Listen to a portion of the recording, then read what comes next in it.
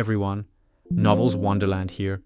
Thank you all for the love and support you've shown me and the channel. Multiverse starting with Cursed Spirit Manipulation, Chapter 58 to 158, Grade 1 Cursed Spirit. I am strong. Next bonus, 400 horsepower. Very long chapter.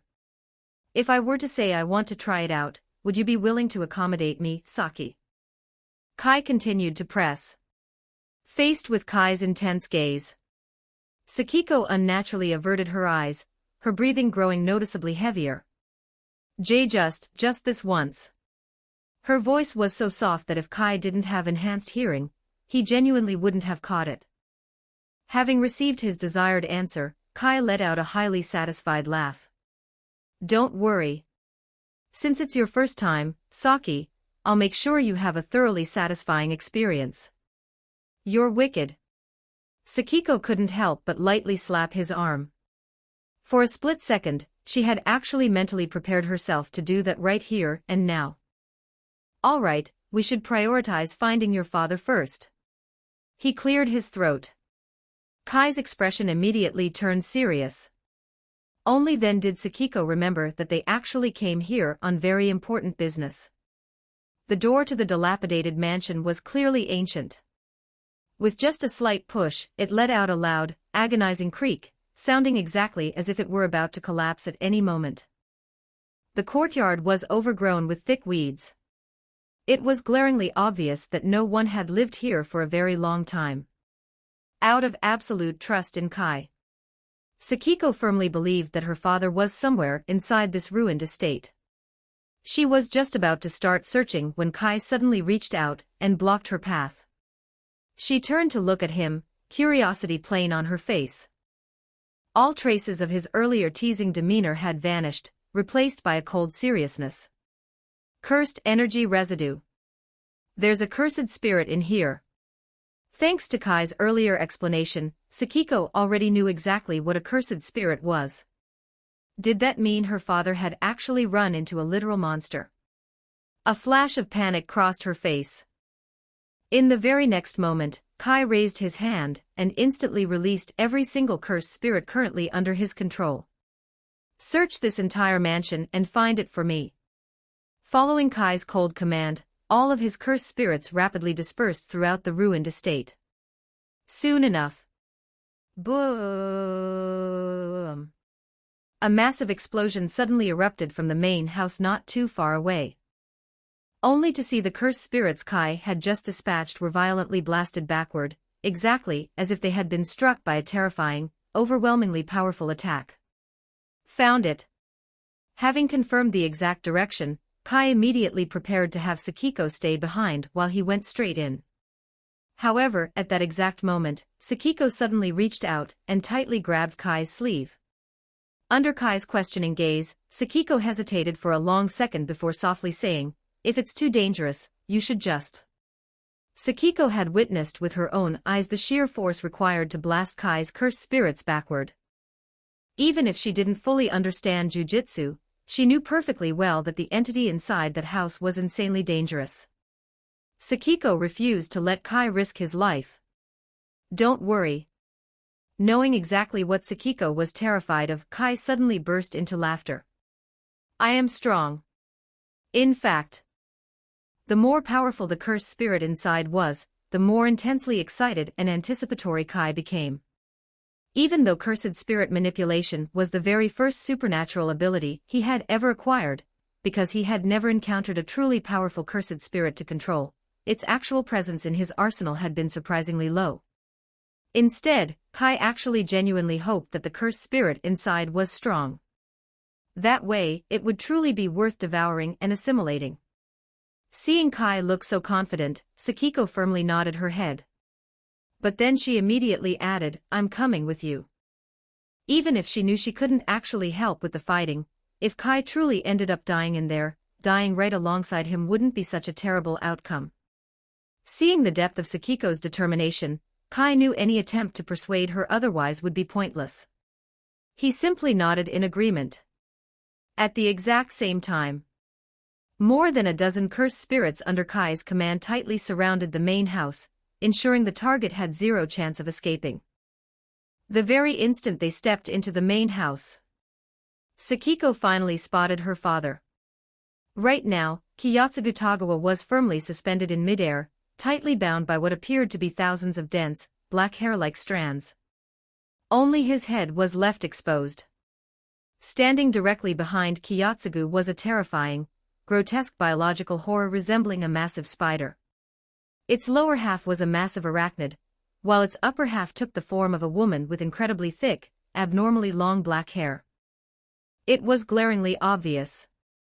The hair-like strands completely immobilizing Kiyotsugu Tagawa were, in fact, extending directly from the spider woman's head. And yet, despite being tightly bound and suspended in the air, there wasn't a single trace of fear on Kiyotsugu's face. Instead, he wore a look of pure, unadulterated obsession. He kept continuously murmuring the name, exactly as if he were deeply immersed in some bizarre, twisted hallucination.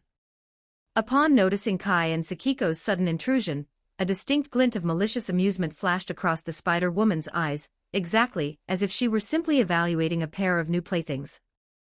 A Grade 1 Curse Spirit. From the entity's aura, Kai could clearly detect the overwhelming pressure of a Grade 1 Curse Spirit. At the same time, and it's a type of imaginary vengeful spirit. One finally showed up.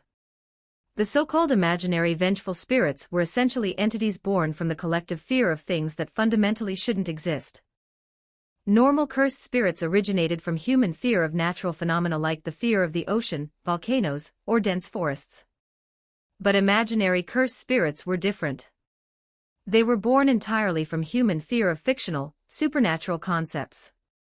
These types of cursed spirits were mostly rooted in various terrifying urban legends. The spider woman standing before him, for example, perfectly matched an urban legend Kai had heard of before. Other famous examples like Sadako or Kayako would very likely manifest in the near future as well. Or perhaps they had already manifested, and Kai simply hadn't encountered them yet. All that could be said was that Japan was absolutely teeming with urban legends. The more fear there was, the stronger the cursed spirits became. The people living in Japan are truly fortunate. Thinking this, Kai couldn't help but let out a sarcastic sigh. If he were to give this spider woman a bit more time to grow, it wasn't entirely impossible for her to eventually evolve into a special grade cursed spirit in the future. Unfortunately, she just had the terrible luck of running right into him today. Keikaikuen.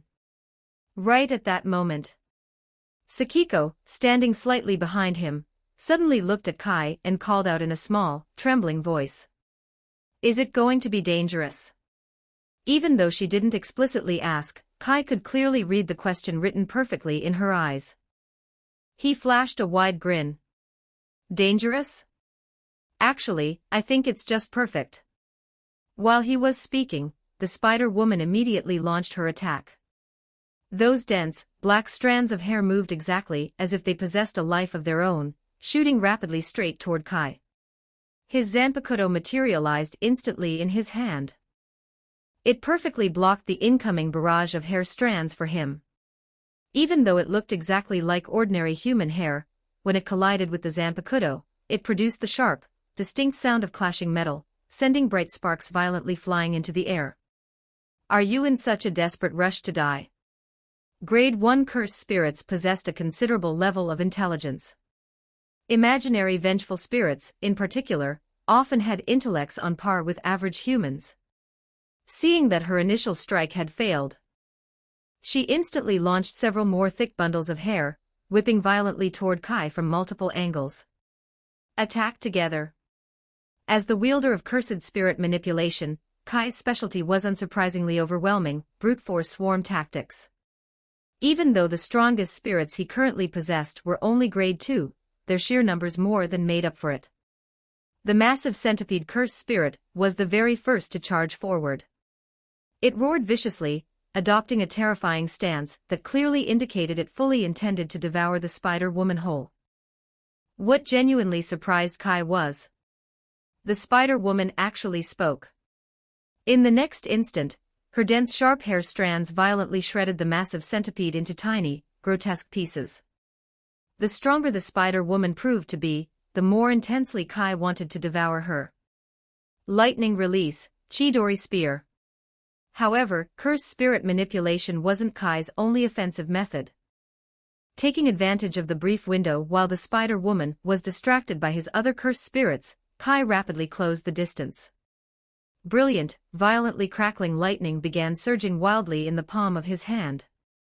With a swift thrust of his arm, a blindingly bright, highly concentrated spear of lightning blasted directly into the Spider-Woman's body in the blink of an eye. The destructive power of lightning inherently countered cursed spirits. Taking the blast head-on, the Spider-Woman was violently sent flying backward, a faint smell of charred flesh heavily wafting from her wounds. Fire release, Great Fireball Technique. Kai wasn't the type of person to start gloating and running his mouth the very second he gained a slight advantage. He understood the classic "villains die from talking too much" trope better than anyone. Whatever he had to say, he could easily save it for after he had secured the victory. Boom! A massive fireball, roughly 5 or 6 meters wide and radiating incredibly intense heat, roared viciously toward the Spider-Woman. The Spider-Woman was already severely injured by the Chidori Spear. She struggled desperately, yet failed to get back on her feet. All she could do was watch helplessly as the massive fireball engulfed her, her eyes blazing with hatred and bitter defiance. How could this happen? How had she ended up getting beaten so badly by a monkey? It was a good thing Kai couldn't actually hear her internal thoughts, otherwise he definitely would have hit her with another blast just for good measure. By the time Kai finally walked up to the Spider-Woman, she was barely clinging to life, looking exactly as if she were about to dissipate into thin air at any given second. Don't worry, you aren't going to die.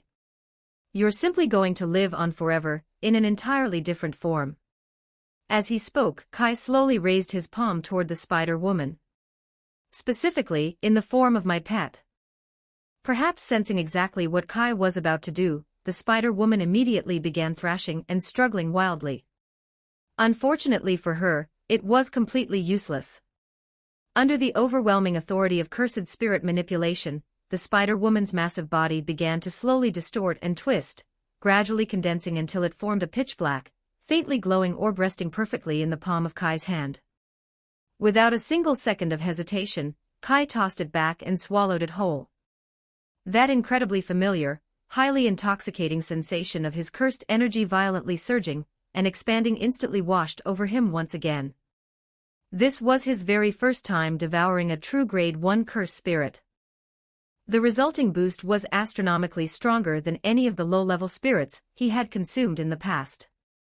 This time, it wasn't just a massive surge in his overall cursed energy reserves, he could clearly feel his physical constitution rapidly strengthening as well. He firmly clenched his fists. The overwhelming sensation of raw, explosive power made Kai incredibly satisfied. He briefly summoned the Spider-Woman again. After being fully assimilated by cursed spirit manipulation, all the severe injuries she had sustained were completely healed. Moreover, not a trace of hostility remained in her eyes. There was only submission. Seeing this, Kai let out a satisfied laugh. Right at that moment, Sakiko's panicked voice echoed through the courtyard. The massive commotion from their battle had filled the air with thick, choking dust. After waiting anxiously and hearing nothing from Kai, Sakiko had clearly panicked and rushed in to find him. After swiftly recalling the cursed spirit, Kai smiled and calmly walked out from the settling cloud of smoke and dust. I told you, didn't I? I am strong. Sakiko ignored everything else. The moment she saw Kai emerge, she rushed forward and threw her arms tightly around him, clutching his clothes in a frantic, iron grip, terrified that if she loosened her hold for even a second, he might vanish into thin air. All right. I am completely fine. That cursed spirit has already been thoroughly dealt with. He gently patted Sakiko on the back. After a few long moments, Sakiko's racing emotions finally began to gradually calm down. He then led Sakiko over to where Kiyotsugu Tagawa was lying.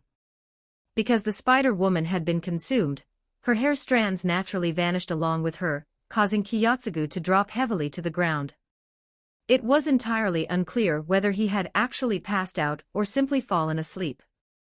Right now, Kiyotsugu Tagawa didn't seem to feel the slightest ounce of pain. In fact, a look of profound, blissful satisfaction was plastered across his face. Staring down at her father in such a pathetic, utterly delusional state. For a brief, agonizing moment, Sakiko honestly questioned whether letting Kai risk his life to save this man was actually worth it. It seems I finally know exactly what all my hard-earned money was blown on, Sakiko stated coldly, her gaze locked onto the sharp suit Kiyotsugu was wearing. After all, she used to be the elite young lady of the Tagawa family. She still possessed a sharp eye for quality. It was glaringly obvious that his suit was quite expensive. Was this seriously what all her painstakingly saved money had vanished for? Sakiko suddenly felt an overwhelming, bone-deep exhaustion wash over her. Kai remained silent, with no intention whatsoever of commenting on Kiyotsugu Tagawa's character. He definitely wasn't going to try and defend the man by offering pathetic excuses like humans are naturally weak and easily corrupted by the illusions of cursed spirits. Sensing something highly unusual, Kai suddenly crouched down to get a closer look. The residual cursed energy lingering on his body is so dense. He must have been in direct, continuous contact with that cursed spirit for a very long time. What does that mean? Sakiko looked down at him in pure confusion. To put it simply, he's probably going to die very soon. Every 200 horsepower equals bonus chapter. 15 advanced chapters available on Patreon. https://p-atreon.com/dragons. Just remove the hyphen to access Patreon normally. Chapter 59, bonus 2598 words early bonus. Very long chapter. Next target, 600 horsepower. When ordinary people are exposed to cursed spirits for extended periods, their bodies can't withstand the overwhelming, corrosive effects of cursed energy. They will continuously suffer from the erosion caused by this negative aura. In the short term, the effects are relatively mild, perhaps falling sick, catching a bad cold, or experiencing chronic fatigue. But over a long period, the body will undergo severe, irreversible deterioration. Take Kiyotsugu Tagawa, for example. On the surface, he merely looked slightly exhausted and pale. But in reality, his life force had already been drained. He was like a literal oil lamp right on the verge of burning out.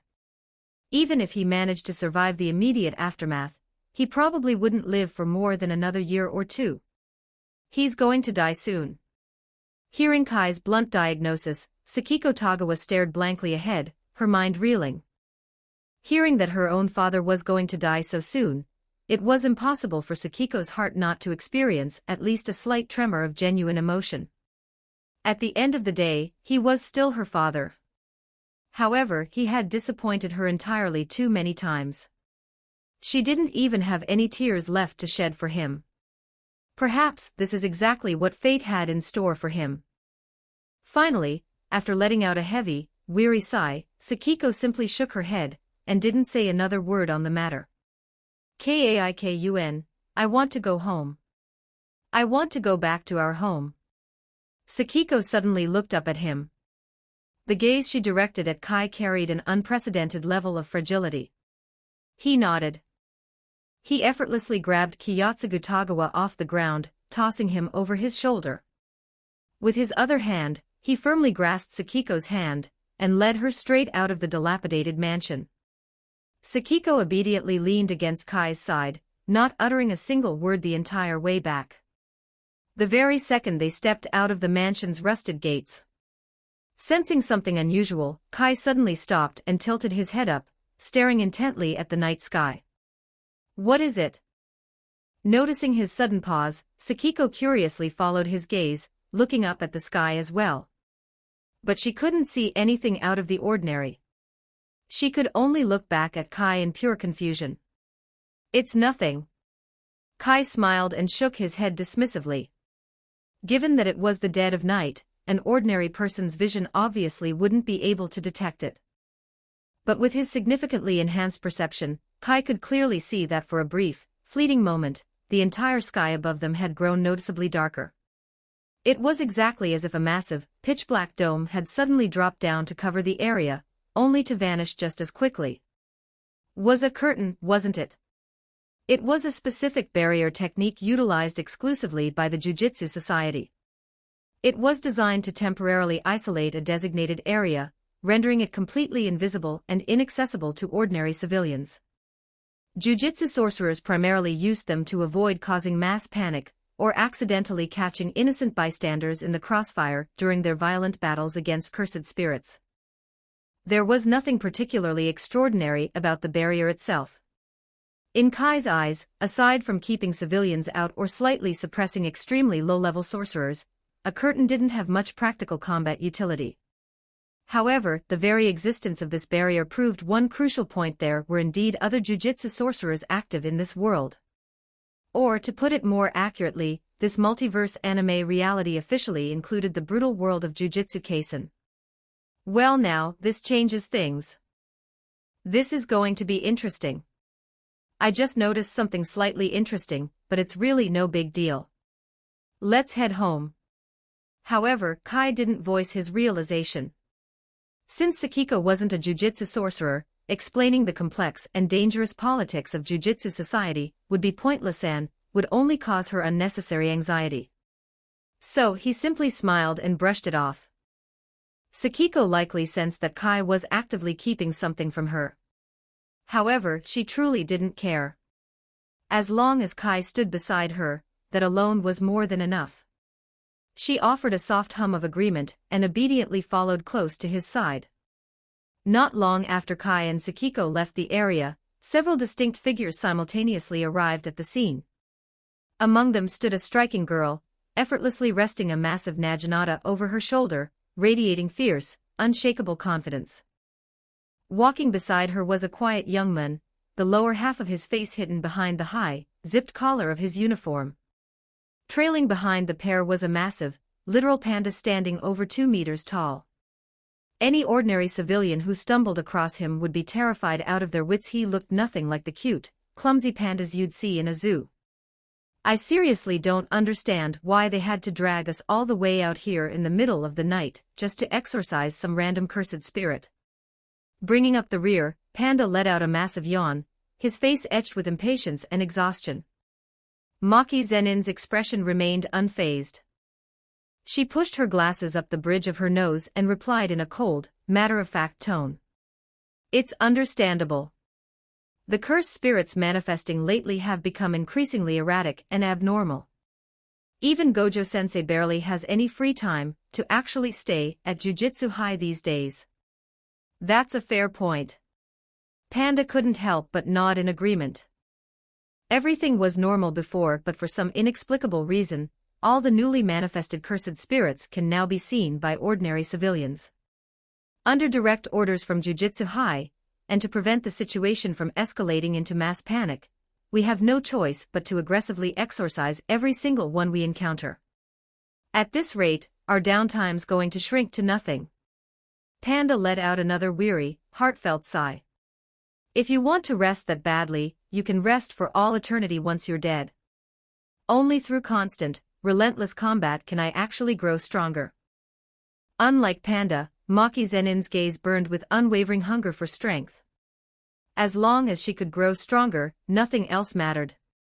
As for why the cursed spirits were suddenly mutating, or what kind of devastating impact they might have on ordinary human society, Maki honestly didn't care in the slightest.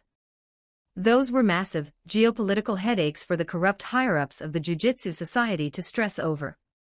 She certainly wasn't going to waste her energy caring about it. You really do have endless energy, no matter the time of day, Maki. Isn't that right, Toj? Seeing Maki so motivated, Panda felt even more helpless. He turned to look at Toj Inumaki walking beside him. Toj nodded in agreement. Due to the destructive nature of his innate curse speech technique, Toj was unable to converse normally with others. Instead, he communicated using a limited vocabulary of rice ball ingredients to safely express his thoughts. For example, salmon specifically meant he agreed. Grasping her naginata tightly, Maki Zenin took the lead and marched straight toward the dilapidated mansion. However, upon noticing something unusual, she abruptly came to a halt. Trailing closely behind her, Panda and Toge clearly noticed the anomaly as well. They immediately stopped walking, their gazes turning sharp and serious as they scanned the area. What is this? Did someone else already exorcise the cursed spirit here? That's impossible. Jujutsu High assigned this exorcism mission to us the moment it appeared. There's no way another official sorcerer could have beaten us here. Maki instantly shot down the theory. She tightly furrowed her brows in deep analysis. Unless it was the work of a curse user. Or perhaps a completely unregistered sorcerer. So-called curse users were essentially rogue sorcerers who openly disregarded the laws and regulations of Jujutsu society, acting solely on their own twisted desires. As long as the price was right, they were willing to commit any atrocity. As for wild, unregistered Jujutsu sorcerers, their existence wasn't unheard of either. After all, there was no universal rule stating that sorcerers could only be born from established bloodlines. It was simply far more likely. It was entirely possible for an ordinary, non-sorcerer family to suddenly have a child born with cursed energy. While the statistical probability was extremely low, history had proven time and again that such spontaneous awakenings did occur. Well, now this is getting interesting. If it really is a wild, unregistered sorcerer running around, Gojo-sensei's going to be thrilled. After all, Satoru Gojo had been unusually active lately, aggressively scouting and recruiting untamed talent into Jujutsu High. Toge nodded enthusiastically in agreement. They all knew exactly how Satoru Gojo operated. He was undeniably irresponsible and incredibly annoying, but there was no denying just how overwhelming his power was. Whatever, let's just drop it.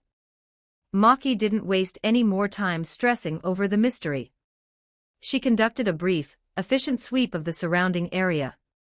Aside from the massive craters and lingering cursed energy left behind by Kai's explosive battle, there was nothing else to be found. The cursed spirit had been eradicated. Judging by the residual energy, there was definitely more than one cursed spirit active here. But it doesn't matter.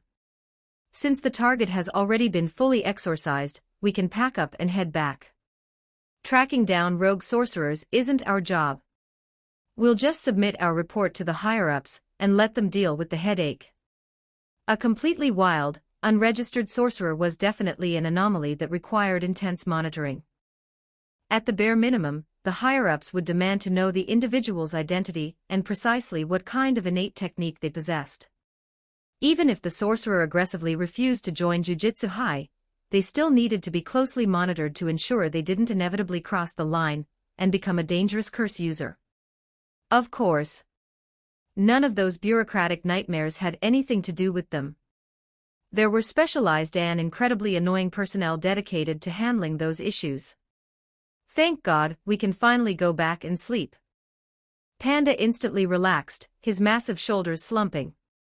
Even though he literally hadn't lifted a single finger the entire time, and they had even been chauffeured directly to the mission site by an auxiliary manager. He still felt overwhelmingly exhausted, as if he had just fought a massive battle. I can't take it anymore. I need to get back and immediately pass out for 12 hours. Watching her two unmotivated teammates, Maki helplessly shook her head. She didn't bother reprimanding them. She simply secured her naginata and followed them back to the waiting car. However, just before stepping into the vehicle, she cast one final, analytical glance back at the ravaged battlefield.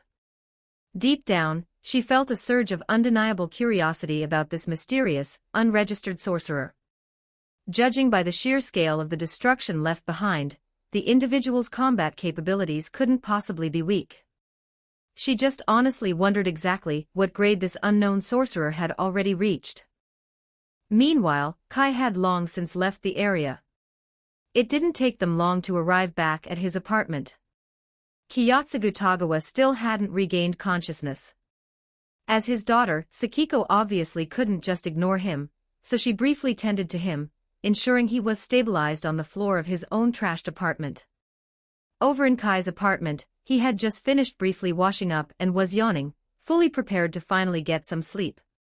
Suddenly, he heard the distinct sound of his front door unlocking.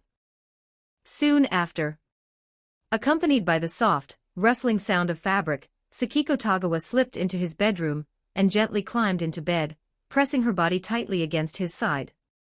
Kai had originally assumed Sakiko would simply sleep over in her own apartment tonight to keep an eye on her father. Kai-kun.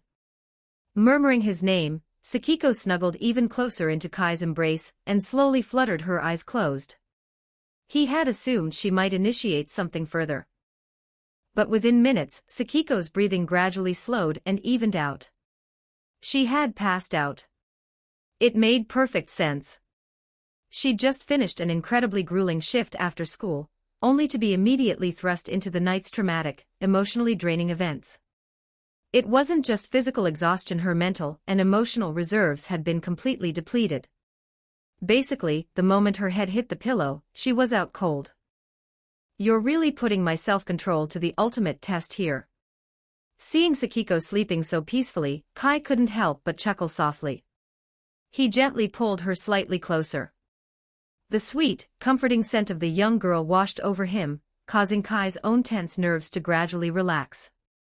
He didn't actually force himself upon her. He wasn't the type of scumbag who disregarded his partner's physical condition purely for his own momentary, selfish gratification. She already belonged to him anyway. Claiming his prize was merely a matter of time. Furthermore, before rushing over tonight, he had already eaten his fill, thoroughly satisfied by Shizuka Hiratsuka and Sonoko Machida. Speaking of which, he actually had Shizuka Hiratsuka's homeroom class tomorrow morning. He was genuinely curious to see exactly how Shizuka was going to act when she had to face him in a professional setting. With that amused, anticipatory thought, Kai slowly closed his eyes and drifted off to sleep. The next morning. By the time Kai finally woke up, Sakiko had already prepared a full, hot breakfast. Are you awake? Go wash up and come eat. Hearing the movement from the bedroom, Sakiko, who was currently plating the food, called out over her shoulder without turning around. She was still wearing Kai's massively oversized t-shirt, the thin fabric clinging perfectly to her body, highlighting her stunning figure. I don't really want to eat breakfast right now. I'd much rather eat you. Kai smiled wickedly. He walked over, wrapping his arms around her waist from behind, and resting his chin comfortably on her shoulder. Stop messing around. You still have to go to school soon. Sakiko blushed fiercely, but she made zero effort to push him away or stop his wandering hands. She simply whispered softly. Wait until you come back this afternoon. That soft, compliant response was the final sign of Sakiko's complete surrender. You aren't going to your part-time job today. I think I really need to take a break for the next couple of days. I'm not going to work. Even the most hardened, robotic worker needed time to rest and recharge. All right then. I'll make sure to come back early today. This sweet, delicious little cake is finally going to be devoured. Sensing Kai's barely concealed eagerness, Sakiko shot him an exasperated yet affectionate glare. Even so, she couldn't hide the bright, joyful smile spreading across her face. During breakfast, by unspoken mutual agreement, neither of them brought up Kiyotsugu Tagawa's condition. Through the walls, Kai could easily sense that Kiyotsugu still hadn't regained consciousness. It made perfect sense. Having that much of one's core life force drained by a cursed spirit would naturally force the body into a prolonged, comatose state to try and recover. Once he arrived at school, Kai first offered Megumi Kato a warm, affectionate greeting before smoothly taking his usual seat beside Yui Yugahama. You smell amazing today. Did you switch to a new perfume, Yui? As a seasoned top-tier playboy, playing favorites and neglecting one girl for another was a mistake Kai would never make. Every 200 horsepower equals bonus chapter. 15 advanced chapters available on Patreon. https://p-atreon.com/dragons. Just remove the hyphen to access Patreon normally. Chapter 60, 60. Shizuka Hiratsuka wants a bite. Yumiko Miura's poorly hidden feelings. 25. 71 words. Next bonus, 600 horsepower. Very long chapter. Before Yui Yokohama could even formulate a response, Yumiko Miura, who had been sitting nearby, enthusiastically leaned in first. She grinned widely. I picked this myself. I'm wearing the same perfume.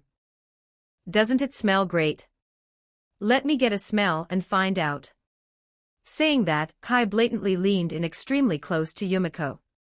Even though a furious blush threatened to overtake her cheeks, Yumiko stubbornly held her ground and refused to pull away. While this intimate interaction made Yui feel a distinct, uncomfortable twinge of weirdness, considering they were all supposed to be close friends, standing a little close together didn't seem like that big of a deal. So she chose not to say anything. It really does smell incredible. But what? Yumiko was deeply invested in hearing Kai's full opinion. But my Yui smells even better, of course. He flashed a brilliant smile. Kai immediately reached out and smoothly pulled Yui into his embrace. Yui protested quietly, her face turning pink, but she didn't try to pull away. You jerk. Yumiko felt a sudden, intense irritation. But since Kai and Yui were officially dating, she kept her complaints to herself. It seemed she didn't exactly have the standing or the right to criticize their PDA. Hey Miura, let's all go play tennis together after school today. It's been forever since the whole group actually hung out.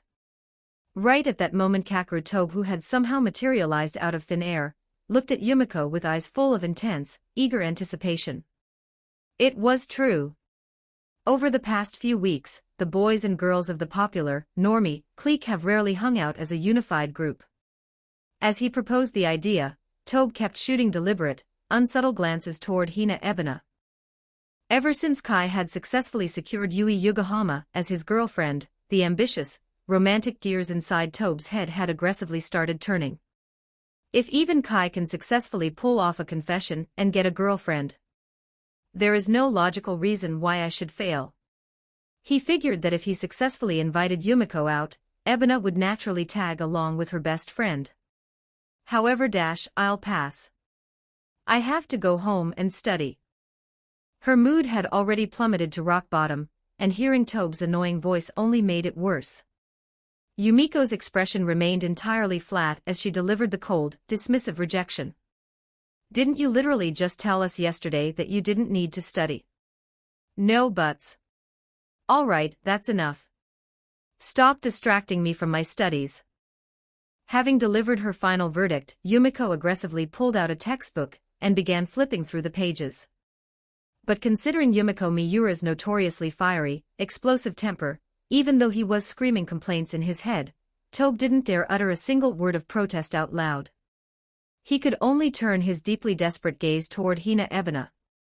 Ebina had seen perfectly through Tobe's painfully obvious ulterior motives ages ago. But Ebina genuinely felt zero romantic sparks whatsoever for Tobe. It wasn't like she hadn't dropped massive hints regarding her lack of interest before, but Tobe seemed entirely deaf to all of them. Before Tobe could even finish formulating his question, Ebina bluntly cut him off. Sorry, exams are coming up soon, so I really need to stay focused on reviewing too. He almost offered to help her study, but then remembered his own terrible test scores and stopped himself. Forget it. I'd rather not humiliate myself. He had no choice but to awkwardly, dejectedly shuffle back to his seat.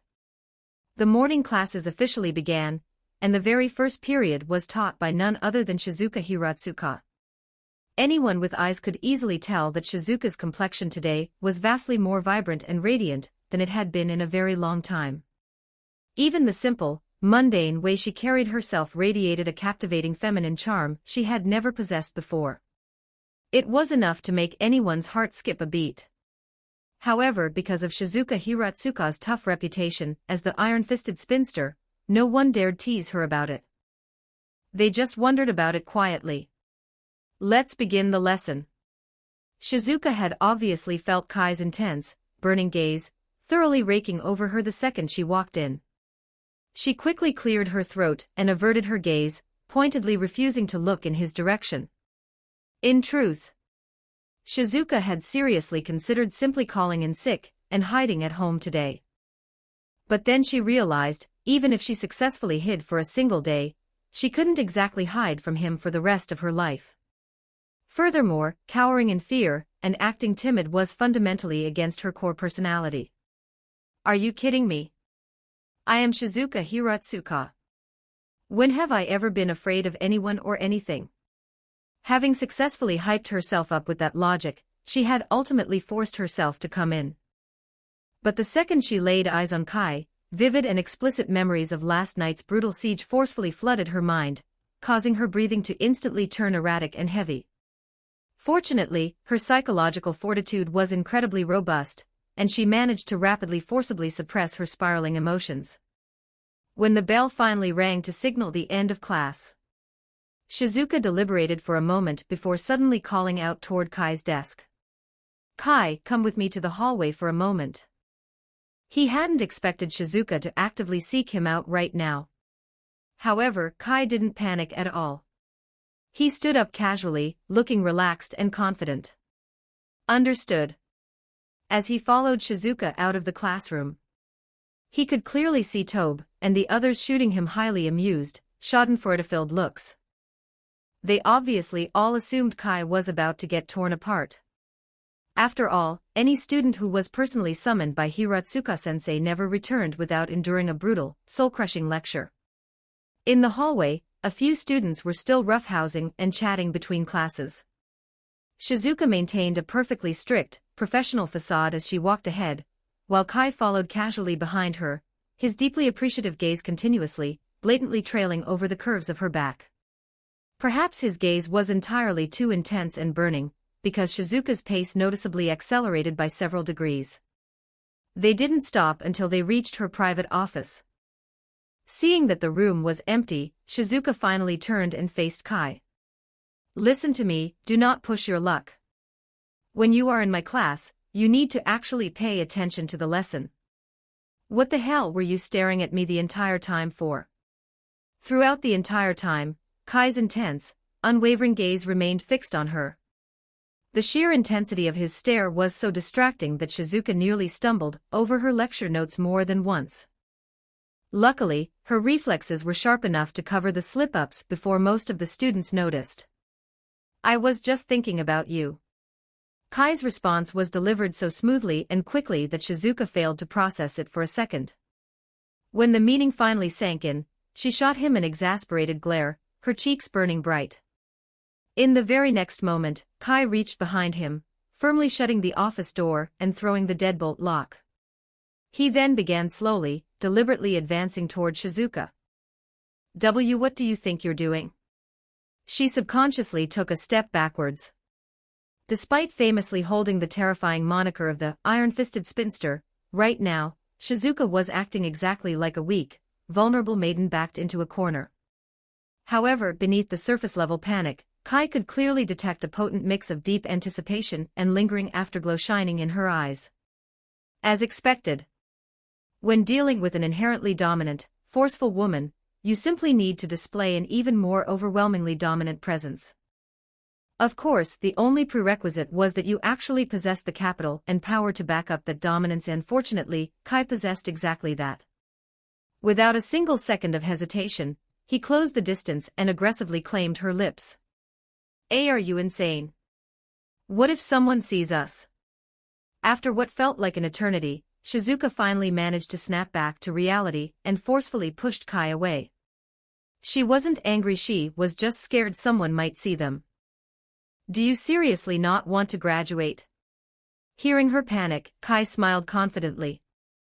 Don't forget, I am a jujitsu sorcerer. No one is going to see us. Shizuka had personally witnessed the terrifying, mind-bending supernatural abilities Kai had casually displayed in the service club room that day. Being reminded of that, she finally realized that Kai was vastly, fundamentally different from the ordinary high school student she had always imagined him to be. Well, it makes sense. If he were just a normal human, how could he possess that monstrous stamina? Regardless, moving forward, you cannot mess around like this while we are on school grounds. Does that mean as long as we're off school grounds, anything goes?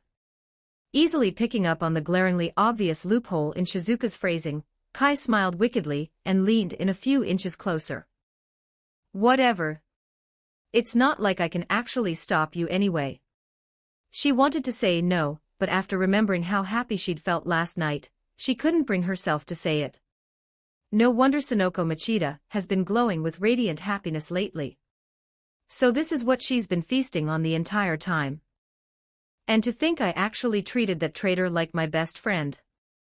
Don't worry. I won't deliberately put you in a difficult position.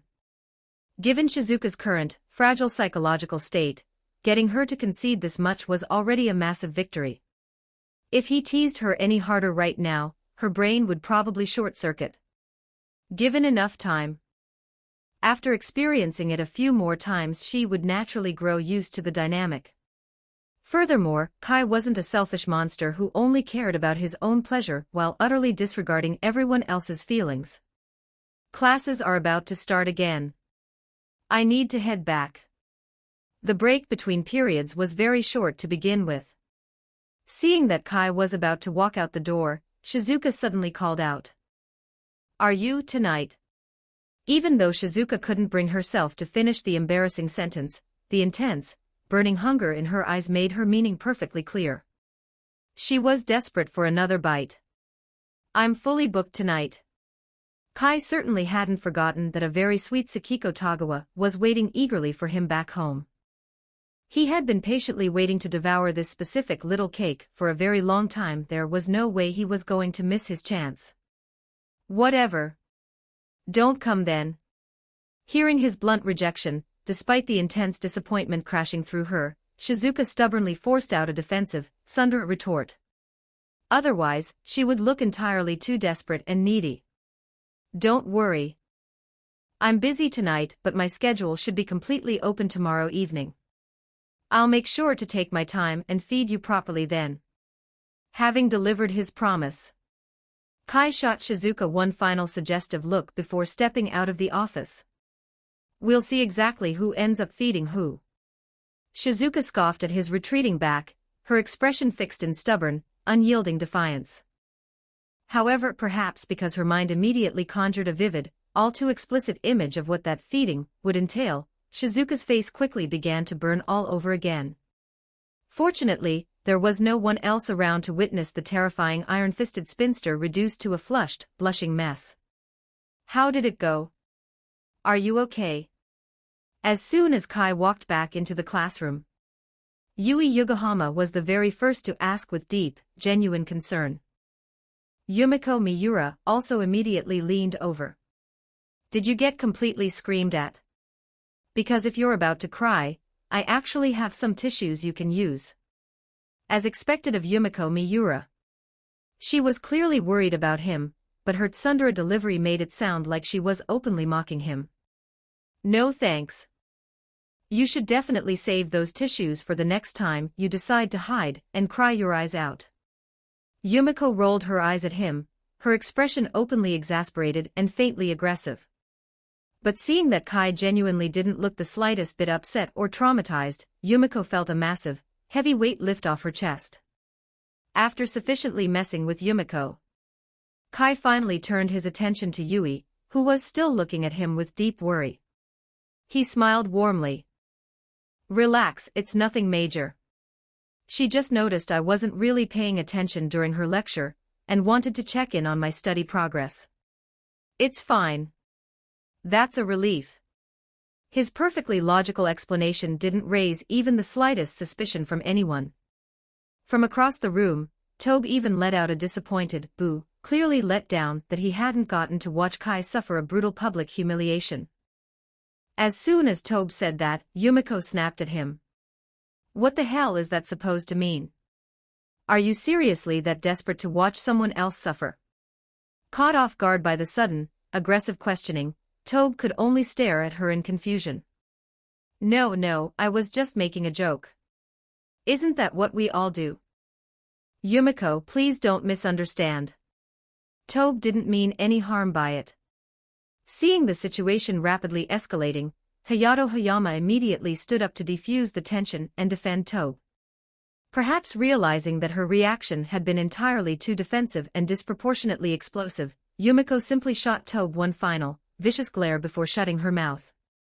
She violently threw herself back into her seat. However, when Yumiko cautiously sneaked a secretive glance over at Kai, she immediately saw that he was looking right back at her, a faint, deeply knowing smirk dancing on his lips as he actively evaluated her outburst. "I wasted my energy worrying about you." Yumiko violently glared at him, and instantly snapped her head away. If anyone was the true, innocent victim in this entire exchange, it was absolutely Kakeru Tobe. "It's fine. Yumiko's probably just in a really bad mood lately. Don't take it personally." Hayato Hayama stood up and comfortingly patted Tobe's shoulder, signaling him to let it go. "All right, I guess." Seeing Tobe finally settle back down into his seat, Hayato withdrew his gaze, casting a complicated, conflicted look at Yumiko before shifting an equally intense glance toward Kai. There was a reason Hayato Hayama had become the undisputed leader of the popular normie clique. Beyond his excellent grades and striking good looks, his emotional intelligence and keen ability to read a room were truly top tier. At first, he might have been slightly unsure of the shifting dynamics. But as time passed, if Hayato still couldn't see what was unfolding right in front of him, he would be an absolute idiot. Yumiko's explosive, hyperdefensive behavior made it painfully obvious she had developed deep romantic feelings for Kai.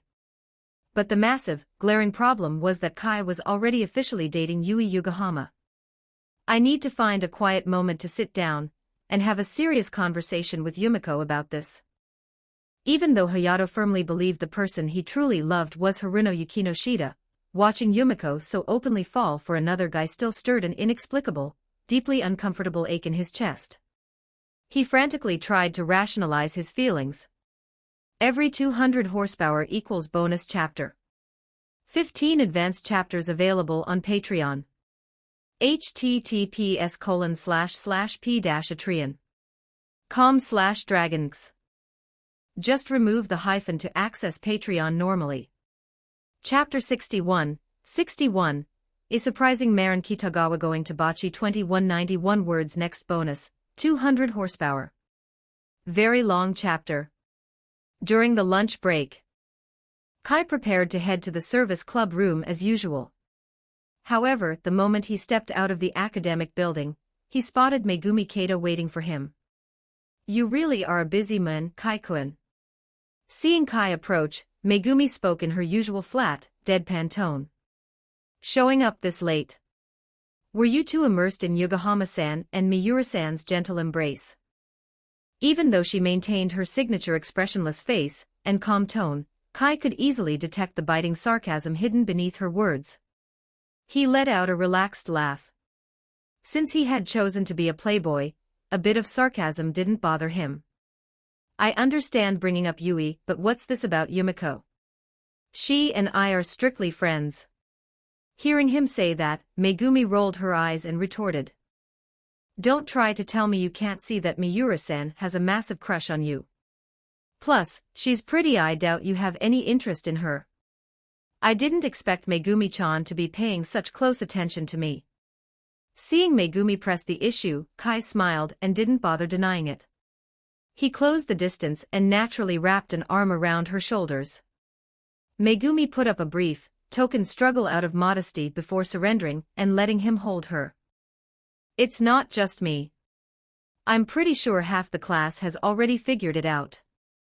After all, Yumiko Miura wasn't the type to easily hide her true feelings. If Yui Yokohama weren't notoriously a bit dense, she would have noticed a long time ago. "You really should be careful." In reality, this was the primary message Megumi wanted to convey. If Kai officially got branded a scumbag by the student body, his high school life would become difficult. "Don't worry, I'm not an idiot." Ignoring the fact that Kai didn't care about his social reputation, the trivial social rules of a Japanese high school couldn't restrain him. But since Megumi was worried, he gave her a warm, reassuring smile. I always knew Megumi-chan secretly cared about me. Come here and give me a kiss. Saying that, he aggressively leaned in. People are watching. His bold action brought an unnatural, flustered look to Megumi's usually stoic face. She wasn't really rejecting him, she was just embarrassed. Alright then, let's go. I'll take you somewhere empty. What a troublemaker. As he pulled her toward a quiet spot, Megumi gave him an exasperated look. Yet, she made zero effort to resist as he dragged her along. When Kai arrived at the service club room with Megumi in tow, he saw Marin Kitagawa casually chatting with Yukino and the others. Seeing him walk in, Marin brightly raised her hand in greeting. Seeing her sitting there, even Kai was taken aback. Didn't you take the entire day off sick? He knew he'd pushed things a bit too far last night. One day off probably wasn't enough for her to recover. I started feeling a lot better, so I decided to come in. Marin had only skipped morning classes, dragging herself to school in the afternoon, and heading straight for the service club. So this is her. Megumi, walking just behind Kai, gave Marin a quick look before looking away. Thanks to Kai's blatant honesty, Megumi already knew exactly why Marin needed such a long sick leave. Was she jealous? Not really, after all, she had known he was a scumbag from the beginning. What was the point of getting jealous now? She could only lament that this man was pure poison. In fact, Megumi internally wondered if there would come a day when she, too, would be forced to call in sick for the exact same reason. Come here, let me introduce you guys. This is Megumi Kato. She's officially a member of the service club from now on. Kai stepped aside, naturally introducing Megumi to Marin. Suddenly seeing Megumi standing there, Marin jumped in surprise. If Kai hadn't pointed her out, Marin wouldn't have noticed there was another person in the room. It's exactly like Yukino Shida-san, and the others said. Your presence is so low. I didn't even notice you standing there. Kitagawa-san. There were some things you could think about, but saying them directly to someone's face was rude. Yukino Shida couldn't help but issue a sharp reprimand. Sorry. Realizing her blunder, Marin frantically bowed her head in repeated apology. I swear I didn't mean anything bad by it. I was just startled. It's fine. I'm already used to things like this. Since they were in the same class, Megumi was familiar with Marin's golden retriever personality. She was always like this. She definitely wasn't trying to maliciously mock her. Furthermore, Megumi no longer took offense at her lack of presence to heart. Ah, well. However, Megumi's calm explanation only made Marin feel worse for her. Being constantly ignored by everyone around you had to feel terrible, right? Thinking this, Marin straightened up, her face adopting a much more serious look than anyone had ever seen. I've decided. Under Megumi's perplexed gaze, Marin declared with unwavering conviction, Kato-san, from now on, we are going to be best friends. That's really not necessary. Being confronted with such direct extroversion made the normally unflappable Megumi feel slightly flustered. But before she could finish her sentence, the highly social Marin closed the distance and practically glued herself to Megumi's side. Megumi-chan, you can just call me Marin from now on. All right. Although it felt awkward and unnatural, Megumi didn't dislike the sensation at all. Watching this bizarre interaction play out, Yukino couldn't help but let out a soft laugh. The atmosphere within the club was fantastic, and as president, Yukino was thrilled to see it. Kato-san, Kitagawa-san is also a new member of the service club. She just had to take some time off recently because of an unexpected injury. An injury? Megumi shot Yukino a surprised look. Does she seriously not know what kind of injury Marin suffered? I was walking too fast and accidentally smashed my foot. It hurt for a super long time. As she spoke, Marin gave a nervous, unconvincing laugh. It was obvious she hadn't told Yukino or Hidori Goto the actual truth about her condition. Megumi nodded, a look of profound understanding crossing her face. Then you really need to take better care of your body from now on, Kitagawa-san. I told you, just call me Marin. Marin subconsciously corrected her. But right after, Marin sensed something odd in Megumi's tone. Even though her words were normal, Marin had a strange feeling. This Megumi Kato knows something. She stared hard at Megumi, but the girl's perpetually blank face revealed zero clues. Left with no other choice, Marin turned her suspicious gaze toward Kai. Faced with Marin's interrogating glare, Kai smiled back. He didn't say a word, yet that smile confirmed everything. I knew it. Kai told this new girl everything. Surprisingly, Marin wasn't upset by this revelation. Instead, the gaze she directed at Megumi grew noticeably more heated. Sensing the sudden shift in Marin's gaze, Megumi instinctively took a small step back, moving a little behind Kai. This girl. There is definitely something wrong with her head. Meanwhile, Kai, the instigator of all this chaos, remained completely unfazed. Not a single trace of guilt or awkwardness could be seen on his face. He casually strolled over and took a seat right next to Hidori Goto. Kai-kun. Even now, whenever she directly faced Kai, Hidori still felt shy and flustered. Is something wrong? You've been staring at the floor, looking miserable. Did something happen? From the second he walked into the room, Kai had noticed that Hitori's mood was off. Or did our esteemed club president bully you again? Saying that, he provocatively glanced over at Yukino Shida. Yukino didn't dignify that with a response. She merely shot him an icy, exasperated glare. If anyone in this room is bullying people, the probability of it being you is astronomically higher. However, Yukino had actually noticed Hitori's depressed mood as well. The problem was that, having never had a single friend in her entire life, Yukino genuinely had no idea how to ask what was wrong without sounding overly intrusive. Fortunately, since Kai had broken the ice, Yukino seamlessly turned her attention toward Hidori. No, that's not it at all.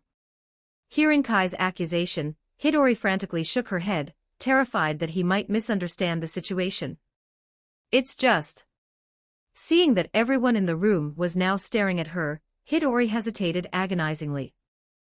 Finally, tightly squeezing her eyes shut, she blurted it out.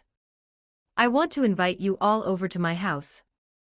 In truth, Hitori's mother had been aggressively demanding to meet her daughter's supposed friends for a long time. Her parents suspected that Hidori had invented imaginary friends to stop them from worrying. Even though she suffered from crippling social anxiety when dealing with strangers. When it came to her own family, Hidori desperately wanted to show off and prove herself. She had puffed out her chest and firmly promised her mother that she would bring her friends over. And the result? She had agonized over it for weeks, incapable of forcing the actual words of invitation out of her mouth. If Kai hadn't confronted her today, Hidori likely would have bottled it up for another month. As Hitori's scream echoed through the room went quiet. You could practically feel Hitori's internal panic skyrocketing into the stratosphere. It's over. It's over. I was too arrogant. They probably only pretend to be my friends out of pity. Inviting them to my house out of nowhere is a massive burden for them. What do? They definitely hate me now. I want to die so badly right now. Just as Hidori was about to lose hope, Kai reached out and comfortingly patted her trembling shoulder. Agonizing this much over something so simple. You truly never change, do you, Bachi-chan? Kai's gentle words made Hidori freeze in shock. She bewilderedly looked up at him. She saw Kai flashing her a warm, reassuring smile. Didn't I tell you a long time ago? Someone as cute as Bachi-chan, who could possibly have the heart to reject you? It just so happens I'm free this weekend, so I'll gladly intrude on your hospitality. Really? Are you an actual angel? She stared blankly at him, the profound reliance and affection in her eyes impossible to hide anymore. The atmosphere in here is starting to get entirely weird. Yukino quickly cleared her throat and chimed in. If something like this comes up in the future, please just tell us directly. While I haven't visited anyone else's house before, if you don't mind having me, I'll gladly accept your invitation. Understanding exactly how fragile Hitori's psychological state was, Yukino completely dropped her usual tsundere act. She firmly accepted the invitation. I'm definitely going. Marin threw her hand into the air, radiating enthusiasm. I suppose I'll tag along as well. Even if Megumi hadn't originally planned on going, since everyone else had enthusiastically agreed, what else could she do? Furthermore, as she had stated before, Megumi didn't actually enjoy being lonely. She was forced into isolation because of her lack of presence. Deep down, she wanted the fun and chaos of having friends as much as anyone. Everyone. Hitori looked around the room, her eyes brimming with happy tears. She was on the verge of breaking down and sobbing right there. This is amazing. I have to make sure Mom and Dad get a really good look at them. I finally have real friends too. Hitori Goto. Massive success. The group quickly hammered out the final details. They agreed to meet up and head over to Hitori's house together on Saturday morning. As the primary instigator, Hitori spent the rest of the club period giggling stupidly to herself, immersed in unadulterated joy, oblivious to everything else around her. All right everyone, we're heading out first. Soon enough the lunch break ended. Radiating her usual chaotic energy, Marin waved goodbye to Yukino and Hitori, prepared to head back to class alongside Kai and Megumi Kato. After all three of them were in the same class, so naturally, they walked back together.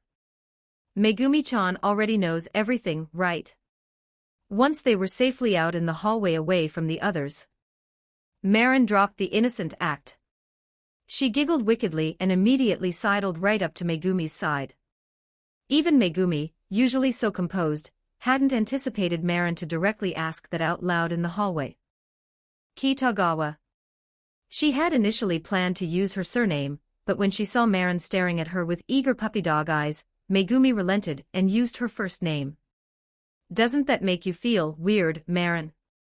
Every 200 horsepower equals bonus chapter. 15 advanced chapters available on Patreon. https://p-atreon.com/dragons. Just remove the hyphen to access Patreon normally. Chapter 62, The Best Girlfriend, Marin Kitagawa. Quest Reward, Dual Kemui 2534 words. Next target, 200 horsepower. What exactly is weird about it? Tilting her head, Marin looked at Megumi with genuine curiosity. She honestly seemed to have no idea what Megumi was talking about. I mean. Megumi glanced at Marin, then shifted her gaze toward Kai. Since things have progressed to this point, does Marin seriously not feel the slightest bit of jealousy? Even Megumi felt that if she were to officially cross that line, she would at least want to exert some level of territorial dominance, even if she knew full well that a scumbag like Kai would never actually settle down for just one girl. You still needed to show some attitude. But Marin didn't seem to care in the slightest. She was even actively helping Kai cover his tracks and keeping Yukino and the others in the dark. Noticing Megumi's questioning gaze, Kai appeared entirely unfazed. On the contrary, he was curious to hear exactly what was going through Marin's head as well. You're talking about that, right? Don't you think this setup is thrilling? Her response was so unexpected that even Megumi's perpetually half-lidded eyes widened in shock. Thrilling? Exactly what part of this messed-up dynamic is supposed to be thrilling? Marin genuinely didn't see the problem. In fact, her tone grew dreamy and enthusiastic. It's the same plot line as St. Slippery's Academy for Girls, the Young Ladies of the Humiliation Club, Debauched Miracle Life 2. Kai is acting exactly like the protagonist, using his overwhelming abilities to make the heroine. A massive string of highly explicit adjectives followed. Megumi felt like her ears were going to start bleeding if she listened to another second of it. What kind of depraved nonsense is she spouting? Meanwhile, Marin was still rambling on, her face glowing with joy. It's incredible. I honestly thought descriptions like that only existed in Eroge. I never imagined Kai would actually be that amazing. You have to try it out, Megumi-chan. Otherwise, you have no idea what you're missing out on. I'm fairly certain trying it out is not a necessity for a healthy life. Good lord. Kai finally realized it. Deep down in her bones, Marin undeniably harbored a significant, masochistic streak. No wonder. She had been an untouched amateur, yet she eagerly participated exactly as if she were a seasoned veteran.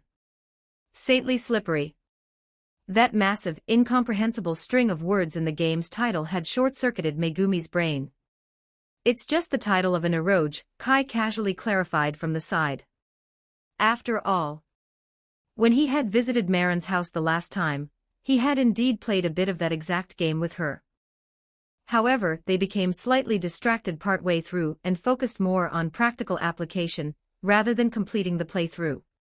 There were still many explicit scenarios they hadn't tested yet. It's not just some ordinary game. Megumi-chan, whenever you have some free time, you have to come over to my house so we can all play it together. Just the two of us. Megumi looked at Kai, then looked back at the enthusiastic Marin standing in front of her. Her gaze was filled with intense suspicion. She had a strong gut feeling that Marin harbored some impure ulterior motives. Of course, Kai-kun has to be there too. Otherwise, how are we supposed to practice the co-op routes? It wasn't that she disliked Kai, but participating in co-op routes was still entirely too extreme for the current Megumi to even comprehend, let alone agree to. Noticing Marin's readiness to persistently promote this lifestyle to Megumi, Kai stepped in. All right, that's enough. Do you honestly think everyone operates on the same chaotic wavelength as you? Give Megumi-chan some time to actually mentally prepare herself. So you're considering doing it? Megumi shot Kai a resentful glare but wisely chose to remain silent. Fine, I guess. Though visibly disappointed, Marin obediently backed down. She didn't try to force the issue any further. This brought Megumi a wave of relief. If Marin had kept pushing, she honestly wouldn't have known how to gracefully reject someone so aggressively enthusiastic. Then Kai-kun, do you want to come over tonight so we can try out the scenarios we missed last time? Even if she couldn't drag Megumi into it just yet, having Kai all to herself was still fantastic. Your body hasn't recovered yet. Kai wasn't quite that reckless and devoid of restraint. I'm basically back to 100%. We can just try one or two of the lighter scenarios. Forget it. I'm busy tonight anyway. We'll do it once you're completely recovered. Is that so? All right then. Marin nodded, a look of disappointment crossing her face. Don't worry. We have all the time in the world. Seeing her looking so down, Kai smiled, leaned in close to her ear, and whispered, besides, if I remember correctly, that wasn't the only special game you had stashed away in your collection. Once you're fully healed, we can systematically test out every one of them, one by one. In truth, Marin had long harbored that fantasy, but she never found a willing partner to explore it with. Now that Kai was openly agreeing to cooperate, Marin saw him as the most flawless boyfriend in human history. Let's go. We should head back to the classroom first. Walking silently beside the two of them, Megumi honestly felt like she needed to wash her ears out after that conversation. What kind of wild conversation did I just hear? Is that game actually that fun? Even though she maintained a blank expression on the surface, deep down, Megumi quietly filed the game's title away in her memory. Soon enough, the afternoon classes concluded. Remembering what Sakiko Tagawa had told him that morning, Kai didn't dawdle after school. He went straight back to his apartment. However, because she had taken the day off from her grueling part-time job, Sakiko was already back long before he was. When Kai walked through the door, he immediately saw Sakiko sitting motionless on the couch, staring blankly at a single envelope clutched in her hands. What's wrong? Seeing her in such a dazed state, Kai didn't rush her. Instead, he calmly approached, sat beside her, and spoke softly to offer comfort. "My father."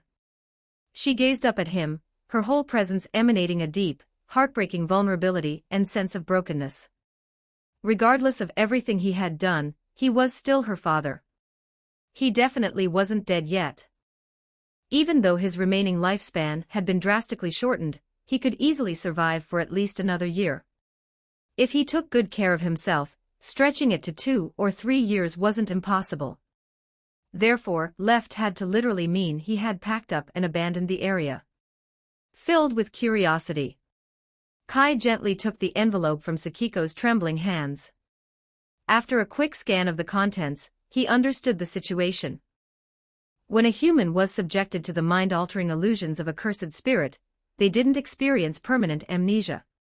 Instead, they merely lost voluntary control over their actions.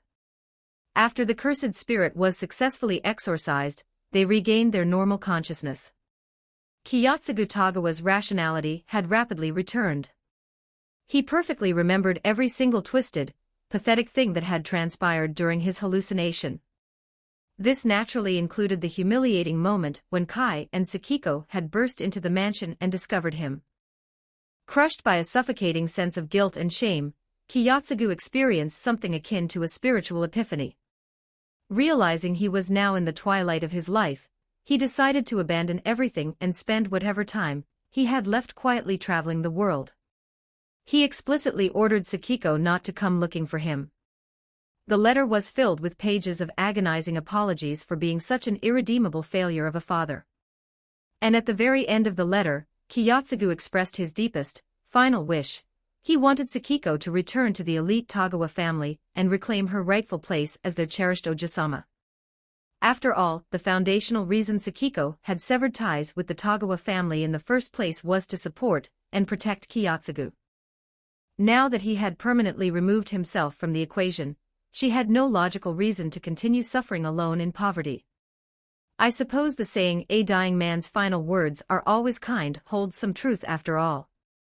Furthermore, since he knew perfectly well he was on death's door, rather than stubbornly sitting in a trashed apartment waiting to expire, quietly wandering the world for his final days was undeniably a much better choice. However, the critical factor was exactly how Sakiko was processing all of this.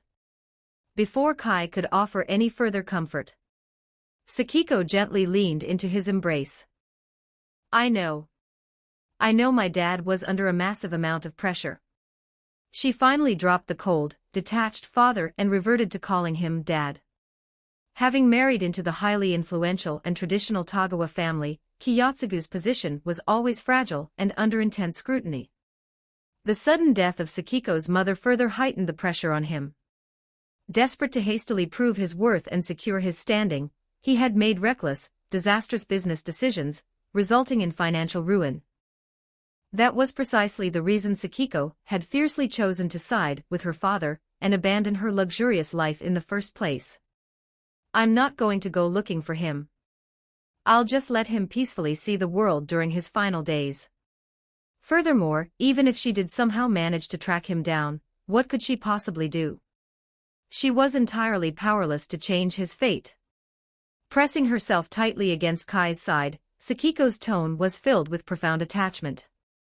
Are you going to leave me one day too?" Her mother was gone, and now her father was gone too. Sakiko had never experienced such loneliness before, feeling as though she was the last person remaining in the world. She gripped Kai's sleeve with a frantic death hold, terrified that in the very next second, he would vanish into thin air just like everyone else. Kai didn't answer her with words. Instead, he raised a hand and flicked her lightly on the forehead. "What kind of nonsense is going through that head of yours? Don't forget, I am a jujitsu sorcerer. For the rest of your life, don't even think about escaping from my grasp." The slight sting of the flick grounded Sakiko's spiraling thoughts, pulling her consciousness back to reality. Staring at Kai's face so close to hers, the crippling terror in Sakiko's heart vanished, replaced by an endless sense of security and peace. After resting peacefully in his arms for a long moment, Sakiko spoke in a soft, trembling whisper. Take me. To support Sakiko's delicate emotional condition, Kai was completely ready to suppress his desires and simply hold her tonight. He didn't expect Sakiko to be the one to start the battle. Right now, take me. Since she had explicitly demanded it, if Kai didn't deliver a response, he would be doing her a massive disservice. Quest completed. He had only managed to trigger 2 quests. But there was no rush. They had all the time in the world ahead of them. He could simply systematically grind through them one by one. By the time the sky outside began to darken into twilight, Sakiko had passed out from sheer exhaustion by his side. The distinct, vibrant red plum blossom staining the pristine, white sheets undeniably proved exactly what had just transpired. Wrapping an arm securely around the sleeping Sakiko, Kai let out a satisfied sigh and adjusted his breathing. In the next moment, he claimed his system rewards. Congratulations to the host. Reward, Master-level swordsmanship. Congratulations to the host. Reward, Manjikyu Sharingan Dual Kamui. In Japanese terminology, the words for sword and blade were often completely interchangeable, so swordsmanship and kenjutsu were essentially the exact same thing. This was perfect. He had possessed an Asachi for a while now, but he had entirely relied on swinging it around with brute force, failing to utilize the blade's actual potential. With this master-level swordsmanship, even without activating a single supernatural ability, he could easily slice low-level cursed spirits to ribbons using nothing but pure sword skills. However, what really surprised Kai was the second reward. The Manjikyu Sharingan. And it was specifically the Manjikyu Sharingan that possessed the god-tier ability, Dual Kamui. This was a top-tier, endgame ability from the Naruto universe. Obito Uchiha had been a world-level threat early in the series, fighting the 4th Hokage, controlling the Nine Tails, and causing chaos, all thanks to the Manjikyu Sharingan. It was one of the most overpowered abilities in the whole franchise. In the late game, when Kakashi Hatake temporarily acquired both eyes and access to Dual Kamui, he was actually able to briefly fight on equal footing with Kaguya Otsutsuki, a literal goddess, and even gain the upper hand. This game-breaking power had fallen directly into Kai's hands. Even with Kai's mindset, receiving an ability this overpowered caused his composure to slip momentarily. He took several deep breaths to forcefully steady his racing heart. Considering Sakiko was sleeping peacefully right next to him, Kai didn't make any sudden movements. Instead, he closed his eyes. In the next second, Sharingan. When he opened his eyes again, his originally pitch-black irises had morphed into a brilliant, blood-red hue. First, a single tomo appeared, quickly followed by a second and then a third. Spinning violently, the 3 tomo eventually merged, forming an intricate, distinct pattern, the ultimate evolution of the ocular jutsu, the Manjikyu Sharingan. The incredible perks didn't just stop at Kamui. The Sharingan inherently granted terrifyingly enhanced dynamic visual perception, the ability to copy physical movements, and potent genjutsu casting capabilities. In high-speed combat, these were phenomenal supplementary tools. Next came the highly anticipated test of Kamui. His gaze swept slowly around the bedroom, ultimately locking onto a simple water glass sitting on the desk. The Manjikyu pattern in his eyes began to spin slowly and deliberately. Simultaneously, the physical space directly surrounding the glass began to warp and distort. In a matter of seconds, the entire glass was sucked into the twisted spatial vortex and vanished. This ability, as expected of Kamui. It's flawless. Aside from the ranged ability to warp targets away, Dual Kamui also granted him a massive personal pocket dimension, intangibility, and instantaneous spatial teleportation. This was undeniably the most supreme, unmatched spatial manipulation ability in the entire Naruto universe. Kai was satisfied with Kamui's sheer destructive power and utility. If he hadn't been inside his own bedroom, he would have tested it on a vastly larger target. He even anticipated testing exactly how a high-level cursed spirit would react to being twisted apart by Kamui. After concluding his brief test and deactivating the Manjikyu, he inexplicably felt a sharp twinge of pain stabbing through his eyes. Every 200 horsepower equals bonus chapter. 15 advanced chapters available on Patreon. https://p-atreon.com/dragons. Just remove the hyphen to access Patreon normally. Chapter 63, Soyo Nagasaki going insane with jealousy. This is way too simp. 2560 words. Thank you all so much for your support. Next target, 200 horsepower.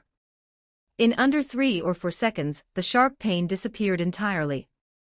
Kai quickly figured out exactly why. That makes sense. This is only a standard Manjikyu Sharingan, after all, not the eternal Manjikyu. The standard Manjikyu inherently possessed a strict usage limit. Once it was overused, the user ran a massive risk of going permanently blind. Only by transplanting a closely related family member's Manjikyu, and successfully fusing the two pairs into an eternal Manjikyu Sharingan, could the ocular jutsu be spammed endlessly without any physical backlash. In the original Naruto universe, right up until the day he died, Obito Uchiha had only ever possessed a standard Manjikyu Sharingan. The reason he was able to spam Kamui for decades without going fully blind was because half of his body was reconstructed using Hashirama Senju's cells. He depended heavily on their incredible, almost immediate regenerative powers to repair the damage to his eyes. In this current multiverse, Hashirama's cells essentially did not exist unless he miraculously obtained them from a system reward. And a spare pair of closely related Manjikyu Sharingan certainly wasn't going to just appear out of nowhere. But in reality, Kai immediately thought of a vastly superior alternative to Obito's method. Reverse curse technique. Understanding this, a broad and self-assured smile appeared on Kai's face. This world was unquestionably inhabited by jujitsu sorcerers. Additionally, Kai was a sorcerer who practiced cursed spirit manipulation. The typical cursed energy used by jujitsu sorcerers is essentially created by aggregating intense negative and toxic human emotions. Reverse curse technique (RCT), on the other hand, functioned by multiplying that negative energy against itself to produce positive energy. Within the established power system of Jujutsu Kaisen, RCT was a broken healing ability capable of regenerating almost any physical trauma. Satoru Gojo had literally utilized RCT to continuously, repeatedly regenerate his own heavily damaged brain tissue in real time during combat.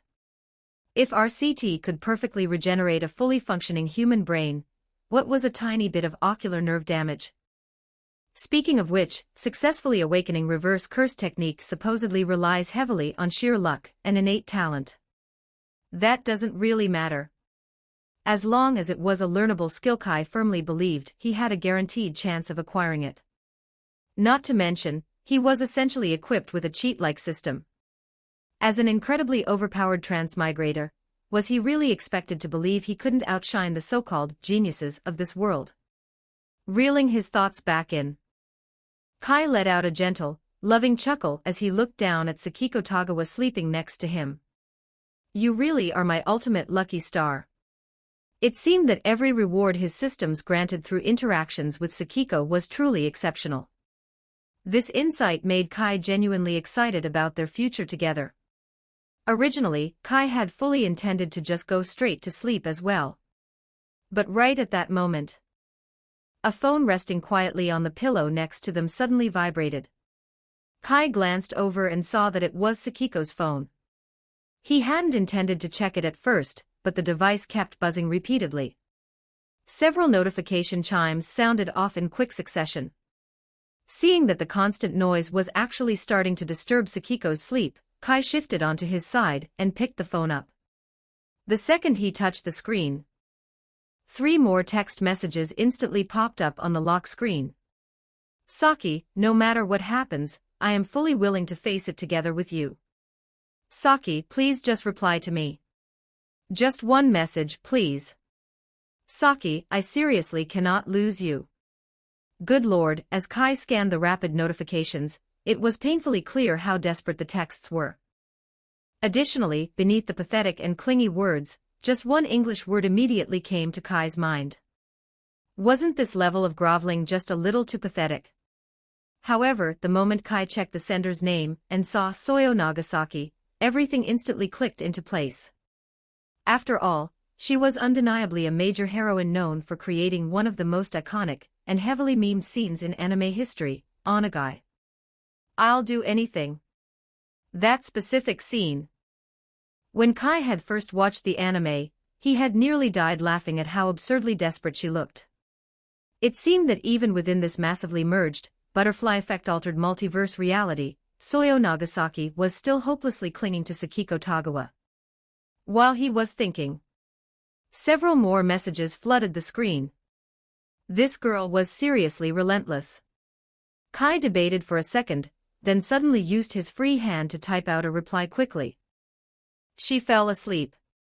Meanwhile, in a different part of the city, within a spacious, opulent penthouse apartment, Soyo Nagasaki instantly shot up straight in her bed. She had honestly assumed today was going to be yet another silent and ignored attempt. And the result? Saki had actually finally replied. However, before the massive surge of joy could even fully register in her brain, Soyo read the actual content of the message and froze in sheer disbelief. Fell asleep. Who fell asleep? Could the person texting me from Saki's phone actually be her boyfriend? Did Saki suddenly quit the band purely because of him? Impossible. That is absolutely impossible. The mere thought that Sakiko had actually gotten a boyfriend caused Soyo's brain to short-circuit. She frantically rejected the idea. She refused to believe it. At the exact same time, her fingers flew across her keyboard, furiously rapid-firing more messages. Who are you? What the hell did you do to Saki? Did you steal someone else's phone? Return it immediately, or I swear I'm calling the police right now. Kai truly found her frantic meltdown quite amusing. She really refused to accept reality, huh? Kai smirked. He suddenly flipped the phone's camera into selfie mode. However, since he didn't actually have any weird voyeuristic exhibitionist fetishes, Kai only made sure his own smirking face was clearly visible in the frame. As for Sakiko, he carefully positioned the camera so only the very top, back half of her head was visible, resting against his chest. Absolutely nothing else was shown. After sending the photo back to her forcefully, Kai promptly sent a final, very damaging message. She was incredibly exhausted earlier, so Saki had already passed out. Stop spamming her phone, and let her rest. He waited a few seconds. Seeing that the other end had finally gone dead silent, Kai tossed the phone back onto the nightstand. Kai-kun. The slight commotion had clearly disturbed Sakiko. She shifted her body slightly, not even bothering to open her eyes. Murmuring his name softly, she instinctively nuzzled closer, burying her face deeper into his chest. It's nothing, go back to sleep. He gently patted her back. She was clearly dead to the world. Simply adjusting her position, she immediately fell right back into a deep sleep. Seeing this, Kai finally closed his own eyes and drifted off. But on the other side of the city, someone was definitely not getting any sleep tonight. That's really Saki. Damn it all. Looking exactly like some sort of dark creature crawling out of the shadows. A pair of heavily bloodshot, wide eyes stared obsessively at the glowing photo on the phone screen. Of course, she wasn't looking at Kai. Her eyes fixated intensely on the small corner of the photo showing the back of a head. Although it was just a tiny patch of hair, the unmistakably familiar pale, blue shade allowed Soyo Nagasaki to recognize her immediately. It was unquestionably Sakiko Tagawa. The Saki she had spent every single waking moment agonizing over. And the man in the photo, the one with that incredibly arrogant and infuriating smirk, he was actually Saki's boyfriend. Wawa. No matter how deeply in denial Soyo Nagasaki was, even she clearly understood exactly what the two people in that photo had just been doing. Unable to hold it back any longer, she burst into loud, ugly sobs. Massive, heavy tears continuously streamed down her face. She desperately wanted to fire off a dozen more texts to interrogate the bastard. But then she remembered his final warning. If she kept spamming the phone right now, she might wake Saki up and ruin her rest. Saki is way too exhausted right now. I cannot disturb Saki's sleep. And just like that, desperately attempting to suppress her intense, spiraling emotions, Soyo Nagasaki trembled as she lowered her phone. In the pitch-black darkness of her bedroom, Soyo Nagasaki lay there, eyes wide open, unable to fall asleep. It was a very good thing Kai had no idea what Soyo was thinking right now. Otherwise, he would have scoffed out loud. This level of simping is just sad at this point. The next day, Sakiko only realized the unusual activity on her phone when she sat down to have breakfast. Kaikuin, did you use my phone to send messages last night? It wasn't an angry interrogation, she was just curious. Especially when she actually read the specific contents of the messages, Sakiko honestly didn't know whether to laugh or cry. I sure did.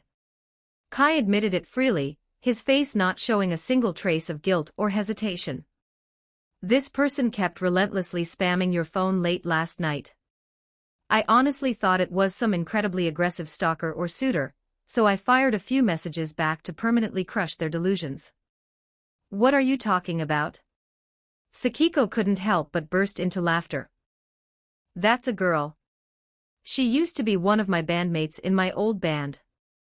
However, rereading the frantic, overly clingy messages Soyo Nagasaki had sent, it was easy to see her as an obsessive admirer. Well then, I definitely misunderstood the situation. Do you want me to text her back and explain?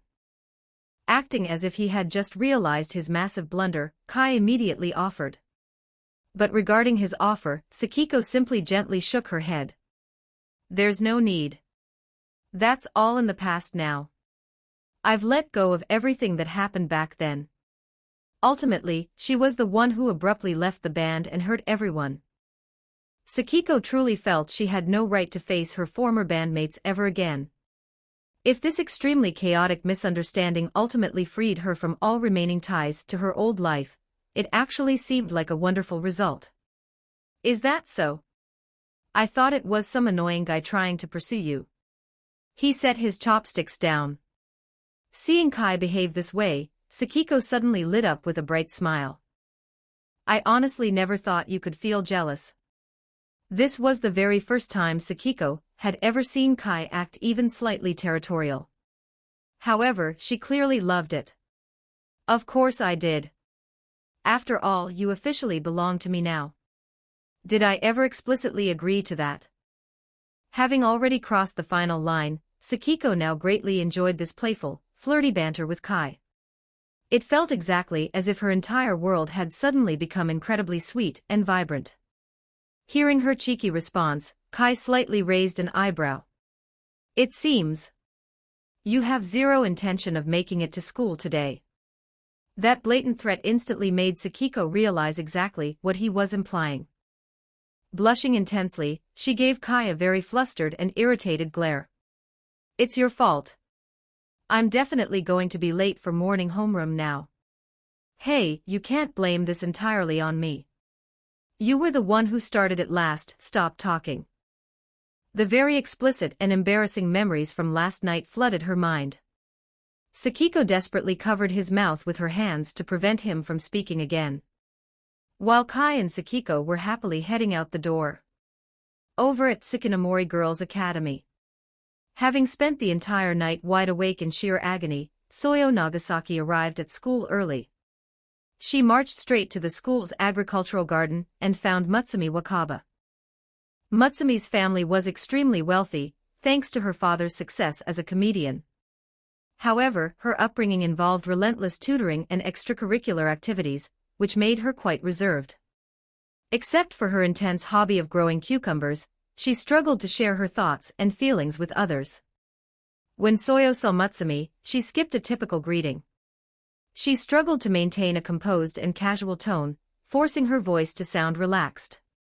Ever since their band had violently disbanded, Soyo Nagasaki had constantly sought Mutsumi out, desperately trying to interrogate her for the actual, true reason behind Sakiko's sudden departure, or even just trying to extract Sakiko's current whereabouts.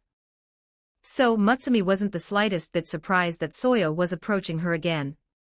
However, Soyo's current physical condition left Mutsumi deeply confused. Did you not sleep well last night, Soyo? Although she had applied heavy makeup to hide it, the large, dark circles under her eyes were still visible. Her eyes were bloodshot, and she appeared mentally very unsteady. Didn't sleep well.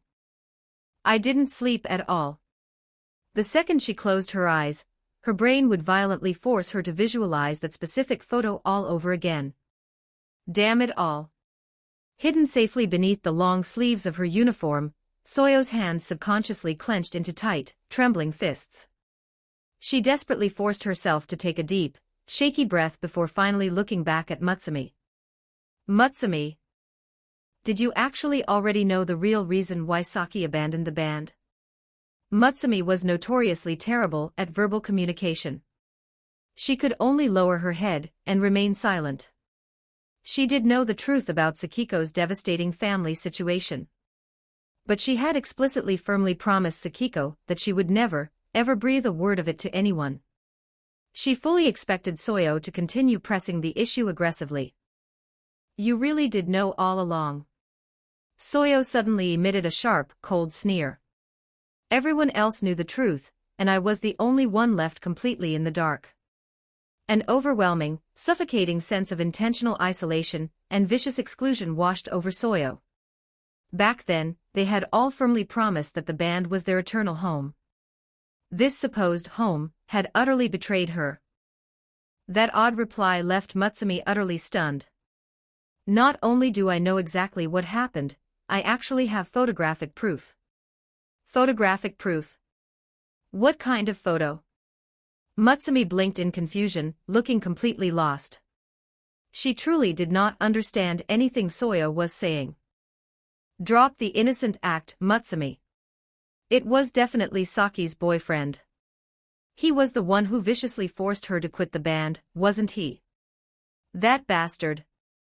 As she spoke, Soyo's tone became genuinely vicious, her teeth grinding fiercely in pure hatred. Especially when her mind visualized that infuriating, smirking bastard holding her Saki in his arms. Soyo truly wanted nothing more than to walk over and punch him squarely in his arrogant face. Has a boyfriend? What on earth are you talking about? At this moment, Mutsumi's usually blank face was entirely covered with clear confusion. If Soyo hadn't delivered the accusation so confidently, Mutsumi might have thought Soyo was just joking. Saki actually has a boyfriend now. Every 200 horsepower equals bonus chapter. 15 advanced chapters available on Patreon. https://p-atreon.com/dragons. Just remove the hyphen to access Patreon normally. Chapter 64, The Art Club's Oju. 2208 words. Next target, 400 horsepower. Still deeply immersed in her own heartbreak, Mutsumi Wakaba didn't hear a single word of Soyo Nagasaki's subsequent rant. I know it. Saki absolutely must have been tricked by that despicable man. Just wait. I am definitely going to snatch Saki back, and I'll bring everyone back to the band too.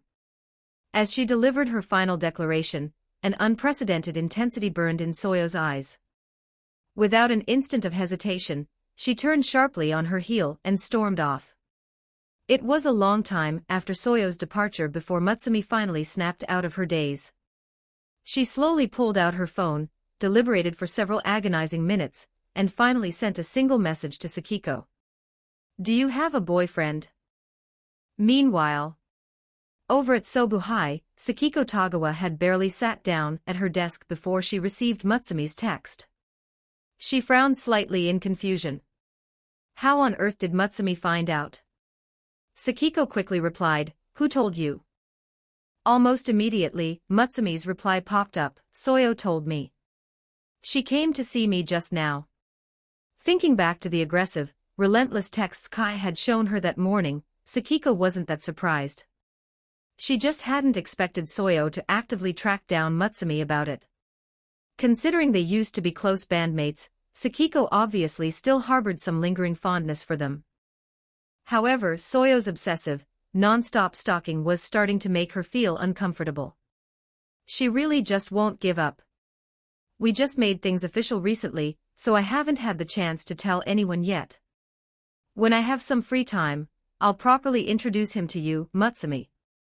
Sakiko genuinely treasured her friendship with Mutsumi. Furthermore, she had fully and wholeheartedly accepted Kai as her man. There was nothing shameful about their relationship. She had no reason to hide him. Seeing Sakiko's confirmation, the heavy sense of dejection that was weighing Mutsumi down instantly vanished. She had worried that Sakiko was hiding something from her on purpose. Realizing it was just bad timing made her feel hugely relieved. This is wonderful. I knew it. Saki would never deliberately try to shut me out. Deep down, a trace of authentic curiosity started to flourish. Mutsumi sincerely wondered exactly what kind of person Sakiko's new boyfriend was. After concluding her brief conversation with Mutsumi, Sakiko saw Soyo Nagasaki's frantic texts keep coming in.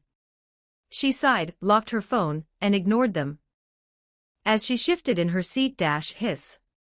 A sudden pain shot through her, making Sakiko suck in a sharp breath. While walking was no longer a problem, sudden or exaggerated movements still triggered a sharp, very uncomfortable soreness. Fortunately, the pain remained fully manageable.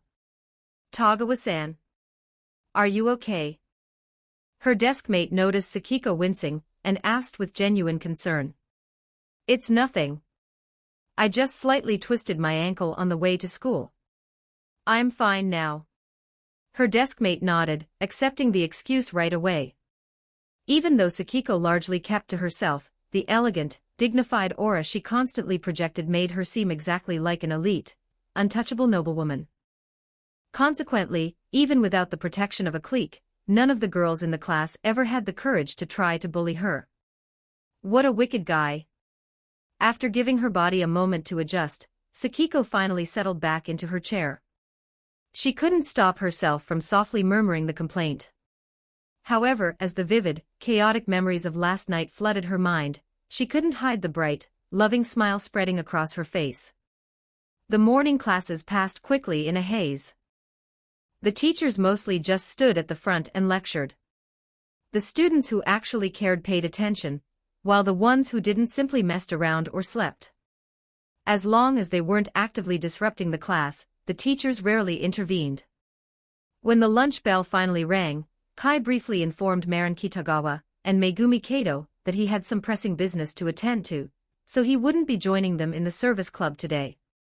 Watching Kai walk out the door, Yumiko Miura thought for a moment, then slid into the seat next to Yui Yugahama.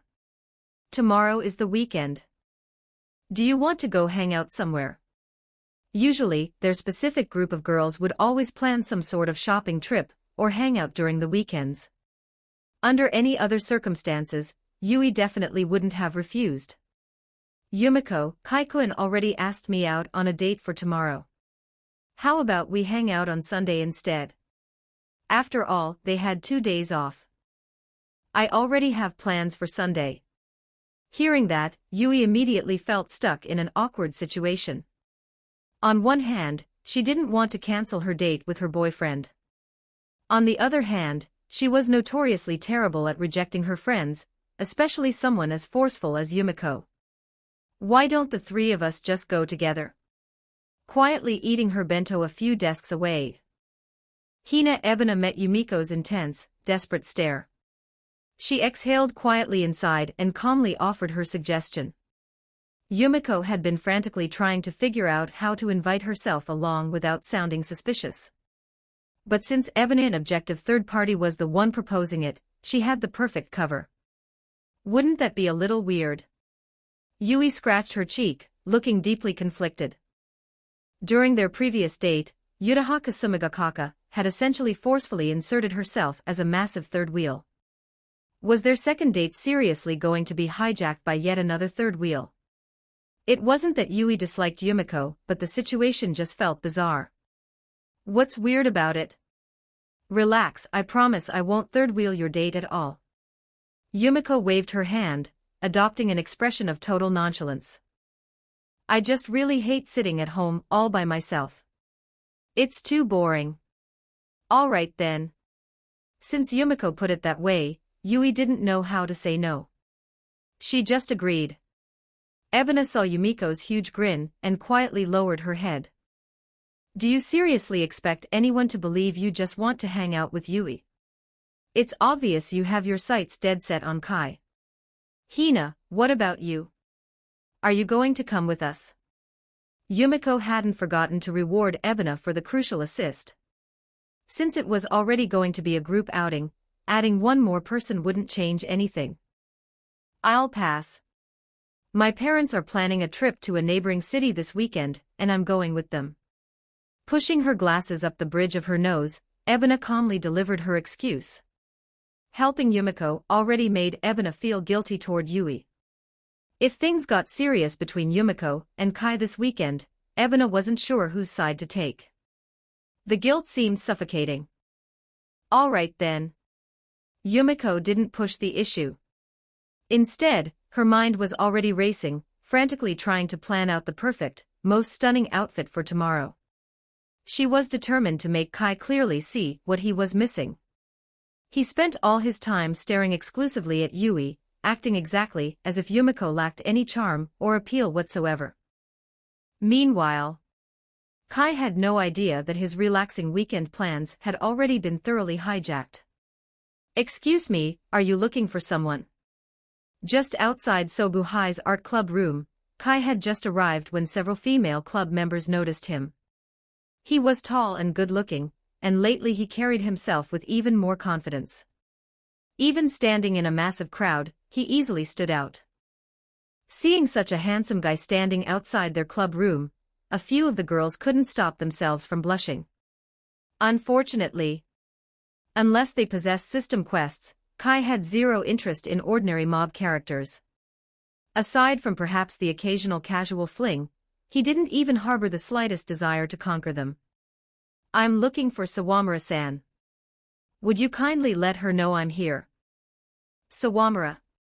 Hearing that specific surname, the girls instantly realized exactly what was going on. After all, Aoi Spencer Sawamura was the ace of their art club. Not only were her artistic skills phenomenal, but she was also stunningly beautiful and came from a wealthy, elite family. She was essentially the textbook definition of perfection. It was obvious that this handsome guy was yet another one of Aoi's suitors. Realizing this, the girl shook her head in sheer disappointment but still politely agreed. All right, please wait here for a moment. Kai wasn't in any rush. He stood in the hallway and waited.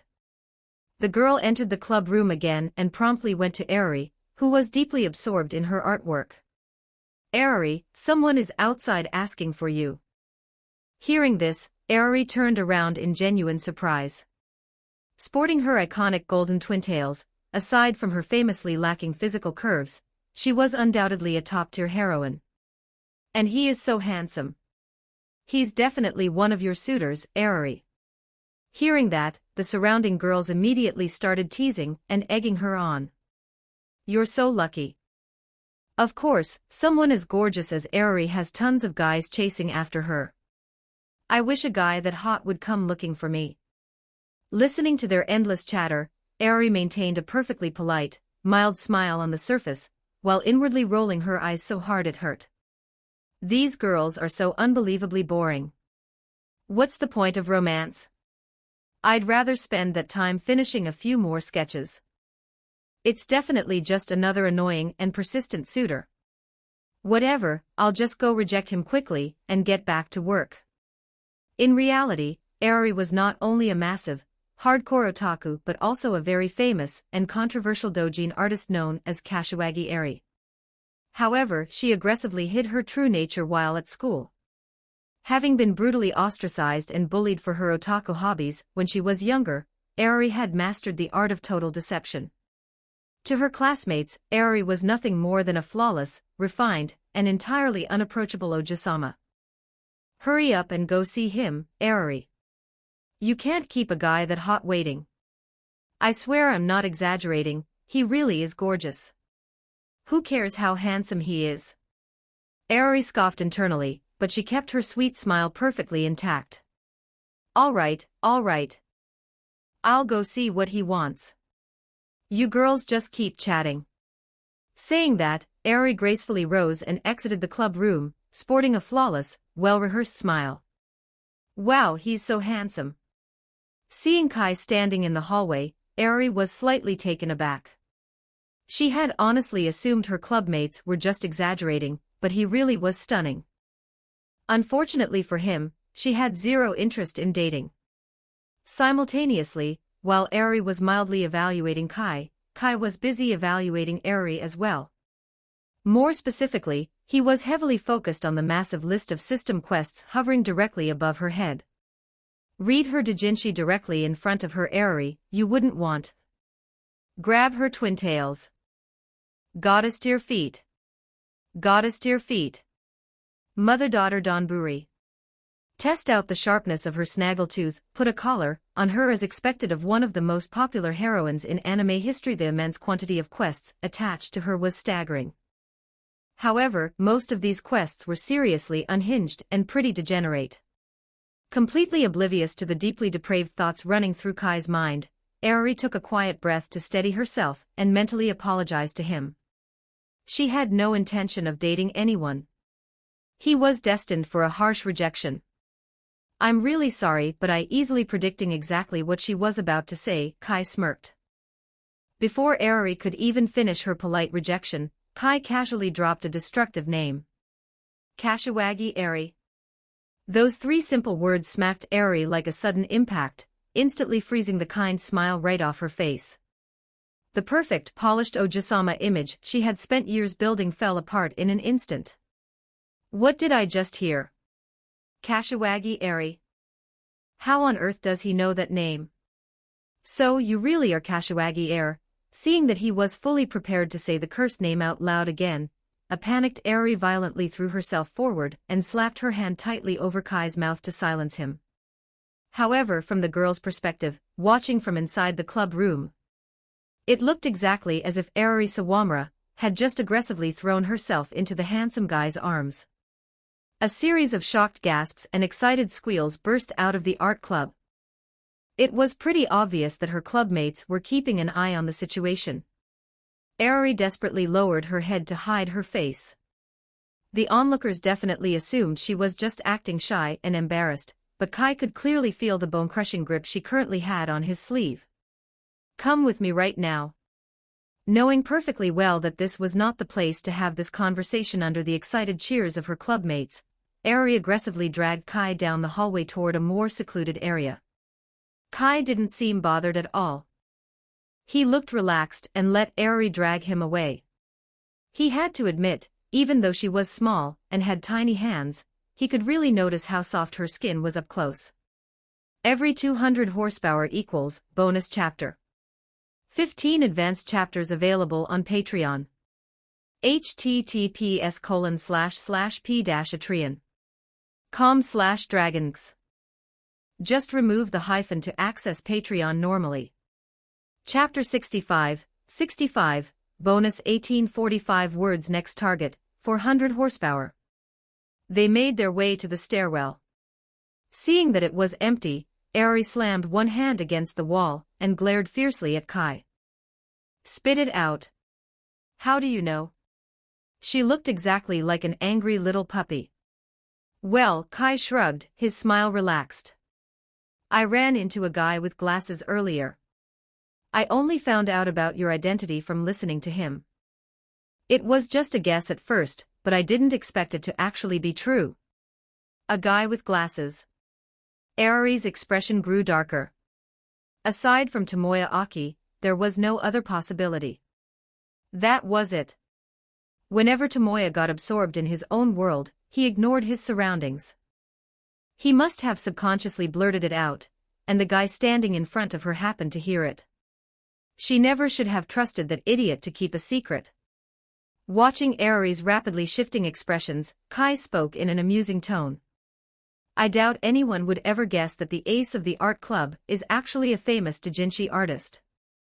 Before she could react, Kai added another line. Sawamura-san, you wouldn't want your identity as a doujin artist to be exposed to everyone else, would you? Quest completed, finishing a quest with just one sentence. As expected of the famous blonde losing heroine. That sole sentence made Aeri's face freeze. She fell back in panic. What do you want? As a doujin artist, she knew this specific plotline far too well. Various graphic, abusive scenarios began flashing through her mind. Was he planning to use this to blackmail her into becoming his obedient pet? The more she thought about it, the more terrified she became. Tears even began welling up in her eyes. I won't let you get away with this. Despite drawing adult doujins and seemingly knowing it all, Aeri was actually quite innocent. Coupled with her tsundere personality, she had never even been in a relationship. Was her life really going to end here? Surprised by her reaction, Kai tilted his head.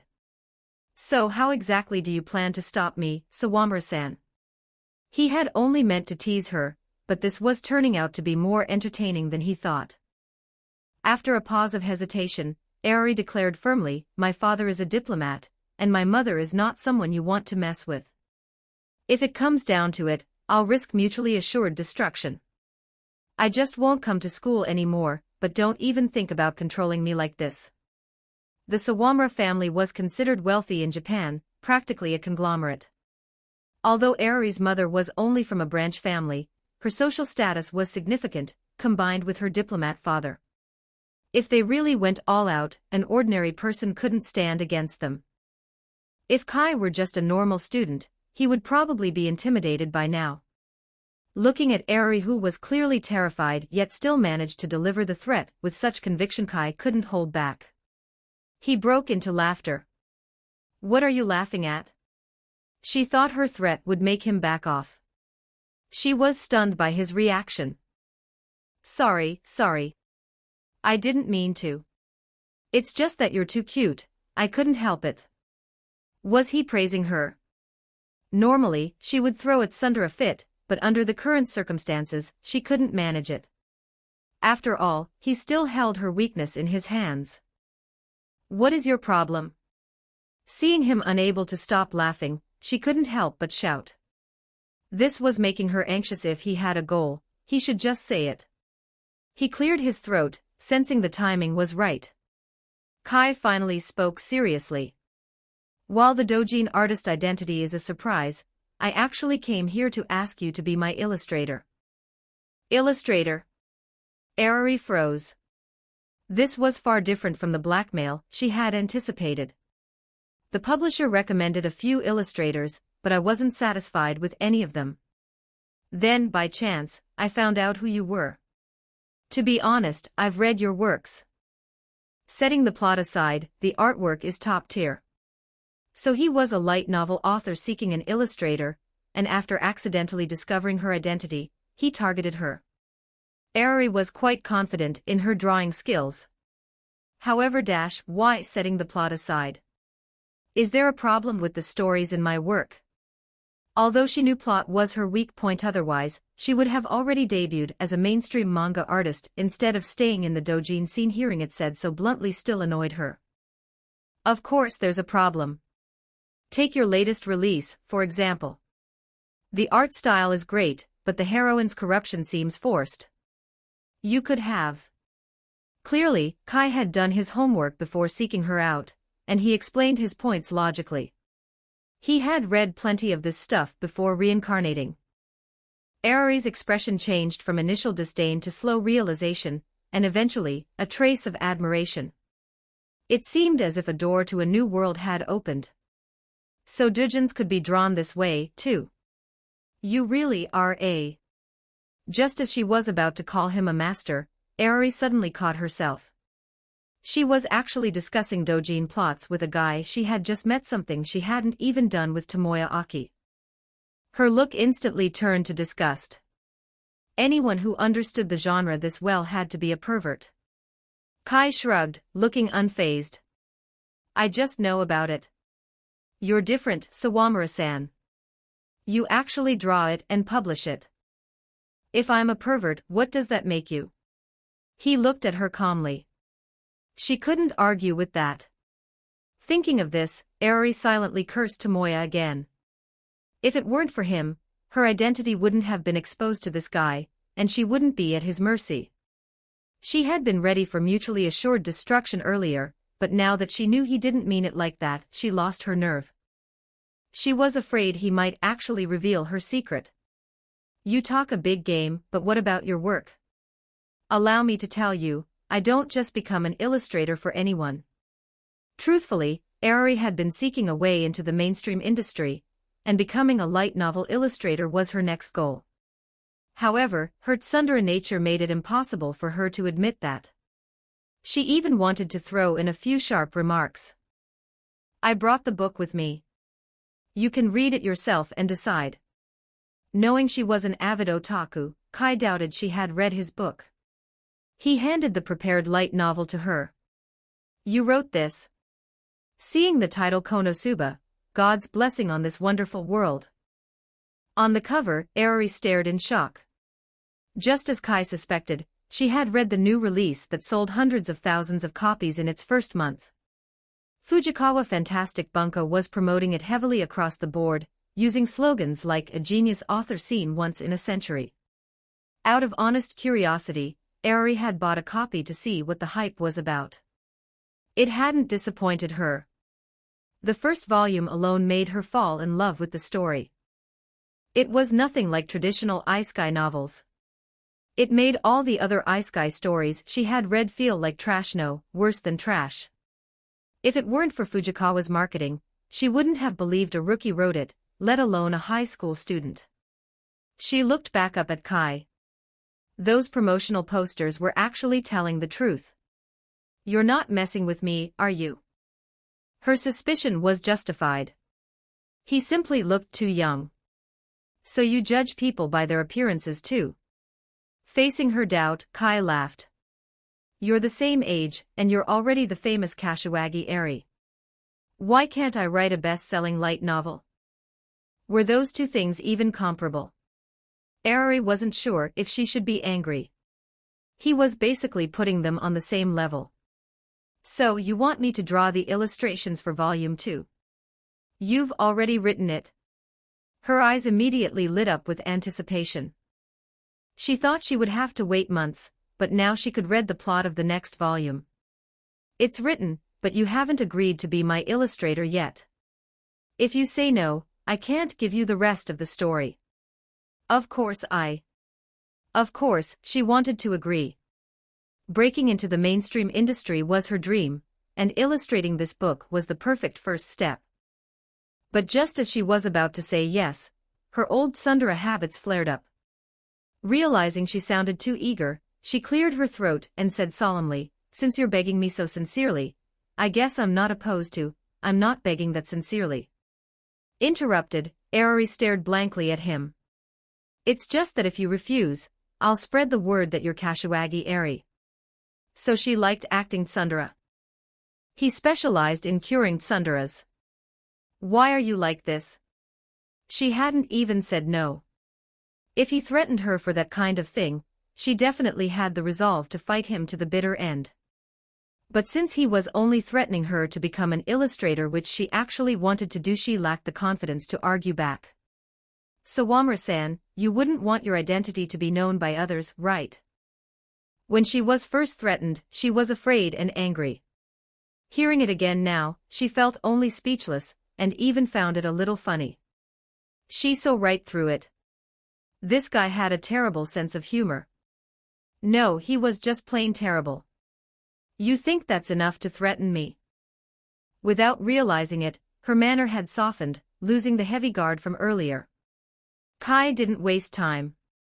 Kashiwagi, he yelled at the top of his lungs. Don't say it. Panicking, Aerie lunged forward to cover his mouth.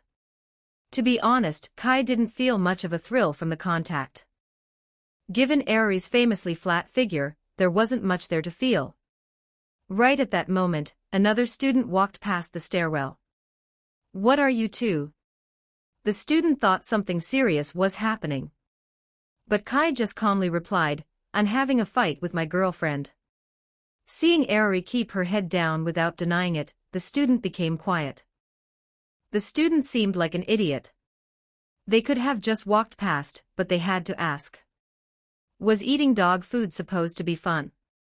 One moment of extroversion resulted in a lifetime of introversion.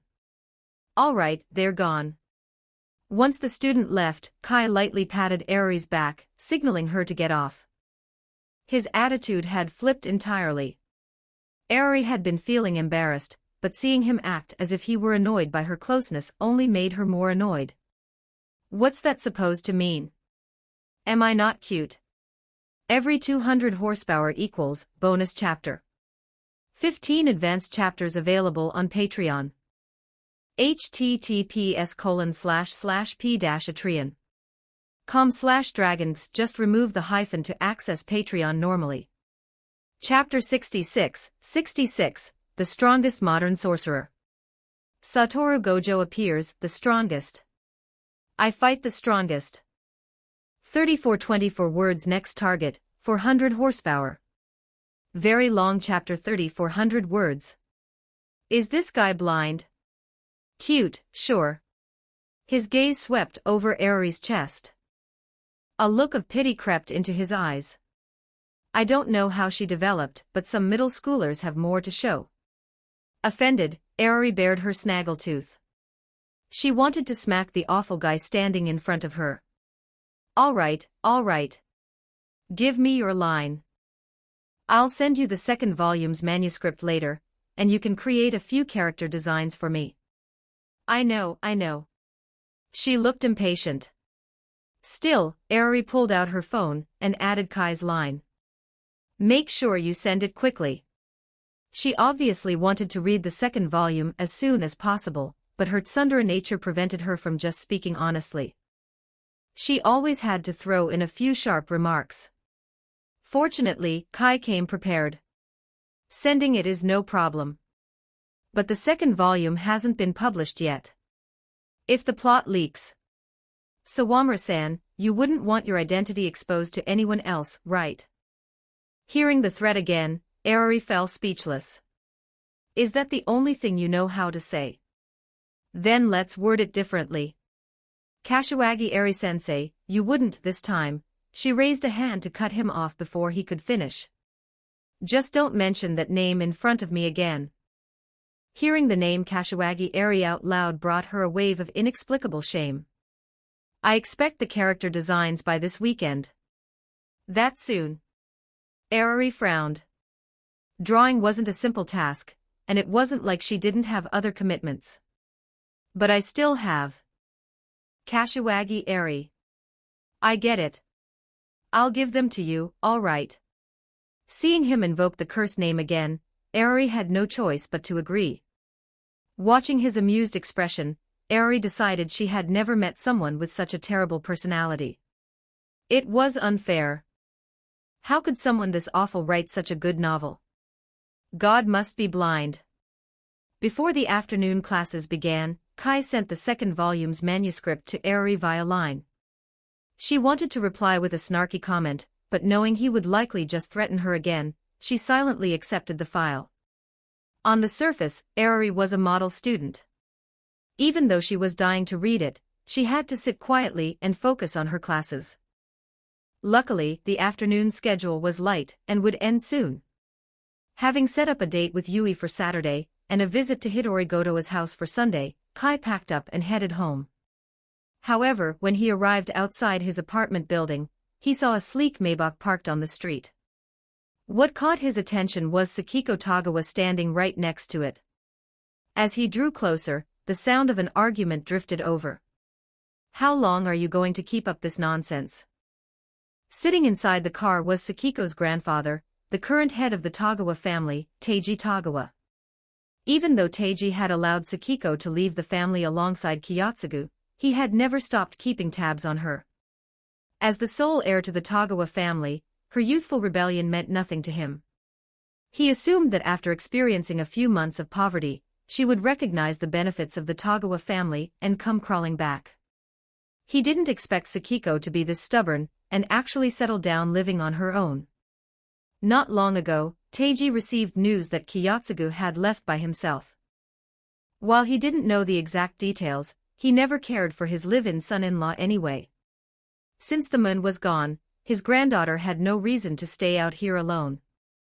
I will return but not now, Sakiko replied after a brief silence. She understood her grandfather's intentions, but there was someone here she couldn't leave behind. Then when? Don't tell me you've actually been bewitched by that pretty boy, exactly like your mother was. Clearly, Teiji had investigated Kai. Kai-kun is not a gigolo. She could tolerate other criticisms, but hearing her grandfather insult Kai made her manner turn sharp. Like mother, like daughter.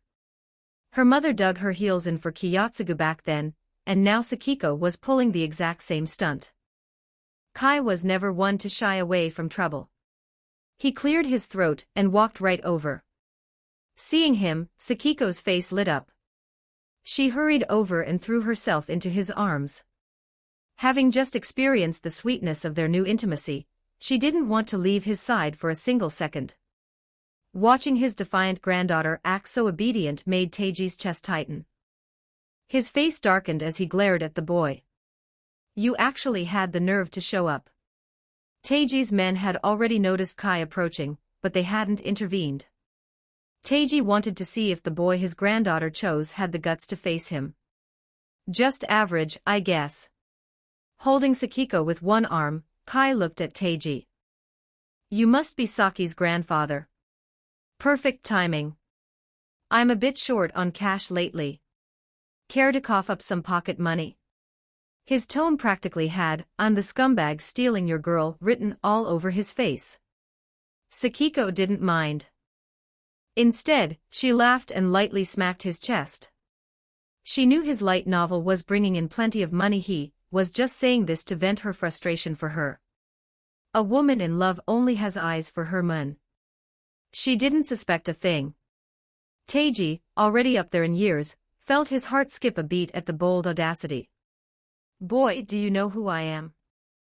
Daring to speak to me like that. Head of the Tagawa family. Just drop 10 or 20 million for me to play around with. Otherwise, I'll have to go bully your granddaughter later. Stop it, don't say that. Sakiko spoke up first, but her feigned reprimand didn't sound angry at all.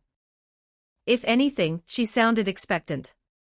Can't you see he's purposely trying to piss me off? Do you realize that with a single word, I can make you disappear from this world? Teiji felt this boy lacked a basic understanding of what a conglomerate was. The Tagawa family was a top-tier major player in Japan. An ordinary person couldn't just mess with them. Before Kai could react, Sakiko stepped up to defend him. If you dare hurt Kai-kun, I won't live either. Can't you tell I'm just trying to scare him? In reality, since Sakiko was the sole heir, the family would eventually need to recruit a live-in son-in-law anyway. If they cared about matching social status, Kiyotsugu would never have entered the Tagawa household to begin with. Teiji just wanted Kai to recognize reality, so he would know who was in charge once he joined the family. But seeing his granddaughter already wrapped around the boy's finger before they were even married, her mother had never been this cheap. My, looks like a lively assembly. Just as Teiji was fuming, an arrogant casual voice split the tension. Having nowhere else to vent his anger, Teiji didn't even look at the newcomer. Didn't I say to keep unrelated people away? Kick him out. Kick me out.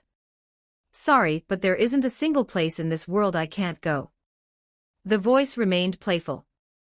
A slender figure with white hair and a blindfold strolled forward, his posture giving off an accustomed arrogance. Noticing the look, Kai tilted his head. Satoru Gojo. The honored one. There was no mistaking that style and attitude.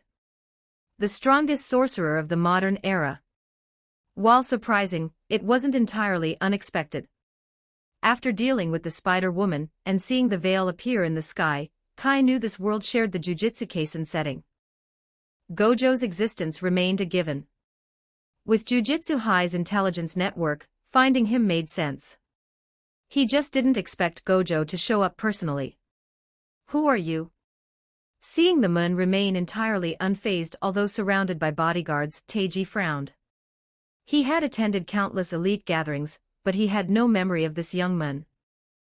You don't know me? Gojo scratched his head, looking troubled. And here I thought the Jujutsu Society recently started releasing information about sorcerers to the public. It couldn't be helped. The new wave of cursed spirits was getting weirder. Ordinary people could see them now. In the past, curses were invisible to the common world, making cover-ups easy. But with more people witnessing them firsthand, the secret was impossible to keep. To prevent mass panic, the higher-ups decided to slowly reveal the existence of sorcerers. Since cursed energy fed on human fear, letting people know there were specialists handling the monsters gave a sense of security, which in turn kept the curses from becoming stronger. Jujutsu sorcerer. Teiji's eyes narrowed. He had indeed received classified intelligence recently. A group of beings existing above all rules. At first, he thought it was a joke. Weren't conglomerates the only ones above the rules? But the information was verified by families even stronger than the Togawa, like the Shinomiya family with their 100 trillion yen assets, and the Suzuki family. If those top conglomerates recognized it, Teiji had to believe it. He just hadn't had time to review the files properly before rushing over to find Sakiko. You're a jujutsu sorcerer? Teiji asked, still somewhat skeptical. Gojo didn't care. A normal person's doubt meant nothing. He slowly lifted his blindfold, disclosing a sliver of an azure eye. Remember my name, Satoru Gojo. For an average person, speaking this much with me is already a great honor. As the first possessor of the 6 eyes in 400 years, the strongest of the modern era, Gojo possessed a heart of invincibility. He didn't need to care about anyone's opinion, and no rules could bind him. He was the rule. Satoru Gojo. Teiji hadn't read the full report, but he remembered the briefing. The modern era's strongest sorcerer remained heavily emphasized on the very first page. Do not provoke. Do not offend. The warnings were severe. If he provoked this man, the Togawa family would become the enemy of every major conglomerate overnight. Even Teiji Togawa had to consider the future of the Togawa family. Gojo, I mean no offense, it's just. All right. Gojo waved him off, refusing to listen to the excuse. I have zero interest in you. He was exactly as the intelligence reports described, domineering and arrogant. When had Teiji ever been treated like this? But remembering the stark warnings in the files, he swallowed his pride and remained silent. Non-sorcerers are monkeys. While this elitist mindset originally stemmed from clans like the Zenin, many jujutsu sorcerers secretly agreed. To them, sorcerers were human, and everyone else was a lesser species. Gojo had matured over the years. If this were his student days, he probably would have been throwing the word monkey around right now. So it's you. His gaze shifted, slowly zeroing in on Kai. The azure eyes, the 6 eyes, had already captured the flow of cursed energy running through Kai's body. Fascinating. Are all wild sorcerers this impressive nowadays? With cursed energy like that, you easily qualify as a special grade. What do you want? Before Kai could react, Sakiko stepped in front of him. Seeing the growing amusement in Gojo's eyes, she instinctively moved to shield her boyfriend, worried this stranger might try to hurt him. Teiji panicked. When did his granddaughter become so hopelessly blinded by love?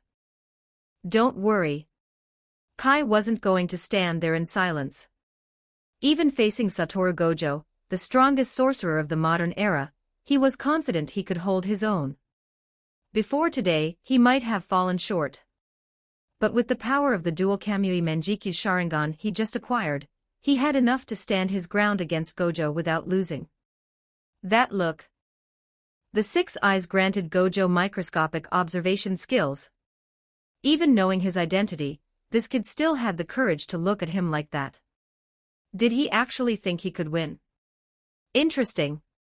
I definitely made the right choice coming here today. Your eyes are fascinating. Gojo chuckled, then offered Sakiko a reassuring wave. Relax, little girl. I don't plan on hurting your boyfriend. His tone was drastically different from how he addressed Teiji. But then again, her boyfriend was a fellow sorcerer. But I have to ask, Gojo continued. Do you know who your boyfriend really is? Teiji stalled at the question. What special identity could this poor boy possibly have? Before he was able to process it, Sakiko answered with resolute certainty. Kaikuin is a jujitsu sorcerer. Nobody was more confused than Teiji. Wait, you knew? If you knew something like that, why didn't you say so earlier? If I knew you were dating a sorcerer, I wouldn't have wasted my breath playing the overbearing patriarch. Talk about digging a pit for your own grandfather. Fascinating. Sakiko's reaction made Gojo laugh. If she already knew, things were much simpler. He tilted his head at Kai. Want to have a private chat? Certain matters weren't meant for mundane ears. Gojo clearly didn't come here to start a fight. And even if he did, Kai wasn't afraid. He gave Sakiko a reassuring glance before following Gojo toward a secluded area. Watching his granddaughter stare anxiously after them, Teiji spoke in a complex tone. You could have mentioned that detail a bit earlier. Sakiko looked back, not quite grasping his meaning. Curse technique lapse, blue. Once they were out of earshot, Gojo suddenly spun around. With a swipe of his wrist, an orb of condensed azure energy shot straight at Kai. Surprised by the sudden attack, Kai narrowed his eyes.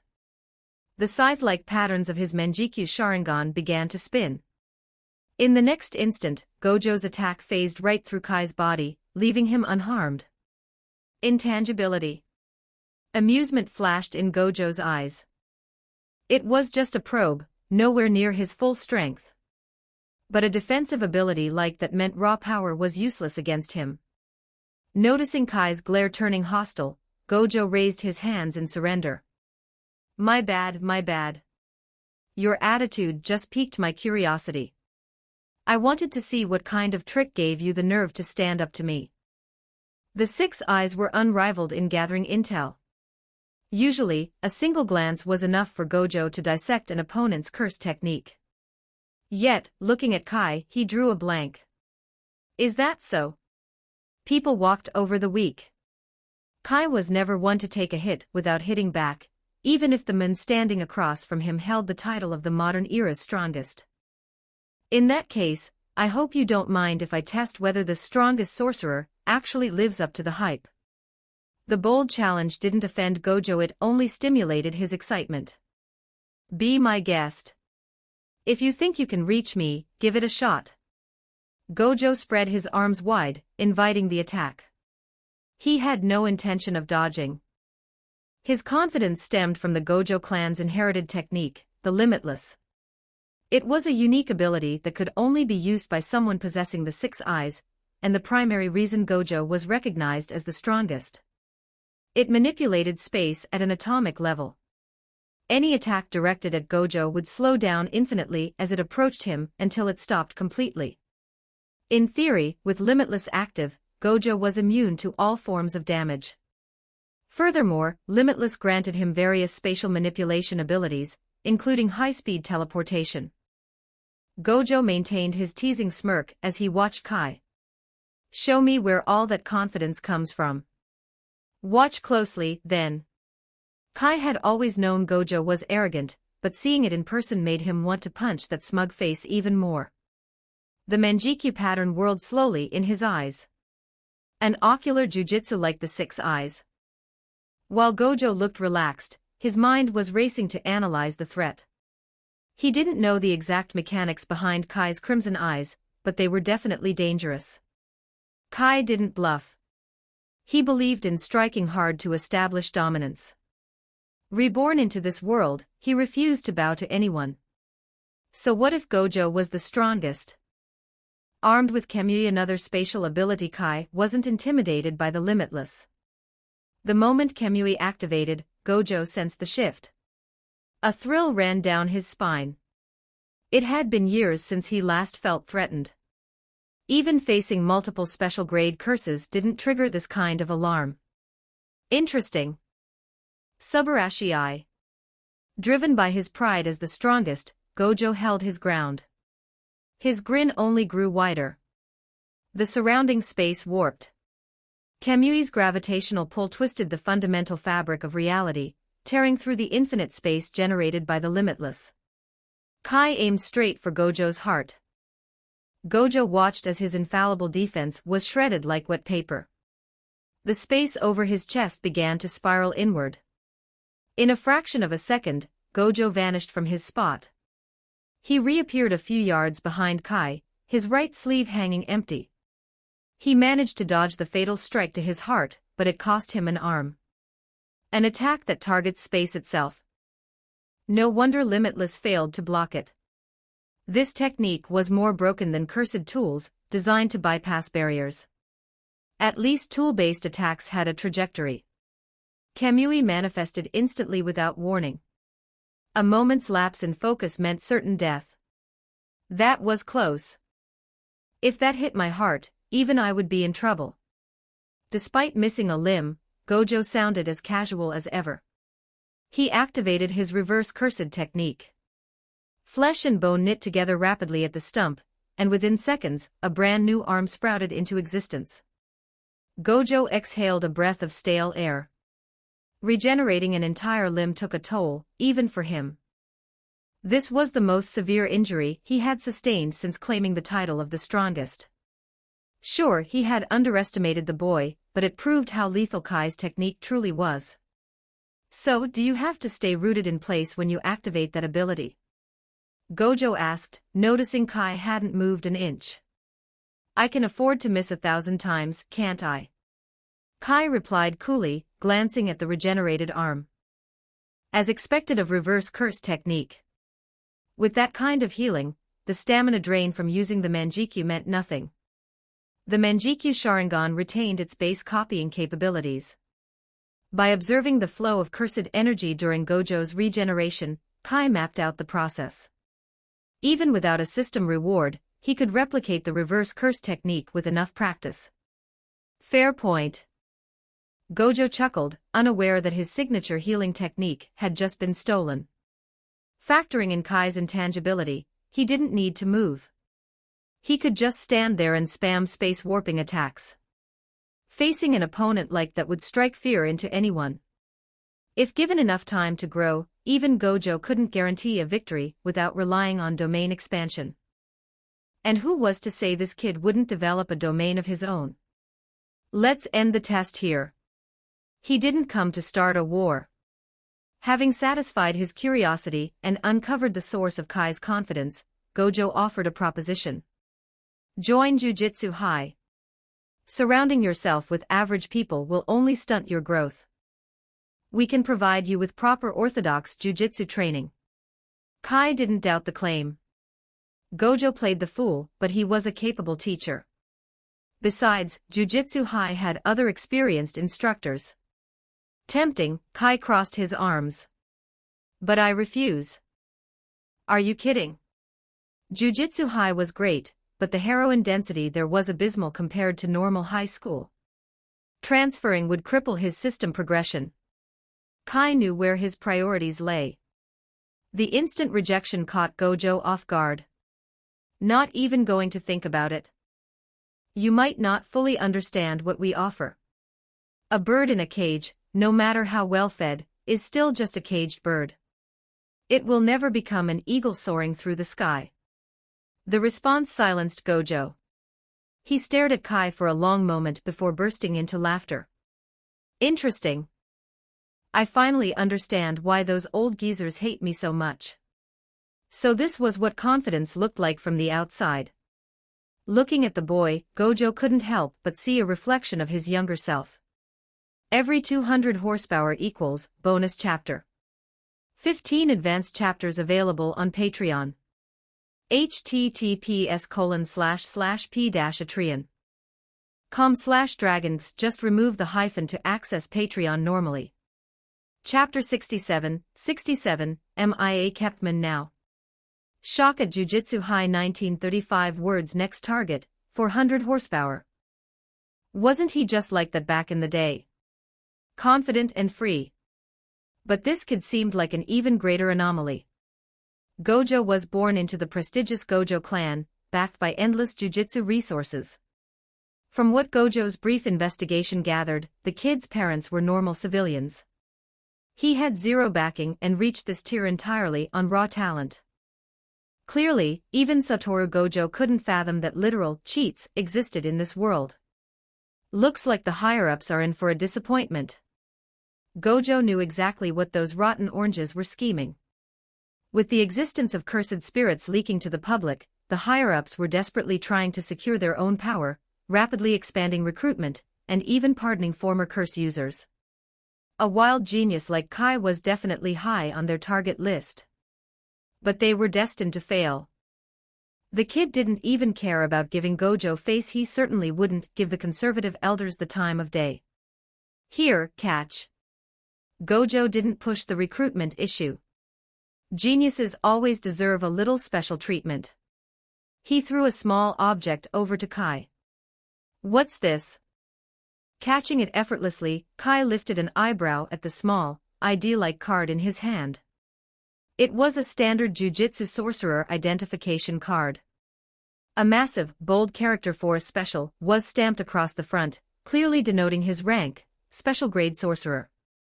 Assuming Yuta Okatsu hadn't enrolled in Jujutsu High yet, there were currently only 3 special grade sorcerers in Japan. With Kai, that made 4. You're just giving me a special grade certification. Having this would save him a lot of trouble when dealing with other sorcerers in the future. It's just a piece of paper. Who cares? Gojo shrugged, seeming genuinely indifferent. It made sense. A man who lived without restraints wouldn't be bound by bureaucratic crimson tape. Since you don't want to join the school, you should at least hold on to that. If any rotten oranges show up to bother you later, just flash them the ID. If they have a problem with it, tell them to take it up with Satoru Gojo. This was essentially Gojo's personal guarantee. It sent a clear message to the Jujutsu Society: Satoru Gojo was personally vouching for this guy. Anyone who had an issue could address him. Understood. Having seen the anime, Kai knew exactly what Gojo meant by rotten oranges. They were a group of corrupt elders willing to orchestrate the deaths of their own sorcerers, just to protect their vested interests. I'll take it. While he didn't care about the higher-ups, free perks were free perks. In that case, I'll be taking my leave. Rolling his shoulders, Gojo turned to go. Wait a second. Remembering something important, Kai suddenly called out to him. Under Gojo's confused gaze, Kai spoke with a straight face. I've heard there's a rather decent hand-to-hand technique in the Jujutsu world called Black Flash. Do you happen to have a manual for it? Rather decent. Black Flash was practically the ultimate pinnacle of Jujutsu martial arts. In the Jujutsu world, there was an implicit divide: sorcerers who could land a Black Flash and sorcerers who couldn't. You really? It wasn't that Gojo was stingy. It was just the boldness. The kid rejected his invitation, took the special grade ID, and was now asking for premium techniques on the way out. Fine, fine. It wasn't like he had to teach him in person anyway. I'll compile some notes and send them over later. Whether or not you can actually learn it is entirely up to you. With a swish, Gojo vanished from the spot. His departure was so fast it seemed he was afraid Kai might ask for his wallet next. Once Gojo left, Kai let out a breath. He deactivated his Menjikyu Sharingan, feeling a faint dryness in his eyes. Looks like I need to master reverse cursed technique before doing anything else. Since he had already copied the specific flow of cursed energy required for the technique, it was now just a matter of repeated practice until he nailed it. With that plan in mind, Kai strolled back to his apartment building. Where's the old man? When Kai returned to the street, the Maybach was gone. Teiji Tagawa and his entourage of bodyguards had disappeared with it. My grandfather already left. Seeing Kai return unharmed, Sakiko let out a sigh of relief. She didn't know the specifics of his conversation with Gojo, but seeing her boyfriend safe was all that mattered. He walked over and gently pinched her cheek, giving a teasing smile. "What, the old man didn't order you to return to the family estate?" She was his only heir. With her mother dead and her father gone, the Tagawa conglomerate would eventually fall to Sakiko. Teiji was in a tough spot. He had a massive empire, and no suitable successors. The moon was half in the grave, and still fighting to keep the family afloat. It would be stranger if he didn't obsess over Sakiko. "You never told me the title of Jujutsu Sorcerer carried so much weight." Sakiko shot him a slightly resentful pout. She was deeply worried about her grandfather's anger. However, when Teiji discovered that Kai was a sorcerer, his stern behavior disappeared. He then advised her to nurture her relationship with her boyfriend and reassured her that she was not obliged to return home if she preferred not to. He also confidently claimed that his old bones could oversee the family business for a few more years. He didn't say it outright, but reading between the lines, he essentially told her to hurry up and have Kai's child. She was still in high school. She at least wanted to graduate first. That dramatic shift in attitude made Sakiko realize just how significant sorcerers were in this world. "If I told you I just found out too, would you believe me?" "I'll believe anything you say." It was hard to imagine that the cold, unapproachable girl he had first met had evolved into someone so hopelessly smitten. "I guess you won't need to work those part-time jobs anymore." Even if he wasn't forcing her to return, Teiji definitely wouldn't keep her bank accounts frozen after this. Teiji had explicitly told Sakiko to use the family funds freely. Her father's failed ventures might have cost the Tagawa family over 10 billion yen, but the Tagawa conglomerate remained one of Japan's top financial empires. They lacked many things, but money wasn't one of them. Having endured the harsh reality of low-wage jobs, Sakiko clearly understood the value of money. Now that she was abruptly reinstated as a wealthy heiress, she honestly didn't know how to spend it. "Do you want to live in a big house?" Leaning against Kai, Sakiko murmured. "If you want, I can buy a large house nearby." She had no intention of returning to the family estate. Right now, her only desire was to share a life with Kai. "Are you planning to be my sugar mama?" He never expected he'd end up as a kept man. "No, please don't misunderstand. I didn't mean it like that." Worried she might have bruised his pride, Sakiko hurriedly tried to explain. "No need to explain." Kai chuckled and easily scooped her up into his arms. "The doctor did say I have a weak stomach, so living off soft rice suits me best. But right now, I'd rather eat you. You're awful." Seeing he wasn't actually offended, Sakiko relaxed and looped her arms around his neck, a hazy look entering her eyes. Desire wasn't exclusive to men. "Tomorrow is the weekend," Sakiko whispered, lowering her head. Before they had to restrain themselves because of morning classes. Tonight, they didn't have that restriction. Sleeping in wouldn't be an issue.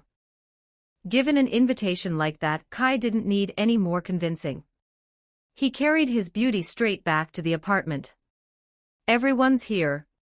Meanwhile, Gojo had swiftly returned to Jujutsu High.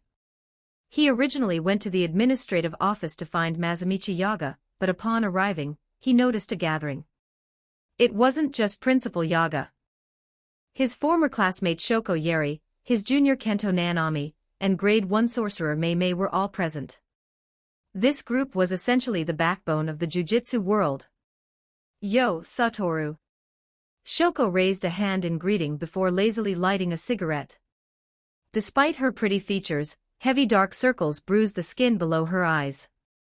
As a rare user capable of outputting reverse curse technique to heal others, Shoko rarely caught a break.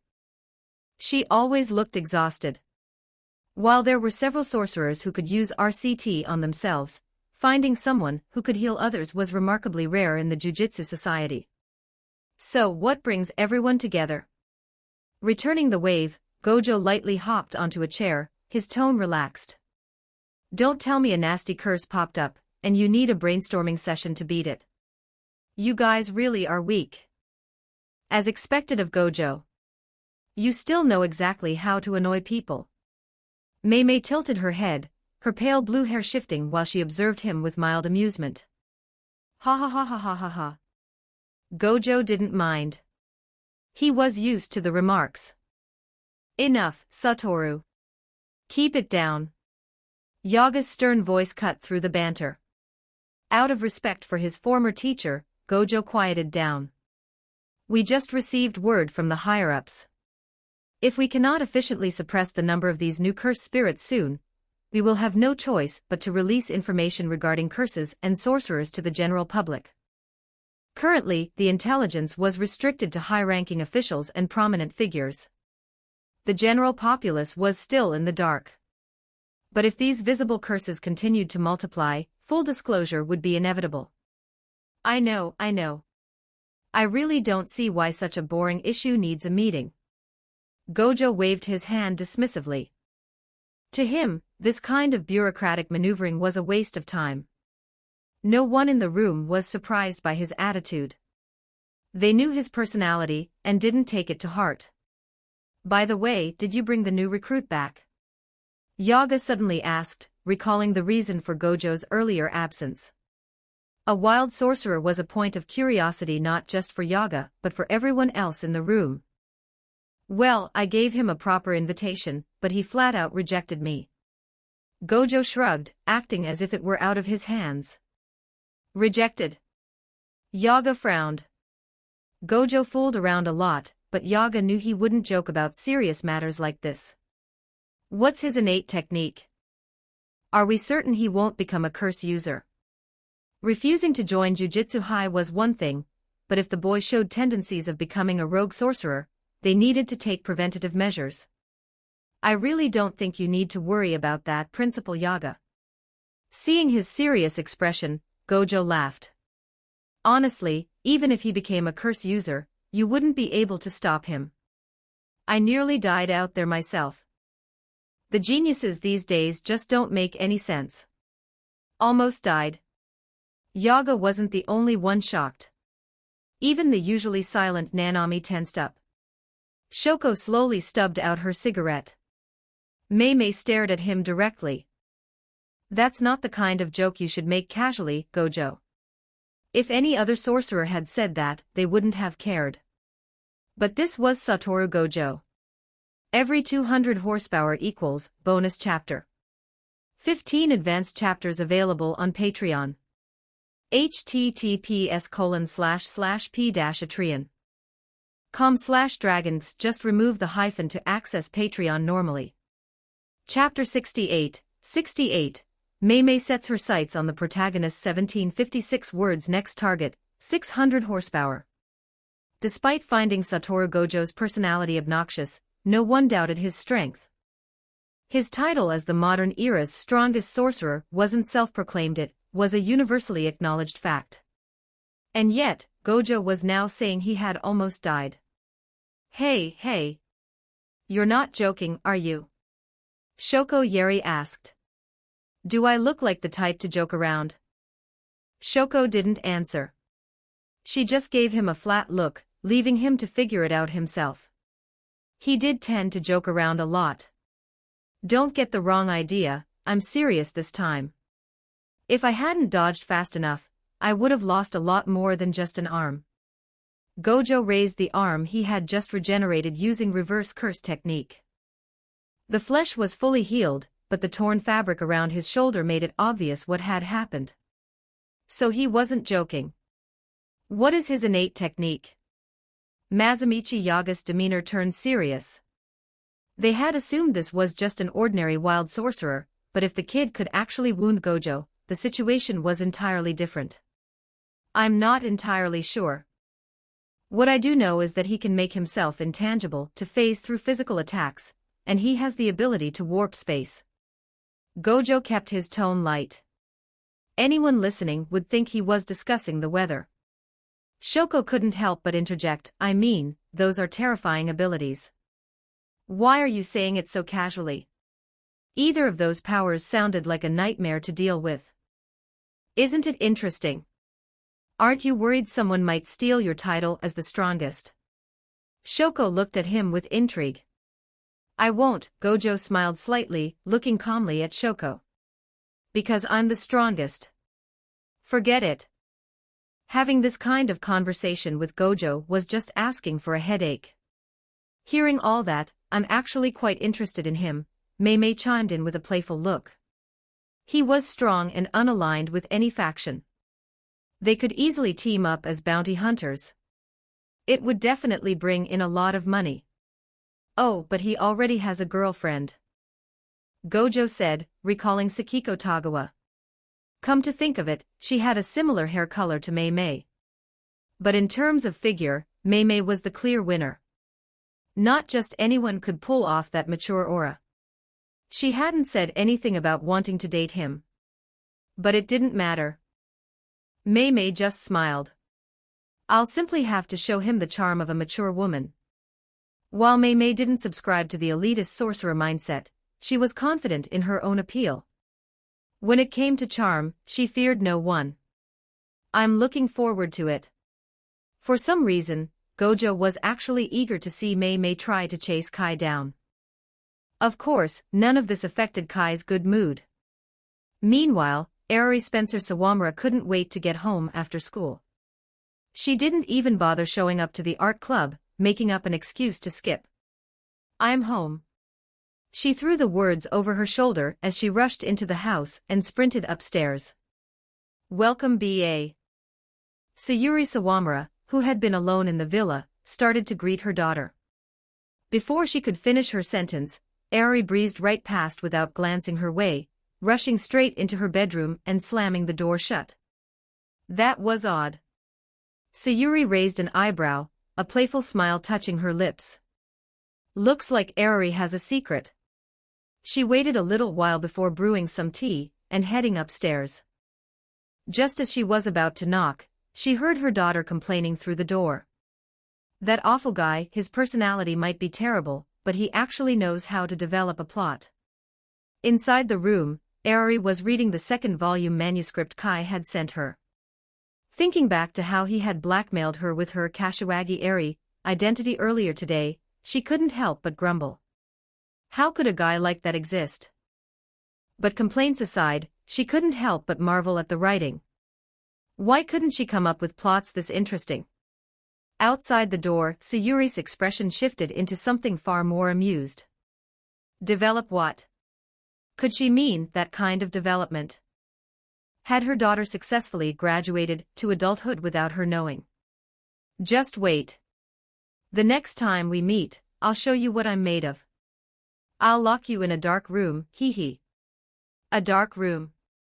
Sayuri inhaled sharply. My, did her daughter have a side like that? She had no issues with Aoi's childhood friend, Tomoya Aki, but she respected her daughter's choices above all else. Whoever her daughter ended up dating had to be someone she truly liked. Holding the teacup, Sayuri quietly walked away. Inside the room, Aoi was busy fantasizing about locking Kai in a small room and forcing him to write light novels day and night. Ding dong. Just as Sayuri reached the ground floor, the doorbell rang. She paused. Was her husband back? Being a diplomat was a prestigious job, but it required constant travel. Her husband rarely had time to be home. Curious, she walked over and opened the front door. Standing outside the villa was Tomoya Aki. He had his head down, looking flushed and highly anxious. Is Aoi home? Despite his efforts to hide it, the panic in his voice was obvious to Sayuri. Did he find out Aoi had a new boyfriend, and was here to make amends? Sayuri sighed softly. Sorry, Tomoya, but Aoi isn't home yet. Her club activities probably haven't finished. Since she was Aoi's mother, the least she could do was run cover for her daughter. Tomoya knew Aoi was the ace of the art club, so he didn't doubt her. He felt he had rushed over too hastily. He should have waited. Did you need her for something specific? Sayuri asked gently. Tomoya hesitated for a second before handing her a plain box. Please make sure Aoi gets this. It really was an apology gift. The poor boy. Leave it to me. She accepted the box without question. Please make sure Eri actually opens it. Don't worry, I will. Seeing him act so serious, Sayuri agreed while letting out an internal sigh. Her daughter was truly a sinful woman. Tomoya wanted to say something else. But a moment later, his eyes locked onto the living room TV behind Sayuri. His face went pale, as if he had just witnessed a nightmare. Is something wrong? His bizarre reaction made Sayuri turn around. She didn't see anything out of the ordinary. Yet, in Tomoya's vision, the black screen of the television flickered before a woman with long, disheveled hair slowly began crawling out of it. Screaming in sheer panic, Tomoya turned and bolted down the street. Sayuri called his name a few times, but he was already gone. That boy. Did finding out about Eri's new boyfriend break his mind? Shaking her head with a sigh, she glanced at the box in her hands and headed upstairs. Hearing the knock, Eri instinctively hid her phone. What is it? She was definitely chatting with her new boyfriend. Assuming she knew what was going on, Sayuri didn't pry. She just held up the box. Tomoya stopped by just now. He left a gift for you. Tomoya Aki. Just hearing the name irritated her. If it weren't for him, Kai would never have discovered her identity as Kashiwagi Eri, and she wouldn't be dealing with blackmail. She had never been humiliated like that before. I don't want his gift. Throw it away. She definitely has a new boyfriend. Sayuri shook her head helplessly. Regardless, Tomoya went out of his way to bring this to you. I don't want anything from him. Just throw it out. That feels like a waste. Then you use it. Seeing Eri act so stubborn, Sayuri didn't know what to say. There's no but. Mom, stop bothering me, I'm busy with important things. She was right at the good part of the novel. If her mom found out, she would pester her to read it together, and she'd have to start all over again. All right. Sayuri backed out of the room with a resigned smile and closed the door. Once she was alone, Eri pulled her phone back out and resumed reading. Sitting on the living room sofa, Sayuri tried calling Tomoya to talk about the gift, but he didn't answer. She glanced at the box on the coffee table. Driven by curiosity, she picked it up. Maybe it's something cute. Sayuri might be in her 30s with a teenage daughter, but she was still very much a maiden at heart. The main reason Eri grew up to be a massive otaku was because of Sayuri's heavy influence. Sayuri loved chatting about anime and manga all day, and Eri had inevitably picked it up. Curious, Sayuri opened the box. Seeing an old black VHS tape inside, she paused. It was nothing like the cute gift she imagined. Is it a trend to gift these nowadays? For a moment, she felt like she was falling out of touch with the times. Wanting to see what Tomoya had recorded, she walked over to the TV. The opening scene had the grainy, muted quality of an old film. It felt like a horror movie. Sayuri wasn't a fragile girl who couldn't handle horror. She actually quite enjoyed the genre. She settled in and watched. It's a bit dated, but it's interesting. Aside from the old-school plot, the execution was solid. She just couldn't understand why Tomoya would give this as a gift. Halfway through the playback, the television cracked loudly, and the screen devolved into white static. Their TV was a high-end model. Did it break? Before she could get up to check, the screen stabilized. This time, the image showed a dry, stone well in a forest. Wait, isn't this? The story of Sadako was a famous urban legend in Japan. This setup was identical to the descriptions. She assumed it was just Tomoya pulling an elaborate prank. But a second later, the dry well on the screen began to change. Every 200 horsepower equals bonus chapter. 15 advanced chapters available on Patreon. https://p-atreon com/dragons. Just remove the hyphen to access Patreon normally. Chapter 69, 69, bonus 1916 words. Next target, 600 horsepower. A woman in a white dress with disheveled hair crawled out of the dry well. She was visibly getting closer. Thinking it was just a prank, Sayuri wasn't afraid at first. But for no apparent reason, the temperature in the living room plummeted. A sudden chill crept over her skin, raising goosebumps along her arms. What is happening? She used to watch horror movies alone all the time, and never felt anything like this. A second later, the nightmare worsened. The woman on the screen actually reached a hand out of the television. Then her head emerged, followed by half her torso. Finally, her entire body crawled right onto the living room floor. What is this? Sayuri wanted to run, but her body felt glued to the spot. She couldn't move an inch. She tried to scream for help, but no sound came out. She could only watch helplessly as the eerie woman dragged herself closer, inch by creeping inch. It's over. It's over. Am I actually going to die here?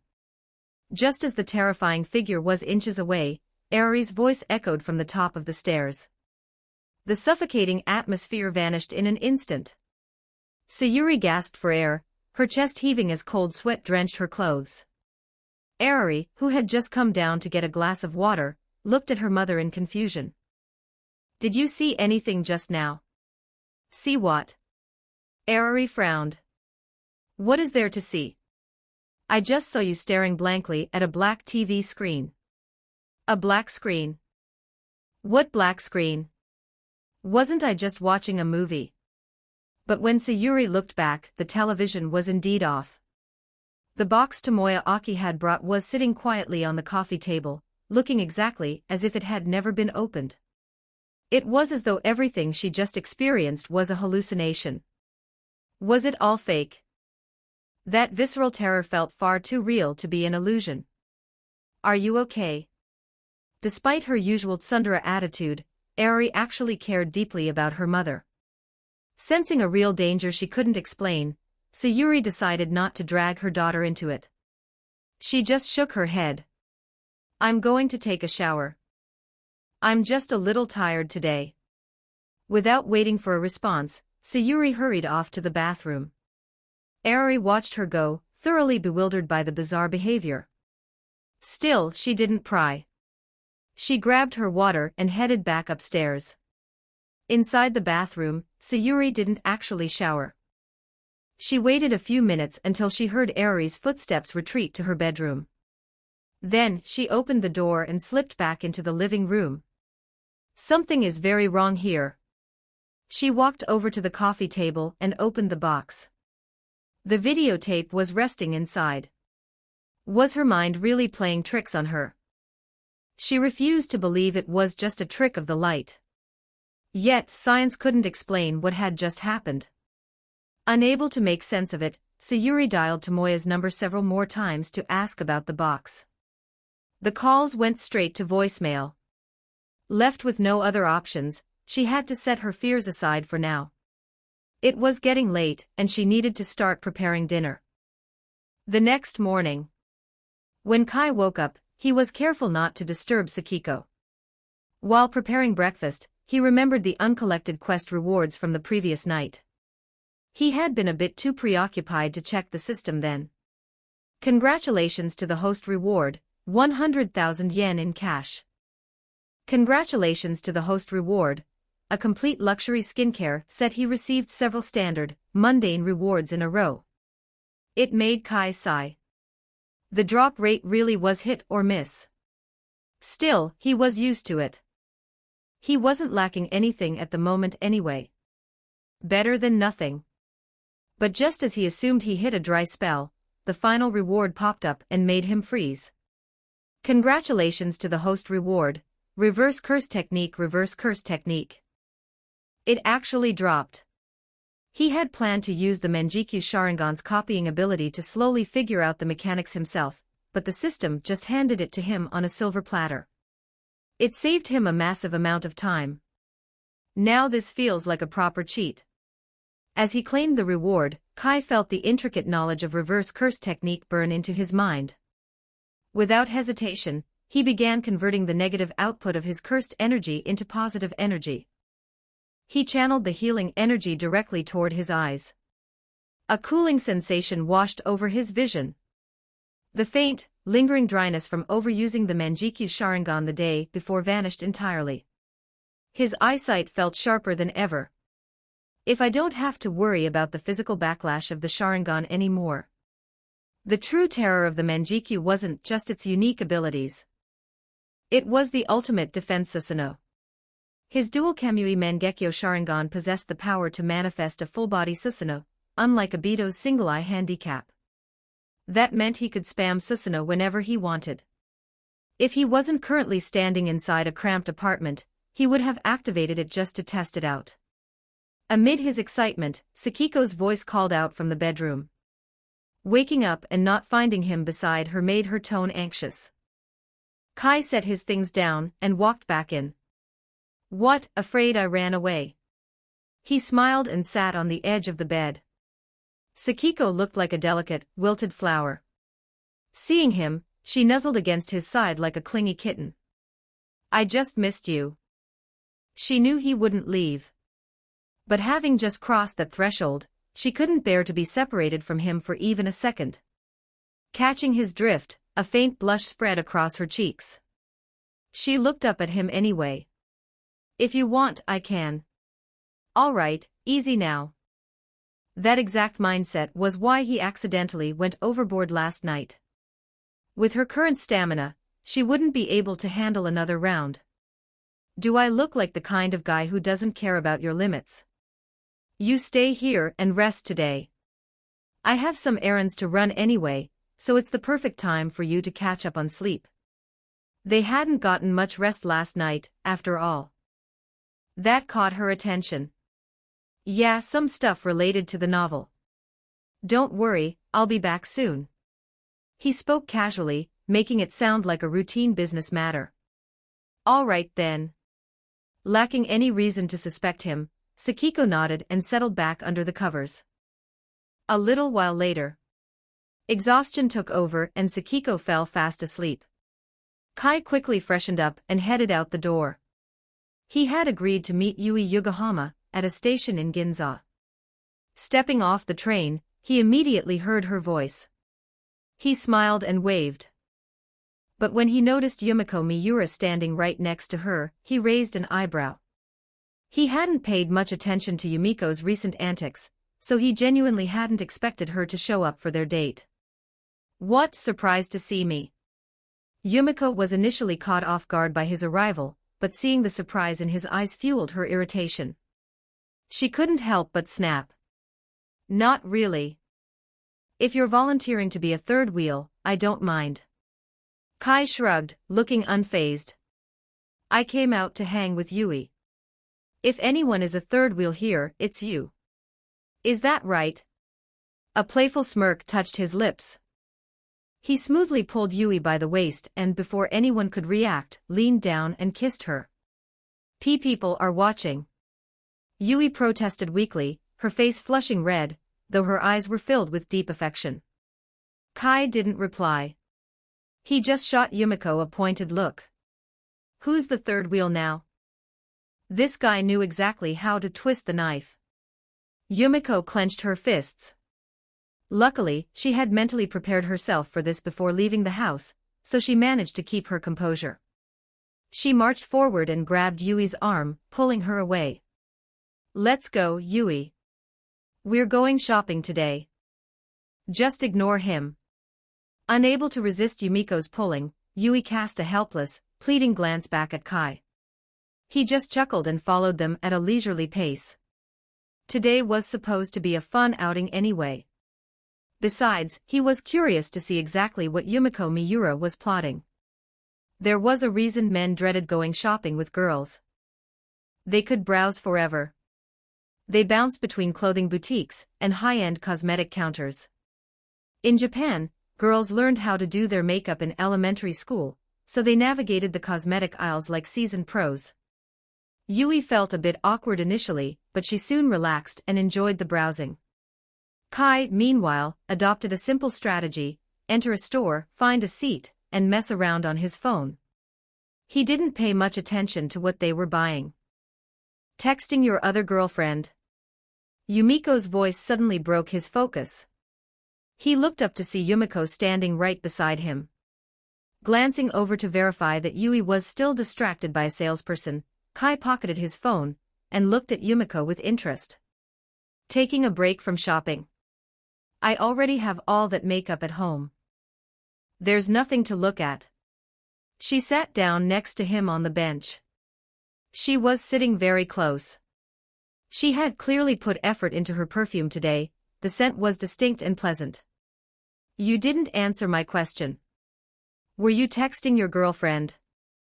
My girlfriend is standing right over there. He pointed at Yui across the store. Drop the act, Yumiko said bluntly. I read your novel. What did his novel have to do with this? They say a writer's work reflects who they are. You're trying to build a harem, aren't you? To be fair, Konosuba did lean heavily into harem tropes, even if it masked them with comedy. The undertones were definitely there. Was she just taking a wild guess? It's just a story, he defended calmly. It wasn't his fault the system handed him that specific light novel to publish first. Don't treat me like I'm as gullible as Yui. Seeing that Yui was still occupied, Yumiko leaned in closer. She lowered her voice so only he could hear. I saw you. That day at lunch, you left the academic building with Marin Kitagawa. Didn't you? Megumi Kato's presence was too faint for Yumiko to notice, but Marin Kitagawa stood out. Yumiko had seen how closely they interacted. It was obvious their relationship wasn't strictly platonic. Yumiko wasn't stupid. In fact, she was highly perceptive, lacking Yui's airhead innocence. She hadn't pieced it together immediately, but looking back at how he cornered her, and the things he said, it was classic player behavior. I see right through you. You're a player. There was no disgust in her voice. If anything, she sounded happy, like she had just successfully caught him in a trap. Is that so? It seemed he hadn't hidden his tracks very well. Then again, he never really tried to hide them in the first place. Looking at Yumiko's smug face, Kai laughed softly. If you know I'm a player, why haven't you told Yui? Aren't you two supposed to be best friends? Every 200 horsepower equals bonus chapter. 15 advanced chapters available on Patreon. https://p-atreon.com/dragons. Just remove the hyphen to access Patreon normally. Chapter 70. A bold Yumiko Miura curse Sayuri Sawamura 1752 words. Next target, 200 horsepower. Yumiko Miura froze for a moment. She expected to see Kai panic, but he admitted it right away. You did that on purpose, she snapped. I refuse to believe you don't know what Yui is like. Even if she finds out you're a player, that stubborn girl won't ever leave you. As her friend, Yumiko understood Yui's personality better than anyone. She was bad at rejecting people, but once she set her heart on something or someone, no amount of persuasion could change her mind. She was stubborn to the bone. Kai laughed. Since she already knew, there was no point in hiding it. He stretched his neck and stated plainly, you're right, I'm a scumbag. Yui is cute, so naturally, I wouldn't let her slip away. But since you know exactly what I am, why are you still sitting so close to me? This time, he leaned in, locking eyes with her. I just want to know, where do I fall short compared to Yui? Yumiko was a proud girl. If he was just a player looking for targets, why did he go after Yui Yokohama first instead of her? Is that seriously what's bothering her? Kai didn't answer. Instead, he pointed toward the back of the mall. There's a restroom over there. Dare to follow me? Why wouldn't I? Your phone is ringing. Inside the cramped restroom stall, Yumiko, who was currently crouching down, reached up and patted Kai's leg. Glancing at the caller ID, he saw Yui Yokohama's name. He wasn't in a rush to answer. He just gave Yumiko a look that clearly told her to focus on the task at hand. Don't speak. She shot him a muffled, reproachful glare but obediently lowered her head back to her work. He steadied his breathing and answered the call. Sorry, my stomach started acting up out of nowhere, so I ran to the restroom. Just wait for me, I'll be out soon. After offering the simple excuse, he hung up and leaned comfortably against the stall wall. A few moments later, Yumiko's phone rang. Seeing Yui's name, she wasn't surprised and answered the call. Hey, Yui. What's up? Yumiko, did you go to another store? Yui asked, standing alone and confused after turning around to find both her boyfriend and best friend missing. No, it's Kai. He got a stomachache but forgot to bring tissues, so I had to go buy some for him. What a pain. You looked so happy browsing. He didn't want to bother you and dragged me into it instead. Complaining smoothly, her tone didn't betray a single hint of what was actually happening, easily fooling the innocent Yui. In fact, Yui felt a little guilty. Sorry, Yumiko. Should I bring it to him instead? I already bought it, and I'm heading over now. Just wait there. Thanks, Yumiko. However, hearing some faint noises through the receiver, Yui asked curiously, Are you eating something, Yumiko? Well, I skipped breakfast so I was getting a bit hungry. I grabbed a quick snack. Do you want some, Yui? I can bring you some. No thanks. Take your time getting back. After exchanging a few more words, Yumiko ended the call. I didn't realize you were such a talented actress, Kai teased. Yumiko rolled her eyes at him. Hurry up. Don't make Yui wait too long. That depends entirely on your skills. This guy. Sure enough, when Kai and Yumiko returned, Yui didn't suspect a thing. Instead, she smiled apologetically at her friend. Sorry for the trouble, Yumiko. It's nothing. We're friends. Yumiko said, letting out a soft burp. Evidently, her snack had been a bit too filling. Anyway, if we don't have any other plans, let's go see a movie. Yui agreed. Kai naturally had no objections either. Overall, the date went well. Seeing that Kai and Yumiko seemed to be getting along much better now, Yui was visibly happier. Are you sure you don't want to tell her? Late in the afternoon, after seeing Yui off on her train, Kai looked at Yumiko, who was waiting for a different line. Better not. Yui bottles everything up. I don't want to hurt her. Yumiko knew her friend's personality well. Even though she was the one who lost her self-control today, she still wanted to protect Yui from getting hurt. Suit yourself. I never planned on hiding it forever anyway. Kai shrugged, looking relaxed. You jerk. She was agonizing over the guilt, yet he was treating it like nothing. He was the root cause of all this. Yumiko glared at him. Shouldn't you be the one dealing with this mess since you're the player? Why am I the one suffering the most right now? Suffering? Tilting his head, Kai pointed down the street. There's a hotel right over there. Want me to help you feel better? In your dreams? She shot him a flirtatious glare. She would be an idiot not to understand what he was implying. Sort things out with Yui first, otherwise don't even think about it. What happened in the restroom was her limit for now. She could see how happy Yui was, and she refused to ruin her best friend's relationship. She went that far but still wanted to draw a line in the sand. He didn't mind, though. But let me collect some interest first. While Kai was having a great time, over at the Sawamura residence, Yon Arari walked down the stairs, looking exhausted. Seriously, how am I supposed to finish all the character designs in just 2 days? Thinking about the deadline Kai had forced on her made her irritable. Still, this was a rare opportunity to break into the mainstream industry. Anyone with industry knowledge could tell his light novel had massive potential. If she became the official illustrator, it could launch her professional career. Then, when people heard the name Kashiwagi Eri, their first thought wouldn't be doujin artist. That had been her dream for a long time. Whatever, I'll just pull an all-nighter. I have to try.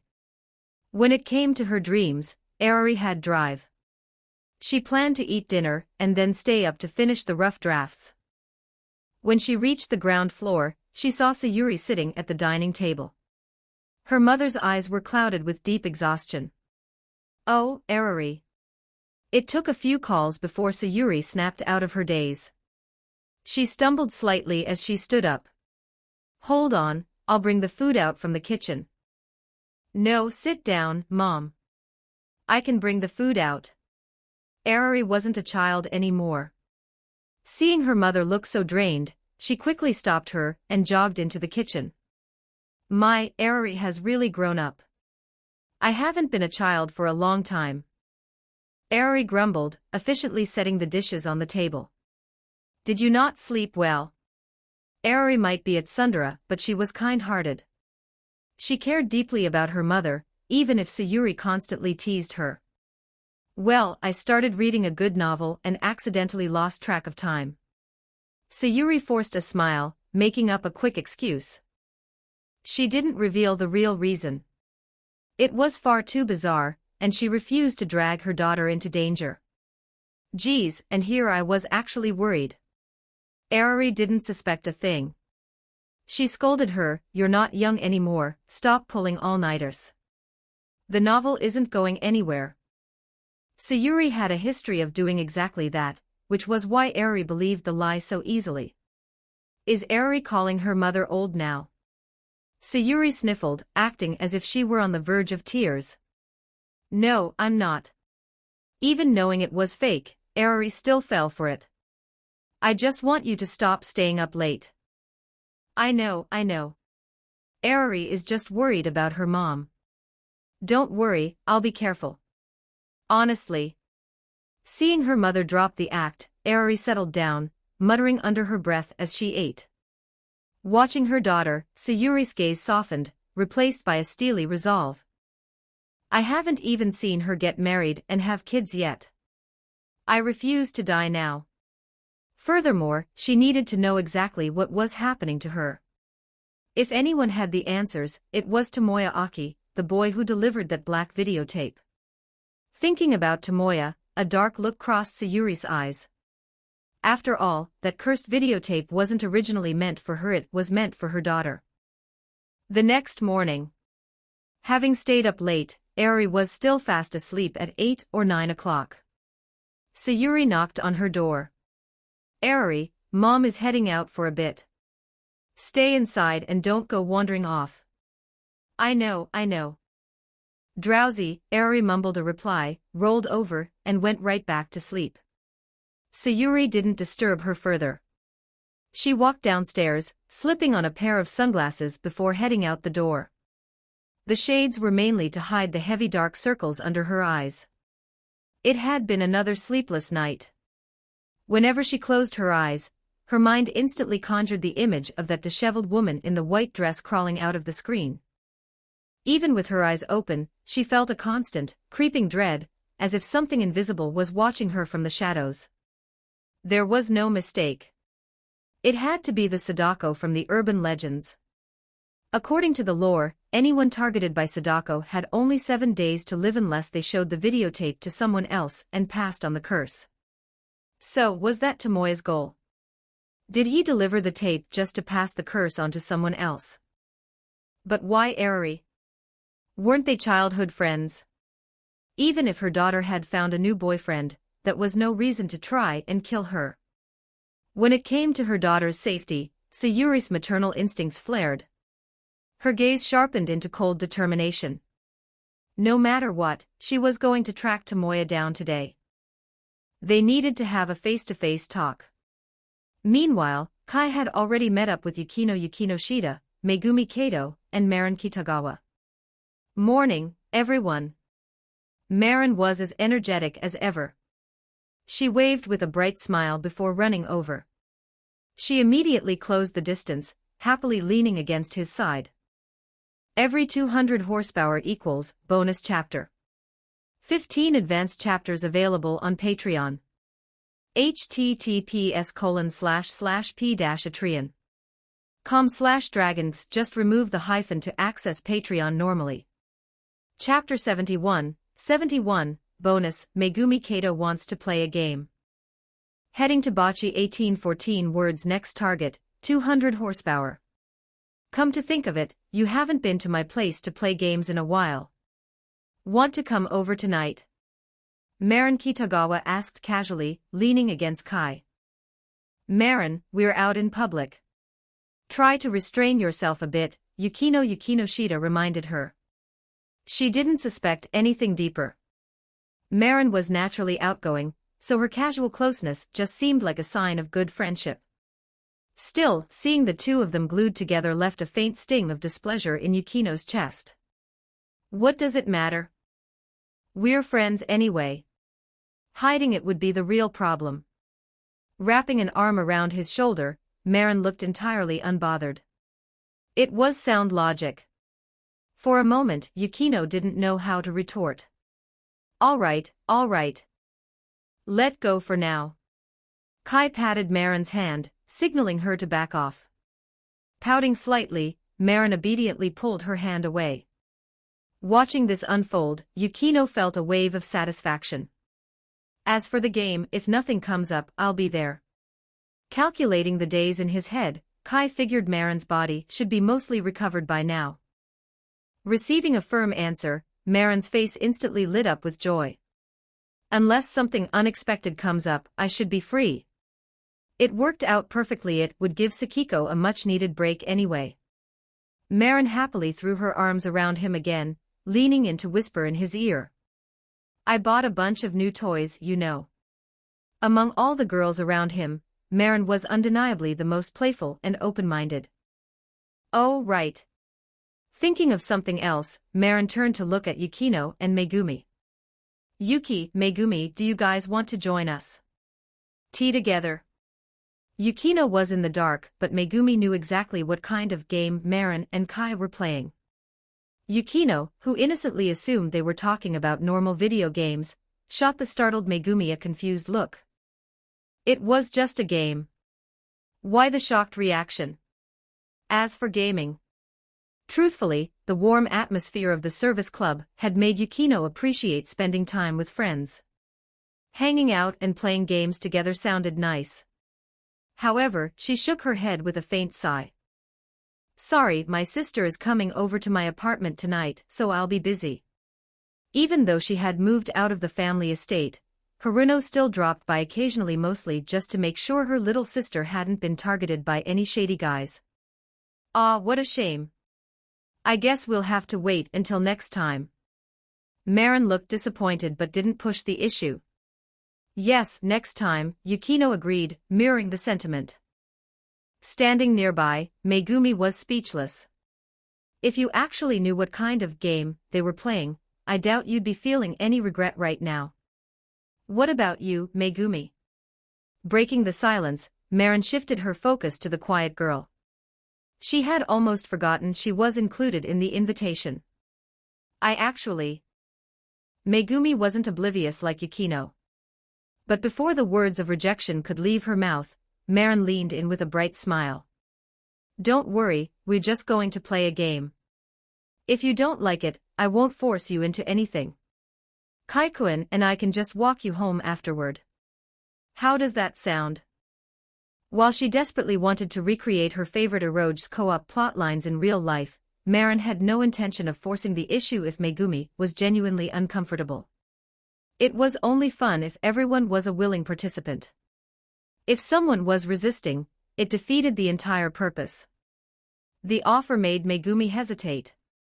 Noticing Kai's gaze on her as well, the refusal died in her throat. I suppose I can give it a try. Seeing her agree, Marin cheered. It's just a game, right? Is there really a need to be that excited? Yukino grew even more curious. She resolved to find some free time in the future to see exactly what kind of game possessed such captivating charm. Kai cleared his throat. It's getting late. We should probably head over to Hitori's place now. After all, the entire point of meeting up today was to visit her house. Right. Onward to Bachi-chan's house. Marin cheered. Ever since she heard Kai use the nickname, Marin had adopted it too. Mostly because Hitori seemed to like it and took zero offense. Otherwise, Marin would never have used a nickname like that.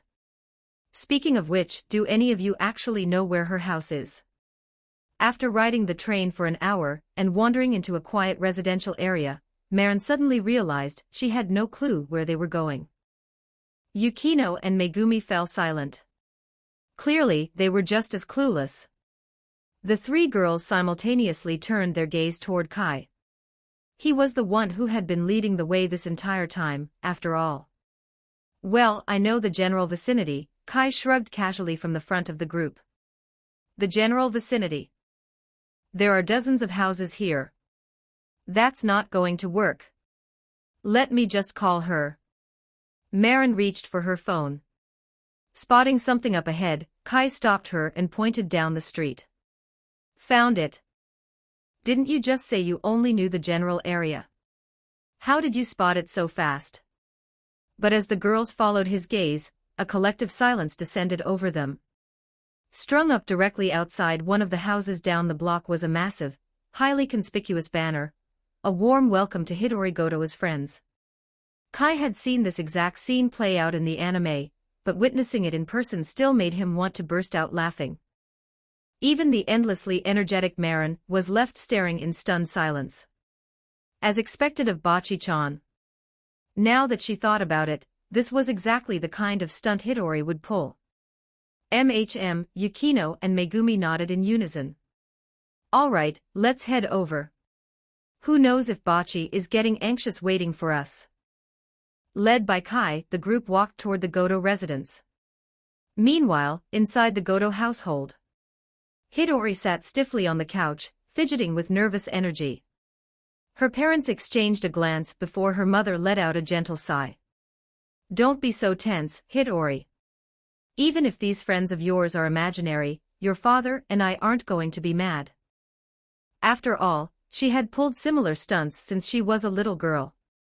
Michio spoke gently and Naoki, her father, nodded solemnly in agreement. Only her younger sister elementary schooler Futari Goto sat comfortably on the couch, munching on snacks. Well sis, if you're really that desperate, I can introduce you to some of my friends at school. Aren't all your friends elementary schoolers? And no need. Hitori shot up from the couch. She declared with firm resolution, they aren't imaginary. My friends are going to be here any minute. Watching her desperate defense, her family exchanged another look and shook their heads. They decided to let it go. She was their daughter, and poking holes in her imaginary friend's story would only make things worse. Knowing Hitori, she would probably just lock herself in her closet and refuse to ever come out again. Ding dong. The doorbell chimed. The family turned their heads just in time to see Hitori bolt toward the entryway with a look of pure joy. They're here. They're here. Seeing her rush to the door, her parents looked baffled. You don't think she hired actors, do you? Naoki stroked his chin thoughtfully. Don't be ridiculous. Michio shot her husband an exasperated look. Even if their daughter was socially inept, she wouldn't actually pay people to pretend to be her friends just to reassure them. Sis's friends. I wanna see. Futari hopped off the couch and chased after her, curious to see exactly what kind of people hung out with her older sister. Morning, Bachi-chan. Standing on the porch, Kai raised a hand in greeting as the door swung open. Marin and the other girls smiled warmly and echoed their hellos. They were actually here. Staring at Kai, Hitori was so overwhelmed with relief that tears sprang to her eyes. Thank goodness. You guys really came. Her legs buckled, and she practically dropped to her knees right in the doorway. I am eternally grateful for your presence. Is it too late to turn around and leave? Even Kai, who knew her personality perfectly well, was momentarily stunned by the sheer dramatics. As expected of Hidori Goto. When it comes to being unhinged, you are undeniably the strongest. He gave her a thumbs up. Stop that. Yukino slapped his arm lightly before stepping forward to pull Hidori up from the floor. It's just a normal visit from friends. There is no need to be this tense. President. Her sobbing only grew louder. That reaction left Yukino completely at a loss for words. Futari trotted over, her curious gaze sweeping across the group standing in the doorway. Are you my big sister's friends? I'm Futari Goto. Her bright, confident demeanor was a stark contrast to her older sisters. Are you BOCI mean, Hitori's little sister? Marin caught herself just before using the nickname. Since they were meeting the parents, using her real name felt more polite. She looked down at Futari in surprise. They look so similar, but their personalities couldn't be more different. They really are opposites, Megumi noted from the back, nodding in agreement. I am sorry. No one else thought anything of it, but Hidori immediately hung her head in shame. She was losing in social grace to an elementary schooler. She really belonged in her closet. Why are you putting yourself down? Having swapped his shoes for house slippers, Kai walked over and gently pulled her upright. Hidori is Hidori, and Futari is Futari. Your little sister is cute, but you are entirely unique too, aren't you? Hearing his gentle tone and seeing the sincerity in his eyes, fresh tears of gratitude welled up in Hitori's eyes. You really are a literal angel. The service club members were used to Hitori's antics, so they didn't bat an eye. However, watching the interaction, Futari piped up with genuine curiosity. Mister, are you my sister's boyfriend? Futari. Don't spout nonsense. Hearing the question, Hidori frantically waved her hands in denial. Even though she and Kai had crossed lines only couples crossed, she never dared to act like his girlfriend in front of others. It wasn't because she didn't want to. It was purely born of an inferiority complex. Deep down, Hidori firmly believed that having someone as pathetic as her for a girlfriend would only bring him shame. Every 200 horsepower equals bonus chapter. 15 advanced chapters available on Patreon. https://p-atreon.com/dragons. Just remove the hyphen to access Patreon normally. Chapter 72, The Quirky Futari Goto.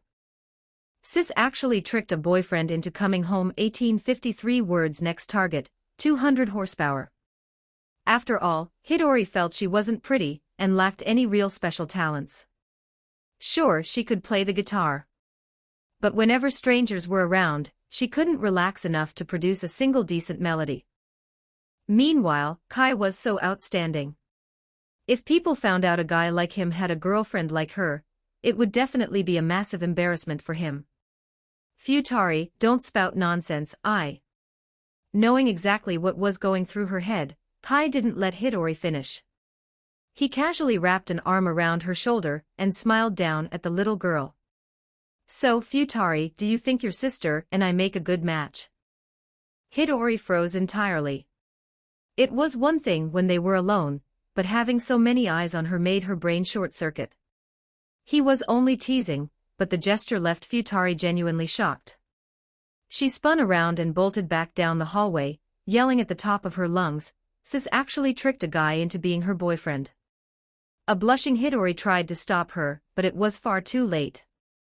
Naoki Goto, driven solely by paternal instinct, was the first to rush into the hallway. He glanced at Kai, then at Hidori, and a deep, fatherly relief appeared on his face. Has the day finally come? It hurts to let her go, but seeing Hidori actually find a partner is just wonderful. All right, that's enough. Finally, under Hitori's mortified glare, Michiyo Goto stepped up with a warm smile to smooth things over. You must be Hitori's friends. Please head upstairs and make yourselves comfortable. I'll bring some snacks up shortly. Clearly, Michio assumed it was just a playful joke and didn't take the boyfriend claim seriously. Still, seeing her highly antisocial daughter actually bring a boy home filled her with genuine joy. As they headed upstairs, Kai felt his phone buzz in his pocket. "You girls go ahead," he said calmly.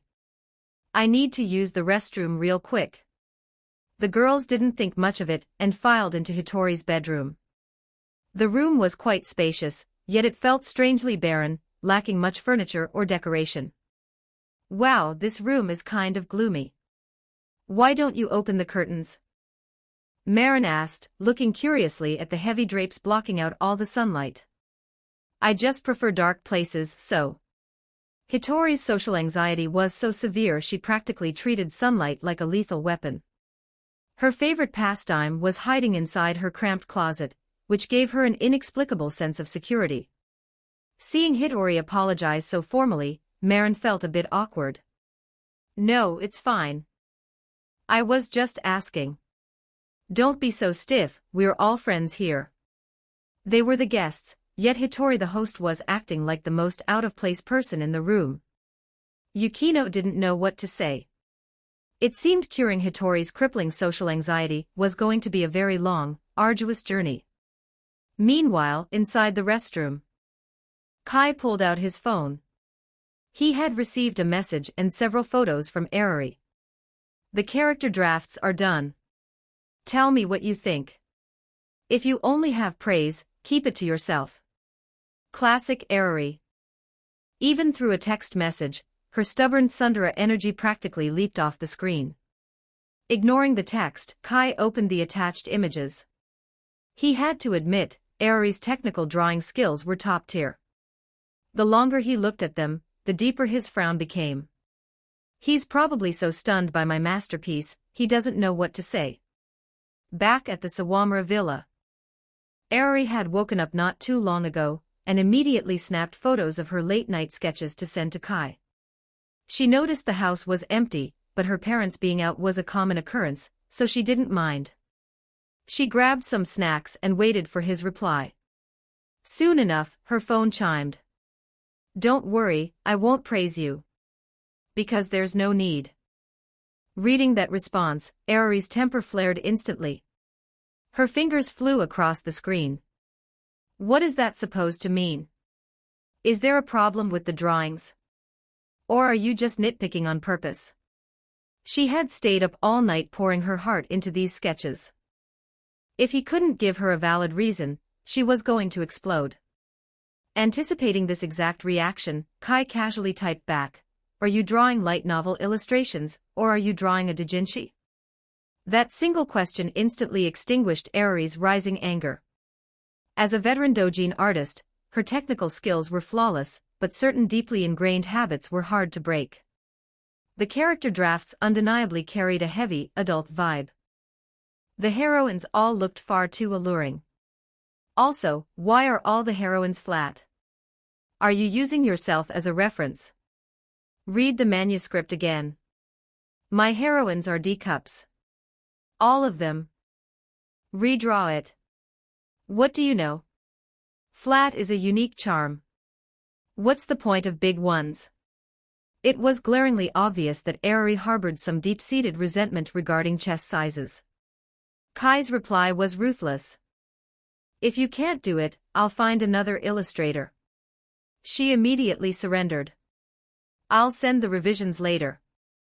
After hitting send, Arari locked her phone. She stood up and started shadowboxing in the middle of her room, throwing furious punches at the air as if Kai were standing right in front of her. Who does he think he is? Find another illustrator like I care. But despite her venting, once her temper cooled, Arari immediately sat back down at her desk and picked up her stylus. "I refuse to let him look down on me. Just wait. I'll draw something that makes your eyes pop out." Having her work criticized only fueled her competitive drive. She was determined to create the perfect illustration just to prove him wrong. Back at the Goto residence. After finishing his texts, Kai stepped out of the restroom. Just as he approached the bedroom door, he heard Hitori's panicked voice. Please don't misunderstand what happened downstairs. Kaikuin and I are just friends. We're definitely not dating. She didn't want Kai to feel embarrassed by having someone like her labeled as his girlfriend. Hearing this, Marin raised an eyebrow, a knowing smile playing on her lips. It seemed her future co-op games wouldn't just be limited to Megumi. Megumi, meanwhile, sat quietly with her usual blank expression. Yukino sighed softly. Kai has always been rather tactless. Don't let his teasing bother you, Hitori. In Yukino's eyes, Kai had only acted that way to help ease the awkward tension between Hitori and her family. Yet, her tone sounded remarkably defensive, as if she were naturally stepping up to protect her boyfriend's reputation. I don't mind, Hitori mumbled, scratching her head. Yukino's serious explanation made Hitori feel strangely uneasy. Something about the dynamic felt off, but she couldn't quite put her finger on what it was. Suddenly I didn't realize I left such a terrible impression on you, Yukino. How disappointing. Kai opened the door and strolled into the room. All eyes turned to him. Getting caught talking behind his back made Yukino slightly flustered, but she maintained her composure. Did you honestly believe you left a good impression? Her slight tsundere front was actually quite charming. Kai feigned a look of deep heartbreak and leaned toward Hitori. So cruel. It seems only sweet little Bachi-chan can heal my wounded heart. Seeing him lean in, Hitori panicked, terrified the others might figure out their true relationship. Yet, she didn't want to push him away either. Before he could actually rest his head on her, a hand reached out and firmly pulled his collar. Yukino dragged him over to her side. Stop causing trouble for Hitori. I suppose I'll just have to lean on you then, Yukino. Never one to miss an opportunity, he smoothly shifted his weight and leaned against Yukino's shoulder. By the time Yukino processed what happened, she already felt his weight against her. Feeling his body heat pressing into her, the room suddenly felt much warmer. Why you leave me no choice? Just for a minute, understand? She turned her head away stiffly, refusing to look at him or anyone else in the room. Oh, how bold. Can I take a picture? Marin immediately whipped out her phone, her eyes sparkling with excitement as she prepared to document the moment. Unable to handle the teasing, Yukino quickly shut it down. Marin lowered her phone, looking slightly disappointed, but she didn't push it. Instead, she just sat back, radiating the energy of a highly satisfied shipper. Watching Marin's reaction, Megumi felt a profound sense of bewilderment. Are you seriously not the slightest bit jealous? Even Megumi didn't know how to categorize Marin's chaotic mindset anymore. However, regardless of Marin's lack of jealousy, Megumi found her own emotions remaining perfectly steady. She had seen it far too often. She was numb to it. She had witnessed Kai and Yui Yokohama acting affectionate in the classroom countless times. This was par for the course. There was zero reason to feel jealous over something so routine. Excuse me. A knock sounded at the door. Yukino hastily shoved Kai away. A second later, Michio Goto stepped into the room carrying a tray of snacks. I just baked some sweets. I hope you like them. Thank you for having us. The group replied politely. It's no trouble at all. If you run out, I can always bake more. Looking at the room full of teenagers, Michio smiled warmly. How long had it been?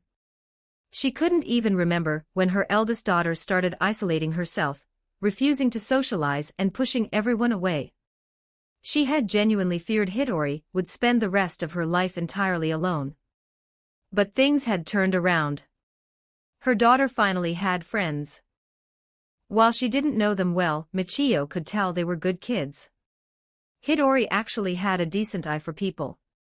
Don't bother your sister's friends. Spotting her youngest daughter hovering around the group, Michio quickly scolded her. It's fine, it's fine. Futari, who had somehow managed to wedge herself right next to Kai, waved her hand dismissively. My brother-in-law doesn't mind at all. Hearing her little sister address Kai as brother-in-law again, Hitori's face burned red. What's wrong? Do you not like Kai and I? Futari tilted her head, looking at her older sister with wide, innocent eyes. How was she supposed to answer that? Say she liked him. With a room full of people listening, she could never admit it out loud. But say she didn't like him. The words physically wouldn't leave her throat. I'm just worried you're going to bother Kai-kun. She finally managed to stammer out an excuse. Futari ignored her and looked up at Kai with an angelic expression. Brother-in-law, am I bothering you? Every 200 horsepower equals bonus chapter. 15 advanced chapters available on Patreon. https://p-atreon.com/dragons. Just remove the hyphen to access Patreon normally. Chapter 73, 73, Haruno Yukinoshita, Megumi Kato's even thinner presence 1839 words next target, 200 horsepower. If we manage to reach 200 horsepower before I go to sleep, I'll release the bonus chapter today. Of course not. Her quirky and mischievous behavior made Kai laugh. He reached out and ruffled Futari's hair, smoothly handing the dessert in front of him over to her. If you want it, go ahead and eat it. Futari had been staring at the plate since the moment it arrived. Thanks, brother-in-law. Taking the dessert, Futari flashed him a sweet smile. She plopped right down in his lap, leaning comfortably against him as she ate her treat, clearly deciding this was the best seat in the house. Hitori felt deeply embarrassed, worried her sister was being a nuisance to Kai. But at the same time, she found the scene strangely harmonious. She and Kai were a couple, and her little sister got along great with him. If they became a family in the future, it would be perfectly fine, wouldn't it? Perhaps getting carried away by her own fantasies, Hitori suddenly lowered her head, too flustered to speak. All right. Eventually, Michiyo walked over. She grabbed Futari by the ear and hauled her up. Don't bother them, understand? Ouch.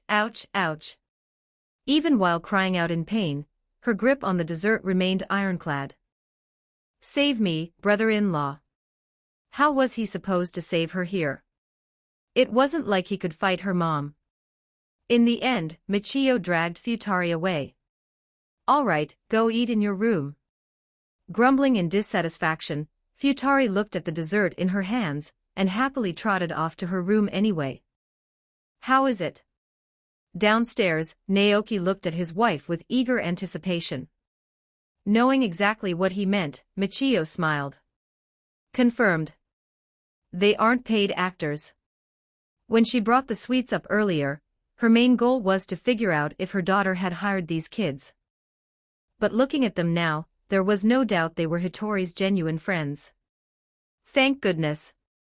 The answer filled Naoki with joy and deep relief. His daughter had finally grown up. There wasn't anything particularly special to do at the Goto household, so they mostly just sat around chatting. Fortunately, Marin was an expert at keeping the atmosphere lively, so the mood in the room remained pleasant. Kai was already lying down, fully embracing the lazy weekend vibe. Listen here, Kai, don't push your luck. Yukino had been chatting with Marin. Noticing that Kai was currently using Megumi's lap as a pillow, her eyelid twitched. Don't make things awkward for Megumi. Hey, lying down without a pillow is really uncomfortable. Kai argued his case with a straight face. Then why did he have to lie down at all?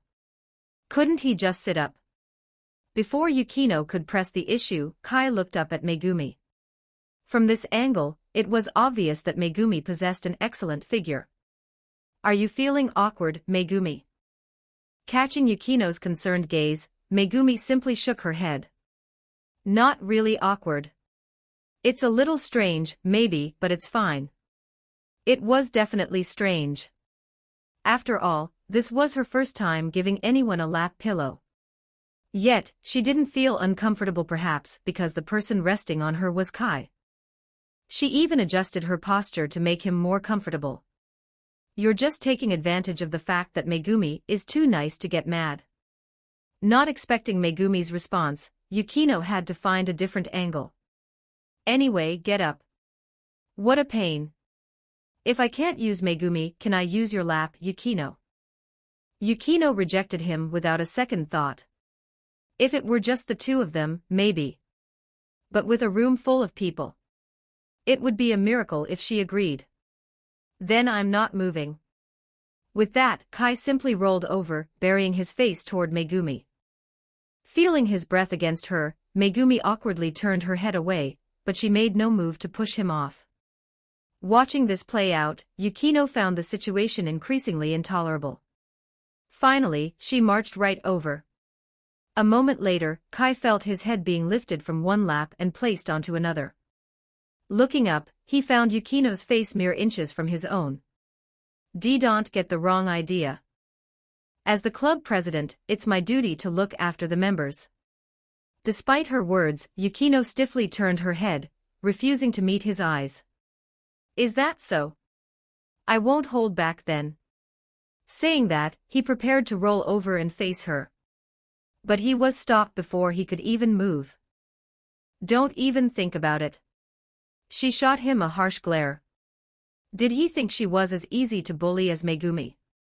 Kai didn't push it. Seeing how low Yukino's bottom line had already dropped, it probably wouldn't be long before she accepted a lot more.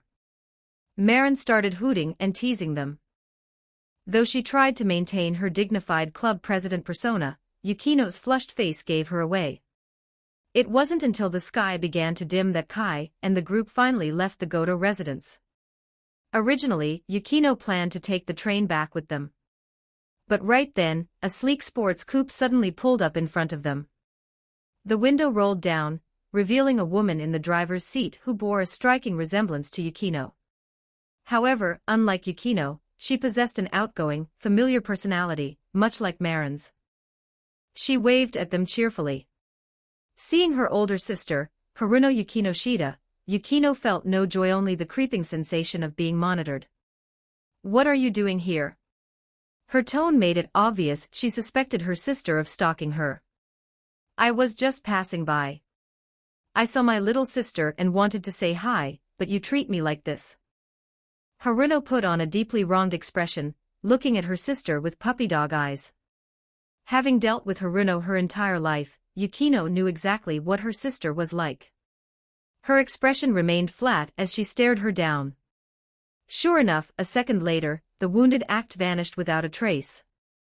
It was instantly replaced by a bright, cheerful smile as she turned to Kai and the others. Hello there. I'm Haruno Yukinoshita, Yukino's older sister. You two must be Yukino's friends. Already guessing her identity, Kai and Marin offered polite greetings. Kai quickly evaluated her. As expected of Yukino's sister, Haruno was a high-tier heroine capable of triggering system quests. However, Sister Donburi. The very first quest to pop up. Predictable. Meanwhile, upon hearing her sister's words, a faint smirk touched Yukino's lips. They are indeed my friends. But there aren't two of them. There are three. Haruno paused. She scanned Kai and Marin, then let out a laugh. Oh Yukino, you always love playing jokes on your big sister. There are clearly only hello, Yukinoshita-san. Just as she was about to say there were only two, Megumi's flat voice cut in. The sudden sound visibly startled Haruno. She finally noticed Megumi standing right there. There really was another person. Why hadn't she seen her? Or rather, was she even human? Catching the shift in Haruno's gaze, Megumi spoke calmly. I'm just a normal person. My presence is just a bit thin, so people tend to overlook me. Thin presence? None of this made sense. From the corner of her eye, Haruno caught Yukino struggling to hide a triumphant smile. Growing up, Haruno was always the one pranking her little sister. She never expected the day would come when Yukino actually got her back. Yukino, you have quite the wicked streak. Haruno quickly collected herself and flashed Megumi a bright smile. I'm so sorry about that. Hello, I'm Haruno Yukinoshita. It's fine. Megumi shook her head, her eyes flashing slightly. Even though it was their first meeting, Megumi got the distinct feeling that this older sister's smile was fake. Still, it was someone else's sister and none of her business, so Megumi kept quiet. At that moment, Haruno's gaze locked onto Kai. I never expected Yukino to have such a handsome guy hanging around her. Honestly, why didn't you introduce him to your big sister? Despite constantly teasing her, Haruno was deeply protective of her younger sister. Any boy who got close to Yukino needed to be thoroughly inspected. Acting flirty, Haruno leaned toward him. So handsome, want to go for a drive with me later? Before Kai could answer, Yukino cut in, glaring at her sister with genuine anger. Knowing Yukino wasn't faking it, Haruno immediately backed off. All right. I was just joking, don't get mad. I'm still waiting to eat your home-cooked dinner. She brushed it off, but Yukino's strong reaction only proved how much this boy mattered to her. That realization made Haruno even more interested in Kai. Oblivious to her sister's scheming, Yukino let out a soft humph. She looked apologetically at the others. My sister is a nuisance. It's not really a nuisance. Having seen the anime, Kai knew exactly what kind of person Haruno was. After this, she was definitely going to come looking for him. But that was exactly what he wanted. She liked testing people. Fine by him. He wasn't afraid of a little test. I'll be heading back now. She had wanted to say a proper goodbye, but with her sister here, there were things she couldn't say. With a brief farewell, she got into the passenger seat. Whatever. School starts tomorrow anyway. I'll see him then. On the drive back, Haruno casually tried to probe Yukino about her feelings for the boy named Kai. But Yukino remained silent the entire ride, staring out the window, lost in thought. And the quieter she was, the more curious Haruno became about him. Meanwhile, Kai had already boarded the train with Megumi and Marin. By the way, Megumi, is it okay for you to be out this late? Do you need me to help cover for you? Marin asked enthusiastically, leaning close to Megumi. It's fine. I already told my mom. Megumi shook her head. In truth, for some reason, Megumi felt her presence had grown even thinner lately. In the past, people would at least notice her eventually. But recently, she could walk right past her parents and be ignored, as if she were invisible. So, even if she didn't come home tonight without telling anyone, her family probably wouldn't notice she was gone. Or rather, they wouldn't even remember she existed. Before, even if she didn't show it, that thought would have deeply saddened her. But now.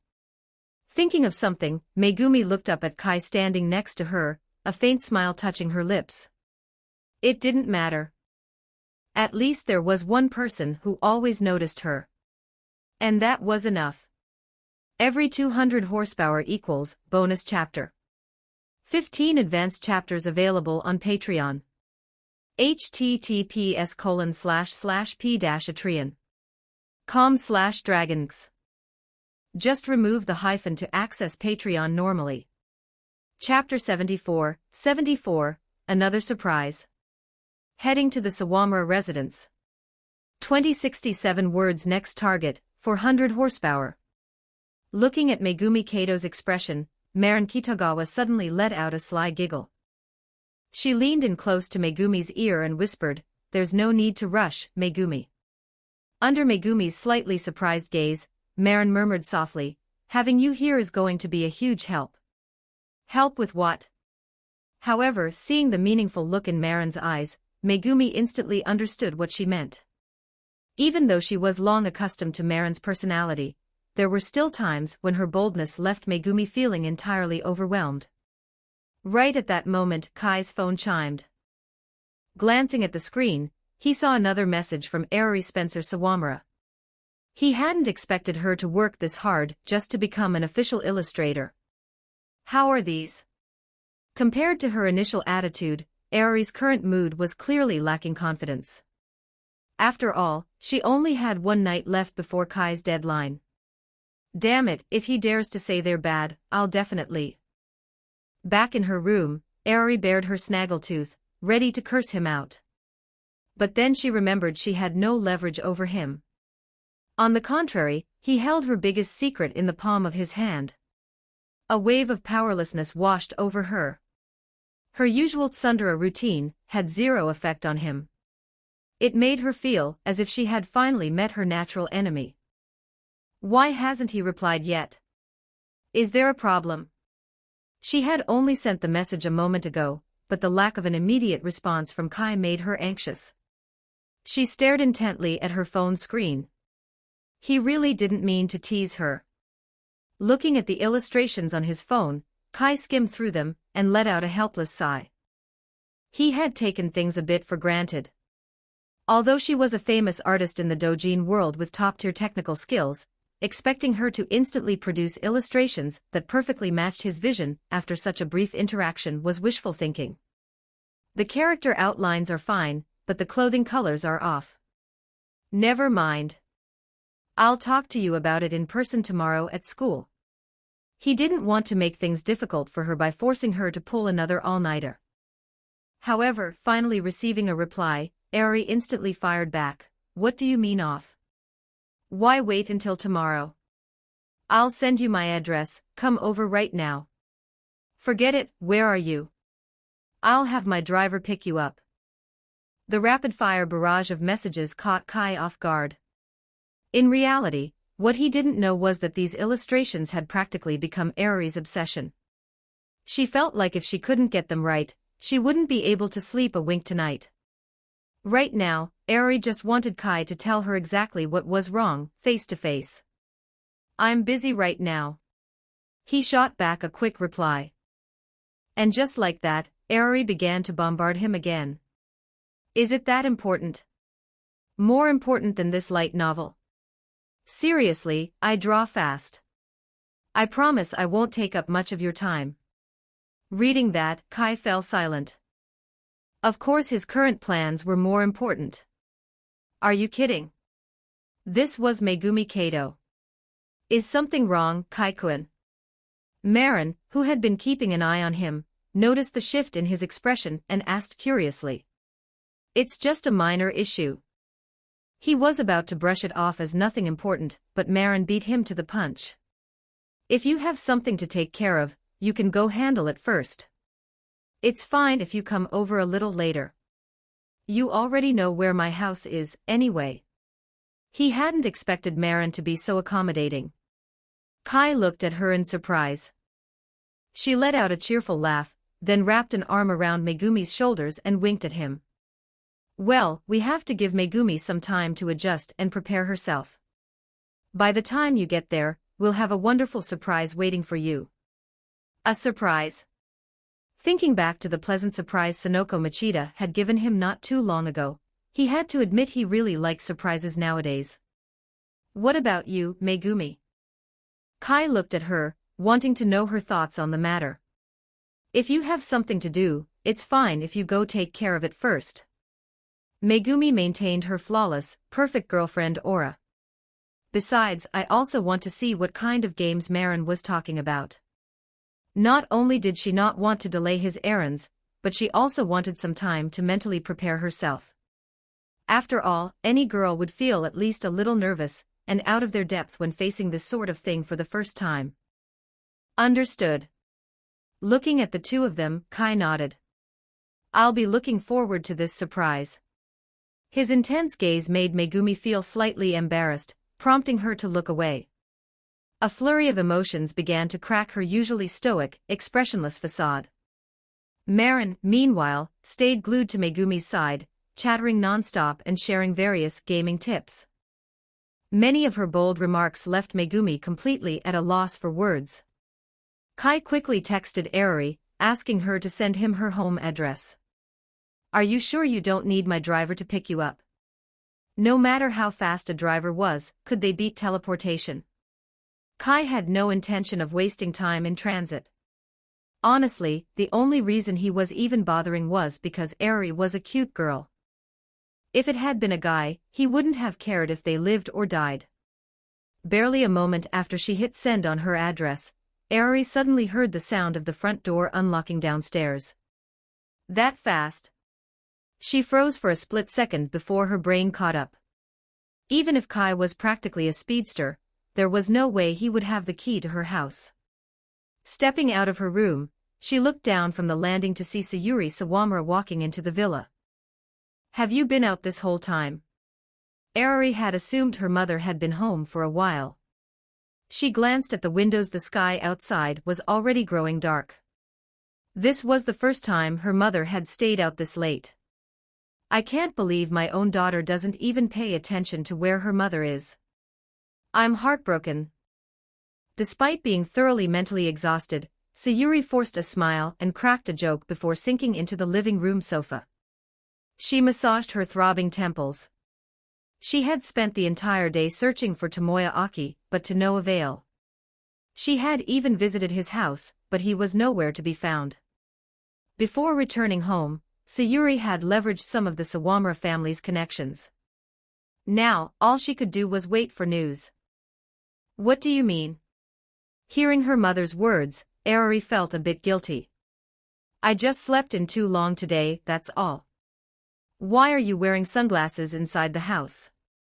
After pouring a glass of water and handing it to her mother, Eri looked at her strangely. Don't you think Mom looks really cool like this? Sayuri didn't offer a real explanation. Instead, she pushed the oversized sunglasses up the bridge of her nose and struck a dramatic pose. So childish. However, since this perfectly aligned with Sayuri's usual quirky persona, Eri didn't suspect a thing. Afraid that Eri would press the issue, Sayuri immediately changed the subject. Come to think of it, it's rare for you to pour me a glass of water on your own initiative. Spit it out, what's the favor? Did you draw a new doujinshi and need Mom to help you sell it? She was about to go mainstream and become a legitimate illustrator.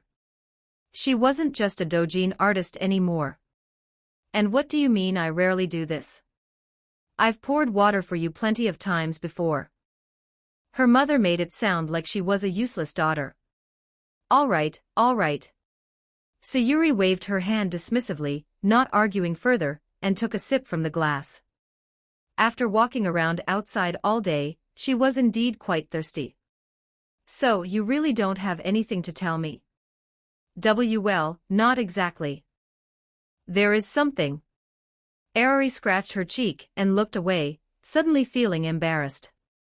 After acting so defensive a second ago, admitting it now felt like a slap in the face. Sayuri didn't speak, but her eyes filled with teasing amusement.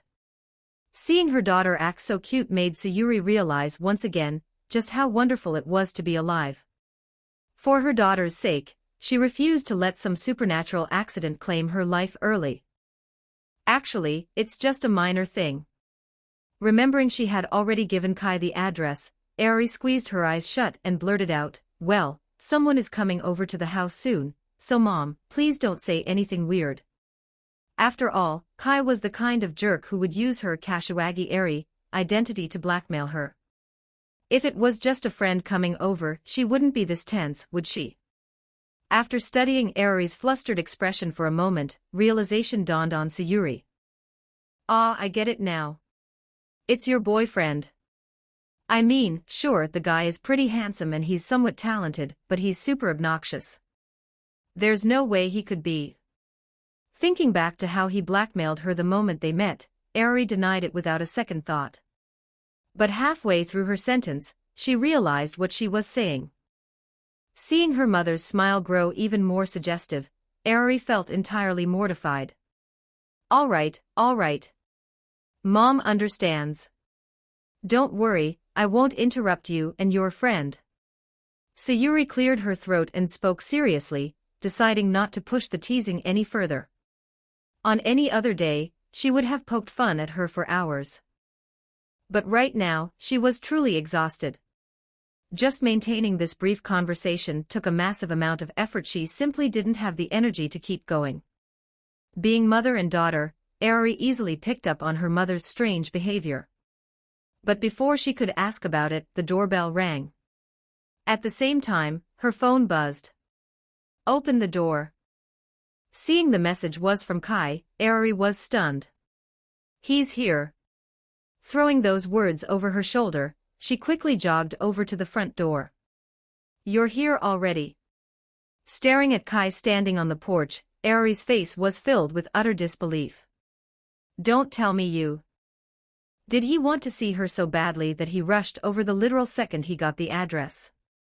She hadn't realized this guy was such a hypocrite.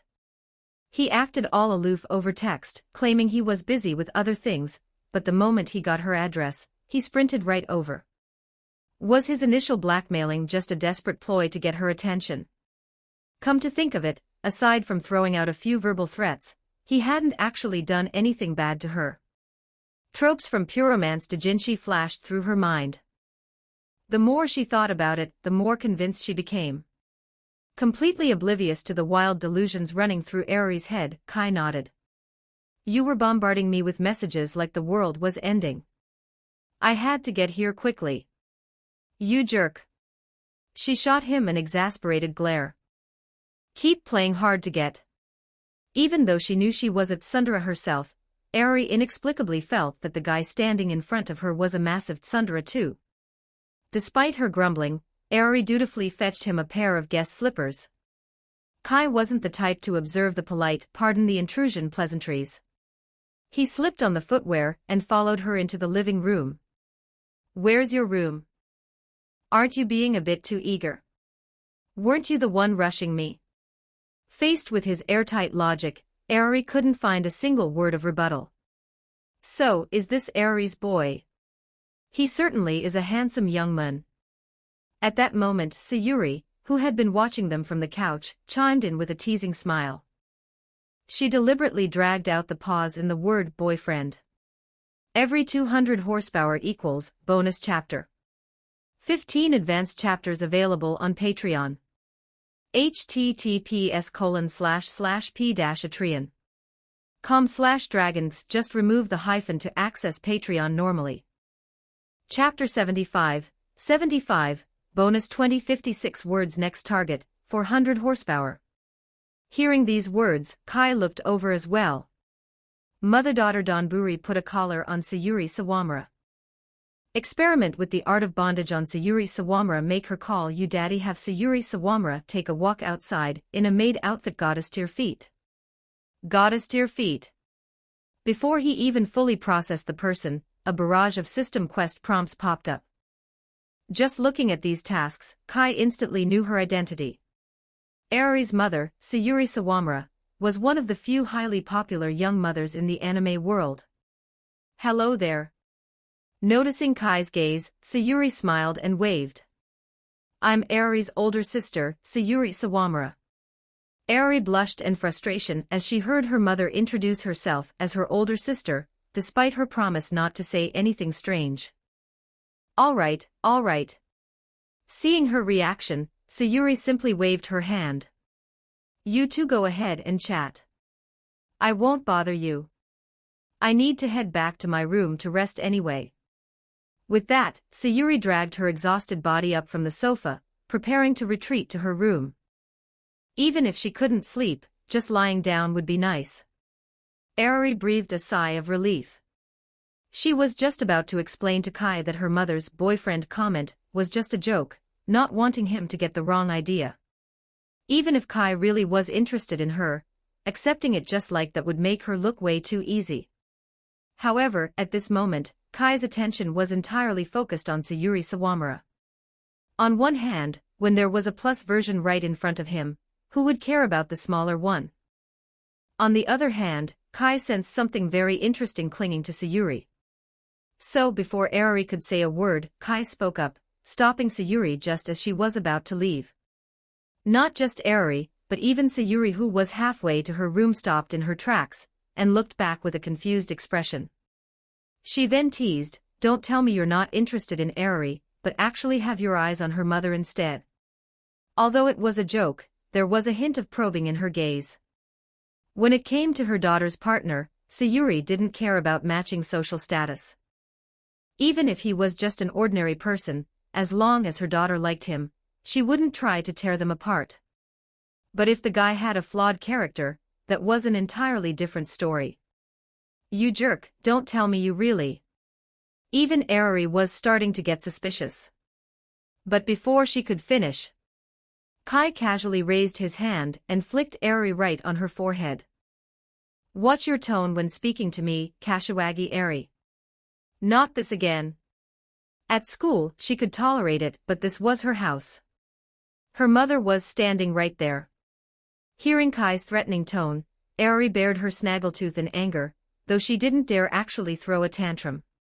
Watching this unfold, Sayuri couldn't help but raise an eyebrow. Goodness! Has my daughter already been trained to be this obedient? So is there something you need? However, Sayuri could also tell that this boy probably didn't have any unsavory intentions toward her. After all, the look in his eyes lacked that disgusting, lustful undertone. When it came to reading people, Sayuri was quite confident. But she clearly didn't realize that not everyone wore their innermost desires plainly on their faces. Allow me to introduce myself. My name is Kai. Kai straightened his sleeves and looked at Sayuri with complete seriousness. His sudden formal posture left Sayuri a bit flustered. Hello. I am Sayuri Sawamura, Arari's mother. Arari elbowed Kai in the side. What are you trying to do? Are you going to look at the illustrations or not? The illustrations are important, but I imagine your mother's life is a bit more important to you right now. What the heck are you talking about? Arari was instantly shocked. What kind of nonsense was he spouting? Of course her mother's life was more important, there was no arguing that. But the way he phrased it made it sound like he was cursing her mother to die. Don't say crazy things. Don't you see that your mother isn't denying it? If you have questions, just ask her yourself. Kai shrugged, looking entirely relaxed. If Kai hadn't pointed it out, Arari genuinely wouldn't have noticed. Upon hearing Kai's words, Sayuri's expression first went blank, then morphed into sheer disbelief, as if her deepest, darkest secret had just been exposed. At that moment, even the naive Arari realized something was horribly wrong. When she looked at her mother, her tone was noticeably laced with panic. Mom, it's not true, right? Mom, you. Sayuri looked at her daughter with a complex expression. After a moment of silence, Sayuri raised her hand and slowly took off her sunglasses. I'm sorry. There were some things I originally didn't want to tell you. Under the glasses, Sayuri's eye sockets appeared sunken, encircled by dark circles. Her eyes expressed extreme exhaustion, radiating a haunting aura like a flickering candle nearing extinction. Realizing her mother was genuinely in danger, Arari threw her tsundere act out the window, and ran over to hug her tightly. Sayuri gently patted her daughter's back to comfort her, then looked up at Kai. Just who are you? Sayuri clearly understood that this boy's identity was quite complex. Otherwise, he wouldn't be able to instantly sense that something was wrong with her, much less realize she had little time remaining. A jujitsu sorcerer. As a prominent family, the Sawamuras must have heard some rumors about jujitsu sorcerers by now. Even Sakiko Tagawa's grandfather had received the intelligence. The Sawamura family might not be on the Tagawa conglomerate's level, but they shouldn't be too far behind. I'm only from a branch family of the Sawamuras.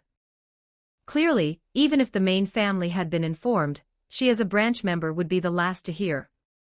Nevertheless, this exchange was sufficient to show that the young man before her possessed real power. Mom, what exactly happened? Arari looked up, her eyes filled with desperate anxiety as she stared at her mother. Kai crossed his arms and didn't interrupt. He had already noticed that Sayuri was engulfed in a specific type of cursed energy. It seemed she had been targeted by a cursed spirit. It was very similar to what happened to Kiyotsugu Tagawa. No, it was significantly worse than his case. But as for the exact cause, he needed Sayuri to explain it herself. Looking at Aoi in her arms, and then at Kai standing nearby, Sayuri hesitated for a moment before speaking slowly. Aoi, do you remember that box Tomoya Aki dropped off a few days ago? Aoi looked up in confusion, not understanding why her mother was suddenly bringing this up. In her naive state, Aoi didn't even notice that her mother, who usually called him Tomoya-kun, was now using his full name. In Japan, using a full name like that was reserved for highly estranged or hostile relationships. That's impossible. After hearing the explanation, Aoi instinctively denied it. On one hand, she had assumed her mother contracted some sort of terminal illness. She never expected it to be caused by something completely unscientific. It felt like her entire worldview was under attack. On the other hand, she and Tomoya Aki grew up together. Why would he try to kill her mother? Knowing exactly what her daughter was thinking, Sayuri looked down at her with a serious expression. That box. Tomoya originally intended to give it to you. Do you understand what Mom is saying? She understood her daughter was naive. Though her tsundere demeanor suggested otherwise, Aoi was deeply kind-hearted. Sayuri had always wished to safeguard her daughter forever, but now she saw that Aoi needed to mature rapidly. She knew she couldn't remain completely oblivious any longer. Give it to me. The person Tomoya Aki actually wanted to kill was her.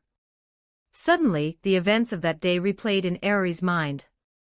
It was her. If it weren't for her, her mother never would have watched that tape. She was the one who doomed her mother. It's all my. It has nothing to do with you. Gently stroking her daughter's hair, Sayuri spoke with a tender voice. If something had happened to you instead, Mom would have suffered a fate worse than death. Where is Tomoya Aki? I'm going to go find him. The realization only made Aoi's fury burn brighter. She felt the bitter sting of being betrayed by someone she trusted. Mom already looked for him all day today, but I couldn't find him anywhere. So that was why her mother had gone out today. She was hunting for Tomoya Aki. If her mother couldn't find him, she definitely wouldn't be able to either. Then what do we do? Mom, you can't die. All right, calm down. Seeing Aoi in such a panicked state actually made Sayuri feel a lot more relaxed. Did you forget who noticed my condition in the first place? This silly child. It's like her brain completely shuts down the moment she panics. Thinking of this, Sayuri looked up at Kai with an apologetic smile. I'm sorry. Aoi has always been a bit slow since she was a child. Please take good care of her in the future. The way she phrased it sounded exactly like a mother entrusting her daughter's future to him on her deathbed. However, glancing at Aoi, whose brain was clearly overloading, Kai just smiled back at Sayuri. Please rest assured and leave it to me. You too. How could they still be in the mood to joke around when things were this dangerous? Not knowing how to retort, Aoi stomped her feet in sheer frustration. You silly girl. Could she really not see it? If Kai still had the leisure to make jokes, it meant that to him, this situation wasn't a difficult problem to solve at all. Sayuri shook her head helplessly and looked back up at Kai. I leave it in your hands. This time, she clearly wasn't talking about Aoi, but about her own life. It's nothing. Besides, I'm actually quite interested in imaginary cursed spirits born from urban legends like Sadako. In truth, Kai had only recently discovered something fascinating. Normally, when a cursed spirit was consumed via cursed spirit manipulation, its strength was locked. It wouldn't grow weaker, but it wouldn't grow stronger either. It remained exactly as it was when it was eaten. He didn't know if it was because he possessed the perfected version of cursed spirit manipulation, but there was an exception. While ordinary cursed spirits had their strength locked, imaginary cursed spirits born from humanity's collective fear of urban legends continued to grow even after he consumed them. As long as their urban legend persisted in the outside world, and as long as people continued to fear them, that fear would constantly feed their growth. It was just like the spider woman he had eaten not long ago. Initially, it only had the strength of a regular grade 1 curse spirit. But recently, its power had already climbed to that of a mid-tier grade 1. At this rate, it wouldn't be long before it awakened a domain expansion and evolved into a special grade curse spirit.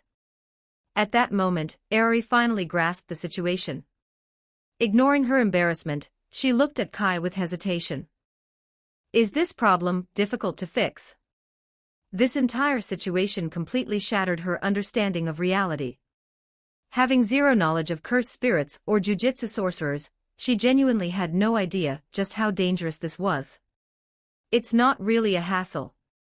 I just didn't expect that I'd run into something like this when I came over to check on your illustrations. Illustrations? Sayuri looked at Kai strangely, then looked down at her daughter. So they weren't in the kind of relationship she imagined. All right, we can talk about everything else later. Let's deal with the problem attached to your mother first. Every 200 horsepower equals bonus chapter. 15 advanced chapters available on Patreon.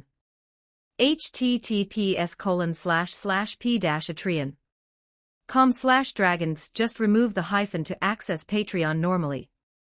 Chapter 76, Sayuri Sawamura's Scent, Sadako's Clone. 2043 words. Next target, 400 horsepower. In the living room. Sayuri Sawamura brought out the videotape from earlier. Is this it? Is this what Tomoya Aki dropped off? Thinking that her mother wouldn't be in this state if it weren't for him, Aerie couldn't help but clench her fists, her eyes swelled with hatred. Sayuri didn't say a word. She simply patted her daughter's head reassuringly and turned on the television. Since they needed to deal with Sadako, they had to let Sadako show up first. If you're scared, you can go back to your room. As the television's glow illuminated the room, Sayuri spoke softly, knowing how timid Aerie actually was. No, I'm staying with you, Mom. Aerie just shook her head, looking at her mother with steady determination. Sayuri felt a bit helpless. She chose to be stubborn at a time like this. Shaking her head, Sayuri's eyes darted to Kai, who was already sitting on the sofa. She suddenly smiled and said, however, since Kai-kun is here, you can sit closer to him if you're scared, Aerie. Don't worry about Mom. WWHO's scared. Hearing this, the flustered Aerie immediately shot back, I'm not scared at all. Why are you acting like a tsundere at a time like this? Sometimes she really doubted if this useless daughter was actually hers. She was so courageous herself, yet her daughter ended up like this. There was no helping it, if her daughter couldn't step up, then as a mother, she would have to take the lead. At the very least, she couldn't let this precious son-in-law slip away. Please don't mind her, Kai-kun. Aerie has been like this since she was a child. Although she denies it verbally, she truly cares a lot underneath. Oh my gosh, Mom. I am not like that. Aerie knew her tsundere personality was a bad habit, but she still couldn't resist the urge to argue back. Shooting Aerie an exasperated look, Sayuri smoothly sat down right next to Kai. That mature, alluring charm, unique to a young wife, made Kai's breathing quicken involuntarily. Noticing Kai's reaction, Sayuri paused for a moment, then felt a bit shy and prepared to scoot over slightly. It's fine. But just as she moved, Kai raised his arm and pulled her close. If you're scared, Sayuri-san, you can lean closer to me. Trust me, it's just an urban legend. It won't be a problem. He turned his head, looking at Sayuri with a smile. If it weren't for the arm wrapped tightly around her waist, Sayuri might have believed he was an honest, upstanding guy. Aerie also sat down on the sofa, though she was too embarrassed to sit too close. From her angle, she could only see Kai's profile, and had absolutely no view of what was happening on Sayuri's side. Unaware of the situation, Aerie chimed in, it's totally fine if you're scared. You don't know a damn thing. All right then. Shooting Kai a warning glance telling him not to go overboard while Aerie was right there, Sayuri ultimately yielded. However, deep down, Sayuri couldn't help feeling a flutter of pride. Regardless of the circumstances, this was a validation of her charm. As Airi grew older, Sayuri's husband rarely came home. In fact, Airi's father had a childhood sweetheart living overseas. Back in the day, Sayuri was the one who aggressively pursued Spencer, swooping in out of nowhere and successfully stealing him away. But as Airi reached adulthood, their marriage had gradually plateaued.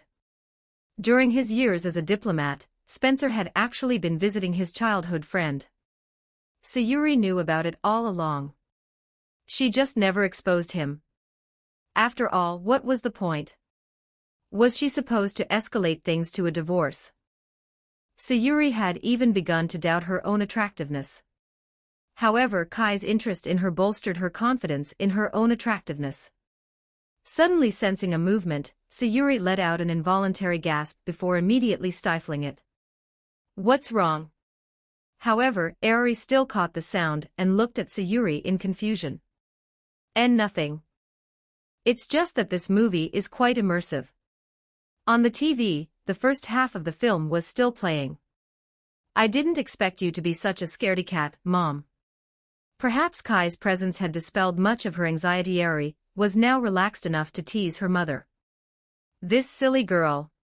She truly didn't understand anything, just sitting there grinning foolishly. During that brief moment of distraction, Kai's hand had become increasingly bold. Sensing where this was going, she quickly reached down to stop his hand, shooting him a pointed look. "Don't go too far." It was meant to be a warning glare. But Kai noticed the weak resistance in her eyes. It seemed she had been lonely for a long time, and part of her wanted this. Kai didn't say a word. He just smiled, completely ignoring Sayuri's attempt to stop him. If she truly wanted to refuse, she would have sat further away by now, rather than staying pressed up against him. Seeing Kai continue to do as he pleased, Sayuri instinctively glanced at Airi before lowering her head. She was clearly aware of how strange she was acting. It felt wrong, yet she didn't want to pull away. At the same time, there was a twisted feeling of excitement blooming in her chest. There was no way Airi could have become a doujin artist without Sayuri's influence. Even now, Sayuri loved reading doujinshi, always buying the newest releases the moment they dropped. This situation felt very familiar to Sayuri. It was just like the stories in many doujinshi she had read. Her daughter brought her boyfriend home, but the mother was. "It's here. It's here." Finally, Airi's voice rang out, allowing Sayuri to let out a breath of relief. "Mom, look." At that moment, the TV screen dissolved into white static. Soon after, the image of the dry well from before materialized. Sayuri hurriedly patted Kai's hand twice. If he kept pushing it, Airi was going to notice. Compared to her initial warning, Sayuri's gaze now held a pleading look. At the very least, she didn't want to lose her dignity in front of her own daughter. Without a word, he pulled his hand back with a satisfied smirk. While Sayuri felt relieved, an unexplainable feeling of emptiness flowed over her. She really was becoming strange. Before anything had happened, she could still control herself. But now that the fire had been sparked, she found it increasingly difficult to hold back. "She's here."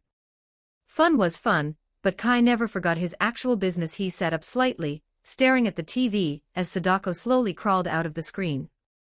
Even though she already believed it, witnessing this grotesque scene, with her own eyes sent a shiver of uncontrollable terror through Airi. Forgetting all about her tsundere act, she practically threw herself against Kai. "See, can you fix this?" Her voice trembled with fear. "Of course. But you might want to close your eyes. Otherwise, you might get even more scared in a second." Before she could understand what he meant, Spider-Woman. With Kai's call, the space in the air behind him began to fracture. Several strands of black hair shot out first, moving like agile chains as they coiled tightly around Sadako. Simultaneously, the figure of the Spider-Woman emerged from the spatial rift, hovering right above their heads. At that moment, Airi understood exactly what Kai meant. Terrified by the monstrosity hovering right in front of her eyes, Eri squeezed her eyes shut and buried her face into Kai's chest, refusing to look up. Sayuri, on the other hand, gasped but kept her composure. Seeing this unfold, her eyes practically sparkled with fascination. Unlike Eri, Sayuri wasn't completely clueless about the world. As a member of a branch family who had the guts to brazenly chase after love, she understood the hidden rules of this world much better.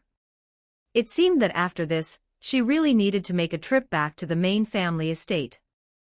At the very least, she needed to learn exactly what jujitsu sorcerers were all about. Meanwhile, Kai looked at Sadako, who was tightly bound by the spider woman's hair. As if sensing something, he tilted his head in confusion.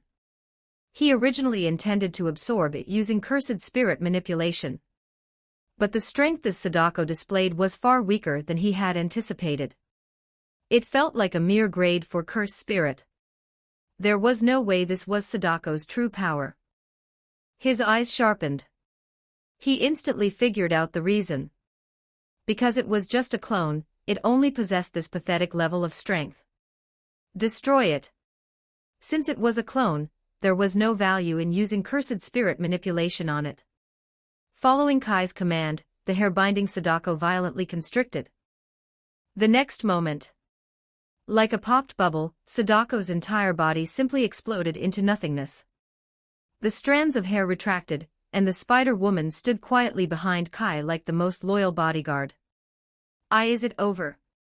She had expected an epic, life-and-death struggle. To think it would be resolved this easily. Sayuri looked at Kai in utter disbelief. She thought she had already set her expectations for him incredibly high, but it turned out she had still underestimated him. So strong. Even Eri finally peeked her head up and looked over. However, seeing the spider woman standing behind Kai still filled her with lingering dread. It was only after realizing the creature wasn't going to make any dangerous moves that she fully lifted her head. For some reason, she felt this monster looked awfully similar to some of the characters from the Gyuro doujinshi she used to draw. What, did it remind you of your old doujinshi plots? Noticing Eri staring blankly at the spider woman, Kai suddenly quipped. She nodded instinctively. But a second later, realizing what she had just admitted, she frantically shook her head. What are you talking about? I don't understand what you mean at all. Are you joking? If she confessed to that, her reputation would be at stake. Even though she didn't think her image with Kai was strong to begin with, she would never admit to it. Is the problem solved? Realizing the topic was steering into dangerous territory, Eri quickly tried to change the subject, hoping her mother was finally safe. No, this was just a clone. According to the urban legend, accidents only happen 7 days after watching the tape. The Sadakos that appear in between are likely just clones.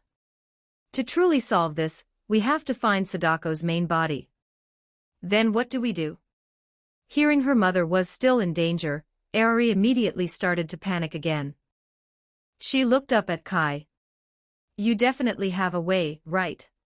Perhaps due to the calmness and overwhelming power Kai had displayed, Eri now completely saw him as a pillar of support. Finding Sadako's main body actually isn't hard. We just need to find the last person she cursed. Kai sounded relaxed. Either way, he wasn't going to let this imaginary cursed spirit slip away. If a mere clone possessed the strength of a grade 4 cursed spirit, the main body would be significantly more powerful. He just didn't know if it had reached the special grade level yet. The last person. Eri paused for a second before realization hit her. Tomoya Aki. It was that jerk. I hope Sadako has already cursed him to death. Even though they grew up together, the thought that he had targeted her mother made Eri want to kill him herself.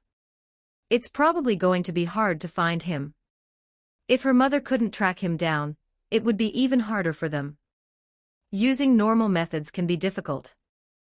However, with jujitsu techniques, it may not be so. As he spoke, Kai raised his hand, dismissing the spider woman. The next moment, a four-eyed, bird-like monster the size of a basketball suddenly materialized in the air. Every 200 horsepower equals bonus chapter. 15 advanced chapters available on Patreon. https://p-atreon.com/dragons. Just remove the hyphen to access Patreon normally. Chapter 77, 77, Special Grade Cursed Spirit, Sadako. Domain Expansion 1835 words. Next bonus, 400 horsepower. What is this? Aside from having 4 eyes, the bird looked just like any ordinary avian. Don't worry. It'll help us track down Tomoya Aki's exact location. The 4-eyed bird was a cursed spirit Kai had absorbed not long ago. Even though its combat strength was only at the grade 4 level, it was exceptionally skilled at tracking targets. That was exactly why he had absorbed it in the first place. That's great. Although she didn't know the bird's specific abilities, since Kai said so, Aerie instinctively chose to believe him. Suddenly, the 4-eyed bird cried out, looking intently in a specific direction. Found him. I'll go get the car. By now, Sayuri had calmed down. She called out and hurried to the garage. While Kai could have easily used Kamui to teleport them there instantly, there was no real need for it. Letting Aerie and Sayuri experience this dangerous process firsthand would only make them rely on him more. A minor, calculated tactic on his part. Aerie led Kai to the back seat, and they sat down together. Why is your hand so wet? Right after sitting down, Aerie noticed that the hand she had just grabbed was slick with moisture. I must have brushed against something. Kai's expression remained perfectly neutral. He glanced at his hand, looking entirely unfazed. Then let me wipe it off for you. Saying that, Aerie pulled out her handkerchief. She was completely oblivious to the fact that as she spoke, Sayuri, who was just about to start the car, visibly stiffened. Clearly, Sayuri knew exactly what that moisture on Kai's hand was. Through the rearview mirror, Sayuri could see Kai looking right back at her with a meaningful smirk. He certainly hadn't expected someone of Sayuri's age to still blush so easily and produce so much. Through the mirror, Sayuri shot him a flirtatious, reproachful glare before finally starting the engine. Following the 4-eyed bird's guidance, Sayuri drove the car straight into a desolate, overgrown wilderness. There were no streetlights, just thick trees everywhere. The place felt really eerie. It looks so creepy out here. Forgetting her tsundere act, the terrifying atmosphere made Aerie subconsciously lean closer to Kai. I couldn't tell, but your childhood friend is actually quite smart. A little spooky atmosphere obviously couldn't scare Kai. He even offered an intrigued evaluation. Because there's no one around here. Sayuri supplied at the perfect moment from the driver's seat. Kai agreed with a smile. According to the urban legend, Sadako almost always emerges from electronic devices. He first transferred the curse to someone else via the videotape, and then hid himself in the middle of nowhere. A place completely devoid of electronics. If this were a movie, he might have actually survived. Unfortunately for him, reality wasn't a movie. And this wasn't an ordinary urban legend. That jerk. And to think she used to believe that despite his otaku tendencies, Tomoya was still a decent, honest guy. She never imagined he was capable of such venomous scheming. So his previous persona had all been an act put on for her. That despicable jerk. All right, Aerie, don't waste your breath sighing over someone like him. You can't truly know what's in someone's heart. There are plenty of people with bad intentions out there. You just have to be careful going forward. Sayuri hoped this incident would help Aerie mature. I don't even want to make friends anymore. Hearing her mother's lecture, Aerie retorted without thinking, her eyes subconsciously darting toward Kai. Why does it feel like this girl is still just as naive? Perhaps it was just sheer luck that Aerie had met Kai. Sayuri believed that with him around, Aerie wouldn't be taken advantage of. This man was far less honest than Aerie imagined. Aerie alone definitely couldn't tie a man like him down. There was no other way. In the end, she would have to step up herself. Everything she did was for Aerie's sake. As long as a woman truly wanted something, she could always find a justification for it. As if fantasizing about a very specific scenario, a look of reminiscent longing washed over Sayuri's face. We're close enough. They reached a point where the car couldn't go any further due to the dense trees. They had to get out and walk. Soon, Kai spotted a small camping tent in the distance. Sitting beside it was a disheveled, unkempt boy trying to start a fire. Tomoya Aki. Once they got closer and confirmed his identity, Erori couldn't control her emotions and shouted furiously. Erori. The sudden noise clearly startled him, making him stumble backward. He looked completely unhinged, likely from severe sleep deprivation. But seeing Erori, he froze completely. How are you fine? Why did Erori look completely unharmed? During the first 2 days, he hadn't even had the nerve to close his eyes. It really was you. His reaction only solidified Erori's conviction that he was the one who doomed her mother. And his original target had been her. At this moment, Sayuri also stepped forward. Erori always treated you as a friend. Why did you try to kill her? Perhaps it was the lack of rest, but his mind seemed completely shattered. Hearing her words, he screamed back maniacally, "You're a rich heiress, the ace of the art club. And what am I? If you really saw me as a friend, why did you never say hi to me at school? You looked down on me. Deep down, you were disgusted by me. You're insane." Erori never imagined that he would think that way. If he had acted even remotely normal at school, she wouldn't have avoided him. In Japan, otaku culture had a low social standing, and people looked down on it. But Tomoya never hid his otaku nature at school.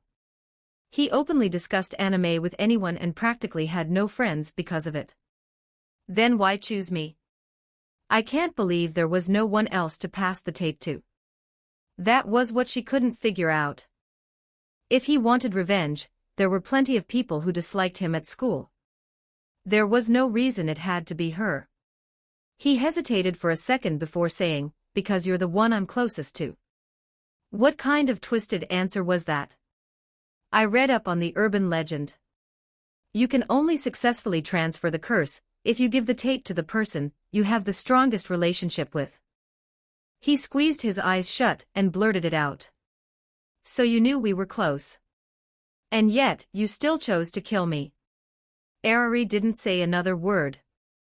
Getting angry over someone like him was entirely pointless. I did nothing wrong. What did I do wrong? Her silence only made Tomoya more frantic. I just wanted to live. What's wrong with that?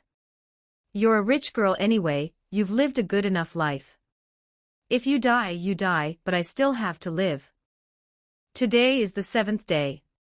Once today passes, I'll be safe. Ha ha ha ha. I'll be completely fine.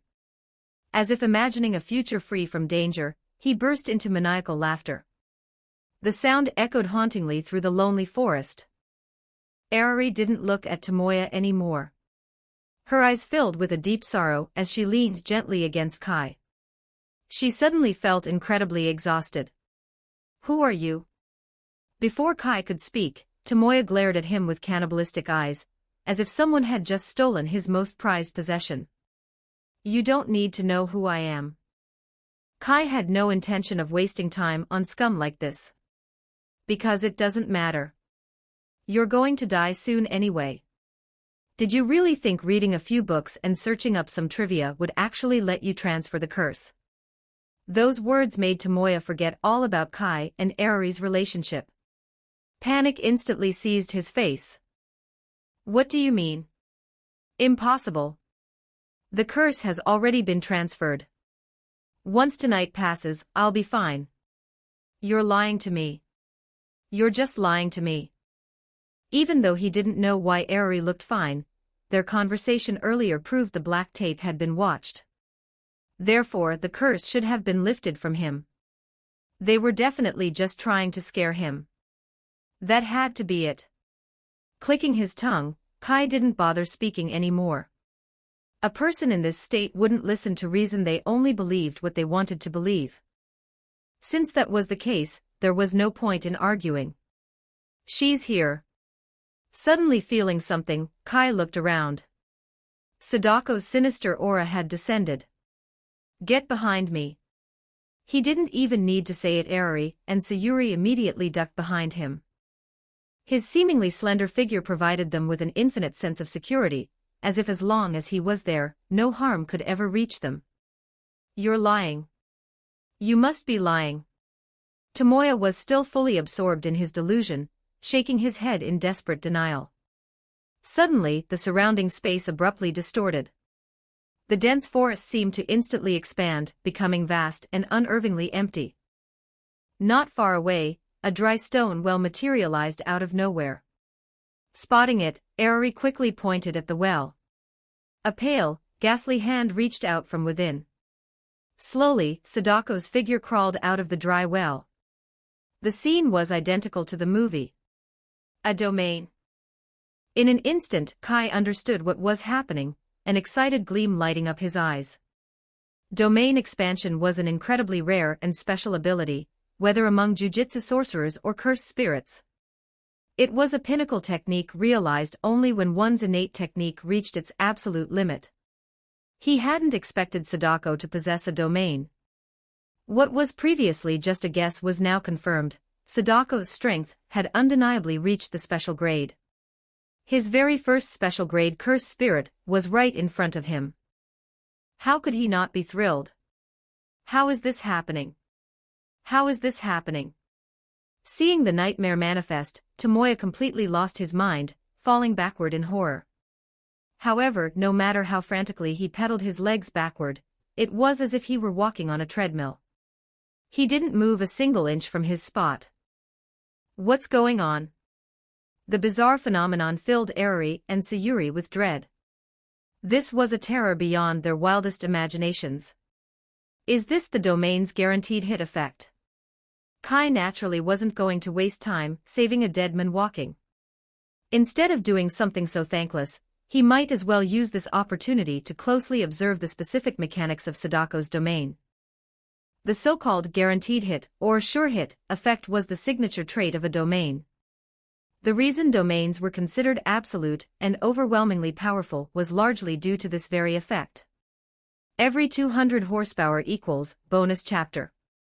15 advanced chapters available on Patreon. https://p-atreon.com/dragons. Just remove the hyphen to access Patreon normally. Chapter 78. 78. Your curse technique is quite good now. It's mine. 1945 words. Next bonus, 600 horsepower. Simply put, within a domain, all of the user's attacks possess a sure hit effect, so escaping is impossible. The only way to fight back against a domain is with another domain. Stay back. Don't come any closer. I already transferred the curse. Go after her. Go get her. Seeing Sadako's figure crawl out of the dry well and slowly creep toward him, a terrified Tomoya Aki pointed directly at Airi and screamed. He wanted Sadako to go after Airi instead. To survive, Tomoya didn't care about anything or anyone else anymore. You bastard. Even though she expected his betrayal, watching it happen still made Airi clench her fists. How could she have missed Tomoya's true nature all these years? There's no need to be so angry. It's pointless now, Kai remarked calmly, his arms crossed as he watched the spectacle unfold. At this point, nothing else mattered. Tomoya Aki was as good as dead. Aerg. Unable to escape, Tomoya could only watch helplessly as Sadako closed in. As Sadako moved, Tomoya's body began to warp bit by bit. He twisted grotesquely before his form morphed entirely into an exact replica of Sadako. His screams stopped suddenly. Now there were two Sadakos standing in front of them. So this is how the clones are made. Comprehension dawned in Kai's eyes. In other words, the primary function of Sadako's domain was assimilation. She could assimilate her targets, turning them into clones of herself and condemning them to be her eternal puppets. Arari trembled. She wasn't sad about Tomoya's death, it was the horrifying transformation that shook her. After finishing off Tomoya, Sadako didn't leave, nor did she show any sign of dispelling her domain. Instead, she slowly turned her head and locked her sights on Kai. Although she was terrified, Arari worried about distracting Kai. Not risking a sound, she shut her eyes tightly and leaned into Sayuri's embrace. "Don't worry, everything will be all right." Sayuri could only whisper soothingly. Though she was just as frightened, she forced herself to stay strong and not show it. She looked at Kai with complete trust. From start to finish, not a single trace of fear had crossed his face. Sayuri believed he definitely had a plan. Are all targets within the domain subjected to the attack? The videotape curse might have had a 7-day cooldown, but the moment someone entered her domain, they were immediately subjected to Sadako's assault. Looking at it that way, Sadako's domain was actually quite impressive. "Well then, let me see exactly how powerful this domain of yours is." Spreading his arms, Kai looked at Sadako with a fearless grin. Come to think of it, this was his first time fighting a cursed spirit capable of domain expansion. As a special grade cursed spirit, she was fully capable of speech. Sensing Kai's provocation, Sadako slowly raised her hand and pointed at him. A moment later dozens, maybe hundreds, of Sadako clones rose from the ground all around them. With monstrous snarls, the swarm rushed at Kai. Heido number 4, Byakurai. He raised his hand. A beam of pale lightning shot out, burning the front line of Sadako's to ash. The crimson Sharingan flared to life in his eyes. His hands moved in a blur, rapidly weaving hand signs. Fire style, Great Dragon Fire Jutsu. Even though he hadn't gotten many good system rewards lately, he had still picked up a lot of ninjutsu and Kido techniques, giving him plenty of options. Lightning style, Wave of Inspiration. Fire style, Great Flame Bullet. He unleashed a non-stop barrage of skills. It looked like he had endless chakra as he fired off destructive ninjutsu, wiping out the Sadako clones in seconds. Arari and Sayuri were too stunned to feel afraid. Watching the one-sided fight, they wondered if maybe Sadako should be the one scared now. Lightning style, Chidori Sharp Spear. His hand, covered in crackling lightning, shot forward at Sadako's main body, which hadn't moved at all. The lightning spear went straight through her. Kai raised an eyebrow. Even though Sadako was hit by lightning, her body was unharmed. The attack just passed through her, like when he used Kamui to turn intangible. So she can't be attacked while inside her own domain. But Kai hadn't planned to beat her in one hit. When his attack failed, he stopped. Sadako's domain was even stronger than he thought, which only made him more interested. "Your ability is quite good. Which is why I'm taking it." Domains generally fell into two categories: closed barrier domains and open barrier domains. Each had its pros and cons. A closed barrier domain isolated a specific space those outside couldn't get in, and those inside couldn't get out, unless they countered with their own domain. Thus, the user never had to worry about the enemy escaping. Conversely, while an open barrier domain couldn't cut off an enemy's retreat, its area of effect was significantly larger, and its destructive power was far greater. The prime example of this was Ryomen Sukuna, the king of curses. His domain expansion, Malevolent Shrine, was an open barrier domain. And Sadako's domain was clearly a closed barrier one. As the surrounding dust settled, the completely unscathed Sadako launched herself rapidly at Kai. And this time, he made no attempt to dodge. Seeing this, Arari screamed in terror. However, just like before, Sadako's attack phased right through his body. She stared at her hands, then back at Kai. Even Sadako seemed confused, unable to comprehend why her attack had failed to connect. Surprised? People in the jujitsu world always said only a domain could counter another domain, but that wasn't always true. Since you can't be touched inside your domain, let's see if you're still immune to attacks without it. As he spoke, the three Tomo in his Sharingan began to spin wildly. They quickly merged, taking on the intricate shape of the Manjikyu Sharingan. Thanks to the reverse curse technique healing him, Kai didn't have to worry about the side effects of using the Manjikyu too much. Kai pushed Kamui's spatial powers to the limit, and the space around him twisted and warped. This is. Under his conscious control, the space around Arari and Sayuri remained untouched. Nevertheless, witnessing this apocalyptic, space-rending spectacle filled them with dread. They couldn't believe such godlike power actually existed in the real world. Sayuri had previously believed that the elite conglomerates were the pinnacle of power in Japan. But now she realized the truth. In the face of overwhelming power like this, wealth and influence were nothing but a joke. At the end of the day, no matter how many subordinates someone had or how vast their authority was, they were still just ordinary humans with only one fragile life to lose. Meanwhile, Sadako watched in horror as her domain began to be torn apart bit by bit. Her initial confidence was entirely shattered, and her eerie voice cracked with panic. She frantically poured out her cursed energy, desperately trying to sustain her collapsing domain. But it was useless. It amounted to nothing in the face of Kamui's spatial distortion. Sadako could only watch as her domain fell apart and disappeared. With a sound like breaking glass, Sadako's domain could no longer withstand Kamui's tearing force and violently imploded. The surrounding scenery instantly reverted to the desolate, overgrown forest. Trying to run. Seeing Sadako recoil, Kai chuckled softly. I can't let you do that. After all, I haven't eaten you yet. Catch her.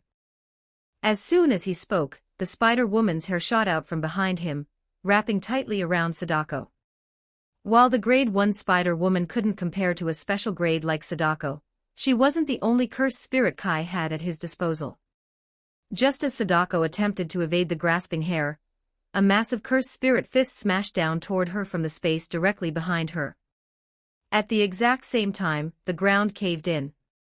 A roaring, monstrous centipede cursed spirit erupted from the earth, lunging furiously at Sadako. For a moment, it seemed as though devastating attacks from every conceivable direction had simultaneously locked onto her. Whether a jujitsu sorcerer or a cursed spirit, after deploying a domain, they would inevitably suffer from curse technique burnout. This meant that for a brief period, they were incapable of using their innate curse technique. Therefore, even as a special grade, Sadako was temporarily powerless against this relentless, multidirectional assault. Caught off guard, she was instantly bound tight by the Spider-Woman's dense, coarse hair. He raised his palm, aiming straight at the trapped entity. Heido number 31, Shikaho. He never gave his enemies a single chance to breathe. That had always been Kai's rule of combat. He was well aware of the golden rule, villains always die from monologuing. If there was anything to say, why not wait until the battle was definitively over? Sparks ignited in the center of his palm, rapidly coalescing into an orb of concentrated crimson flame the size of a baseball. With a thrust of his arm, the fiery sphere shot toward Sadako. The instant it closed the distance, the small fireball violently expanded. An explosion of scorching, infernal heat completely engulfed Sadako's figure. The intense blaze illuminated the night sky. Thankfully, they were deep in the desolate wilderness where no one would notice. If this had happened in the city, the sheer destruction would have caused a massive uproar. From within the inferno came the sickening sound of burning flesh. When the flames finally dissipated, the charred, blackened husk of Sadako collapsed limply onto the ground like a discarded, broken ragdoll. Don't worry. You won't die. Instead, you're going to live forever in a different way. Wearing a confident smirk, Kai strolled over to Sadako. Even in this severely weakened state, he could still feel the monstrous, suffocating resentment radiating from her. In response, he slowly raised a single hand. Sensing her impending doom, Sadako's voice grew far more frantic than before. She tried to resist, but it was futile.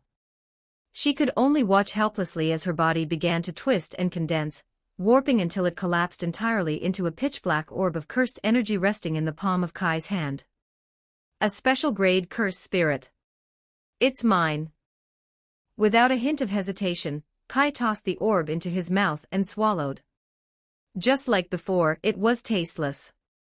It felt like swallowing empty air.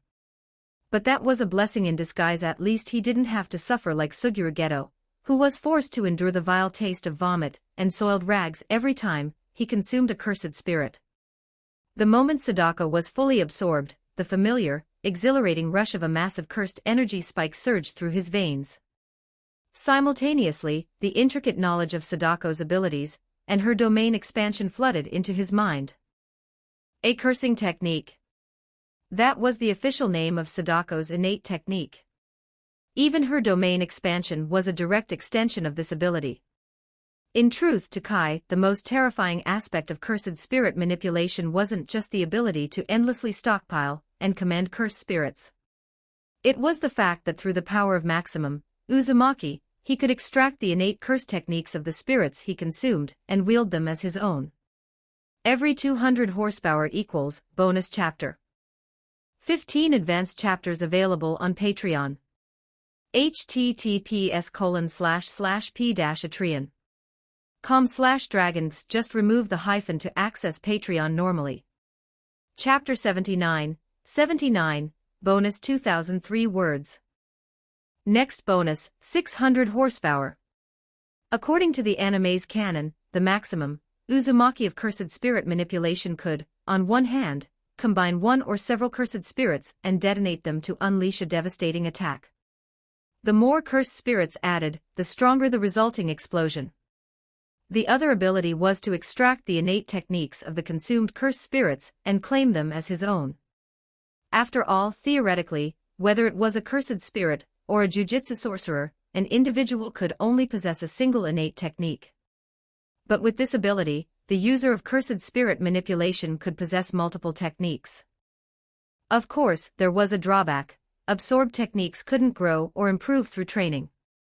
Whatever power the technique had when it was absorbed was the exact level of power it would remain at forever. Still, it was an overpowered ability. He just wasn't sure if Suguru Geto's version of this ability in the anime had a hidden flaw he hadn't noticed.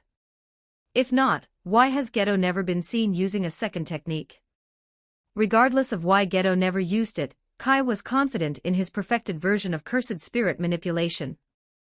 Even though he couldn't use it directly on jujitsu sorcerers, the techniques of many cursed spirits were still extremely valuable. Never mind. I'll keep Sadako around for now. She is my only special grade cursed spirit after all. Better to keep her as a trump card. After a moment of thought, Kai decided against extracting Sadako's technique. For one, while her technique was quite good, he wasn't lacking in offensive capabilities at the moment. Secondly, she was his first special grade cursed spirit. Extracting her technique would physically exorcise and destroy her. He figured he could experiment with extraction later, perhaps after he acquired a second special grade. Is it over? Arari and Sayuri felt as if they had just survived a lifetime of trauma. They probably hadn't expected the battle to end so decisively, making it look almost effortless on his part. But thinking back, Kai had dominated Sadako from start to finish. The special grade hadn't even been able to fight back. Thinking about it now, who is the real monster here? Well, didn't I tell you? It's just Sadako. There's nothing to worry about. Pulling himself from his thoughts, Kai smiled easily at Arari and Sayuri, who were both staring at him in awe. He was just about to say something else when he sensed an approaching presence. He raised an eyebrow and looked over with interest. I didn't expect to see something so fascinating the moment I arrived. The sudden voice startled Arari and Sayuri, prompting them to turn toward the source. A short distance away, a tall woman with long, pale blue hair styled in a distinctive, thick braid was slowly walking toward them. Every movement she made exuded a captivating, mature allure. For some reason, even though they had only just laid eyes on her, Arari instantly felt a deep sense of hostility toward the woman. That look, are you jealous? Mei Mei clearly noticed Erori's burning, envious glare. Raising an eyebrow slightly, a playful smile touched her lips. She spoke in a languid drawl, "Don't be too envious. To be honest, during a battle, I always find them to be quite a burden." As she spoke, Mei Mei shifted her weight, causing her chest to sway noticeably. Erori failed to see how they were a burden at all. If anything, the sight was just blindingly frustrating. "I wish I had a burden like that." Sayuri helplessly tried to comfort Erori. Truth be told, even Sayuri's figure paled in comparison to this woman named Mei Mei, let alone Erori's. However, what Sayuri truly cared about was the woman's choice of words. She looked at Mei Mei, then at Kai.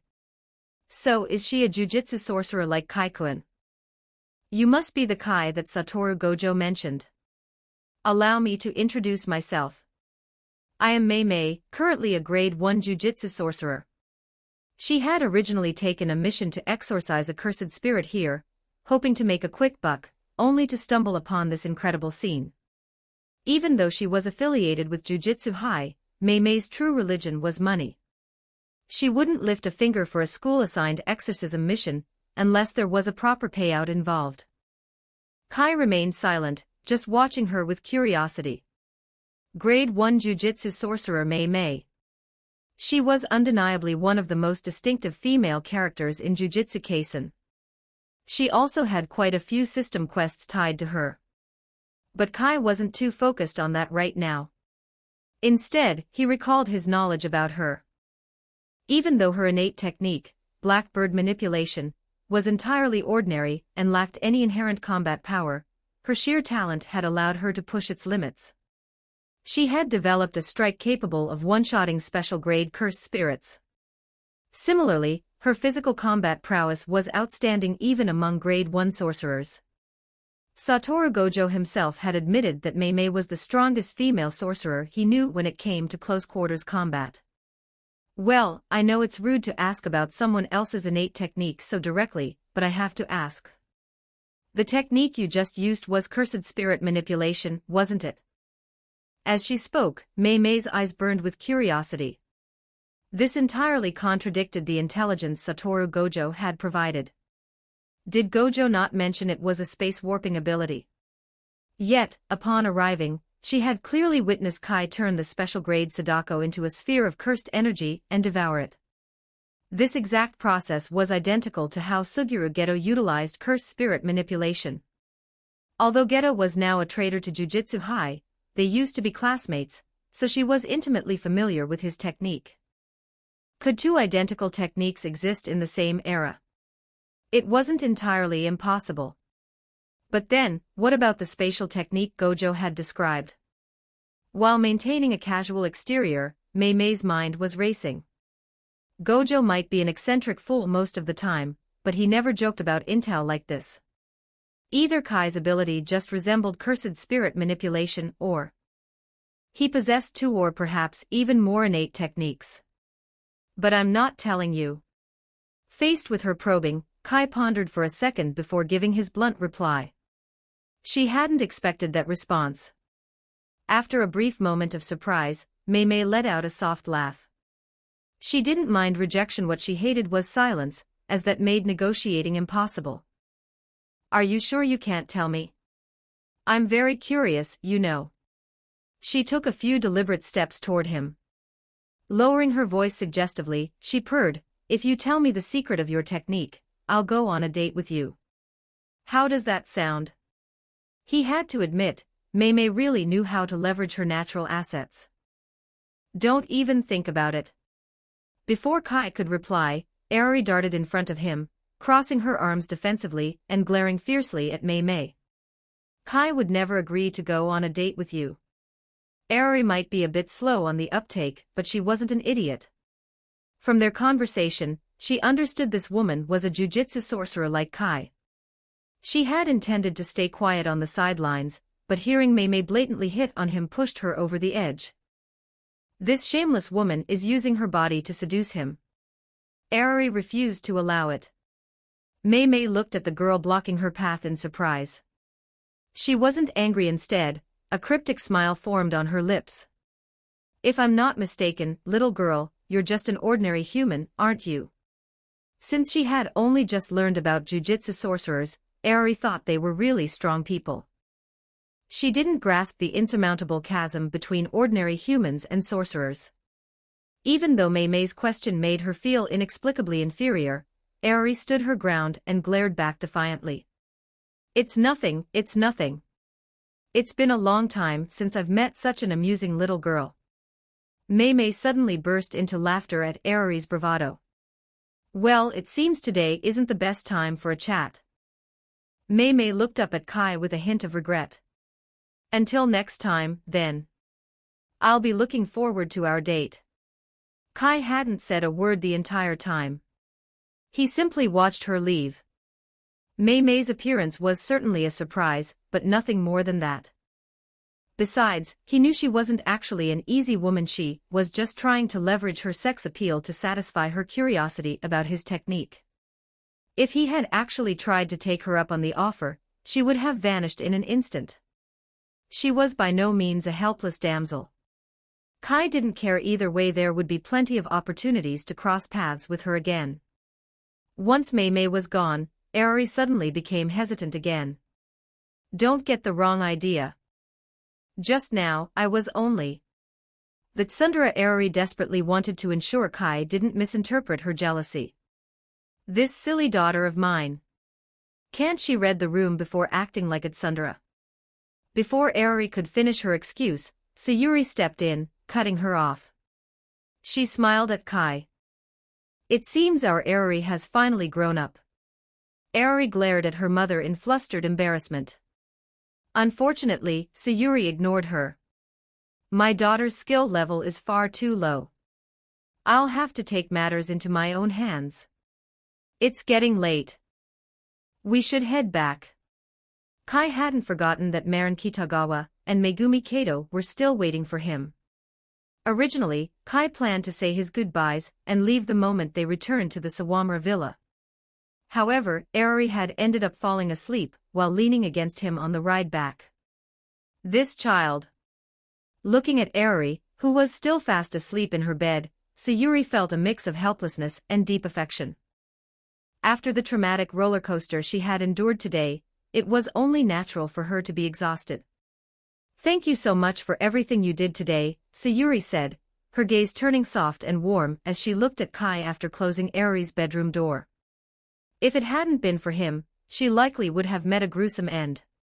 It was nothing. After all, it would be a tragic waste for someone as beautiful as you to disappear from this world. With Aoi out of the picture, Kai dropped his restraint. His intense, burning gaze caught Sayuri off guard, making her heart skip a beat. Don't be ridiculous. I'm already quite old. She looked away, blushing under his scrutiny. Her bashful reaction only made Kai smile wider as he stepped closer to her. I disagree. I think you look incredibly youthful and stunning. If you and Aoi walked down the street together, everyone would think you were sisters. It wasn't empty flattery. In crossover anime worlds, it was as if many of the mothers possessed an eternal youth cheat code. No matter their actual age, they remained impeccably beautiful. He was standing far too close. Sayuri could practically feel the warmth of his breath. Her heart began to pound erratically against her ribs. It's a pity. I have plans tonight. Otherwise, I would have loved to stay and have a long, intimate, heart-to-heart chat with you. Is this heart-to-heart chat of yours actually decent? However, hearing that he was leaving, a distinct pang of disappointment washed over Sayuri. But then she caught herself. Wait, what on earth am I thinking? It's fine. If you have errands to run, Kaikuin, you should go. Don't let me hold you up. Knowing his true identity as a jujitsu sorcerer, Sayuri genuinely didn't suspect any ulterior motives behind his plans. Every 200 horsepower equals, bonus chapter. 15 advanced chapters available on Patreon. https://p-atreon.com/dragons. Just remove the hyphen to access Patreon normally. Chapter 80, surprising Megumi Kato, Aoi comes looking 2110 words next bonus, 200 horsepower. However, before I leave, could you do me a favor, madam? What kind of favor? Her heartbeat, which had just started to settle, immediately accelerated again. Inexplicably, a faint sense of anticipation blossomed in her chest. As she looked up at Kai, a misty haze began to cloud her eyes. I heard that you provided the inspiration for many of Aoi's doujinshi plots. There are a few specific scenarios I'd like to test out personally. Rather than feeling any suspicion, Sayuri merely scolded her daughter in her head. Looking at the handsome young man standing before her, she gave a slow, subtle nod and gracefully sank to her knees. By the time Kai arrived at Marin Kitagawa's place, it was already pushing 10 o'clock at night. However, judging from the messages Marin had been sending, she had been thoroughly engrossed in playing games with Megumi Kato and hadn't really noticed the time slipping by. Although Megumi had initially been a bit out of her element with Marin's games, under Marin's deliberate and enthusiastic guidance, she had gradually gotten used to the rhythm. When Kai finally stepped into the apartment, he immediately understood what Marin meant by a surprise. So, how is it? Do you like it? Dressed in full cosplay attire, Marin looked up at him with a smug grin. Beside her, Megumi Kato was dressed in a matching cosplay outfit. She glanced at him, her face showing a rare blend of shyness and hesitation. Because Marin said you'd like these kinds of clothes, does it look weird? Truth be told, Megumi had zero prior experience with cosplay. She barely even read light novels. Right now, she felt quite insecure, worried that she might look ridiculous in Kai's eyes. Looking at Megumi, and then at Marin who was actively wiggling her eyebrows at him, he had to admit, they really knew how to deliver a surprise. Not weird at all. Kai walked over. Under Megumi's shy, flustered gaze, he gently took her hand. On the contrary, Megumi, you look beautiful right now. That simple sentence instantly melted away the lingering anxiety in Megumi's heart. She looked up, gazing deeply into his eyes. Even though she had known very early on that he was a player, a total flirt, she had still fallen for him uncontrollably. Perhaps it was because he was always the only one who truly noticed her. Or perhaps their souls had been bound together from the very start. Do you remember what we just rehearsed? Marin suddenly chimed in, looking at Megumi with sparkling, expectant eyes. Well, since we've already come this far. After a brief moment of hesitation, Megumi delicately pinched the hem of her skirt, gave a slight curtsy, and looked up at Kai. Goshijin-sama master. Did Kitagawa-san and Kato-san not come to school today? Inside the service club room the next day, Yukino Shida looked up from her book and glanced at Kai with a puzzled expression. Without Marin's boisterous energy, the clubroom felt noticeably emptier, as if a core piece was missing. Yeah, they said they weren't feeling well, so they both took a sick day. Eating the homemade lunch Yukino had prepared for him, Kai replied smoothly, not a single trace of guilt visible on his face. Yukino didn't suspect a thing. She assumed it was a coincidence that the two friends had caught a bug at the same time. Could it be? Hidori Goto piped up weakly from the corner. Could it be that they caught some awful virus when they visited my house yesterday? Don't overthink it. Hidori was a sweet girl, but her brain had a terrible habit of spiraling into catastrophic scenarios. She would take the blame for things that had nothing to do with her. Kai reached out and ruffled her hair. The temperature drops quite a bit at night these days. Either way, it has nothing to do with you. Look, little Yukino was there too, and she's perfectly fine, isn't she? Why did you have to specifically point me out? Do you think I'm some sort of fragile, delicate girl? Yukino shot him a sharp glare. However, she also understood Hitori's personality well. She turned her attention to the anxious girl and spoke earnestly. This genuinely has nothing to do with you, Goto-san. You don't need to shoulder the blame for everything. This is not your fault. The reassurance from both of them finally put Hidori at ease. However, seeing Yukino's deadly serious, no-nonsense expression, Hidori instinctively shrank back and tried to hide behind Kai. Yukino's intense demeanor was just a little too intimidating. It was only by Kai's side that Hidori felt a true sense of safety. Yukino didn't miss the subtle movement. Am I really that scary? President Yukino is certainly imposing when she's serious. Kai teased with a grin. Yukino didn't dignify that with a response, opting instead to roll her eyes at him. Then, as if recalling something important, she looked up at him again. After a moment of hesitation, she furrowed her brow. My older sister, the one you saw yesterday. That's random. Why bring up Haruno Yukinoshita all of a sudden? Anyway, she might come looking for you. If she says anything strange, don't read too much into it. Yukino knew her sister's personality better than anyone. After yesterday's encounter, Haruno was definitely going to set her sights on him. It was a recurring pattern whenever someone new got close to Yukino. Haruno was always the first to step in and interfere. However, the family company had recently run into some trouble. Haruno had been involved in the family business for a while now, which was why she hadn't had much free time lately. Yukino, on the other hand, was never given the same opportunities. Even their mother constantly praised Haruno as the superior daughter. This left Yukino with complex feelings. On one hand, she desperately wanted to prove that she was just as capable as her sister. On the other hand, when she was little, she had genuinely idolized Haruno, believing her sister was omnipotent and capable of anything. But Haruno's twisted, malicious pranks over the years had long since eroded that admiration. Strange things.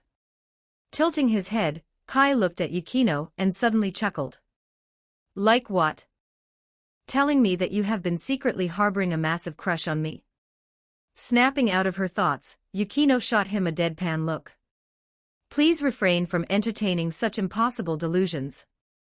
Regardless of what she might actually be feeling, Yukino would never admit it out loud. Sigh, you're so blunt, Yukino. It breaks my heart. Only sweet little Bachi-chan can comfort me now. Feigning a broken heart, Kai leaned his head onto Hitori's shoulder. Enveloped by his distinctive scent, Hitori immediately froze in place. She stared at Yukino in pure panic, feeling utterly helpless. Stop causing trouble for Hitori. Knowing he was just messing around, Yukino angrily grabbed his collar and pulled him away. Truthfully, Hitori hadn't found it troublesome at all. The only reason she panicked was because Yukino was watching. If they had been alone, she wouldn't have been nearly as flustered. Kai was just about to tease Yukino a bit more when someone knocked on the service club door. Please come in. Seeing that they had a visitor, Yukino immediately cleared her throat and put on her serious, professional persona. She shot Kai a warning glare. Behave yourself in front of outsiders. Pardon the intrusion. A blonde girl sporting twintails strutted into the room. It was Airi Spencer Sawamura. At school, she maintained her flawless, refined heiress persona. The ace of the art club. Seeing Airi, Yukino felt a slight confusion. Yukino knew almost every student at the school by name. Airi, in particular, was well known, and her background was similar to Yukino's. While the Sawamuras were a real conglomerate, Airi's mother belonged to a lesser branch family. The Yukinoshitas were mainly notable local landowners, but Yukino's mother was the family head. Considering all this, their social statuses were pretty much on par. Is there something you need, Sawamura-san? Yukino asked politely, though curious about the visit. Sorry, I'm just here looking for someone. Airi had no intention of letting outsiders in on her secrets. After a quick dismissal, she locked eyes with Kai. So you really are here? It had taken Airi quite a bit of searching to figure out that he was a member of this obscure service club. She marched straight over, grabbed his arm, and tried to drag him outside for a private chat. Yukino frowned deeply at the sight, but she held her tongue. She wanted to see how Kai would react, unsure if this girl was a close friend of his. What do you want? Kai remained glued to his chair, unbothered as Aerie attempted to pull him up. He spoke lazily, with a slow drawl. "How can you even ask me that? I sent you a mountain of messages. Why didn't you reply to a single one?" She had been trying to keep her cool, but bringing it up made her blood boil. She also felt frustrated with herself for accidentally falling asleep during the car ride home yesterday. When she woke up this morning, there was no breakfast in sight. Her mom was asleep so deeply that she seemed unmoving. Assuming her mother was just very tired from the stress of the curse, Aerie decided not to wake her. As a result, she had been forced to come to school on an empty stomach. Messages. Kai paused. He pulled out his phone and checked the screen. Dead battery. He had been having far too much fun last night and forgot to charge it. Well, I forgot to charge my phone. Who forgets to charge their phone? What were you even doing all day? What teenager could even survive without their phone glued to their hand? Isn't it obvious? With so many pretty girls keeping me company, why would I need to stare at my phone? Are you kidding? Was playing with his phone supposed to be more fun than teasing beautiful girls? As he spoke, Kai shrugged and gestured toward Yukino and Hidori. Yukino didn't say a word, but the slight upward curve of her lips made it undeniably clear she was in a very good mood. Aerie turned to look. She couldn't properly judge Hidori, whose face was half hidden by her hair, but one look at Yukino's stunning features forced her to swallow her pride. She couldn't deny it. Thankfully, her eyes drifted downward to Yukino's chest, and she let out a quiet sigh of relief. Finally, someone in the same boat as me. For some reason, Aerie's lingering gaze gave Yukino a strong sense of being deeply offended. Was it just her imagination? Anyway, just come outside with me. I have something to tell you. Pretty sure he knew exactly what was on Aerie's mind. Kai waved her off casually. Whatever it is you want to say, you can say it right here. Don't flatter yourself. Your little secret is nothing. We've got far crazier things going on in here. A doujinshi artist. That was child's play. He used it to tease her, sure, but in the grand scheme of things, it was nothing. Right now, the service club was practically a gathering spot for eccentric wild cards. Marin Kitagawa spent all day trying to rope people into recreating explicit eroge plots in real life was that infinitely wilder than Aerie drawing them. It was a shame Marin wasn't here today. If she were, she and Aerie would probably have an endless amount of things to bond over. His response genuinely shocked Aerie. She shot an incredulous look at Yukino and Hidori. Although she had no idea what specific, crazier things Kai was referring to, Yukino's fiercely competitive nature flared up. She refused to be outdone by anyone. While Hidori maintained her usual socially terrified posture, Yukino sat up perfectly straight. Initially, seeing Aerie try to drag him away had left a sour taste in her mouth, but now, the dynamic had shifted. She looked at Aerie with dignified seriousness. Whatever matter you wish to discuss, Sawamura-san, you may speak openly. The service club may be newly established, but in certain aspects, we are by no means inferior to what you might imagine. Every 200 horsepower equals bonus chapter. 15 advanced chapters available on Patreon. https://p-atreon.com/dragons. Just remove the hyphen to access Patreon normally. Chapter 81, 81. We're all on the same side. Hitori Goto's band 1927 words, are you sure you know what we're talking about? Looking at Yukino Shida, Aerie didn't voice her doubts out loud. Instead, she inhaled sharply. She had thought her identity as a doujinshi artist was already outrageous enough, but the people here were on a whole other level of crazy. Suddenly, Aerie felt like she wasn't all that special anymore. I never expected the rumored cold princess to be hiding such a secret. What secret? Her eyes flickered with confusion for a split second, but Yukino frowned and replied, rumors are just rumors. Because she'd been bullied since childhood, Yukino never took gossip seriously. Just like how those people surely don't know that the ace of the art club would be showing up here. Yukino had only meant to launch a verbal counterattack against Eri Sawamura. She didn't expect that such a retort would make Eri even more certain that Yukino's secret identity was probably way more scandalous than her own gig as a doujin artist. She just had no idea what it could be. All right then. Since they were all on the same side, there was no point in keeping up the act. Eri even made a mental note to find some time later to interrogate Kai about these people's identities thoroughly. Maybe they could even swap notes. After all, despite her glamorous facade, deep down, Eri desperately desired a few more like-minded friends. What's more, Yukino Shida was just as flat-chested as she was. That realization alone instantly made Eri feel a sense of camaraderie. No wonder you joined this club. Unable to resist shooting Kai a glance, Eri dropped her refined act and lazily found a seat. After all, maintaining her perfect heiress persona all the time was exhausting. For some reason, the Eri in front of her felt way too weird. Yukino spoke up in her usual cool, detached tone. That should be my question for you, Sawamura. Instead of staying in your art club, what business do you have here? Why didn't you wake me up last night?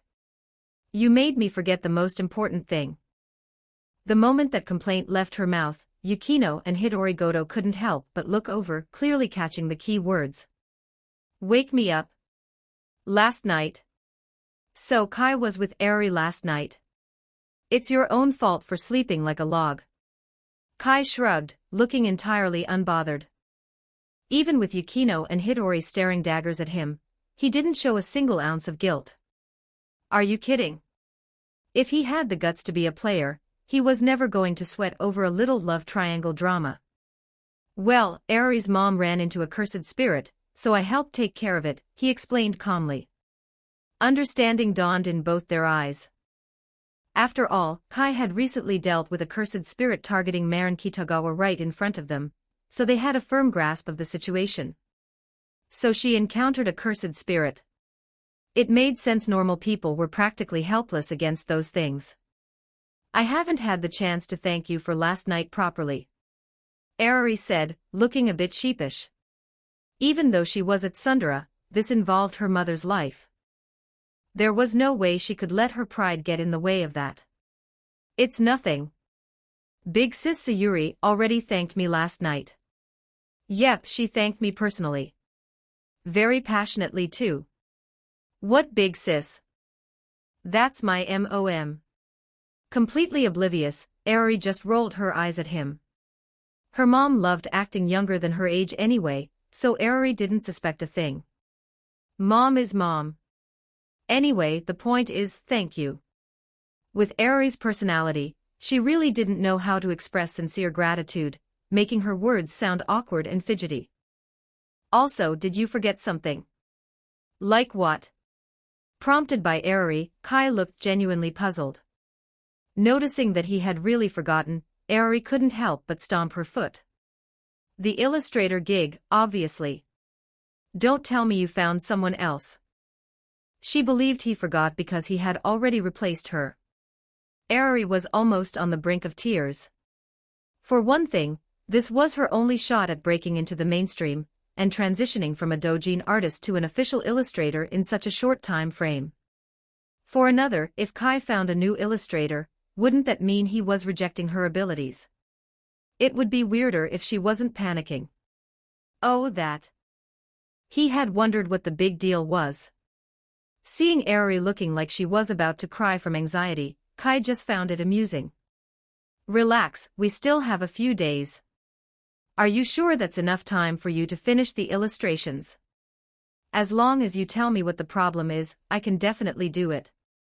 Realizing she still had a chance, Eri agreed without a second thought. Are you kidding? She could accept losing in other areas, but if she failed at illustrating, she'd never be able to show her face in public again.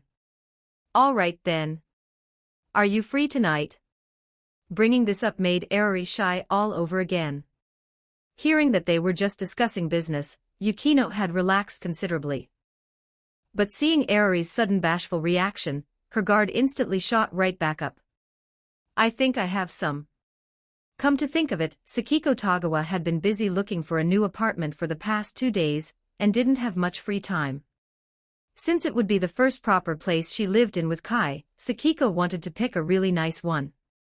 She had looked at a few already, but always found something to be dissatisfied with. Besides, Aori's house also had Sayuri Sawamura waiting there. That's Gria. Hearing Kai's response, Aori's face lit up with joy, and she was about to celebrate. But Yukino abruptly cut in with a cool tone. Isn't it inappropriate to intrude on someone's home late at night? If it's convenience you need, the service club has plenty of space. Inviting a guy over to your house late at night.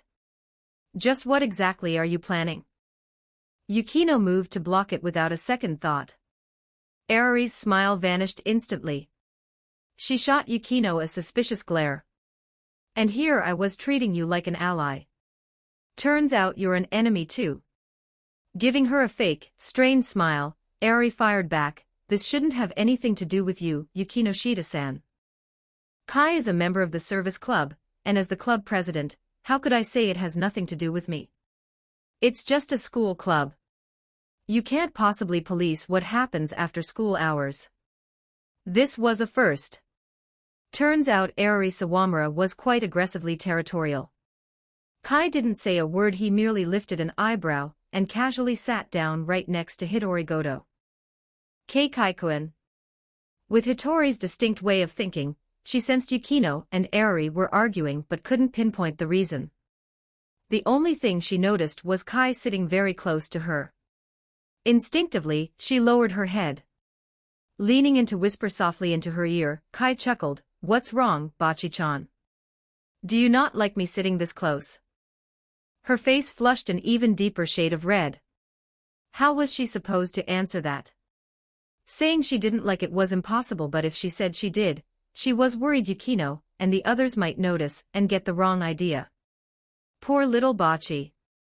Oh, right. Looking at Hitori, Kai suddenly remembered something. Has anyone asked our little Bachi-chan to join a band recently? He hadn't forgotten that the other heroines from Bachi the Rock were key targets for system quests. He could easily leverage Hitori as a connection to meet them, though he wasn't certain if she had been scouted by that band yet. Hitori froze for a second before shaking her head in disappointment. She had originally thought that learning music would help her make friends, which was why she practiced her guitar day and night. Sure, she had made friends now, but it still felt like all those years of agonizing guitar practice had been useless. She carried her guitar bag to school every single day, so why hadn't a single person approached her to talk about music? What was she doing wrong? Don't worry. Seeing Hitori looking so distressed, Kai smiled and comforted her. Bachi-chan is so talented. Someone is bound to notice you. Kai's comforting words instantly swept away her gloom. In its place, a genuine, heartfelt smile bloomed on her face. She nodded earnestly. Whether or not someone asked her to join a band, as long as Kai was there, she felt that was enough. By the way, if you don't have anything to do after school, you should go sit in the park for a bit. From what he remembered of the anime, Hitori was discovered while sitting alone in a park, and promptly dragged into joining a band. Although she didn't know his exact reasoning, Hitori obediently nodded. Right at that moment, the previously lively service club suddenly fell dead silent. The bickering between Yukino and Aori ceased instantly. Looking up, he found both of them staring fiercely right at him. We're over here having a standoff, and you have the nerve to flirt with another girl right in front of us. Don't misunderstand. We aren't. Sensing the dangerous change in the atmosphere, Hitori frantically shook her head. Don't go causing trouble for others, Kai. Yukino wasn't mistaken. Their usual dynamic was exactly like this. Kai often teased Hitori without any reason. The idea of them being a couple hadn't even occurred to Yukino. Perhaps it was because Hitori was just too meek and submissive. She didn't give off an ounce of threatening aura. So they're just friends. Hearing this, Aori realized the same thing. Kai and that pink-haired girl were probably just friends. It made sense looking at Hitori's pathetic, timid demeanor, Eri genuinely couldn't imagine how this girl could compete with her. It wasn't like Hidori had a better figure than her, right? However, because of her perpetually oversized tracksuit and constant slouch, it was usually very hard for anyone to see Hitori's true assets. Just like Eri right now, who failed to spot the hidden truth and instantly experienced a rush of smug satisfaction. This service club really is a great place. This is perfect. We're all in the same flat-chested boat. How wonderful. Anyway, the illustrations are a very serious matter. Kai has to come over to my place tonight. Initially, it had just been a request. But after arguing with Yukino for a while, it had subconsciously escalated. Eri was now determined to drag him back to her place. It had practically become a matter of pride. Yukino, getting similarly fired up, refused to back down. If it's such an important matter, shouldn't it be handled here and now? She glared back without an ounce of weakness. Then, as if suddenly realizing what they were doing, both girls simultaneously whipped their heads around and locked eyes with Kai. What's your choice? Weren't you two just fighting? Why did the crosshairs suddenly lock onto me? Perhaps both Eri and Yukino had realized that no matter how much they argued, it was utterly meaningless. After all, the final decision ultimately rested entirely on Kai's shoulders. Every 200 horsepower equals bonus chapter. 15 advanced chapters available on Patreon. https://p-atreon.com/dragons. Just remove the hyphen to access Patreon normally.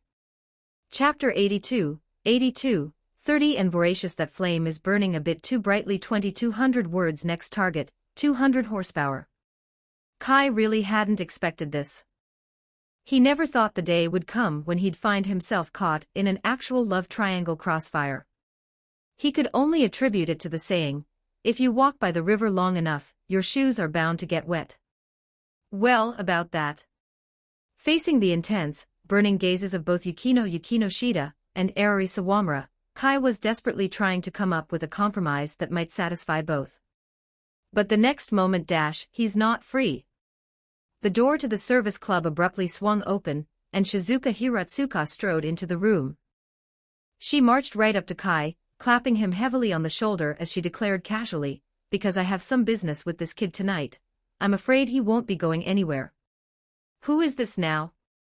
Eri couldn't help but frown. There was more than one Japanese language teacher at Sobu High, so she had actually never met Shizuka Hiratsuka before. Seeing that yet another person had seemingly joined the fray to claim his time, Eri's frown deepened.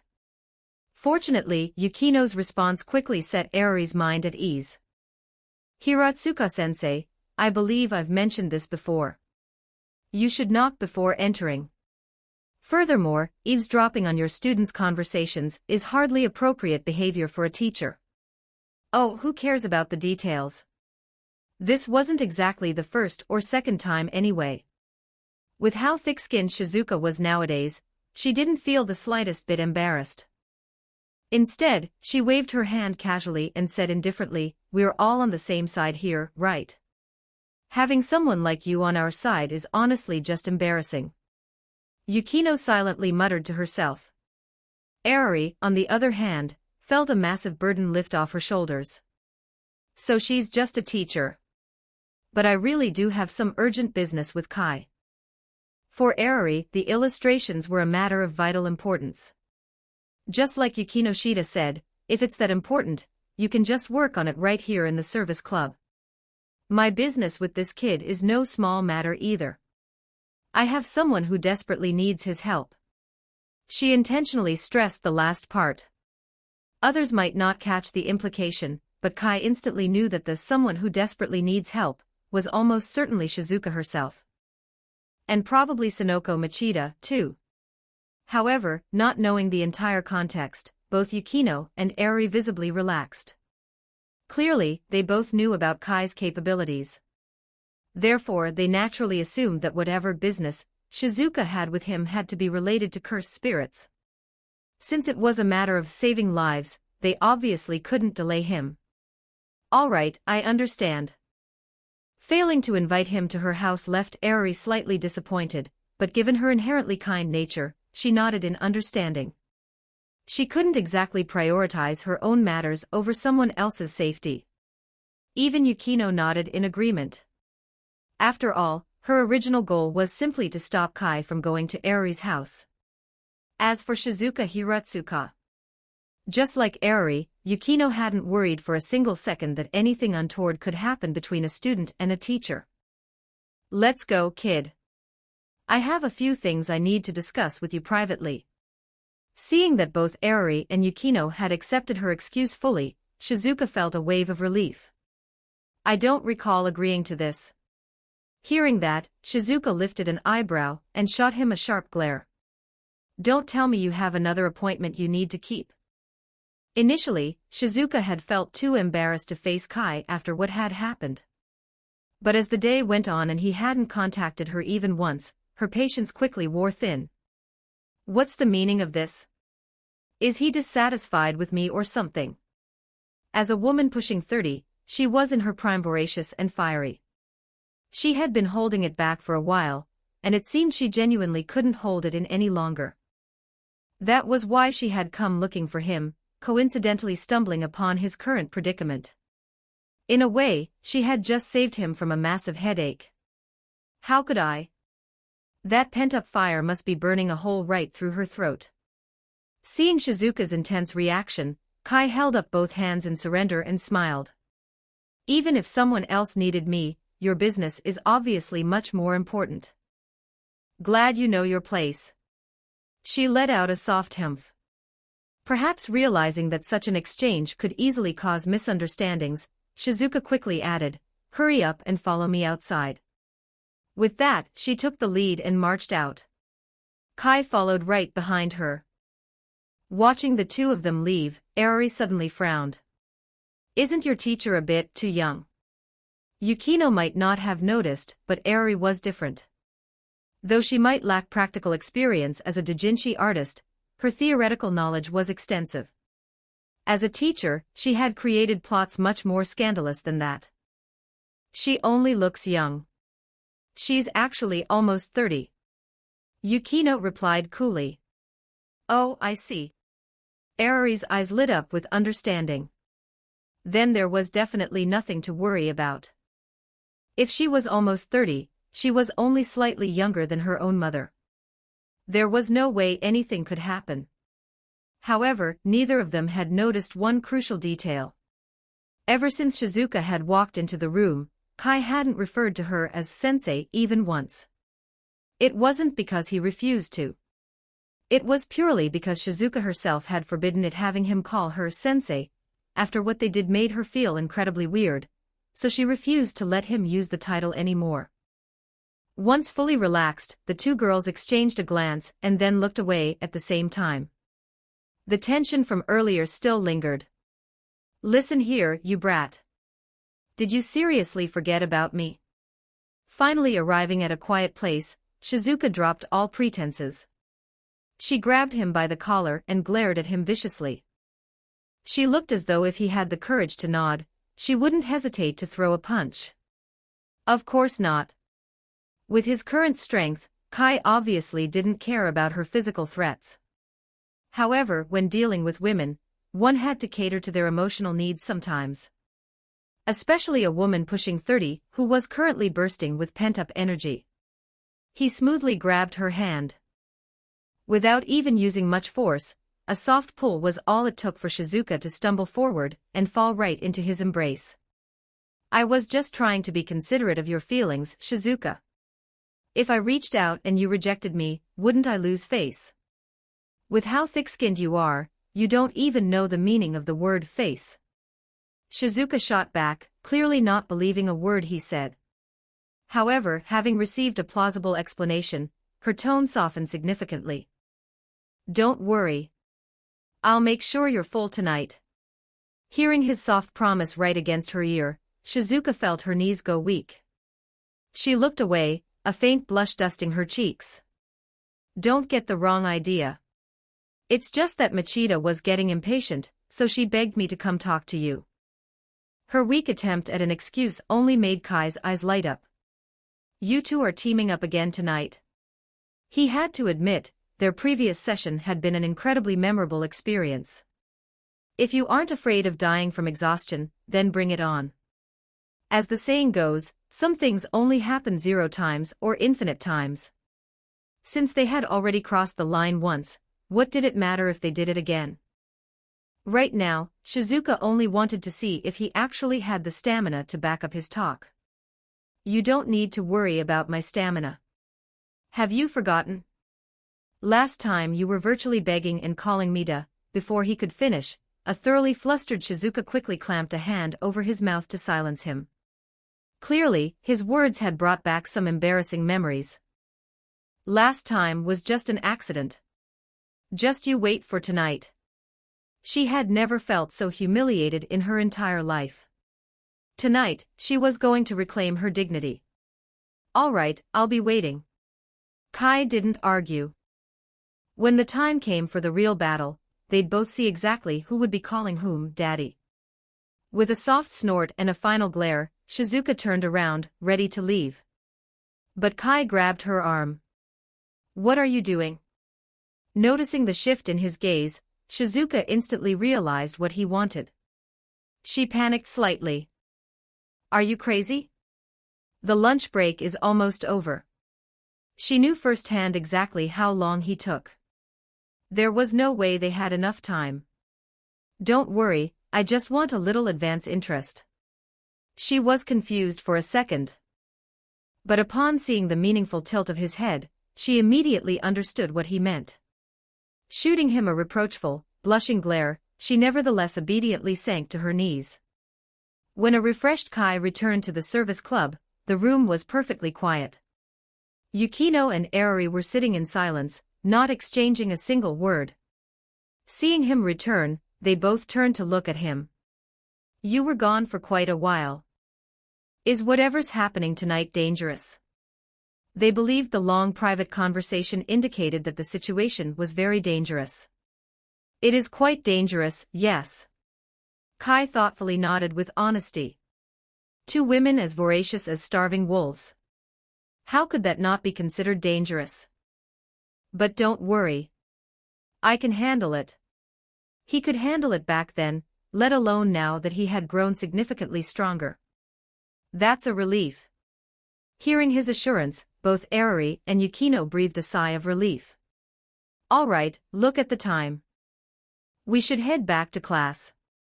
Before they knew it, the lunch break was practically over. I'll send you the details about the illustrations over line later. Arari said. Fine by me. It was the only option they had left. Texting over line was obviously nowhere near as effective as a face-to-face discussion, but it seemed they had no other choice for now. Thinking about this, Arari couldn't help but shoot Yukino an annoyed glare. If it weren't for this girl, he probably would have agreed to come over tonight. Noticing Arari's glare, Yukino didn't even bother to give her a second look. Instead, it only reinforced her belief that Arari had ulterior motives, and that stepping in was the right decision. Yahalo, Yui. Upon returning to the classroom, Kai waved cheerfully and slid into his seat right next to Yui Yugahama. Seeing him return, Yui greeted him with a bright, sunny smile. Sitting nearby, Yumiko Miura couldn't help but interject, "What do you even do during lunch break every day?" "What else would I be doing?" "Spending time with other beautiful girls, of course." The sheer bluntness of his answer left Yumiko stunned. What surprised her even more was Yui's complete lack of reaction. "Yui, aren't you going to say something about that?" Asked so suddenly, Yui blinked in confusion. But a second later, as if realizing what Yumiko meant, she laughed brightly. "It's fine. Kaikuin is just making a joke." Her naive smile made it painstakingly clear that Yui genuinely believed he was just messing around. "Yui might think that, but I definitely don't." Yumiko thought to herself. After all, Yumiko knew exactly what kind of scumbag Kai was. If he said he was spending time with other girls, he was 100% spending time with other girls. Suddenly, a thought struck her. Not too long ago, she had explicitly told him that he had to deal with Yui first before he could lay a finger on her. Was his brazen honesty right now just a way to slowly build up Yui's tolerance? Thinking of this, Yumiko shot him a very suggestive, meaningful look. Kai didn't say anything in response, he just smiled and lifted an eyebrow. It was exactly as he expected. On one hand, she was annoyed that aside from herself and Yui, he actually had his sights set on even more girls. But on the other hand, she experienced a strange sense of joy. After all, the fact that he was doing this only proved how desperate he was to have her right. That was why he was so eager to get Yui used to it, otherwise, he wouldn't have been this bold before. I guess I can be a little too charming sometimes. With that thought, the corners of Yumiko's lips involuntarily curled upward into a smug smirk.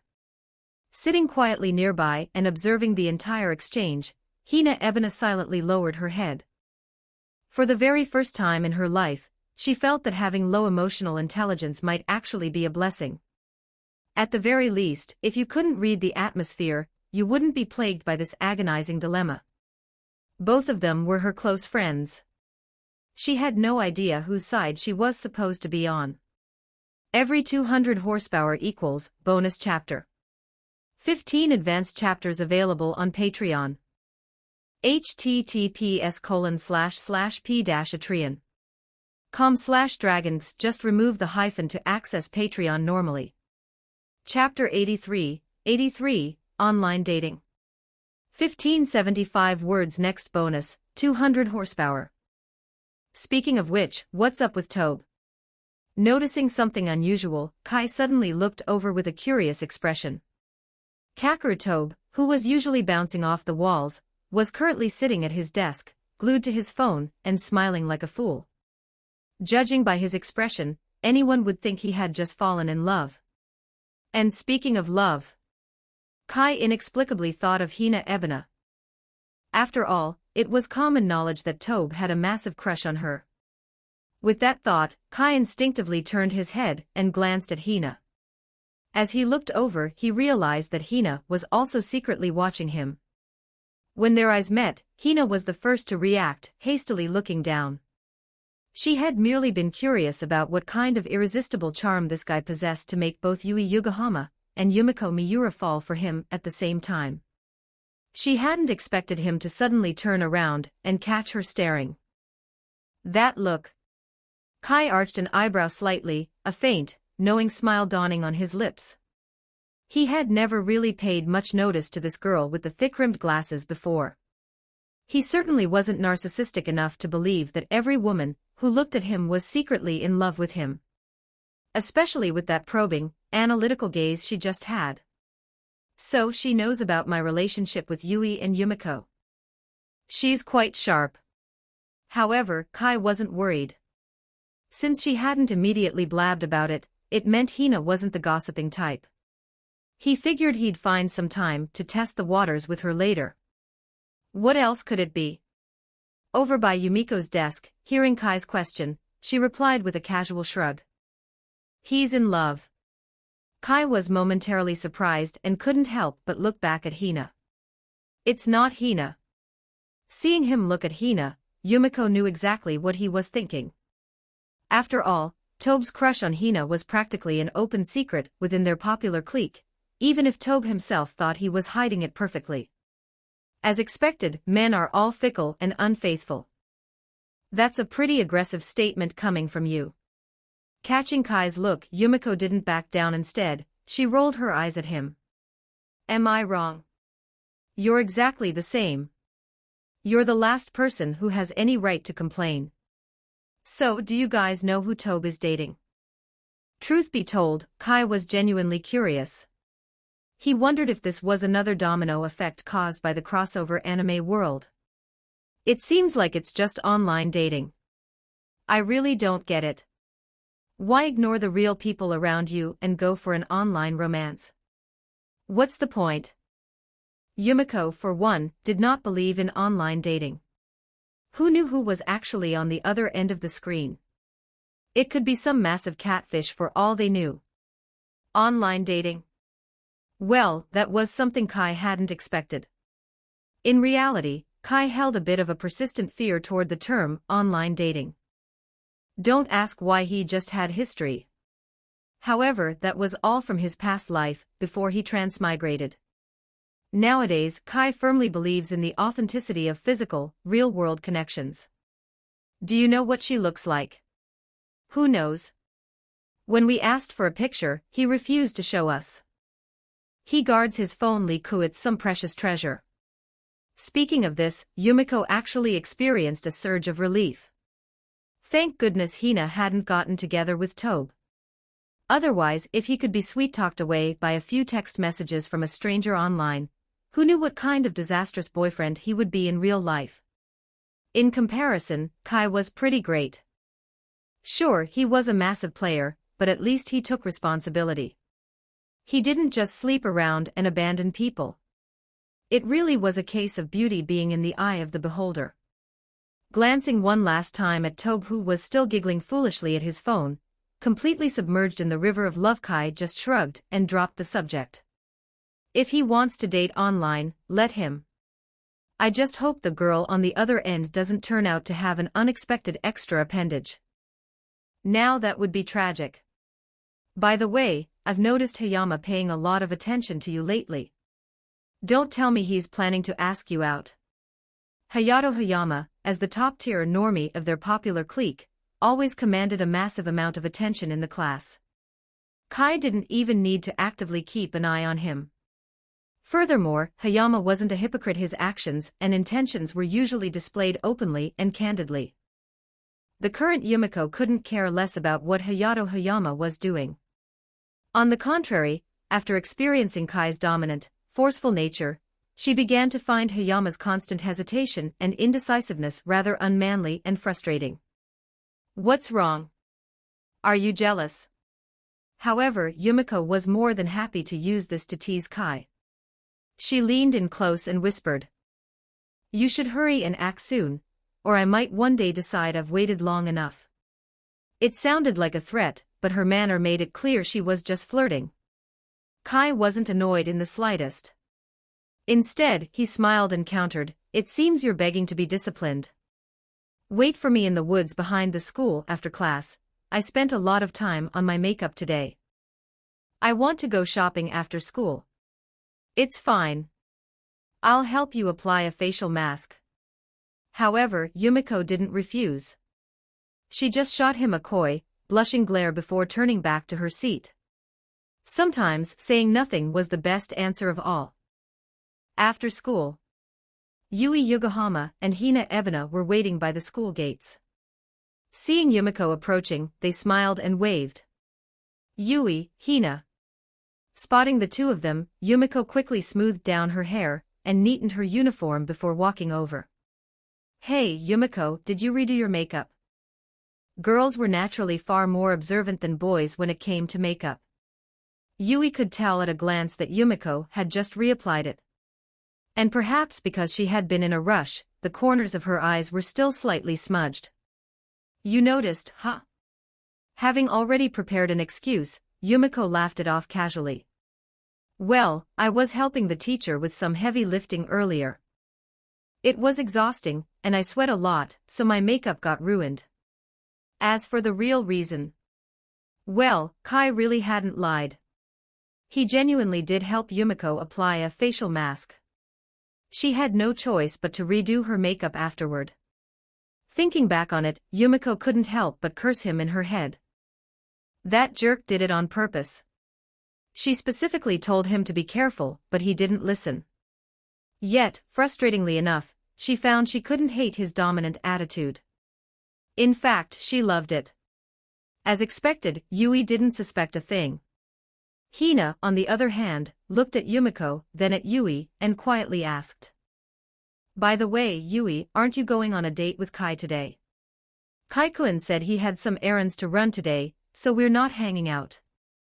But hey, it's been a while since the three of us went shopping together." Yui smiled brightly. Being able to go shopping with her best friends was still a wonderful way to spend the afternoon. Case closed. Hina couldn't help but cast a meaningful look at Yumiko. She had to admit, Yumiko was really impressive. For some reason, that look made Yumiko feel incredibly guilty. Did she figure it out? But then she quickly reassured herself. I hid it so well. There's no way she could know. I'm definitely just overthinking it. All right. It's getting late, let's head out. Yui happily took the lead. As for Hina, she quietly followed behind, perfectly content with her role as the group's silent observer. While Kai was getting ready to meet Shizuka Hiratsuka and Sonoko Machida. Elsewhere, Sakiko Tagawa was busy running her own errands. Kai-kun will definitely love this place. After days of searching, Sakiko had finally found a stunning property in an upscale residential area near Sobu High School. Not only was it close to the school, eliminating the need for a miserable subway commute, but the surrounding environment was also peaceful and beautiful. The villa she chose wasn't overly massive. Since it would just be the two of them living there, she felt a sprawling mansion would feel too cold and empty.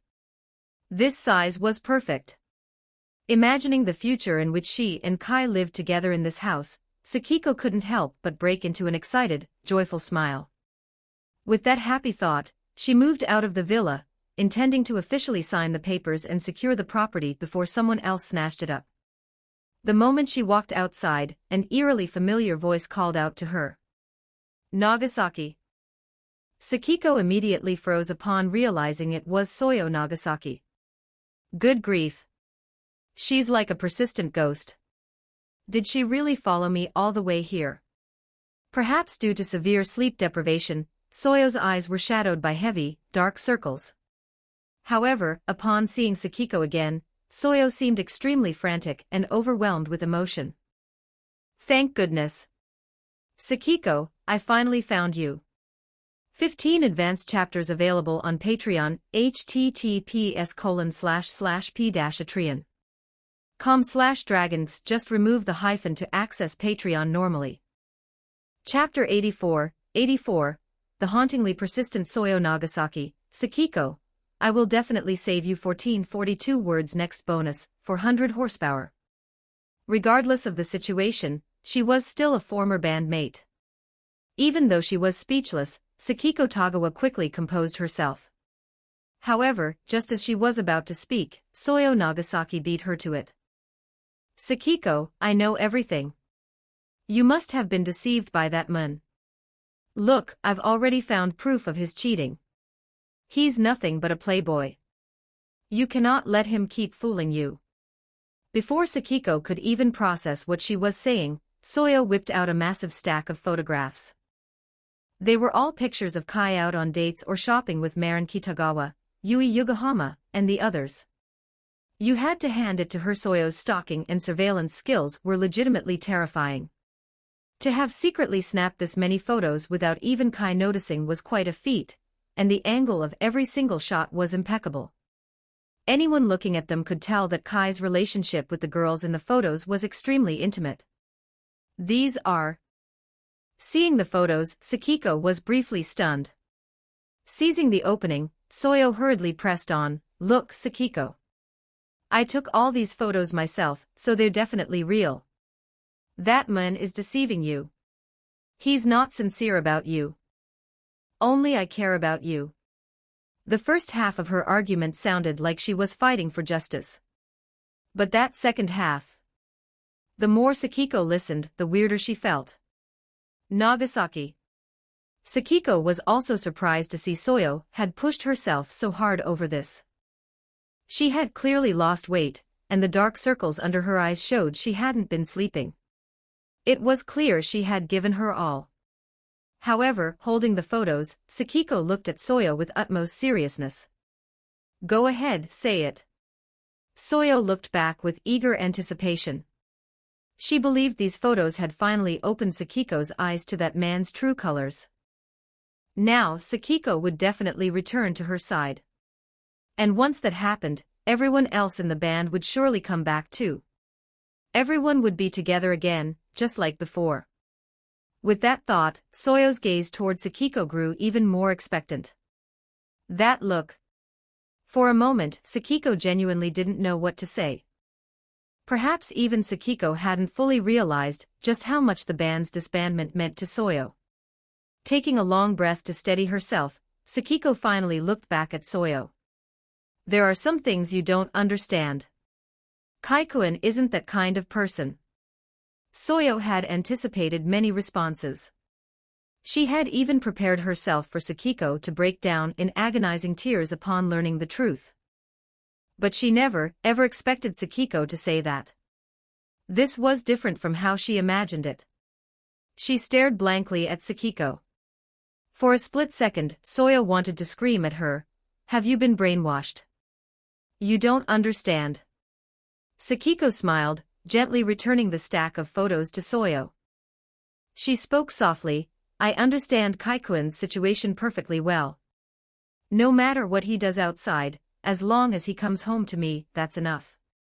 To be frank, Sakiko was no fool. On the contrary, she was intelligent. Because of that, even though she never voiced it, she had already guessed quite a bit about Kai's extracurricular activities. She just chose not to bring it up. For one thing, Sakiko had recently learned about the unique nature of jujitsu sorcerers from her grandfather. While a jujitsu sorcerer's child wasn't guaranteed to inherit a cursed technique, the probability was significantly higher. In Japan, for a powerful jujitsu sorcerer to have multiple partners in order to expand their bloodline and produce strong heirs wasn't considered an incomprehensible concept. For another, Sakiko had experienced firsthand just how unique Kai's stamina was in certain aspects. On her own, she stood no chance against him. In Sakiko's traditional mindset, a wife who couldn't satisfy her husband was undoubtedly failing in her duties. Staring dumbfounded at the girl in front of her, Soyo desperately wanted to say something, but she couldn't find the words. "That's enough, Nagasaki. When the opportunity arises, I will definitely introduce you to Kaikuin. I'll also explain everything about his situation to you. But right now there are certain things I cannot talk about." According to her grandfather, the existence of jujitsu sorcerers wouldn't remain a secret forever. It was just that right now, only factions with significant social standing like major conglomerates were privy to the truth, likely to prevent mass panic among ordinary citizens. The truth would only be revealed to the public when it could no longer be contained. Although Soyo's family was wealthy, that was the extent of it. They weren't a conglomerate, nor were they even considered true high society. Naturally, they had zero access to information regarding jujitsu sorcerers. "I need to get going, Nagasaki. Even though the band disbanded, we are still friends. If you ever need something, you can always come find me. However, you are definitely misunderstanding Kaikuin's situation. I promise I will explain it clearly to you in the future." By the end of the day, Sakiko held no resentment towards Soyo since they were former bandmates. However, she preferred to prevent any misunderstandings from growing between Soyo and her boyfriend. For now, her goal was to calm Soyo and plan to clarify everything thoroughly when the moment was suitable. However, Sakiko could never have imagined that her words would actually deepen the misunderstanding in Soyo's mind to a terrifying degree. Soyo stared at Sakiko in dead silence. After a long while, Soyo suddenly began to laugh. "I understand now." "Understand?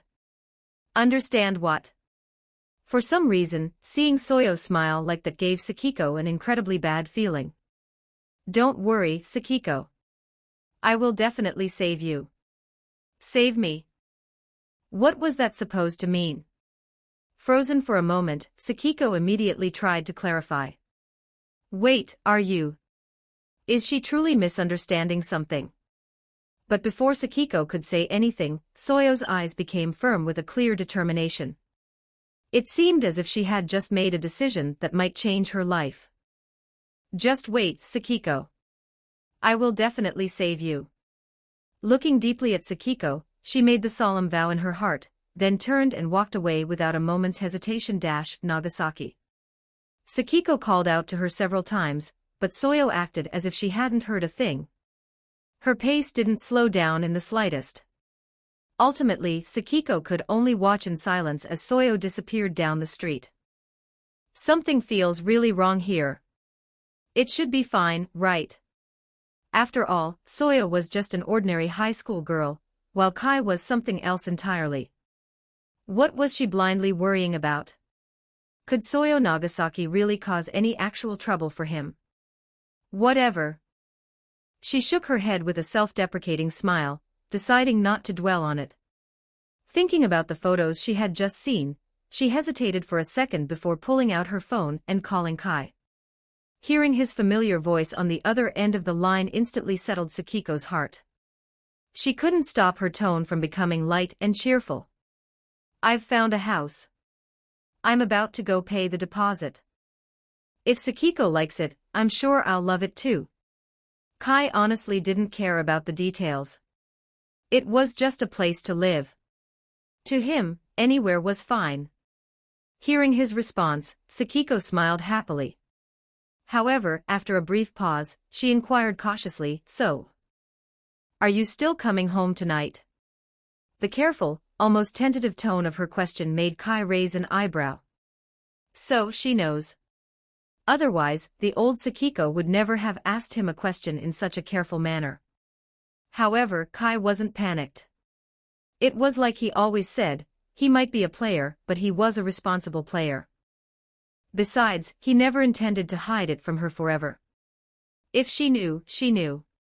He chuckled softly and replied, "It might be a bit late, but yes.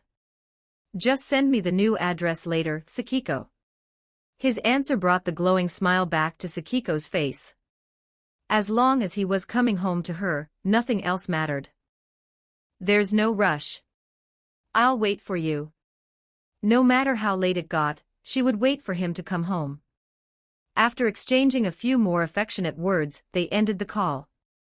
With a spring in her step, Sakiko happily set off to finalize the purchase of their new home before anyone else could snatch it away. Every 200 horsepower equals bonus chapter. 15 advanced chapters available on Patreon, https://p-atreon.com/dragons. Just remove the hyphen to access Patreon normally. Chapter 85, Bonus Soyo Nagasaki's Peerless Intellect. 1595 words. Next bonus, 400. Girlfriend. The moment Kai hung up the phone, Shizuka Hiratsuka's teasing voice drifted over from the driver's seat.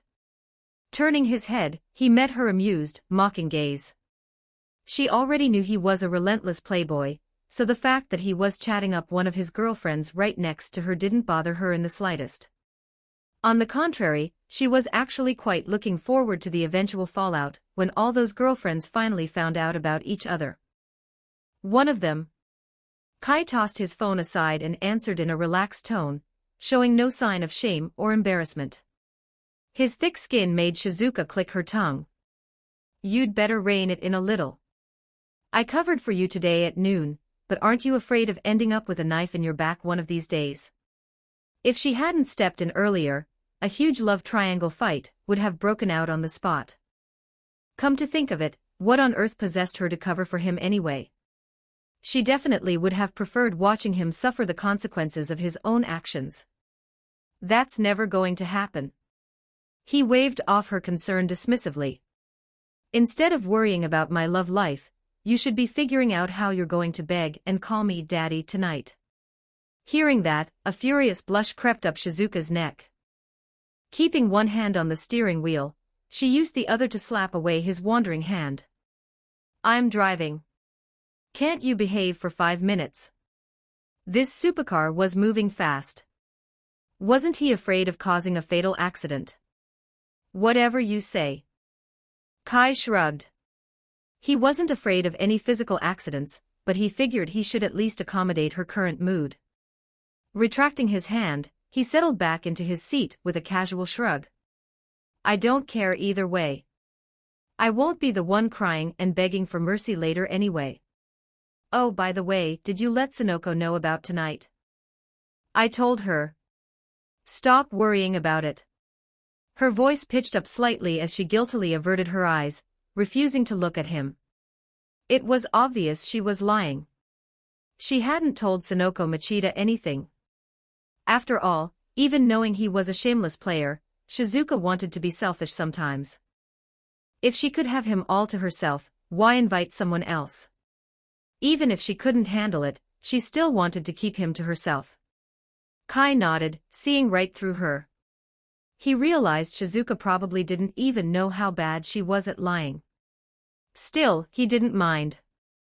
If she wouldn't invite Sonoko, he would just text her himself.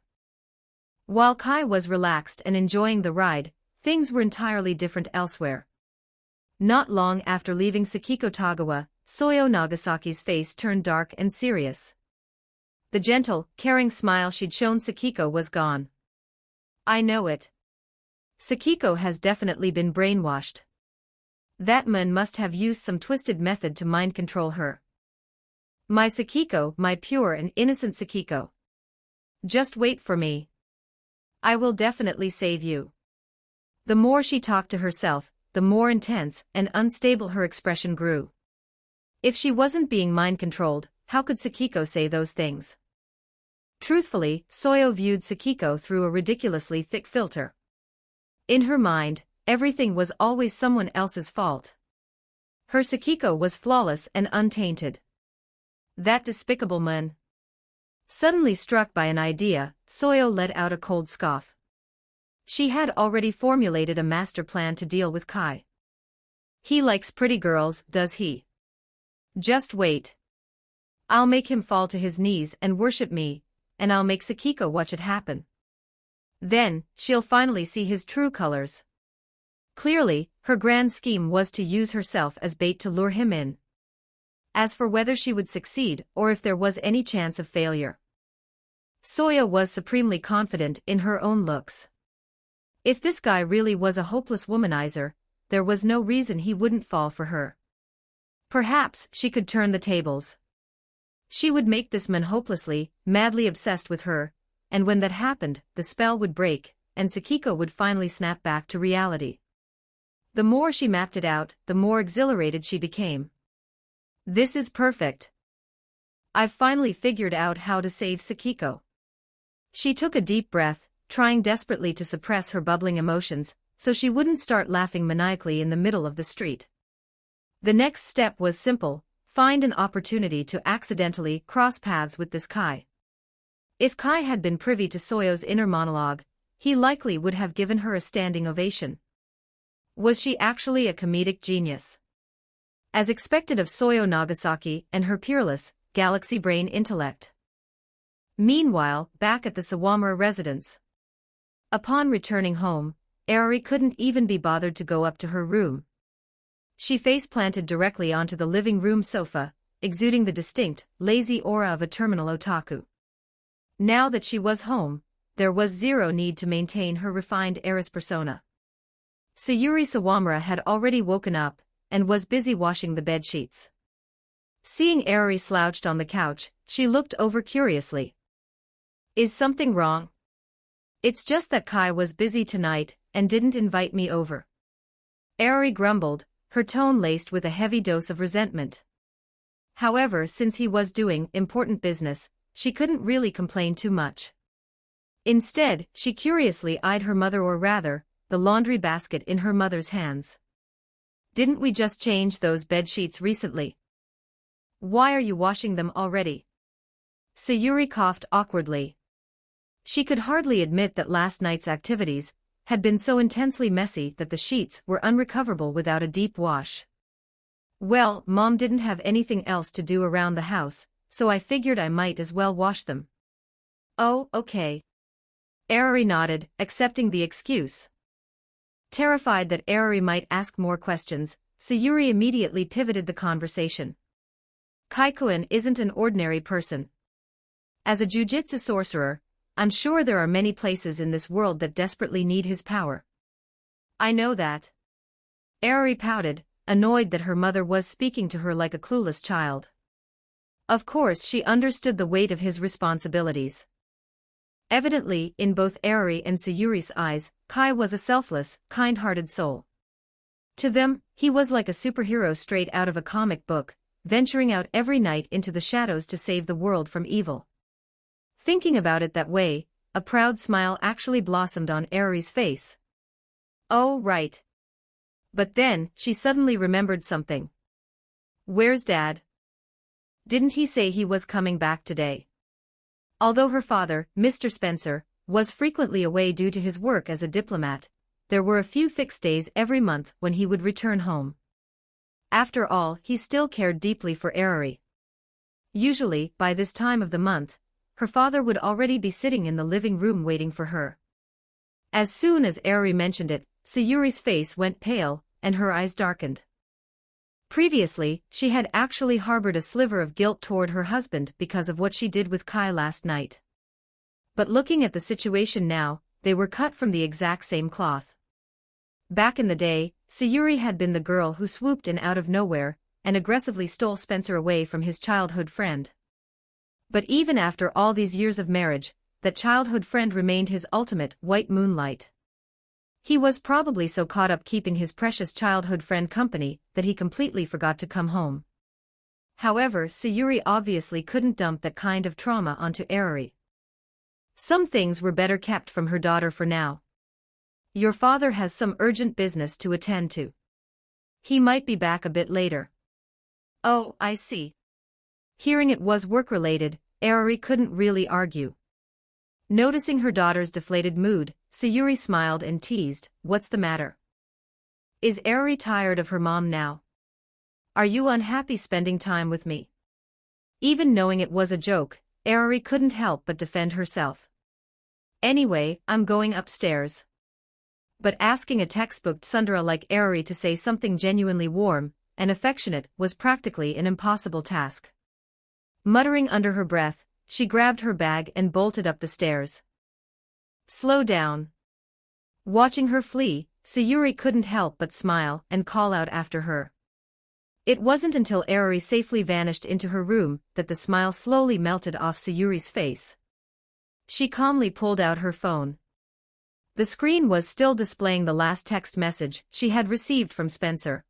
"I won't be coming home this month." Sayuri hadn't replied. Looking at the short, cold message, Sayuri let out a bitter laugh. Suddenly, all her years of stubbornness felt ridiculous. A childhood friend is always special, huh? If the Sawamura family's network hadn't told her that his old friend was pregnant, she might not have suspected anything. Too tired to care, Sayuri deleted the message. Instead, she opened a new chat and sent a message to Kai. "When will you have some free time to come over? I've recently learned a few new recipes. Every 200 horsepower equals bonus chapter. 15 advanced chapters available on Patreon, https://p-atreon.com/dragons. Just remove the hyphen to access Patreon normally." Chapter 86, 86. Shizuka Hiratsuka's near mental breakdown. Quite the player, aren't we? 1462 words. Next target, 400 horsepower. I'll be there in a couple of days. Not long after, Kai's reply arrived, bringing a radiant smile to Sayuri Sawamura's face. She typed a single word in response, and put her phone away. Perhaps sensing that Kai was currently occupied, she refrained from bothering him further. Humming a cheerful little tune, she happily went back to her chores. Meanwhile, on Kai's end. Shortly after he put his phone away, Shizuka Hiratsuka's supercar pulled up outside a sprawling, detached villa.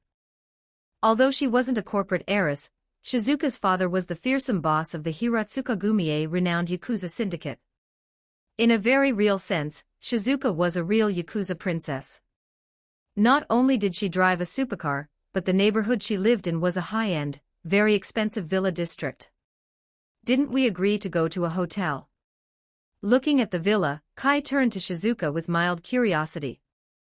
"I just feel like hotels aren't very safe." Since she lived alone, Shizuka much preferred her own home to a hotel. It felt way more comfortable. All right then. Kai naturally had no objections. It was the perfect opportunity to check out Shizuka's place anyway. "I'm not going to walk into a mountain of empty beer bottles, am I?" After all, according to the anime, Shizuka was notoriously hopeless at domestic chores, especially cleaning. Of course not. His comment made Shizuka blush and instinctively snap back in defense. Thank goodness. She had hired a cleaning service beforehand. If he had seen the state her house was usually in, her sophisticated image would have been utterly shattered. Thinking about it, she couldn't help but mentally praise her own foresight. Sure, whatever you say. Shizuka let out a soft humph and walked ahead to unlock the front door. As she reached the entrance, she noticed the front door was slightly ajar. She froze in her tracks. Is someone inside? Aside from her parents occasionally dropping by, no one else ever came to her villa. A bead of cold sweat ran down Shizuka's forehead. Why now of all times? Her parents usually wouldn't visit for weeks or even months. Why did they have to show up the one time she brought Kai home? If they saw her with a guy nearly 10 years her junior. Given their explosive tempers, she didn't even dare to imagine the consequences. What's wrong? Seeing her suddenly stop dead in her tracks, Kai walked up and asked curiously, the door is open, why aren't you going in? He reached out, pushed the door fully open, and prepared to step inside.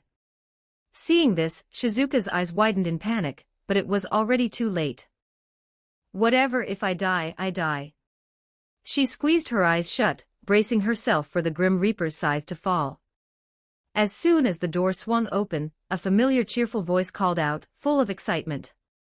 The next second, a figure darted out from the villa, and launched herself directly into Kai's arms. He naturally raised his arms to catch her. Shizuka, who had already accepted her impending doom, opened her eyes and completely froze when she saw who it was. What are you doing here?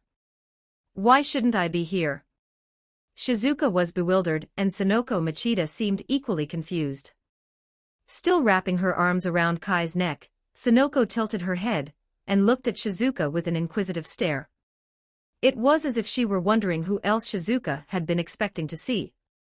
Wait, how did you even get in? Shizuka finally realized what was truly wrong. No one besides herself and her parents had the keys to this villa. Why did Sonoko Machida have a key to her house? Isn't it obvious? Sonoko shrugged, looking entirely unfazed. Knowing your habits, I figured you'd just hide a spare key under the welcome mat. I found it on the first try. Shizuka was rendered speechless. It was an airtight defense. But why did you even come over? She hadn't notified Sonoko at all. I told her to, Kai interjected with a smirk. Didn't you tell me you already let her know? So I just casually mentioned it to her.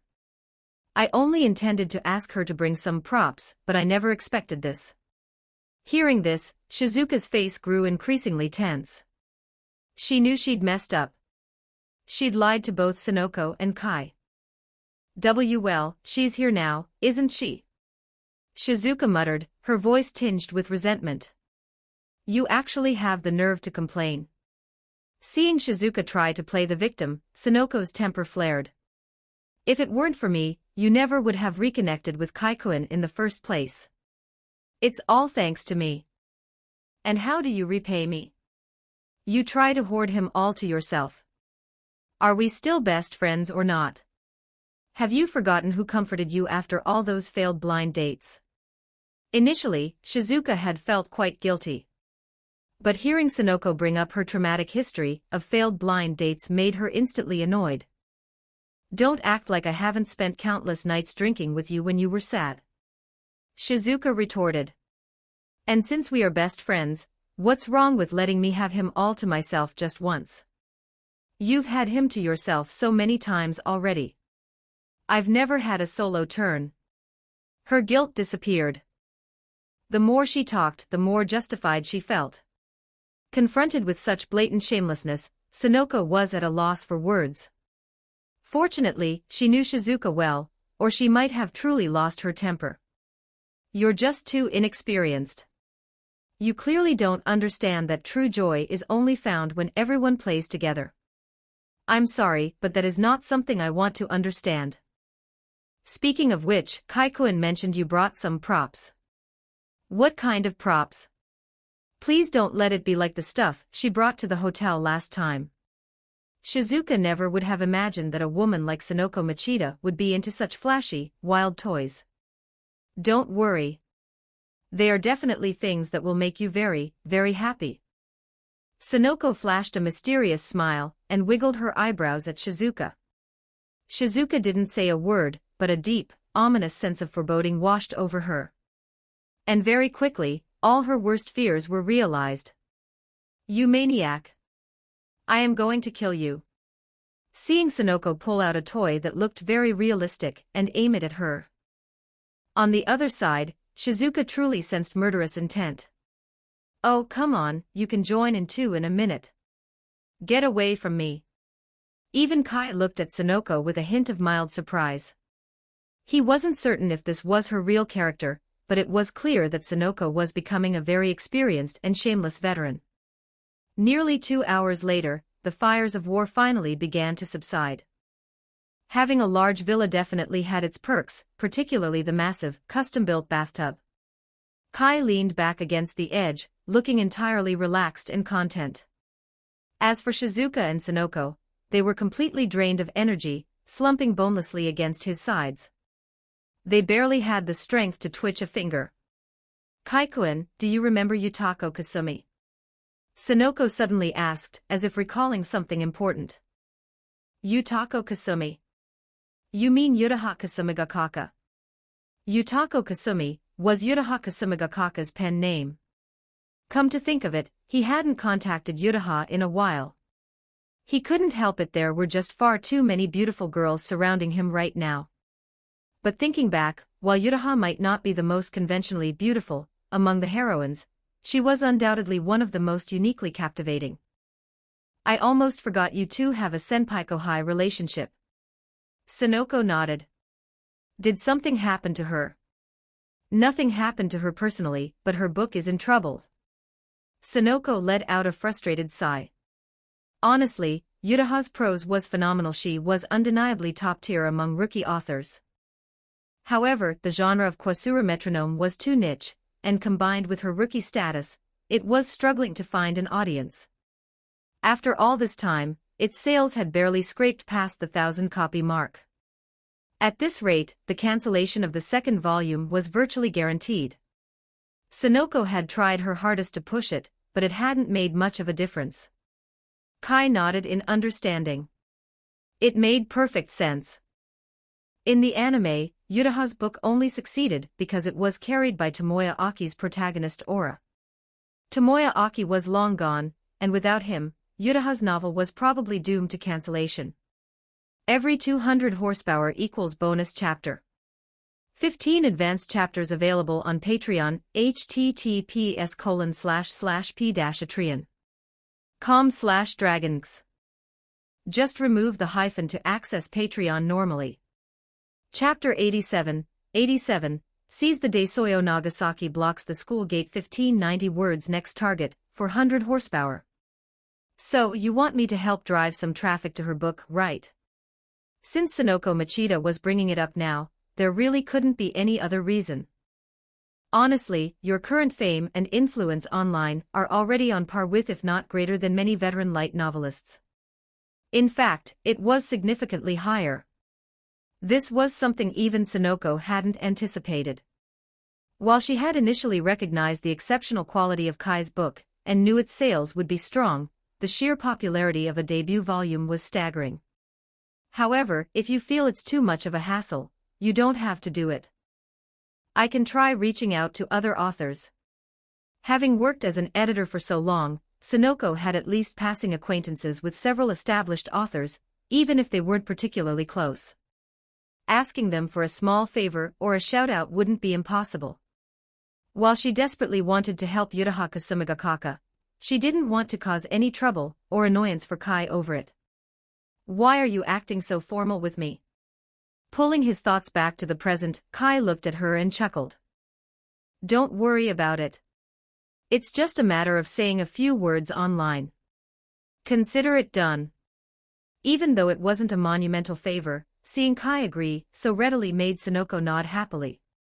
Watching the two of them chat so casually, Shizuka Hiratsuka situated on his other side, couldn't take it anymore.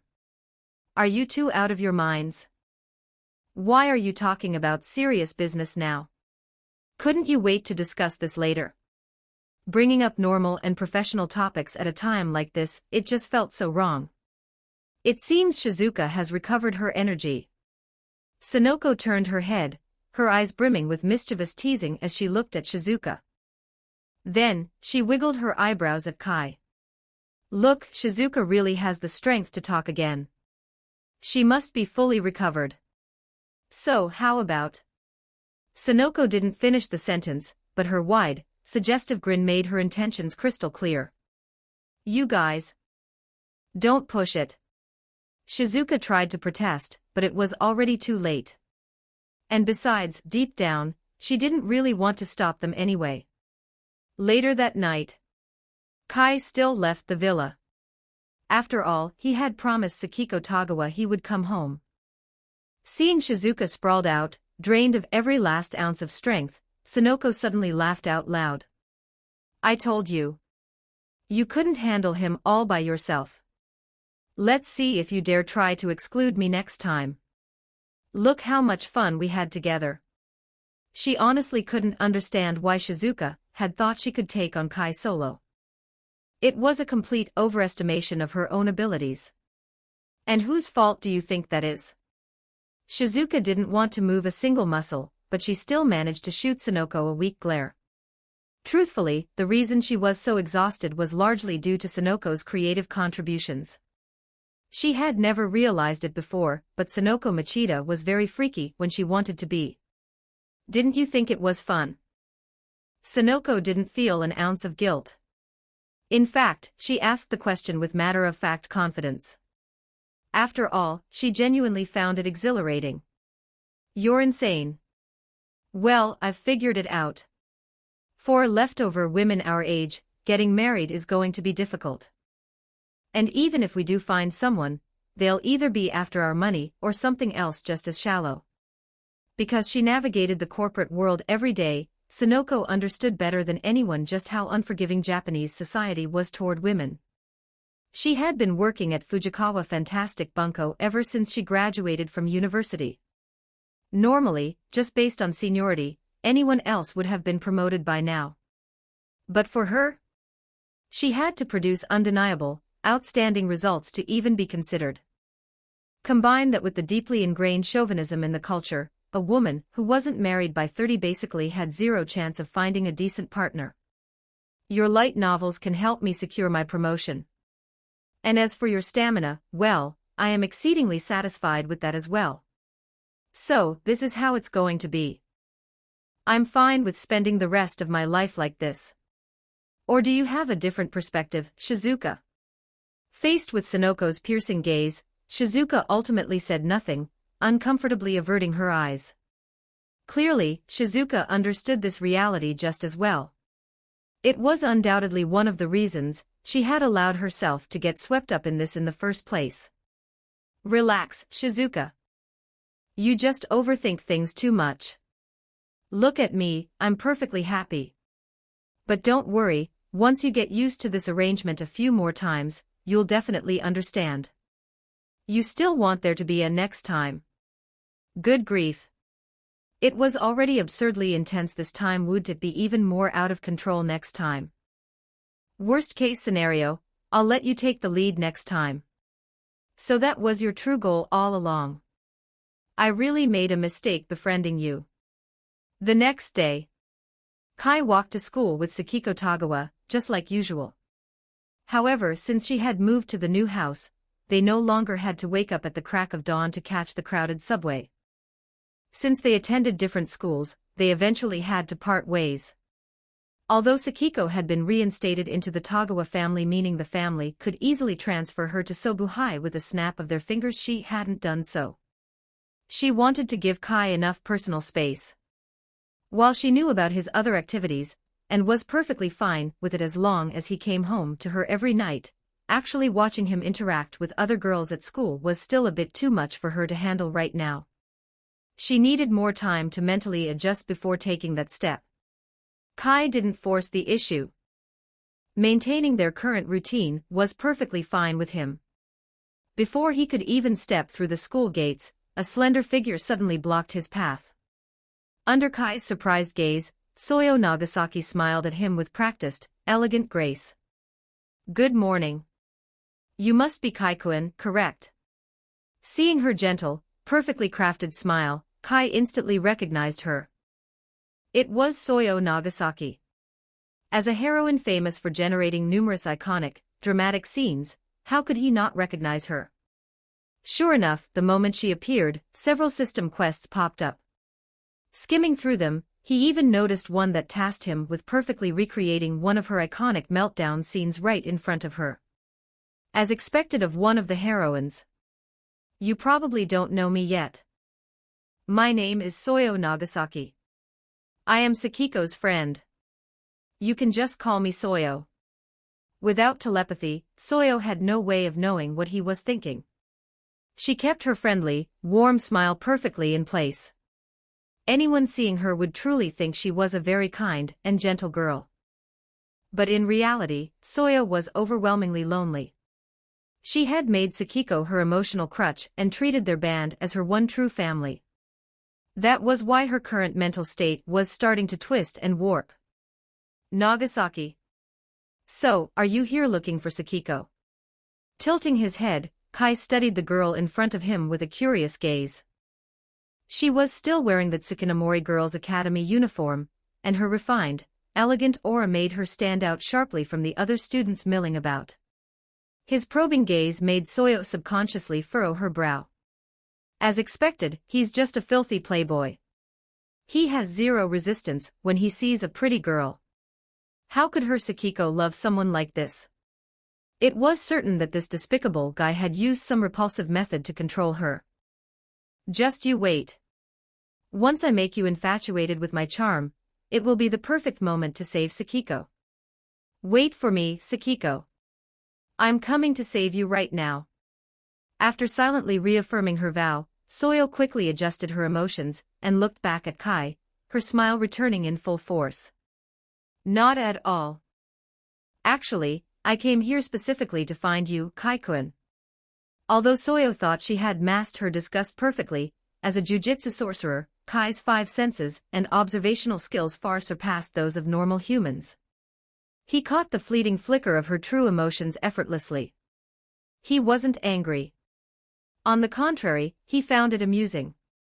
She clearly despised him, yet she was actively throwing herself at him. What exactly was she plotting?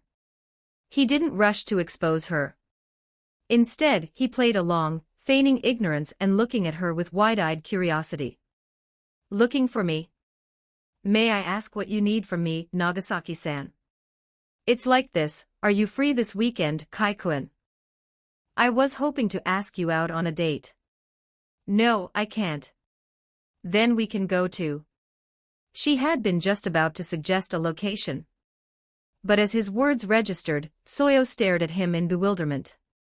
For a moment, she seriously doubted her own ears. "Why you won't go?" She had never, not even in her wildest dreams, considered that he might reject her.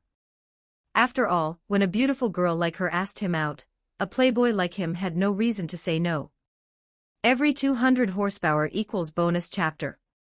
15 advanced chapters available on Patreon, https://p-atreon.com/dragons. Just remove the hyphen to access Patreon normally. Chapter 88, Kakru Tobe, trying to steal my online girlfriend. 1441 words. The support for this fanfiction has declined over time. Its progress depends on your daily support, and I hope that support remains steady. Well, I might have other dates, so I'll have to decline. Kai shrugged, sounding completely at ease. Soyo Nagasaki was definitely pretty, but Kai already had plenty of beautiful girls around him.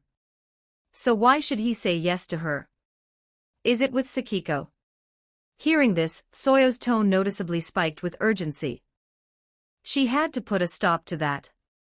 However, no, actually. It's with other girls. Learning that he wasn't dating Sakiko brought Soyo a wave of immense relief. But hearing that it was with other girls made her inexplicably indignant. Does he think Sakiko isn't good enough? Sakiko is clearly the best, so why isn't he taking her out? What am I thinking? I must be losing my mind. Noticing how weird her thoughts had gotten, Soyo quickly shook her head to clear them away. She tried to look casual and glanced back at Kai. Other dates? But didn't I hear that Sakiko is your girlfriend? Yeah, she is. You're cheating on her. You have other girlfriends on the side. She just wanted to ask, but his shameless answer left Soyo speechless. What the heck? Aren't you the one who cheated? How can you seem so morally superior about it? If there's nothing else, I'll be going now. Class is about to start soon. Seeing Soyo standing there, frozen, Kai shrugged, said a quick goodbye, and started walking away. Please wait. Snapping out of her daze, Soyo hurriedly called out to stop him. She hadn't even gotten to the main point of her plan yet she couldn't just let him walk away. Could we at least exchange line contacts? To be completely honest with you, ever since the first moment I saw you, my heart hasn't stopped racing. You understand what I mean, right? As she finished her sentence, Soyo shyly averted her eyes. Her acting was honestly impressive. She really nailed the shy, fluttery feeling of a girl with her first crush. But in a way, it wasn't all an act. This really was the first time Soyo had said something like this to a boy, so her awkwardness was real. Is that so? Since she wanted to play a game, Kai didn't mind playing along.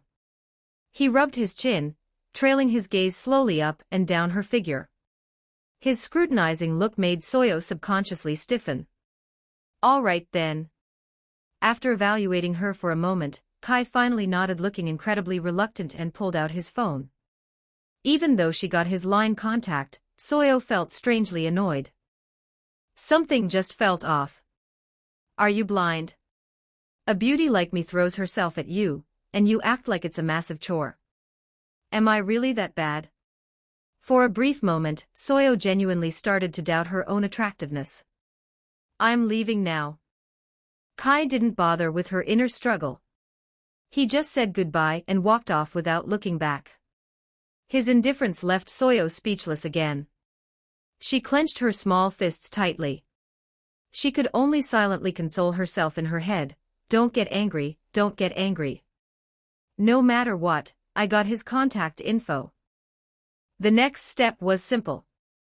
All she had to do was unleash her charm, and he would definitely fall madly, hopelessly in love with her. And when that happened, Sakiko would finally be free. Thinking that, Soyo's eyes grew serious, and her determination strengthened. The moment he sat down at his desk in the classroom, Kai's phone started buzzing incessantly. Kai-kun, if you're not free this weekend, how about next weekend? It's totally fine if you can't. Actually, I'm quite a good cook. I could come over to your place and make you dinner. I wonder what kind of food Kai-kun likes to eat. Message after message kept coming in. Now Kai was finally getting a taste of what Sakiko Tagawa had gone through. He had to admit, reading these messages, she really did sound like a desperate simp. Is a girl blowing up your phone? Yumiko Miura suddenly appeared beside Kai and leaned in, clicking her tongue in a teasing way. Don't tell me you're starting an online romance just like Tobe. What's the point of an online romance? Kai casually switched his phone to silent and ignored the flood of texts. He looked up at Yumiko, his eyes full of amusement. Do you really think someone like me would settle for an untouchable, invisible online relationship? Yumiko scoffed, though she had to admit it. She knew Kai was a true carnivore at heart. No way he could be content with just a virtual romance. She was merely teasing him. She shrugged. Who knows? Maybe you'll change your mind one day. After all, no one ever expected that idiot Tobe to fall this deeply into an online relationship. If Yumiko hadn't mentioned it, Kai might have forgotten about Kakeru Tobe entirely. Did something happen? Kai followed Yumiko's gaze and saw Tobe holding his phone, giggling non-stop. The way he acted made him look pretty creepy. "Let me tell you," Yumiko whispered, leaning even closer to Kai, "I heard Tobe has been spending tons of money buying gifts for this online girlfriend of his. Didn't you say they've never met?" "Online shopping, duh." Yumiko shrugged. Online shopping is very popular nowadays. Even she preferred ordering things online when she was too lazy to go out. "I heard he's already blown through his entire living allowance for the month." What was there even to say to that? If Kai remembered correctly, Tobe's family wasn't particularly well off. In their popular clique, only Yumiko Miura and Hayato Hayama came from wealthy backgrounds. Yumiko's parents were high-ranking corporate executives, while Hayama's parents were elite lawyers who worked closely with the Yukinoshita family, meaning they pulled in a very lucrative income. But the others? Their financial situations were painfully average. Tobe's family was okay but not wealthy. At this rate, he'd probably end up asking his parents for more money. But still, if he's buying her stuff, he at least knows her address, right? He could just go find her. Since it was online shopping, he needed the shipping address. If only it were that simple. Even Yumiko looked exasperated by the situation. Who knows what goes on in that idiot's head? He knows the address, he bought all those gifts, but he refuses to go. He says she isn't ready yet, and wants to give her time to prepare. Good Lord. I never noticed it before, but Tobe has the makings of a supreme simp. What does Hayama have to say about this? As the group's natural peacemaker, Hayato Hayama was never going to sit back and do nothing. He tried talking to him, but it was useless. Yumiko shrugged, honestly not caring much about it. She wasn't close to Tobe anyway, they were just acquaintances who talked now and then. Initially, when she found out Tobe had a crush on her friend Hina, she considered playing matchmaker. It would have been nice to help set them up. Knowing that Tobe was this fickle and prone to emotional cheating, Yumiko felt nothing but intense relief. Thank goodness she hadn't intervened. If she had actually managed to set Tobe and Hina up, she would have been leading her friend right into a disaster. Tobe probably didn't realize it, but this whole online dating fiasco had tanked his reputation in Yumiko's eyes, plunging his score straight into the negatives. What else was there to say? Looking over, Kai saw Hayama observing Tobe with a very complex expression. He seemed desperate to say something but was at a loss for how to start. After all, the current Tobe was entirely unapproachable. He refused to hear anyone out. Not long ago, Hayama had specifically taken Tobe aside to a quiet spot for a serious heart-to-heart. But it was utterly futile. In fact, by the end of the conversation, Tobe had actually begun to suspect that Hayama was jealous of him, even accusing Hayama of trying to steal his girl. "Hayama, I never thought you were this kind of guy. Just because Yumiko isn't interested in you anymore doesn't mean you can try to sabotage my relationship. And you can just give up right now. Every 200 horsepower equals bonus chapter. 15 advanced chapters available on Patreon, https://p-atreon.com/dragons. Just remove the hyphen to access Patreon normally. Chapter 89, bonus 1586 words. The support for this fanfiction has declined over time. Its progress depends on your daily support, and I hope that support remains steady. Seriously? Do you really think I, Hayato Hayama, have fallen so low that I need to covet your girlfriend? And let's be real, Hayama thought, she's not even really your girlfriend yet. You've never even met her face to face. What kind of relationship is that? Anyway, just stay out of my business. Maybe realizing he'd gone too far, Tobe brushed it off with a weak excuse. However, he clearly didn't care too much. After throwing out that final, stubborn sentence, he turned entirely back to his phone, aggressively typing away and ignoring Hayama. Faced with this level of delusion, Hayama couldn't think of any immediate solution to break through to him. He could only sigh helplessly. He would have to wait for another opportunity to try to talk sense into him later. Back on Yumiko's side. She had just been about to lean back in and whisper something else to Kai. Suddenly, Hina Ebina appeared quietly next to them. I just saw Yui walking into the school building, Hina murmured. After a moment's thought, Hina had decided it was best to give them a heads up. Otherwise, if Yui walked in and saw Kai and Yumiko sitting this close together, she would definitely overthink things. Thanks for the warning. Yumiko jumped at the interruption, blinked, then quickly nodded and scooted away from Kai. Once she sat back down, Yumiko suddenly realized what was going on. She turned and stared at Hina, eyes wide with shock. What was that warning supposed to mean? Do you know? Although Yumiko didn't say a word, Hina could feel the burning intensity of her gaze. Hina remained silent, lowering her head and pretending she didn't notice a thing. If Yumiko still didn't realize what had just happened, she'd have to be a complete idiot. After staring at Hina for a long moment, she shot Kai a deeply resentful glare. Seriously? You actually thought you were hiding it? In response to her glaring, Kai merely offered a casual shrug. He had known about Hina's awareness for a while now, so he wasn't panicked in the slightest. At most, he was pleasantly surprised that Hina had actually decided to help cover for them. Just then, Yui Yokohama came into the classroom, smiling brightly as usual and waving excitedly at the three of them. Yumiko was still shaken by the fact that Hina knew their secret, and she felt both guilty and flustered. Kai, on the other hand, stayed calm and answered Yui without missing a beat. Yui, what took you so long today? Normally, Yui was one of the first people to arrive at school. It was Sable's fault. Yui sat down next to Kai and started pouting right away. Sable was her miniature dachshund. I don't know what got into him today. When I was walking him, he just kept running around everywhere. He made me waste so much time. Thinking about it made her feel a bit frustrated. Normally, Sable was such a good, obedient boy, but today he had acted like a maniac. Dogs are like that. They have their moments of high energy.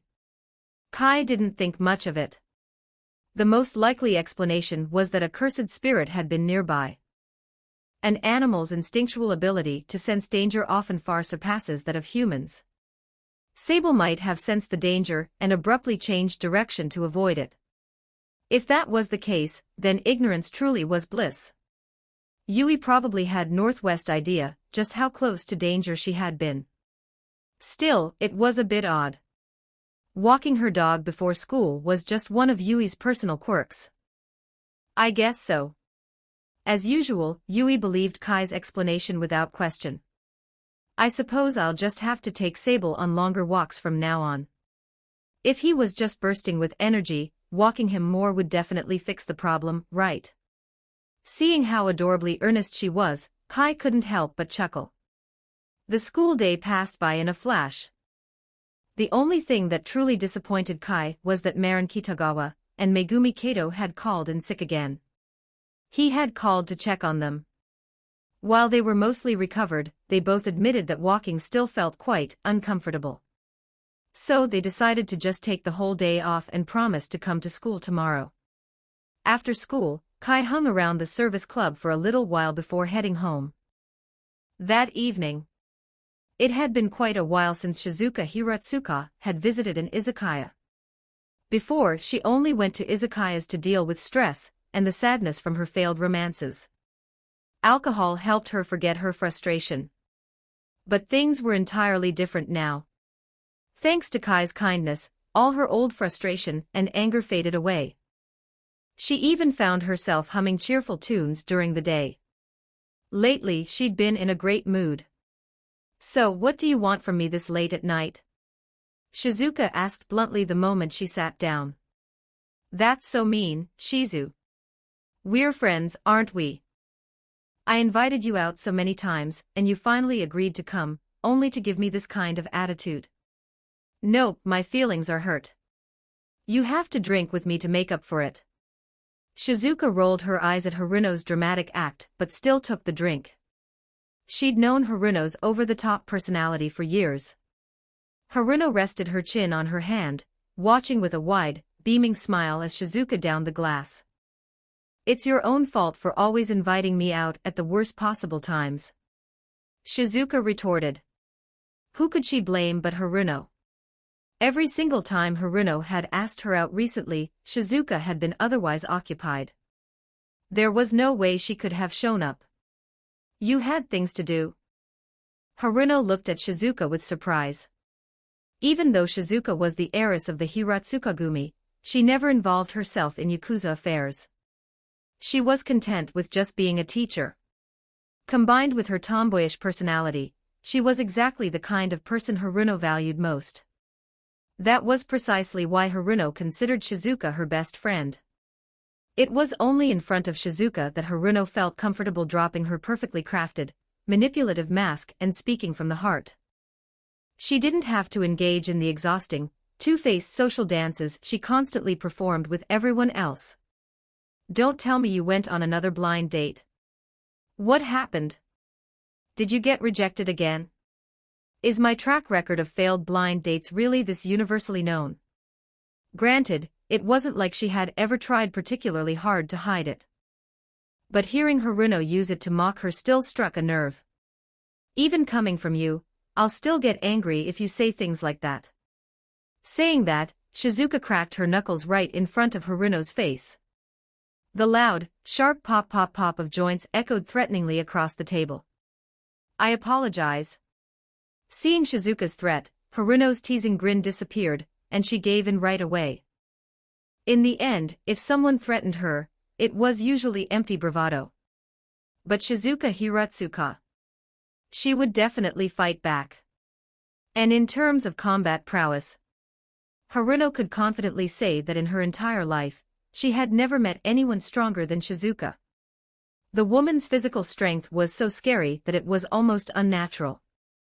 Shizuka scoffed and rolled her eyes, though she had never actually intended to hit her. But seriously. Noticing Shizuka's calming down, Haruno spoke once more, this time studying her with a sharp, investigative look. "I thought my eyes were playing tricks on me at first, but your skin looks significantly better than before." Haruno knew exactly how old Shizuka was. Not only was she not showing any signs of aging, but she actually looked younger and more vibrant than she had in years. In stark contrast, even though Haruno was younger, the crushing workload from the family company had recently taken a severe toll. Between the constant all-nighters and immense stress, Haruno could physically feel her skin deteriorating. If this kept up, she was going to end up looking older than Shizuka. Evidently, even anime heroines were susceptible to appearance anxiety. It was precisely because the company's affairs were so overwhelming, and her stress levels were redlining, that she had used this rare sliver of free time to invite Shizuka out for drinks, hoping to finally relax. "I've heard that certain activities can do wonders for regulating a woman's hormones and improving her complexion." "Don't tell me. You actually managed to get a boyfriend?" As she asked, Haruno wiggled her eyebrows suggestively. Her eyes, however, burned with real curiosity. She desperately wanted to know if Shizuka had actually managed to land a man. "No, I haven't." "Stop making wild guesses." Shizuka cleared her throat, feeling awkward. She really was a terrible liar. However, technically, it wasn't exactly a lie.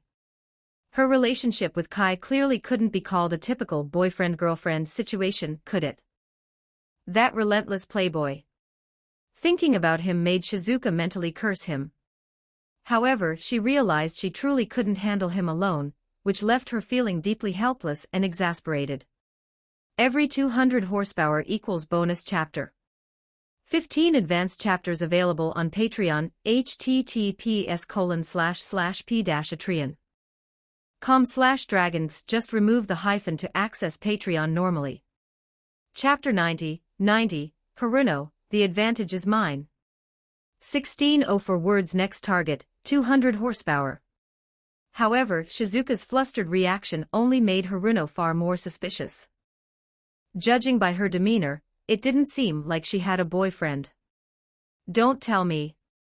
As if suddenly realizing something horrifying, Haruno inhaled sharply. Snapping out of her distracting thoughts, Shizuka looked at Haruno's exaggerated reaction in confusion. No, Shizuka. No matter how lonely and desperate you get, you can't just go out and buy a mun. Do you know how dirty they are? What are you talking about? Shizuka was still lost. But looking at Haruno's horrified expression, it finally clicked. Do you think I went out and hired a host? Are you insane? Was that not it? Haruno knew Shizuka's personality inside and out. Looking at Shizuka's face contort in disgust, she could tell her friend was being honest. She truly found the idea repulsive. Then who exactly is it? Just drop it. I'm not telling you. Are you kidding? There was no way she was letting Haruno find out about Kai.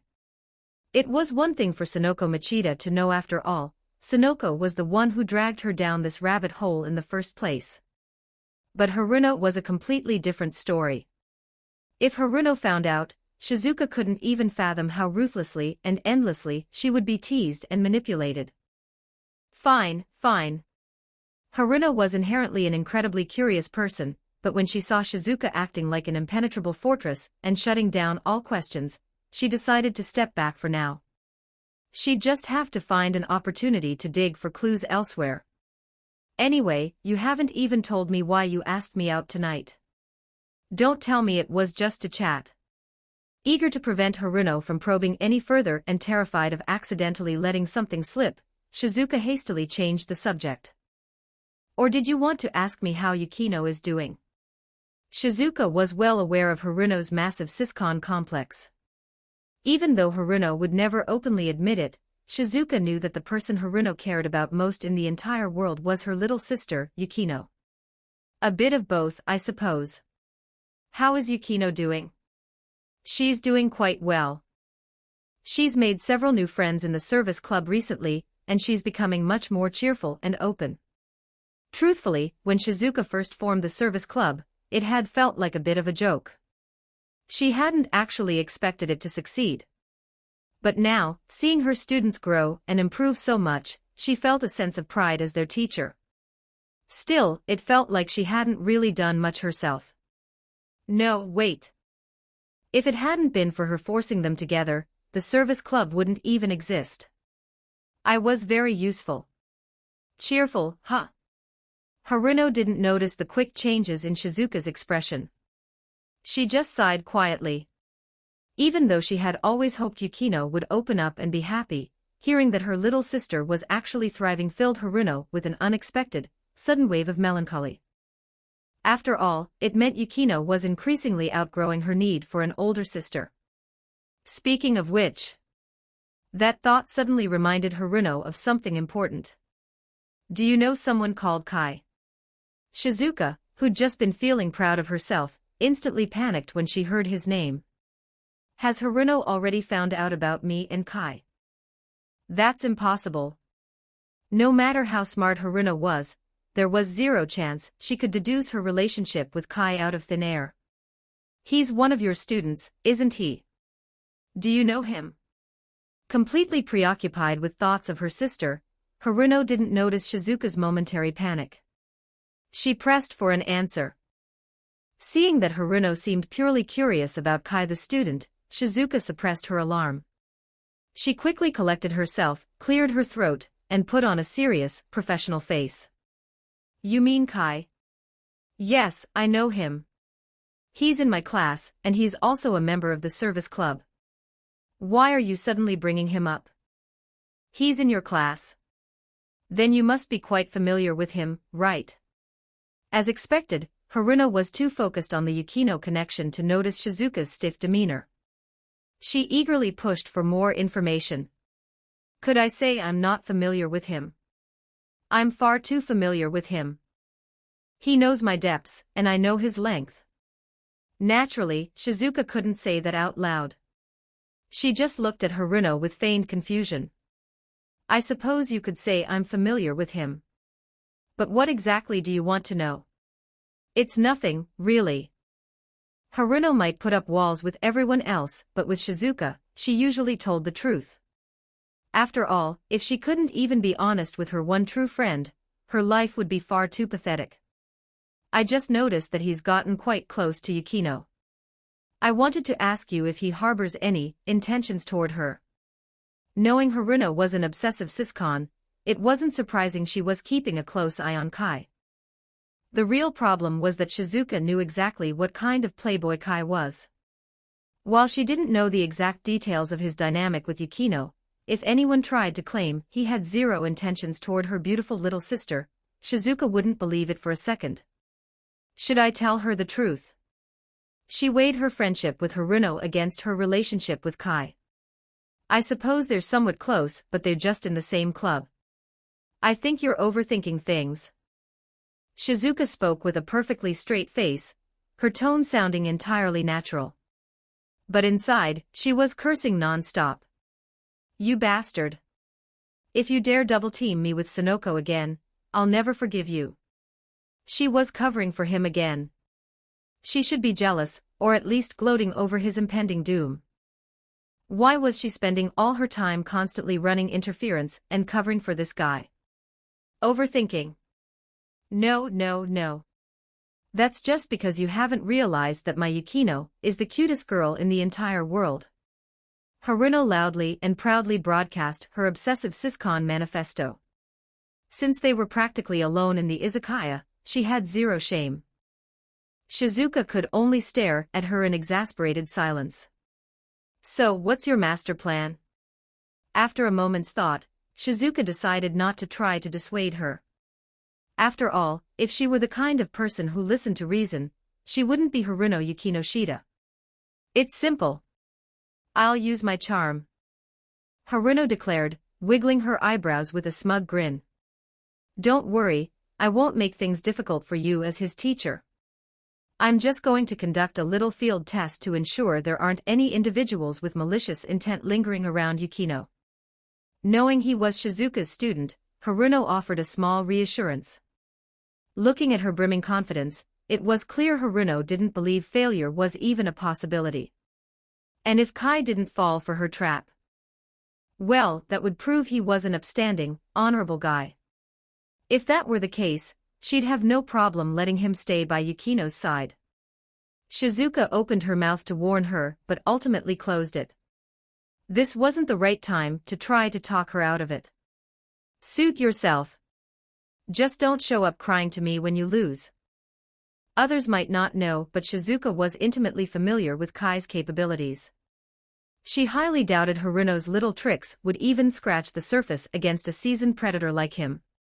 In all likelihood, Haruno was going to end up getting played like a fiddle. Mistaking Shizuka's warning for concern, Haruno waved her off dismissively. I promise you, nothing will go wrong. The more you say that, the more likely everything is going to spectacularly blow up in your face. Whatever. Shizuka couldn't be bothered to argue anymore. She returned to her drink in bored silence. However, their drinking session was abruptly cut short. I'm so sorry, Shizuka. Something urgent just came up at the company. I have to go. After taking a phone call, Haruno sighed heavily, stood up, and grabbed her coat. It really was true. The poor girl barely had any time to rest. Are you serious? You brought me out here to drink, and just as the mood is really starting to lift, you're leaving. You're so busy all the time that you'd think the Yukinoshitas are a huge, dominant corporation. At the end of the day, they were just a prominent regional family. If you placed them in the heart of Tokyo, they couldn't even compete with a mid-tier conglomerate. If we actually were a conglomerate, I wouldn't be this busy. Haruno complained with an exasperated sigh. I don't know what's going on lately. So many of the company's projects have run into bizarre problems. I have no choice but to go deal with them. Speaking of this, Haruno couldn't stop herself from complaining. The Yukinoshita family's primary business was in real estate and construction. Everything had been running perfectly fine until very recently. It was as if they had suddenly been cursed. Construction sites were experiencing bizarre accidents almost every other day. Minor injuries were one thing, but a few days ago, a worker actually died on site. And these incidents weren't isolated, they were happening across almost every single Yukinoshita construction project. It wasn't just Haruno who was overwhelmed. Even the current head of the Yukinoshita family, Haruno's mother, was drowning in crisis management. Every 200 horsepower equals bonus chapter. 15 advanced chapters available on Patreon, https://p-atreon.com/dragons. Just remove the hyphen to access Patreon normally. Chapter 91, 91, Soyo Nagasaki, Everything is for Sakiko. 1499 words. Next target, 200 horsepower. You don't think someone is intentionally sabotaging you? As Haruno described what happened, Shizuka frowned. One or two incidents might be accidents, but with so many, it was hard to believe it was just bad luck. You said it yourself, the Yukinoshitas are a prominent but regional family. Anyone with the actual capability to orchestrate something like this across multiple sites simultaneously has no reason to target us. Haruno was inherently brilliant. She had considered the sabotage theory very early on, but logically, it just didn't make any sense. They had looked into the incidents carefully but found nothing. Every disaster seemed to be just an unlucky accident. It was absurd. For a moment, Shizuka was at a loss for words. Could it actually be the work of ghosts? Kai came to her mind. Without him, Shizuka would never have known that actual monsters existed in the world. What did he call them again? Cursed spirits. Why don't? With this in mind, Shizuka was about to suggest she could find someone to check it out for her. However, all right. I have to head back. Haruno's phone buzzed with another urgent text. With no time to spare, she quickly dismissed Shizuka and hurried out the door. By the time Shizuka realized what had happened, Haruno was already gone. With nothing else to do, Shizuka shrugged and pulled out her phone. She texted Haruno, saying the accidents might be supernatural, and that she knew someone who could help. The response she got back: a mocking text from Haruno, "Oh Shizuka. Have you been single for so long that you're starting to hallucinate?" Since Haruno had never seen a cursed spirit, she thought Shizuka was just talking nonsense. She even wondered if being single for so long had made her friend lose it. This fool. If Haruno was still there, Shizuka would have shown her why people called her Iron Fist. Whatever. From Haruno's attitude, it didn't seem like she was in any real danger right now. Besides, from what Haruno said, she planned to find Kai herself. When she did, Kai would notice any supernatural problem right away. There was no need to worry yet. Thinking this over, Shizuka sent Kai a quick warning text and left the izakaya. At the same time, Kai was in the villa he now shared with Sakiko. Kai glanced at the text message on his phone, lifting an eyebrow slightly. Sakiko noticed him pause and, still catching her breath, looked at him in confusion. "It's nothing. Just a text." He smiled and tossed his phone onto the bedside table. Now was not the time for distractions. A moment later, Sakiko's mind went blank, and she stopped caring about whoever had texted him. Haruno Yukinoshita. Shizuka's warning text flashed briefly in his mind. So she's targeting me now. He found the situation rather amusing. However, he didn't think much of it. Let her try. Over the next few days, Haruno Yukinoshita never showed up. Conversely, Soyo Nagasaki's text messages became increasingly frequent and unhinged. "What are you doing right now?" "Making love. With Sakiko Tagawa. Do you understand now?" Kai shut her down with just a few words. On the other end, Soyo grasped her phone so hard her knuckles turned white. The plastic creaked as if she might crush it. That bastard. The thought of that repulsive, disgusting man treating her Sakiko like that right at this very moment seemed like someone violently twisting an old knife in her heart. I have to act faster. The sooner she rescued Sakiko, the sooner Sakiko would be freed from enduring such agonizing torment. This is all for Sakiko's sake. With that thought fueling her, Soyo's eyes burned with a terrifying, fanatic resolve. Another weekend rolled around. On Saturday, Kai went on his usual weekend date with Yui Yokohama. And, unsurprisingly, they had a third wheel tagging along. Try this perfume. I heard it's the newest release for this season. Wow, it smells so good. Watching Yumiko Miura eagerly leaning in close to Yui, Kai just shrugged. He wasn't surprised in the slightest. Yumiko really was impatient. The moment she heard he had a date with Yui, she immediately insisted on coming along. The problem was that Yui was terrible at saying no, especially to Yumiko, who was her close friend. Refusing her was almost impossible. Kai-kun, please don't be mad. When Yumiko wandered off to look at new arrivals, Yui quickly moved to Kai's side. She took his hand and softly apologized. What would I be mad about? Yui explained under Kai's somewhat puzzled gaze. Yumiko was just feeling bored and lonely being by herself this weekend, so she asked to tag along. Please don't think she's an eyesore or getting in the way. While Yui herself desperately wanted a sweet romantic date with just the two of them, she was just worried that Kai might be angry at Yumiko for constantly intruding. He had to admit that Yui was so pure and innocent it was almost painfully adorable. Don't worry. He raised a hand and gently ruffled her hair. He smiled affectionately. Why would I be angry? Honestly, just being able to go on a date with you makes me very happy. I wouldn't care if there was one Yumiko, or even 10 Yumikos tagging along. I would never be angry. If all 10 of those Yumikos acted exactly like the real one, he definitely wouldn't be complaining.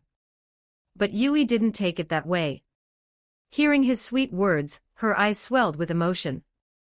Are you two murmuring secrets behind my back? Yumiko suddenly appeared beside them and spoke in a slow, bitter tone. Startled by the sudden intrusion, Yui jumped slightly. She hadn't even noticed Yumiko approaching. Kai, on the other hand, maintained his calm, relaxed smile. Isn't it perfectly normal to talk behind your back? After all, Yui and I are a proper couple. Then what about Yumiko instinctively almost blurted out, then what about me? But remembering Yui was standing right there, she slammed on the brakes. Instead, she gave Kai a resentful glare. She stared at him, practically trying to convey her demands telepathically. Hurry up and explain everything to her. She was truly nearing her limit, and deeply wished she could show affection and closeness to him publicly. Kai-kun didn't mean it like that. Please don't be mad, Yumiko. Yui, unaware of what was happening, panicked and attempted to comfort Yumiko, fearing his words had upset her. She's too innocent. It was precisely because she knew Yui's pure, overly trusting nature that Yumiko so desperately wanted to hide the truth. She legitimately couldn't bear the thought of hurting her. Now I feel guilty. This is all that man's fault. Harboring their own vastly different agendas and secrets, the date carried on. Kai-kun, the second volume of your book has already been released. As they walked past a large bookstore, Yumiko saw a huge banner in the window. She gasped and looked at Kai. He looked over curiously. Sure enough, the massive banner was proudly announcing the release of the second volume of Konosuba, God's Blessing on This Wonderful World. He could clearly see a long line of people queued up outside the store, almost all of them there to purchase the new release. Remembering something, he pulled out his phone. Exactly as he suspected, there was a message from Sonoko Machida, excitedly informing him that the second volume had launched and that opening day sales were phenomenal. He just hadn't bothered to check the status of his own book in quite a while. It actually launched, and I had no clue. You're too careless. You're the author. How can you not even pay attention to your own release dates? Yumiko scolded him. What kind of author ignores the release schedule of their own work? Let's go, Yui. Let's buy a copy. Too lazy to scold him further, Yumiko grabbed Yui's hand. Yui was more than happy to buy a copy to support her boyfriend's incredible work. The two girls immediately hurried over to join the end of the line. If they really wanted to read it, they could have just asked him for a copy. But according to their logic, if they didn't personally buy it from a bookstore with their own money, it lacked meaningful support. Yui agreed with this sentiment wholeheartedly. What else could he say? Since he had nothing better to do while waiting, he was just about to go buy a drink from a nearby vending machine. Right at that moment, Yutahaka Sumigakaka, whom he hadn't spoken to in ages, suddenly sent him a text message. Every 200 horsepower equals bonus chapter. 15 advanced chapters available on Patreon, https://p-atreon.com/dragons. Just remove the hyphen to access Patreon normally. Chapter 92, 92, Yutahaka Sumigakaka's sudden message. 1720 words. Next target, 400 horsepower. Congratulations, Kohai-kun. Your new volume is a massive hit. Kai was briefly surprised when he saw that the message was from Yutahaka Sumigakaka. But he quickly figured out why. Since Yui Yokohama and Yumiko Miura were still standing in line, Kai pulled out his phone and started chatting. It seems Senpai's new book is doing quite well too. On the other end, Yutahaka Sumigakaka stared at the message from Kai. She pressed her lips together, hesitating to reply for a moment. Originally, even without Sonoko Machida spelling it out, Yutaha knew exactly how terribly her book was performing. It had practically reached the point of being axed. It wasn't that she couldn't accept failure. It was just that, growing up, Yutahaka Sumigakaka had never really failed at anything. She never expected that her very first foray into writing light novels would immediately face cancellation. Of course, this left her feeling bitter and confused. But not long ago, Sonoko Machida had brought her some amazing news. Yutaha, great news. Your book's sales just exploded. How is the second volume coming along? Don't tell me you haven't finished it yet. There's a massive crowd of readers waiting for volume 2 right now. At first, Yutaha thought Sonoko was just playing a cruel joke on her. After all, her book was on the chopping block just days ago. How much time had really passed? How could sales suddenly explode out of nowhere? It's true. Yutaha, go check the online reviews yourself. They're practically all overwhelmingly positive. Seeing that Yutaha didn't believe her, Sonoko quickly told her to check for herself. Sure enough, when Yutaha checked the internet, she found a flood of reviews for her book, and almost all of them were glowing. What's more, just a short time ago, she barely had a measly 20 reviews. Yet, in this incredibly brief window, the review count had smashed right past the 10,000 mark. It was clear proof that her sales had truly exploded. Yutaha froze in place, unable to process the reality for a long time.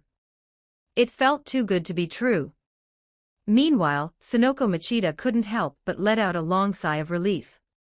Thank goodness she had dug her heels in and protected Yutaha's book. Truth be told, Sonoko had taken on a massive amount of pressure from the higher-ups over this exact issue. If the sales hadn't picked up, she would have undoubtedly become the prime target of office gossip and corporate backlash within the publishing house.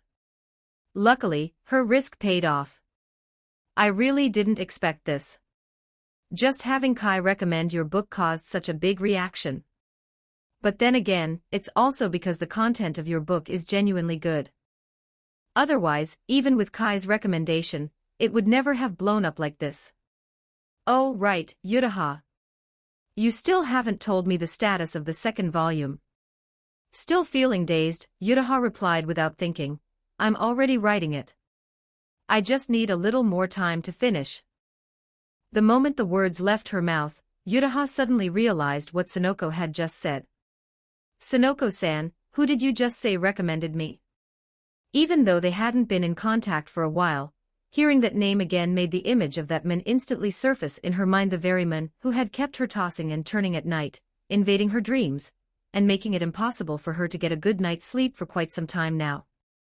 Yeah, Kai. Didn't you guys already meet? He signed in the same batch as you. I think he's even an underclassman at your school. Sonoko answered directly, not thinking too much about it. After all, even though Sonoko knew that Kai was a shameless flirt, she didn't really know the details of his relationship with Yutaha. She figured whatever spark they had was already fading. I thought you two kept in touch regularly. I mean, all I did was mention it to him, and he agreed right away. Looks like our dear Yutaha's charm is as potent as ever. By the end, Sonoko's tone was clearly teasing. I never asked for his help. Right, I acted completely on my own. Happy now? Sonoko already knew that Yutaha was a massive tsundere who rarely spoke her true feelings, so she just humored her with a dismissive reply. Having her bluff called so easily, Yutaha was rendered utterly speechless. Sonoko didn't mind. She figured the girl was just overwhelmed by the sudden good news, which was understandable. Alright, I've still got a mountain of work to get through on my end. I just wanted to give you a heads up. Don't forget to pump out that second volume as fast as you can. I'm getting back to work. With that, Sonoko hung up. As an editor, Sonoko had a grueling workload. If she hadn't managed to sign a blockbuster rookie author like Kai, her daily grind would be infinitely more stressful than it already was. Holding the disconnected phone, Yutaha remained lost in thought. So he ended up helping me after all. That jerk. Acting on instinct, she tapped her phone and opened her chat with Kai. Their last message felt like it was sent a lifetime ago. Back then, she had stubbornly waited, telling herself that if she didn't message first, Kai would eventually give in and contact her. But now, I guess I lost. Sure enough. The one who couldn't hold back anymore was her. Riding a chaotic wave of swelling emotions, Yutaha Kasumigakaka finally broke the silence and sent Kai a message. Snapping back to the present, Yutaha suddenly smiled and typed out a text. I bet you're feeling pretty smug right now, Kohai-kun. Shouldn't I be? Even though they hadn't spoken in a while, the moment they started chatting, they fell right back into the rhythm of old friends. So, what are you up to right now? Don't tell me you're out on another date with some cute junior girl. What else would I be doing? It's not like I have anything better to do with my free time. That is way too honest. However, considering Kai's personality, Yutaha didn't find it surprising in the least. If it were anyone else, Yutaha would absolutely brand the guy as a total scumbag, a shameless player, and she would despise him for it. But evidently, humans are creatures of double standards and Yutaha Kasumigakaka was no exception. When it came to Kai, Yutaha somehow convinced herself that this was just a display of refreshing honesty. At the very least, he isn't lying to me, right? He definitely cares about me. That's why he can't bring himself to deceive me. Comforted by that ridiculous logic, Yutaha continued typing. Since Kohai-kun already went out of his way to help, why not see the favor through to the end? That message actually caught Kai slightly off guard. Yutaha promptly replied, well, Sonoko has been breathing down my neck about the second volume. But there are still some aspects of romance that I don't quite grasp, so I'm dealing with a bit of writer's block.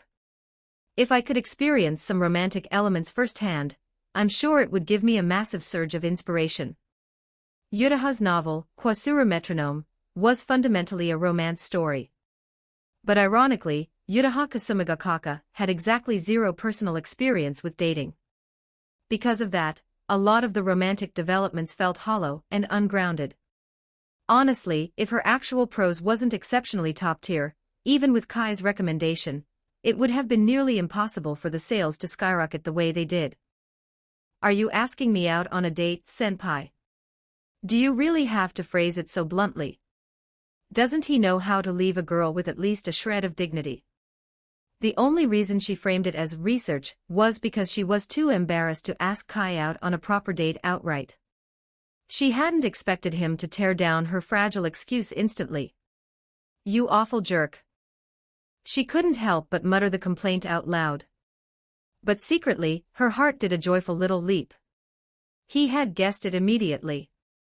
Didn't that prove he understood exactly how she felt? They say a girl's IQ plummets into the negatives when she falls in love, and it couldn't be truer. The usually brilliant Yutahaka Sumigakaka, who always ranked first in her grade, suddenly became incredibly clumsy and foolish. The second romance was involved. So, are you going to reject me? The moment she hit send, her heart involuntarily leaped into her throat. Is he actually going to say no?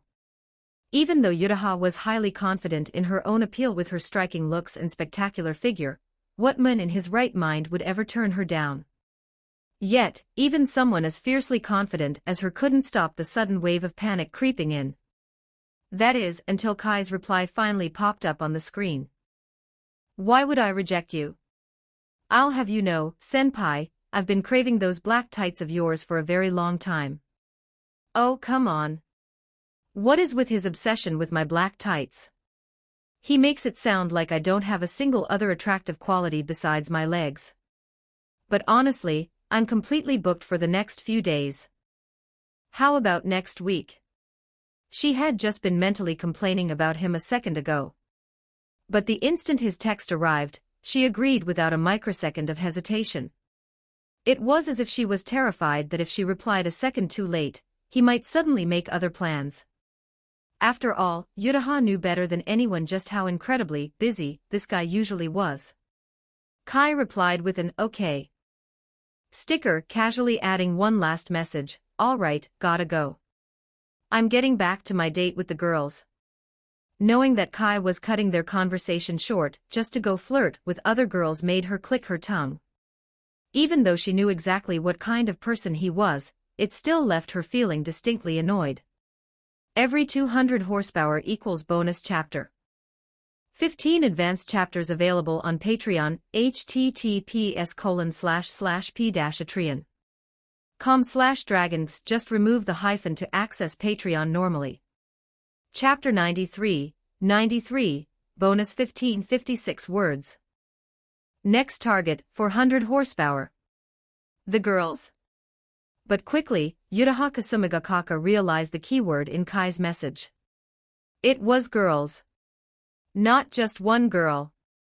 He is as greedy as ever. Thinking this, Yutahaka Sumigakaka couldn't help but mutter in annoyance. Then again, if he were actually an honest, straight-laced guy, she probably wouldn't have stood a chance with him anyway. At that thought, Yutaha felt a twinge of melancholy. Why did it have to be this way? If only she had met Kai a little earlier. Just maybe, she could have made him settle down completely. Meanwhile, on Kai's end.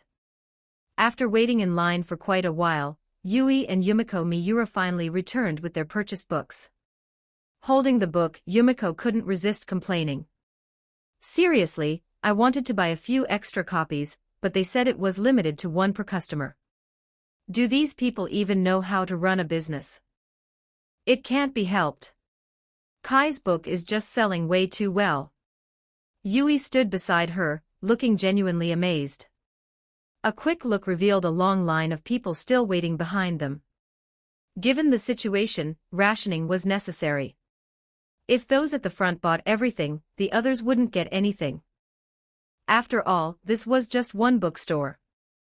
Kai's light novel wasn't exclusively sold here either. It would take time for the printing factories to churn out more copies.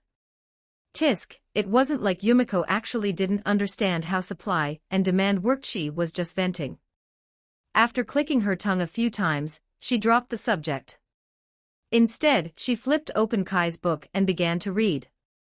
In the past, reading a light novel out in public was something Yumiko Miura would never be caught dead doing. She absolutely refused to let anyone mistake her for an otaku. But considering this was written by Kai, she was willing to make an exception. The way you write this, it's looking more and more like a harem novel. Yumiko arched an eyebrow, shooting Kai a teasing look. Is that intentional, or just a happy accident? To be fair, Konosuba, God's blessing on this wonderful world, did carry some strong harem undertones, in a certain sense. Can't it be an intentional accident? Kai laughed right back. Besides, what's wrong with a harem? Yui is standing right here, you know. Aren't you worried she'll get mad? Yumiko honestly thought Yui might get a bit upset hearing him say that. But the reality was quite different. Yui just stood next to Kai, smiling brightly. As long as it's Kai, it's completely fine. Wait, what? Do you actually know something? Yumiko blinked in bewilderment. For a split second, she genuinely thought Yui might have already figured out Kai's true nature. Does this mean I can finally be open about my relationship with him? However, Yui continued with a look of pure innocence. It's just a novel, after all. It's not like it's reality. The innocent girl really believed they were strictly talking about the book's plot. That's why Yui didn't mind. Kai was just writing a harem novel, and there were plenty of those around. The fact that it sold so well just showed how talented he was. On the flip side, what about her? She didn't feel like she was anything special. She couldn't cook, she was terrible at chores, and Yui didn't even consider her own looks to be top tier. For a moment, a wave of deep insecurity washed over her heart. But the most crucial part was, even though she and Kai had been physically close and affectionate, they hadn't actually done anything yet.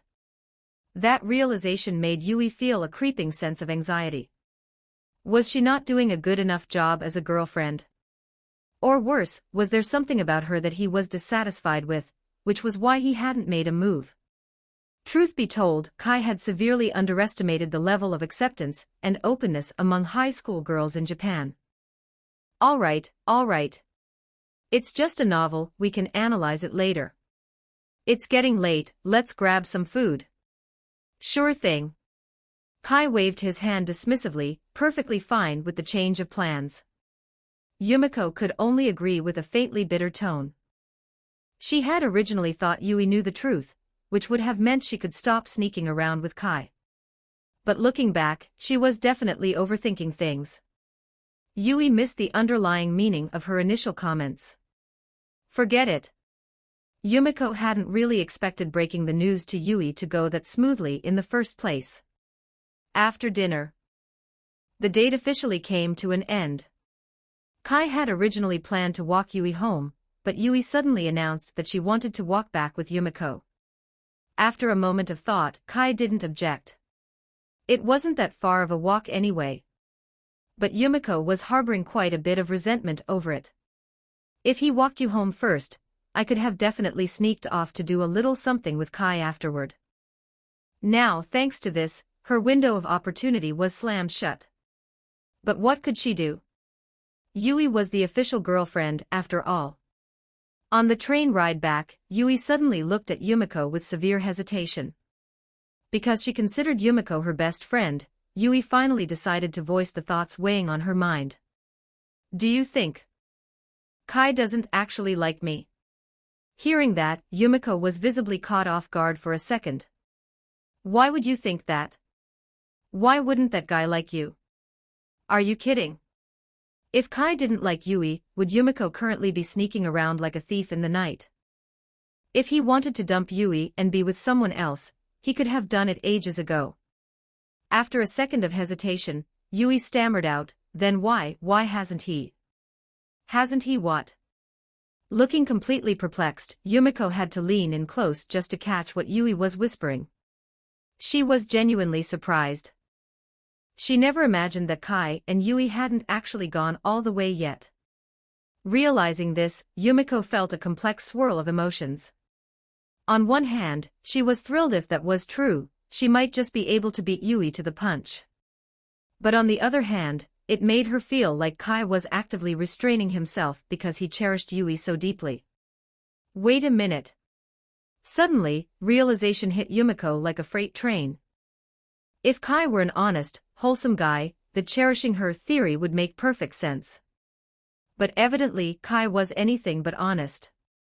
That jerk. Don't tell me he hasn't made a move because he's burning all his energy on other girls. At that thought, Yumiko was rendered entirely speechless. Seeing Yui still looking so agonizingly insecure, Yumiko let out a helpless sigh and began to console her friend. You're just overthinking things. There's no way a guy like Kai doesn't like you. Then why? Since it was Yumiko saying it, Yui chose to believe her. He probably just cherishes you too much. He's probably afraid of hurting you. After all, I've heard that your first time can be really painful. Is that so? Yui was actually quite terrified of pain. But thinking that Kai was holding back specifically because he cherished her, and didn't want to hurt her, she couldn't stop a warm, happy feeling from blooming in her chest. Probably. Yumiko was actually a bit unsure herself. After all, she hadn't done that kind of thing either. She had only heard rumors from the more experienced girls at school. However, Yui. A sudden flash of inspiration struck her. Yumiko suddenly came up with an idea, her gaze turning dead serious as she looked at Yui. Why, Yumiko? Her solemn expression caught Yui off guard, making her instinctively straighten up and look back with equal seriousness. I think you need a little help. Yui looked at Yumiko in confusion, failing to grasp the specific meaning behind her friend's words. Some romantic help. Don't worry, leave it to me. I will make sure the bond between you and Kai becomes unbreakable. Although she had no idea what Yumiko actually planned to do, hearing that promise about her and Kai's bond made Yui's heart flutter in anticipation. Are you sure? Of course. Would I ever lie to you? Then just trust me and leave it in my hands. Listen to me, and you can't go wrong. All right. After all, they were best friends, and given Yui's compliant personality, she really didn't know how to say no. Moreover, she implicitly trusted Yumiko. Very quickly, Yui's heart overflowed with bright expectations, excitedly anticipating her future with Kai. Watching the pure-hearted Yui look so hopeful, Yumiko couldn't help but offer a quiet apology in her mind. It's that bastard's fault for not making any progress by now. I don't have a choice, I have to do it myself. For your happiness and for my own, I have to speed things up. Otherwise, at the rate Kai was collecting girls, forget being the other woman, she wouldn't even make the cut for girl number 4, 5, or 6. Every 200 horsepower equals bonus chapter. 15 advanced chapters available on Patreon, https://p-atreon.com/dragons. Just remove the hyphen to access Patreon normally. Chapter 94, A Love Triangle Showdown. Soyo Nagasaki and Haruno Yukinoshita. 1643 words. Next target, 400 horsepower.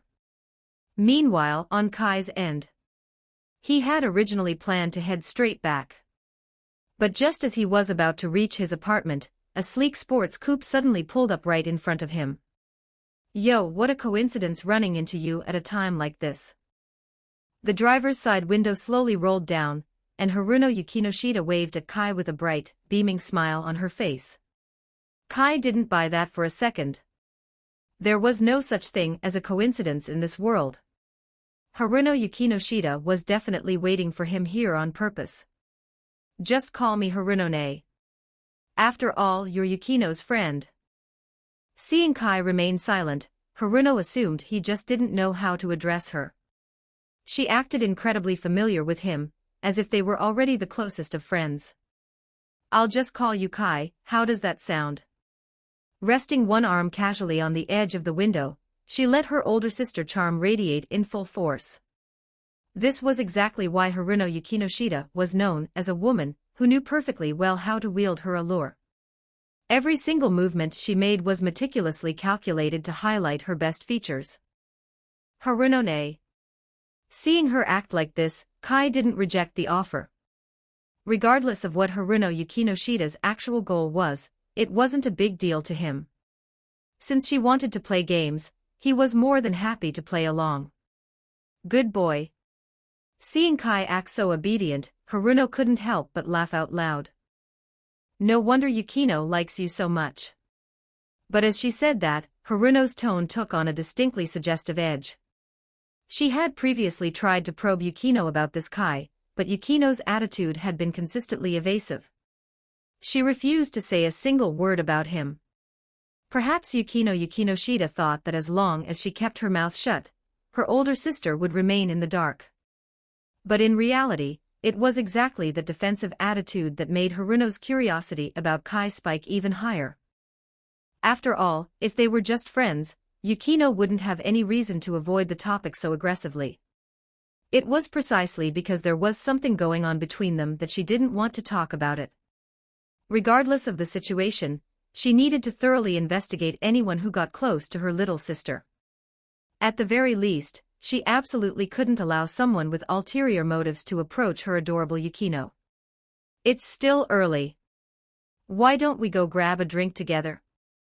In truth, it actually was a bit of a coincidence. Having finally wrapped up her grueling workload, Haruno had been planning to go get a drink and properly unwind. There had been way too much going on lately, and the pressure was suffocating. If she didn't blow off some steam, Haruno genuinely worried she might just snap. As a result, the moment she turned the corner, she spotted a familiar face. Once she confirmed it was indeed Kai, Haruno didn't hesitate for a second and drove straight over. Sorry, Haruno-ne, but I'm not of legal drinking age yet. To this, Kai just offered a simple shrug. Oh, right. My apologies, I forgot. Haruno acted as if she had just remembered that Kai wasn't even 20 yet. She blinked at him playfully, feigning embarrassment. It can't be helped. Your aura is so mature, Kai, that it made me subconsciously forget your age. If you were just a little older, I bet even a big sister like me might find her heart fluttering for you. Does my age stop your heart from fluttering, Haruno-ne? If he were actually some innocent, naive schoolboy, hearing such suggestive flirting would probably leave him blushing and entirely at a loss for words. But unfortunately for her, while that might work on others, it had zero effect on Kai. Not only was he entirely devoid of shyness or embarrassment, he even laughed and fired back a teasing remark of his own. I never expected you to be so fickle, Haruno-ne. It seems my feelings were misplaced after all. By the end of his sentence, Kai even let out an exaggerated, theatrical sigh. She raised an eyebrow slightly. She clearly hadn't expected Kai to respond to her flirting like that. However, it was precisely this reaction that made Haruno's gaze instantly turn dangerous. He's a player. That was the immediate label Haruno stamped onto Kai. It seemed Yukino's judgment of men was getting worse by the day. She couldn't believe her sister hadn't realized that this Kai was a dishonest flirt. If she let a guy like this hang around Yukino, with her sister's pure and naive personality, it was only a matter of time before she was completely chewed up and spat out. At that thought, Haruno's expression stiffened with strong resolve. To protect my sister from getting played, I have to be the one to step in and deal with this man myself. This is exactly what I must do as her older sister. Your big sister isn't fickle at all. It's just that your aura, Kai-kun, genuinely makes my heart skip a beat. If grabbing a drink is off the table, would you be willing to go for a drive with me instead? You have to give your big sister a chance to get to know you properly, don't you? Haruno was still confident in her own appeal. Even if this boy was a player, given his age, she flat out refused to believe he could escape the palm of her hand. I don't mind either way. Shrugging, Kai replied with a perfectly casual look. However, someone else might disagree. Someone else might disagree. After a brief moment of surprise, a sudden realization hit Haruno. Don't tell me a girlfriend. It can't be Yukino, can it? Damn it, has Yukino already fallen for his trap?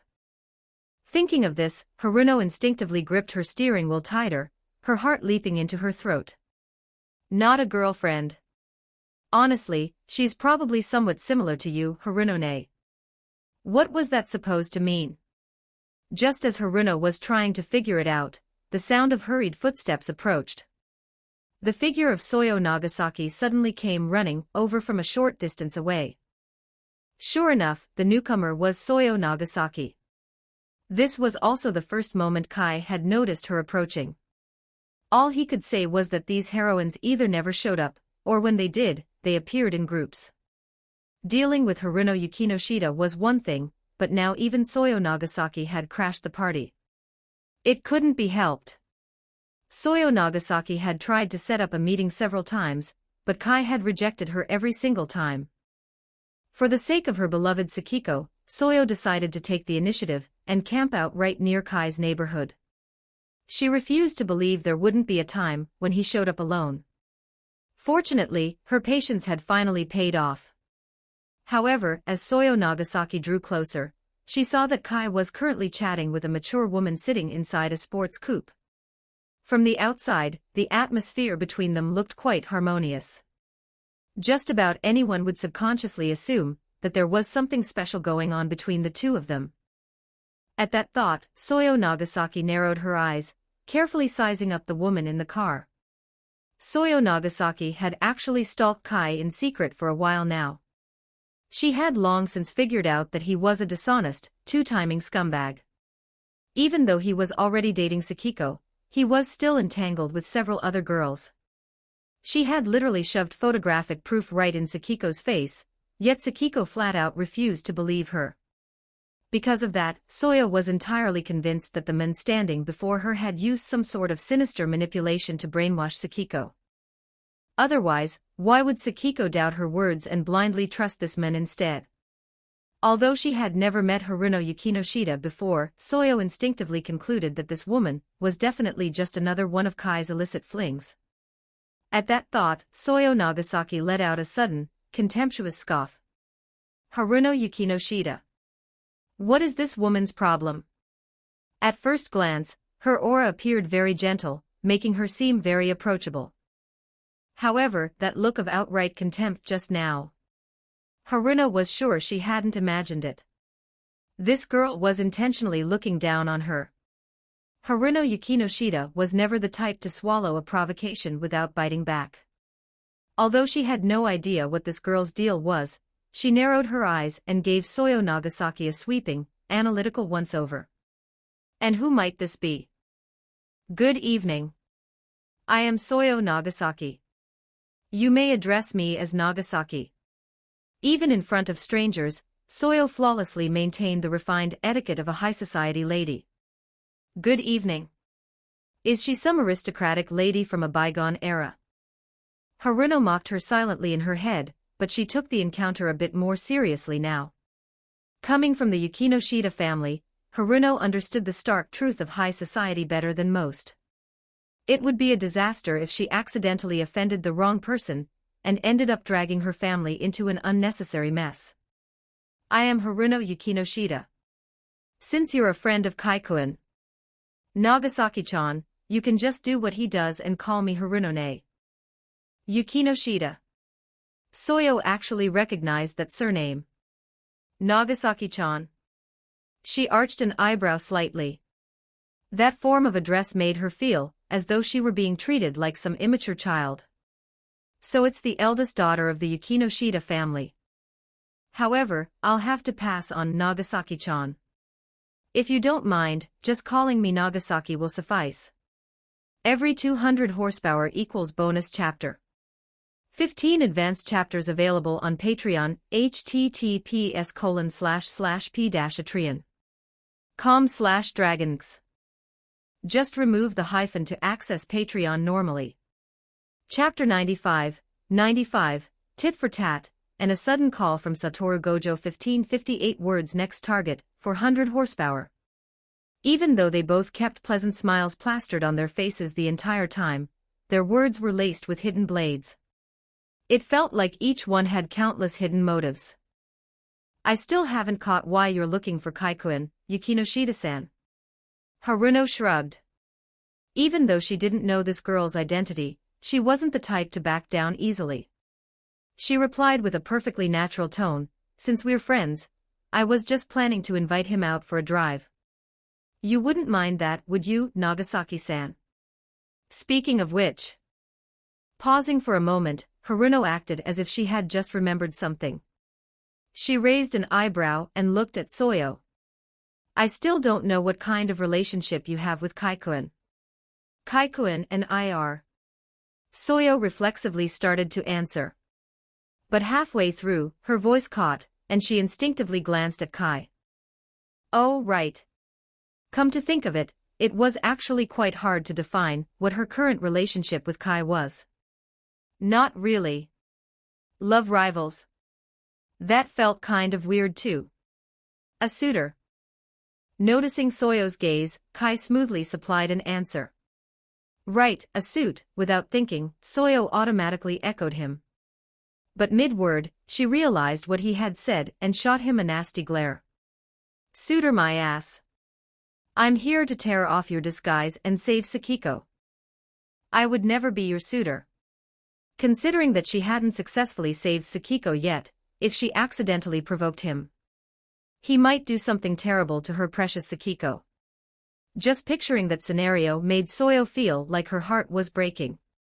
Therefore, no matter how furious she was internally, outwardly, Soyo could only force a stiff, plastic smile and nod. Haruno raised an eyebrow, her gaze sweeping between Kai and Soyo. She remarked pointedly, I didn't expect Kai-kun to have such good taste. It seems Nagasaki-san is quite fond of you too. I'm sure you'll win her over. However, once you have a girlfriend, you really ought to be a bit more focused, shouldn't you? The underlying message here was meant for Kai. I already know you have a girlfriend. If you try to get close to Yukino in the future, don't blame me for exposing your secret. It seems you've misunderstood something, Haruno-ne. Kai pretended not to notice the hidden threat in her words, and looked at her with real surprise. What could I have misunderstood? She scoffed internally. Don't tell me this lying scumbag is still trying to play innocent at a time like this. When I said suitor, I didn't mean that I was pursuing Nagasaki-san. I meant that she is pursuing me. What the heck? Haruno instinctively widened her eyes and turned to stare at Soyo Nagasaki. It was as if she was trying to verify the claim. In reality, Soyo felt like she was about to explode from rage. Yet, she had absolutely no way to vent that anger. She could only force a strained smile and nod at Haruno Yukinoshita. That's right. Because Kai-kun is so outstanding, I like him very much. This is infuriating. Even though she was internally cursing him to hell and back, she still had to maintain a smile on her face. She had never, in her entire life, hated a man this much. Oh, well. Kai-kun is certainly impressive. Left with no other response, Haruno could only cast a deeply meaningful look at him.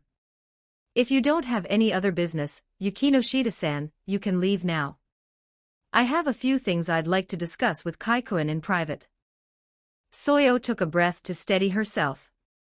She didn't feel much toward Haruno. Her only goal was to save Sakiko.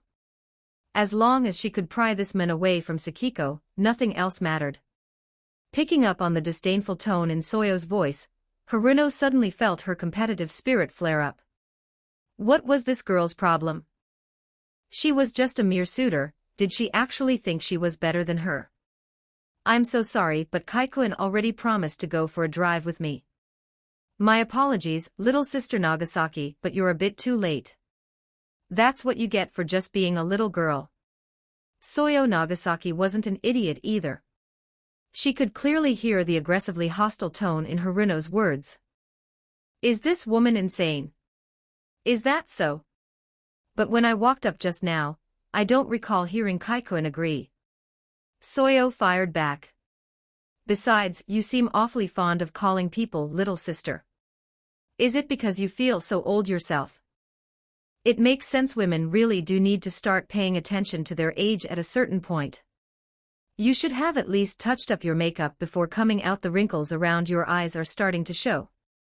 Even though Soyo Nagasaki maintained her refined lady persona most of the time, that didn't mean she had no temper.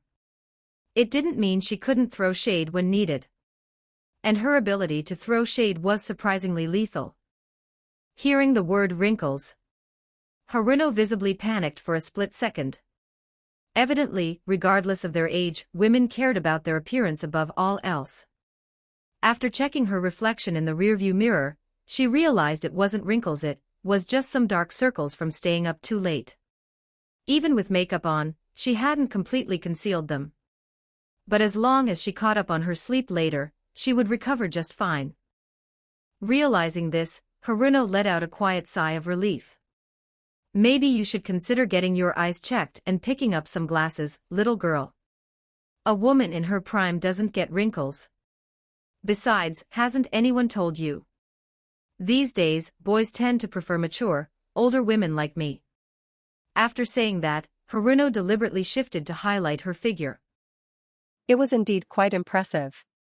If Haruno's opponent had been Yukino or Arari, that move probably would have dealt massive emotional damage. But this time, her opponent was Soyo Nagasaki. Soyo scoffed dismissively. When it came to figures, Soyo wasn't the least bit intimidated. She even deliberately tugged at her collar to emphasize her own assets. Are all high schoolers developing this well nowadays? Haruno hadn't expected to lose the advantage in the figure department. She had really met her match. For a moment, the smell of gunpowder in the air between the two women grew incredibly thick. Meanwhile, the man at the center of it all, Kai, hadn't said a word. Instead, he watched the scene unfold with great amusement. It looked like a classic love triangle battlefield created entirely over him. But Kai knew perfectly well that both of these women had their own hidden agendas. It didn't matter, though. Regardless of what their actual goals were, it wouldn't stop him from enjoying the show. But right at that moment, the phone in Kai's pocket suddenly rang. Who was interrupting his entertainment? However, upon pulling out his phone and checking the caller ID, Kai raised an eyebrow slightly, then directly answered the call. What is it? This sudden interruption instantly cooled the fiery standoff between Haruno and Soyo. It was only then that they remembered. Their actual target was supposed to be Kai. How did they end up fighting each other out of nowhere? It was completely pointless. Exchanging a glance, the two women simultaneously turned to look at Kai, who was casually taking his call. This man. He definitely did that on purpose. Now. Don't be so cold. We're good friends, aren't we?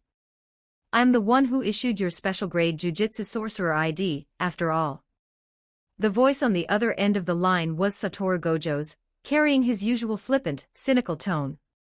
The kind of good friends who try to kill each other. Kai certainly didn't recall ever becoming good friends with Satoru Gojo.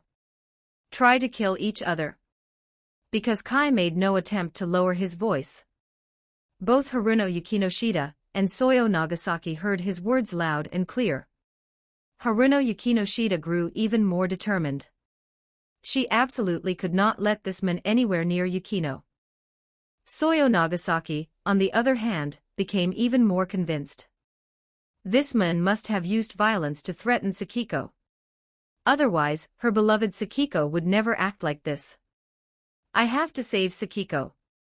For a brief moment, the thought processes of the two women were perfectly synchronized.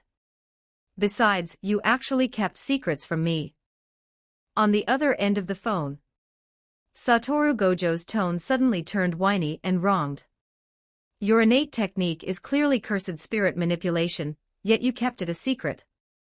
Evidently, after Mei returned, she had reported the news of Kai possessing cursed spirit manipulation straight back to Jujutsu High. Satoru Gojo knew that cursed spirit manipulation could be used to extract the innate techniques of cursed spirits. So he naturally assumed that the spatial technique Kai had displayed earlier was actually extracted via cursed spirit manipulation. Since it was the signature technique of his former best friend, Satoru Gojo was very familiar with exactly how cursed spirit manipulation worked. I don't recall you ever asking. Every 200 horsepower equals bonus chapter. 15 advanced chapters available on Patreon, https://p-atreon.com/dragons. Just remove the hyphen to access Patreon normally. Chapter 96, Asking for Help, The Missing Student 1666 words next target, 400 horsepower. So it's still my problem then? Pretty much. Satoru Gojo couldn't remember the last time he felt this speechless.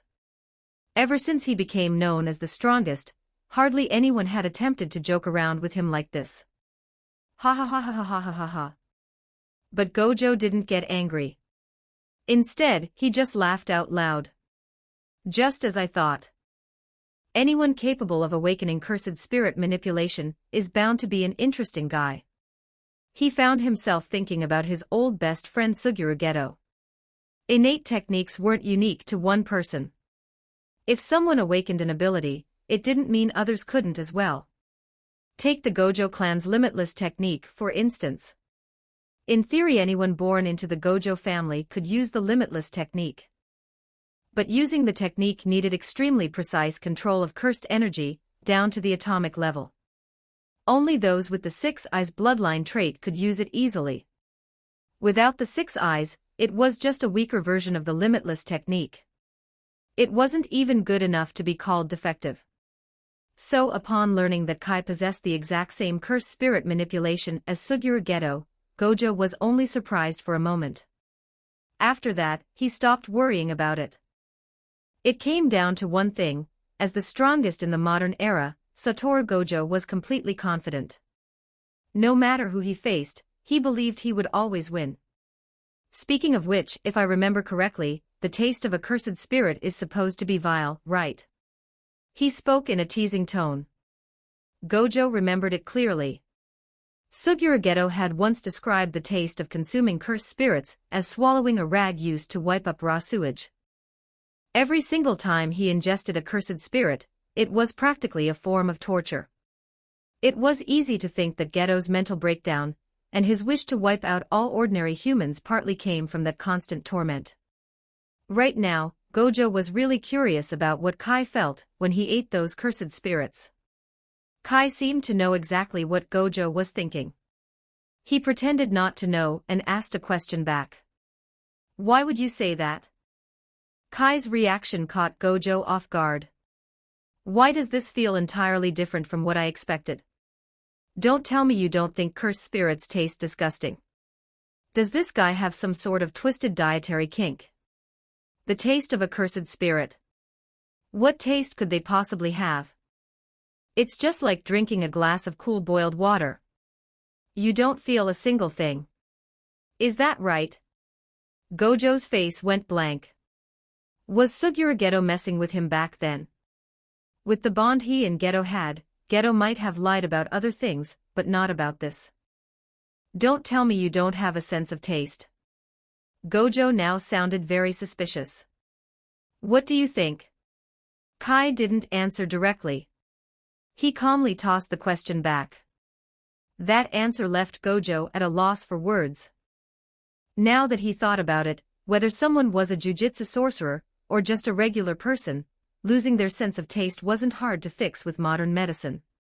Perhaps Kai's version of cursed spirit manipulation really was fundamentally different. At that thought, Gojo couldn't help but click his tongue several times. On one hand, he had failed to tease Kai. On the other hand, he suddenly thought of something highly amusing.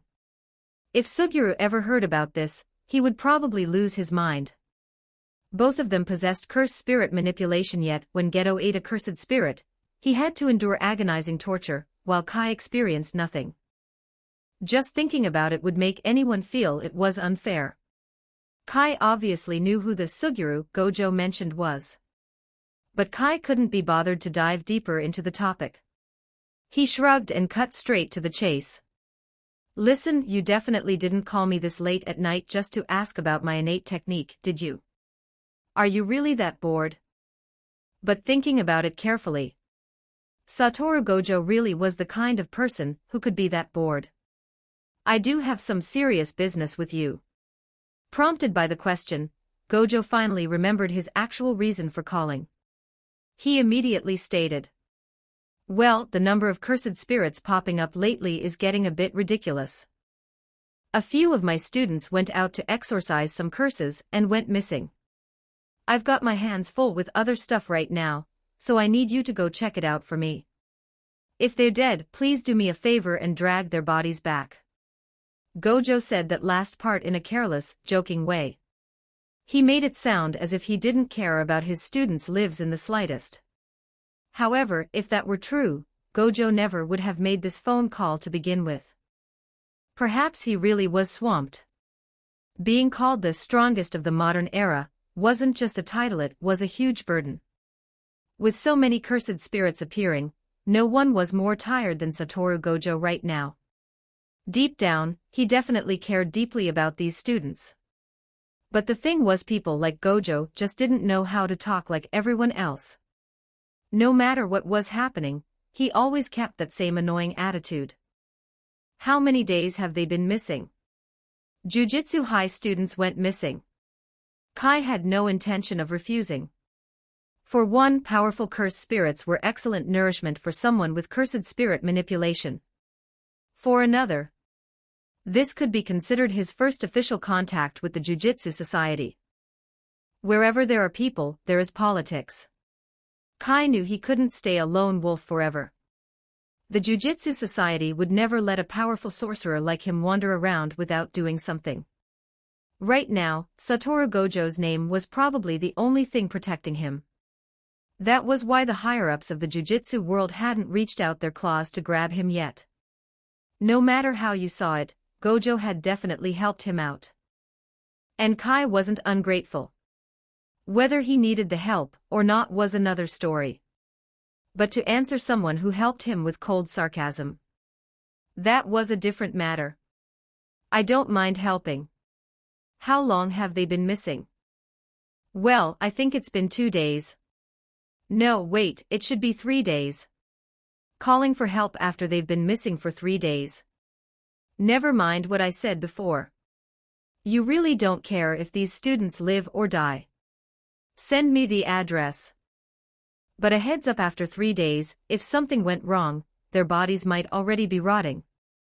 Don't blame me if I can't save them. Don't worry. Don't worry. Hearing Kai agree, Gojo laughed and said, if they're really gone, it just means that was their fate, and they lacked the strength. Who else is there to blame? The Jujutsu world is only going to get more dangerous from here on out. Dying now might be a form of release. He kept up that same cynical tone, like he didn't care about anything. But this also showed Gojo's dark outlook for the future of the Jujutsu world. There were so many cursed spirits now that even Gojo was exhausted. If these students didn't get stronger soon, even if they survived this time, they would eventually fail. Alright, I'll text you the address shortly. It was rare to hear Satoru Gojo say thanks. But the moment he said it, Gojo immediately hung up the phone. Gojo stared at his phone, and let out a quiet laugh. Right at that moment, what's so funny? Shoko Yeri's slightly sluggish voice drifted over from behind him. Gojo turned around and saw Shoko coming in from outside, looking tired with a cigarette hanging from her lips. You actually have time to rest. Shoko knew better than anyone just how swamped Gojo had been lately. It was a real surprise to see him taking a break. It was just a bunch of small fry. Special grade cursed spirits were nothing to Gojo. For him, dealing with them was like kicking stray dogs on the street. But I wouldn't call this resting. I just got word that a few students went missing, so I rushed back for a minute. I still have to head back out to handle more curses later. While he talked, Gojo let out a huge yawn. Is it Maki and the others? Hearing that students were missing, Shoko immediately narrowed it down. Of all Gojo's students, only Maki's in, and her group would end up in a situation like this right now. We literally agreed that I would personally assign their exorcism missions. But kids these days just won't listen. They insisted on taking missions on their own. When he mentioned this, Gojo sounded a little helpless. As his students got older and more mature, they were getting harder to manage. If I remember correctly, the missions assigned by the school are strictly matched to the students' abilities. Maki Zenin, Toge Inumaki, and Panda. They might not seem strong to me, but if those 3 work together, taking down a grade 1 cursed spirit shouldn't be a problem. So why exactly did something go wrong? As he asked that, Gojo tilted his head and gave Shoko a meaningful look. Shoko Yeri didn't say a word. She just lowered her eyes a little. She already had a good idea of what had happened. Just as I thought. Gojo didn't really expect Shoko to answer, so he didn't mind her silence. He just smiled and went on. Even in a crisis like this, the people at the top only care about keeping their own power. Why would they care if anyone else lives or dies? Every 200 horsepower equals bonus chapter. 15 advanced chapters available on Patreon. https://p-atreon.com/dragons. Just remove the hyphen to access Patreon normally. Chapter 97, 97, Rotten Oranges Are Rotten Oranges, The Unstoppable Satoru Gojo. 1670 words. Next target, 200 horsepower. Let's push. Everyone in the Jujutsu world knew how important Tokyo Jujutsu High was. The higher-ups of the Jujutsu world had always wanted to keep a tight grip on Jujutsu High. That was how they made sure everyone knew they were in charge. Everything was fine at first, but then something unexpected happened. Satoru Gojo showed up. He was strong, independent, and no one could stop him. Gojo's utter disgust for the Jujutsu higher-ups was an open secret. He never even tried to hide it. In fact, the higher-ups themselves were fully aware of his disdain. But they couldn't do a thing about it. Gojo was just too powerful. Even if they were angry, they had to keep quiet and put up with it. To be clear, Gojo spent the last few years finding and training strong young sorcerers for one reason. He wanted them to replace the current higher-ups. If Gojo really wanted to, he had enough power to wipe out every member of the Jujutsu higher-ups without any effort. But the real issue was the system they controlled. Their authority was connected to the fate of the whole Jujutsu world. If they were all wiped out at once, everything could fall into chaos. That was the only reason Gojo hadn't gone on a rampage. Over the years, while those people didn't dare pick a fight with Gojo directly, they certainly didn't hold back from targeting the other members of Jujutsu High. That's exactly what was happening now. The Jujutsu higher-ups had previously assigned near-suicidal missions to certain students, indirectly causing the deaths of many young, talented sorcerers. The fact that they were pulling the exact same stunt right now. It was obvious they knew exactly who these students were. These were Satoru Gojo's students. They all carried Gojo's invisible brand. If these kids reached their full potential, they'd be a huge threat to the higher-ups. So from their point of view, it was better to deal with the problem now. These rotten oranges. I really should have just gotten rid of them sooner. Hey. If anyone else had said that, it would have been dismissed as a dark joke. But Shoko Yeri knew Gojo was actually bold enough to go through with it. You can't just go around saying things like that. At the very least, don't say it to me. Unlike Gojo, Shoko didn't have the kind of invincible power that allowed her to do whatever she wanted. Besides, for Shoko Yeri, there was nothing wrong with her current life. Healing people and saving lives had always been her true calling anyway. The only problem was that she had a lot more patience lately. She found herself treating more people than usual. So, are you heading out to save them now? Nah, no need. I already asked someone else for help. Someone else? That answer caught Shoko off guard. If a mission was capable of trapping Maki Zenin and her team, it definitely involved a special grade cursed spirit, and within their ranks, the number of people actually capable of dealing with a special grade could be counted on one hand. All of them were currently bogged down with their own exorcism missions. They simply didn't have the time. Don't tell me it's that Kai guy. The one who possesses the same cursed spirit manipulation as Suguru. The name Kai. Shoko Yeri had heard that name a lot lately, especially after Meimei came back and reported that Kai's innate technique was the same as Suguru Geto's cursed spirit manipulation. From that moment on, the name was permanently etched into her memory. Just mentioning him, Gojo suddenly burst out laughing and couldn't stop himself. Is this really that funny? Shoko gave him an exasperated look. However, considering Gojo's erratic, almost psychotic personality, having him randomly burst into a fit of laughter wasn't exactly out of character. It's not about that. Gojo and Shoko had been comrades for a long time, ever since they joined Jujutsu High together. It only took a single glance for Gojo to figure out what Shoko was thinking. He waved a hand with a laugh. I was just wondering if Suguru ever found out that when Kai uses cursed spirit manipulation, the cursed spirits actually have no taste, would he suffer a mental breakdown? No taste at all. Hearing that, Shoko's eyes widened in sheer disbelief. As a former friend, Shoko also knew the truth. She knew how much Suguru Geto suffered when he had to eat cursed spirits, yet when Kai used cursed spirit manipulation, he felt absolutely nothing. TSK, TSK, TSK. If Suguru actually knew that, his mindset truly would shatter into a million pieces. Perhaps visualizing that exact scenario, Shoko couldn't hold it in either and burst into laughter. I'm totally not mocking my friend right now. Realizing her slip, Shoko immediately cleared her throat and put on a dead serious expression. All right. I just stepped out for a quick break. I'm heading back in. She still had a mountain of work waiting for her. With a brief farewell, Shoko turned and walked away. As for Gojo, he turned to leave too, ready for more exorcism missions. But now, he was clearly in a great mood and even started humming as he walked. Meanwhile, on Kai's side. Checking the address Gojo had just texted him, Kai raised an eyebrow. The location was quite remote. Turning his head, he saw that Soyo Nagasaki and Haruno Yukinoshita had finally stopped bickering. Both pairs of eyes were currently locked onto him. A friend of yours called you for help?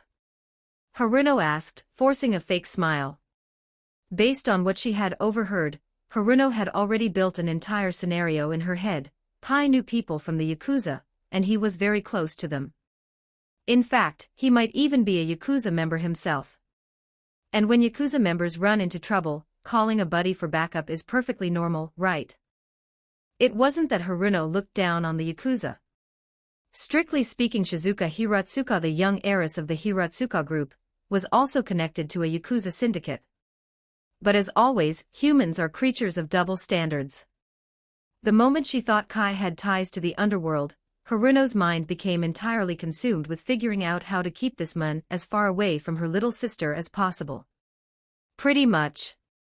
Meeting Haruno's gaze, Kai shrugged and didn't bother trying to deny anything. Gojo really had called him for help. However, whether he and Gojo could actually be considered friends was highly debatable. So, since I have things to do now, I guess it's time for you two to head home. He had originally wanted to sit back and enjoy the show. But it looked like that wasn't going to happen. What's the rush? Is it far? Do you need me to give you a lift? Haruno spoke with feigned concern. She put on the perfect act of an older sister offering a helpful ride. Sure, I'll take you up on that. Thinking about it, the location actually was quite far. As for why he didn't just use Kamui to teleport there instantly. If Gojo's students had just gone missing, Kai might have considered it. But they had been missing for 3 days. If they were dead, then their corpses were already rotting anyway. Arriving an hour early or an hour late wouldn't make the slightest difference. With that, Kai walked straight over to the passenger side, opened the door and got in. Seriously? You're not even going to pretend to be polite? Haruno had only wanted to use the car ride as an excuse to drop some heavy-handed hints, forcing Kai to face reality and stay away from Yukino. Instead, Kai just hopped right into her car without a second thought. No matter how sharp and cunning Haruno was, she was genuinely at a loss for words. She couldn't exactly kick him out of the car now. What's wrong? Weren't you the one offering to help? Surely the dignified eldest daughter of the Yukinoshita family wouldn't go back on her word, right? Did you really just elevate this to a matter of family honor? No, of course not. Her expression grew even stiffer. Well then, Nagasaki-san, it looks like it's just going to be a private drive for Kaikuin and me. You should head on home now. Making things difficult for Soyo Nagasaki. At least, it might ease some of the frustration choking Haruno's chest. However, come to think of it, I don't really have anything to do right now either. Soyo Nagasaki, who had been preparing to leave, suddenly let out a tight smile. She walked right over and slid into the back seat. If you don't mind, could I tag along? If you need backup, I actually took women's self-defense classes for a while. Tsukinamori Girls' Academy was an elite, high-class school. Aside from regular academics, they offered a variety of specialized courses. Women's self-defense was practically mandatory. I didn't realize this girl was going to be so stubborn. Even Kai hadn't expected these two to escalate their petty rivalry this far. But whatever, he didn't have the time to care about that right now. He just held up his phone and showed Haruno the address. Take us here. Haruno, who had been about to start the engine, clearly froze the moment she saw the address. This address? What's wrong? Noticing Haruno's strange reaction, Kai looked back at her with curiosity. Was there something wrong with the location? Are you sure you didn't get the wrong address? Haruno Yukinoshita looked at him, her eyes filled with deep confusion. This address? I'm pretty sure it's a property owned by our Yukinoshita family. Every 200 horsepower equals bonus chapter. 15 advanced chapters available on Patreon, https://p-atreon.com/dragons. Just remove the hyphen to access Patreon normally. Chapter 98, bonus 1396 words. Next target, 200 horsepower. Let's push. Even Kai was caught off guard for a second when he heard that. Was it really possible to have such a crazy coincidence in this world? However, Haruno Yukinoshita was thinking something entirely different. Was there a Yakuza turf war happening on one of her family's properties? That shouldn't be the case. Let me make a call. Haruno immediately pulled out her phone. Kai didn't try to stop her.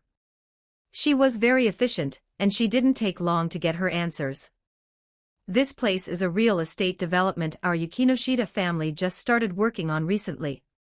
Haruno's expression turned grim as she explained. Everything had been perfectly fine when construction began. As long as this project was completed successfully, the Yukinoshita family would firmly establish their foothold in Tokyo. But soon after work began, strange accidents began happening frequently. Many workers even said they saw monsters while working. Hearing this joke, Haruno just found it ridiculous. After all, she didn't believe supernatural things actually existed in this world. She assumed the workers just wanted more money, or were making excuses to avoid work. That was the only reason for such wild stories. But then, a few days later, the bizarre incidents only multiplied, even escalating to the point where someone actually died on site. There was no other choice. The situation completely spiraled out of control, and the project had to be temporarily suspended. Haruno's recent overwhelming stress and exhaustion were largely tied to this exact piece of land. Whatever.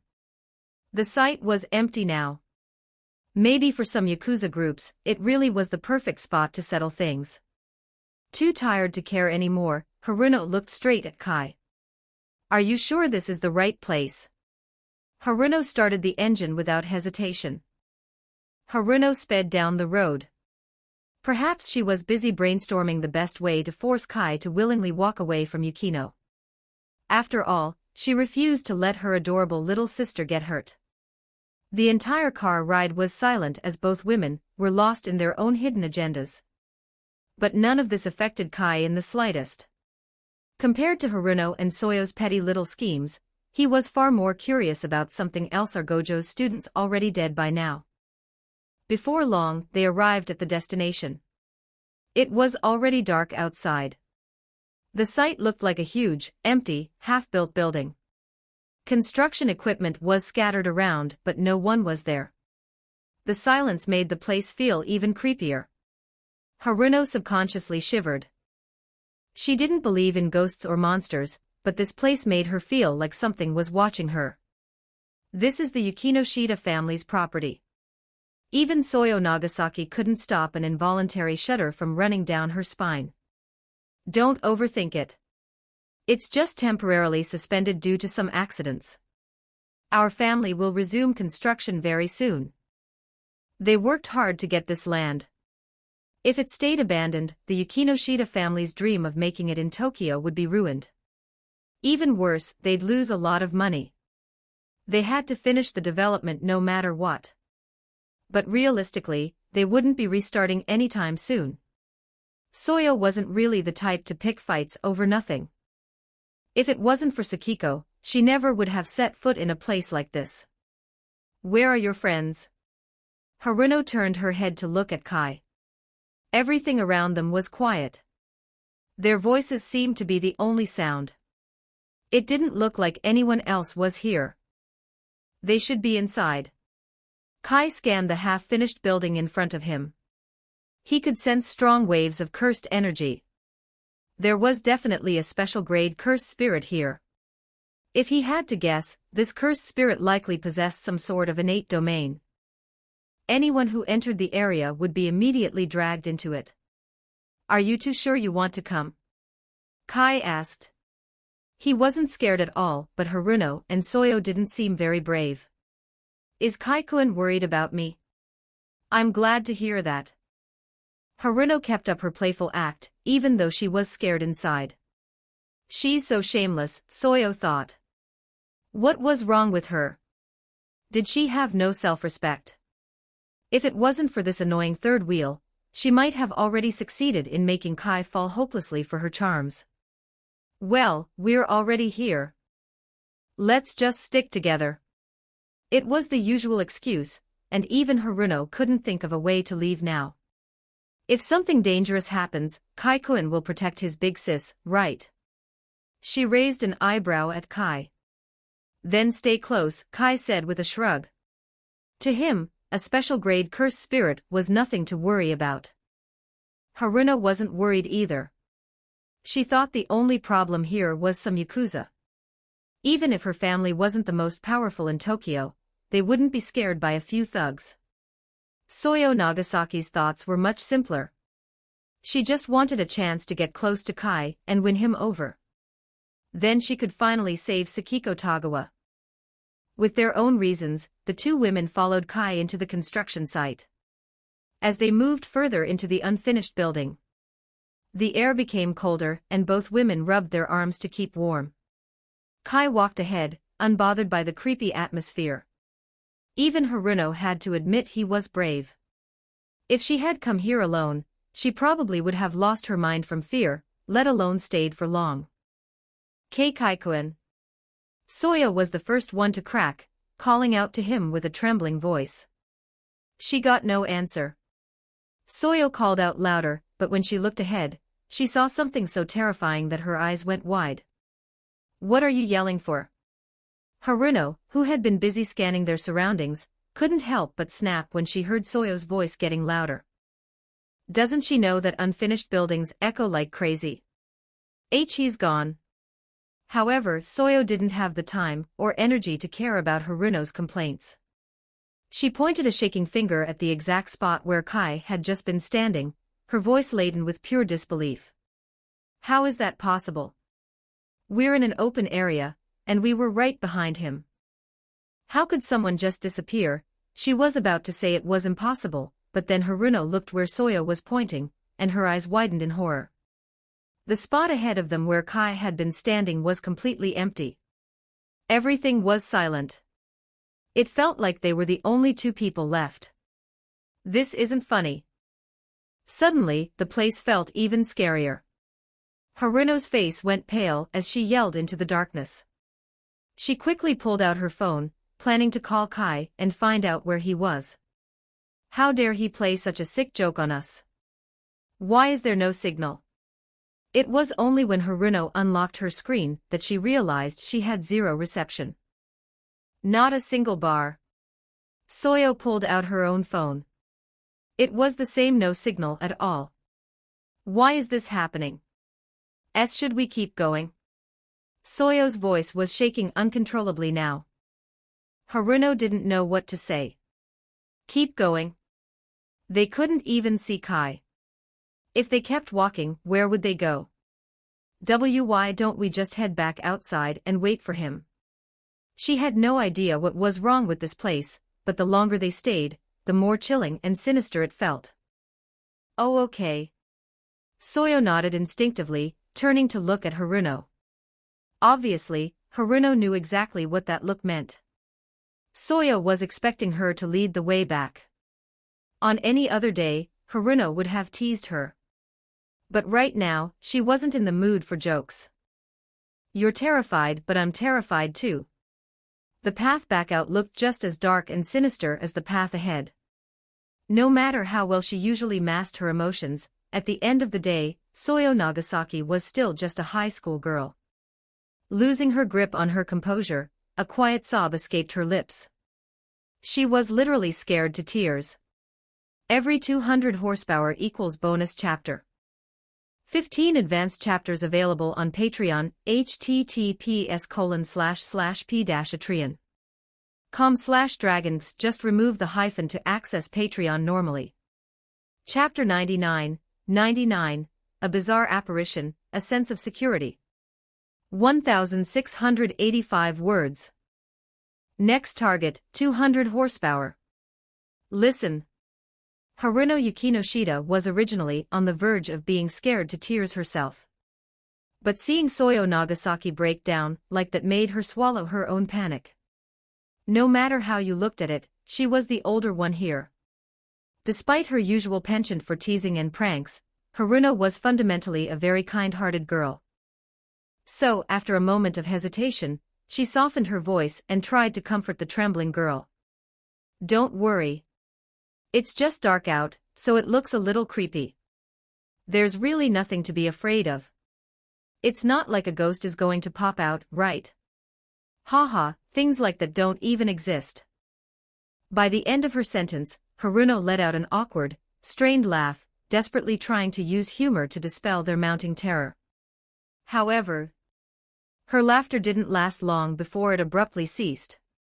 Her eyes widened in horror as she stared at the empty space right behind Soyo. She opened her mouth, but not a single sound came out. It was as if she had been bolted to the ground. She couldn't move a muscle. What's wrong? Under Haruno's comforting, Soyo had just started to slowly regain a fraction of her composure. But seeing Haruno's bizarre reaction, Soyo looked up in confusion and followed her gaze. There, bathed in the pale moonlight, in an empty clearing just a short distance away, a grotesque, twisted silhouette was slowly taking shape. It was well over 2 meters tall. It looked like a writhing, pulsating insect, yet its massive size far exceeded any normal bug. Slowly, agonizingly, it dragged itself up from the ground. What is that? Soyo's voice was completely dry. An illusion. This has to be a hallucination. There was no way monsters like this actually existed in the real world. She had to be seeing things. She definitely was. But as she watched the monstrosity squirm and drag itself closer and closer toward them, an uncontrollable violent tremor seized her entire body. We have to run. Haruno had no idea what that monster was. Her only coherent thought right now was to turn around and run as fast as humanly possible. They had to get out of here. I can't move. Soyo's voice broke into a terrified sob. Her legs felt like they were filled with lead. She couldn't take a single step. Haruno didn't say a word, because her situation was exactly the same. She had never imagined that there would come a day when she would be so paralyzed by sheer terror that she physically couldn't command her own body to move. It's coming right at us. Soyo shut her eyes tightly in despair. The monster was closing the distance. Haruno's teeth chattered violently. While she hadn't given up and closed her eyes, she wasn't doing much better than Soyo. Just as the monstrosity lunged at them, the sharp whistling of something cutting through the air echoed in their ears.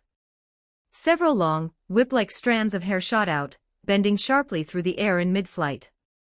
Without a shred of resistance, the hair cleanly impaled the monster's body.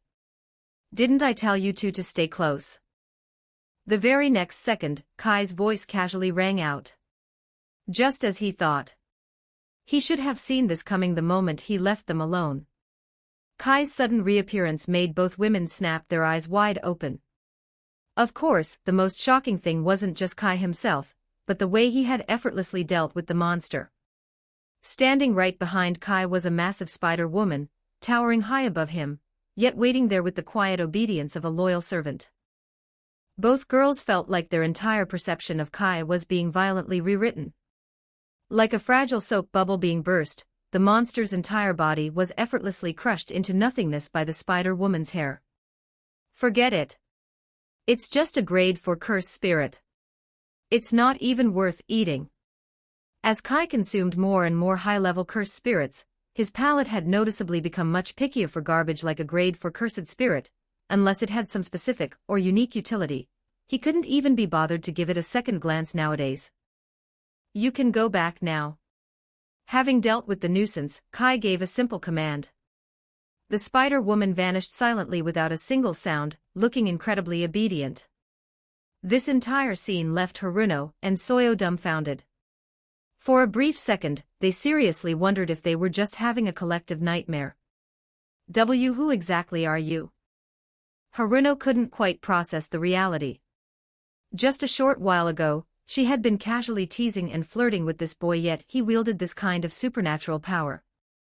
Thinking about it like that, doesn't that make me even more impressive for messing with him? A jujitsu sorcerer. Kai glanced at Haruno.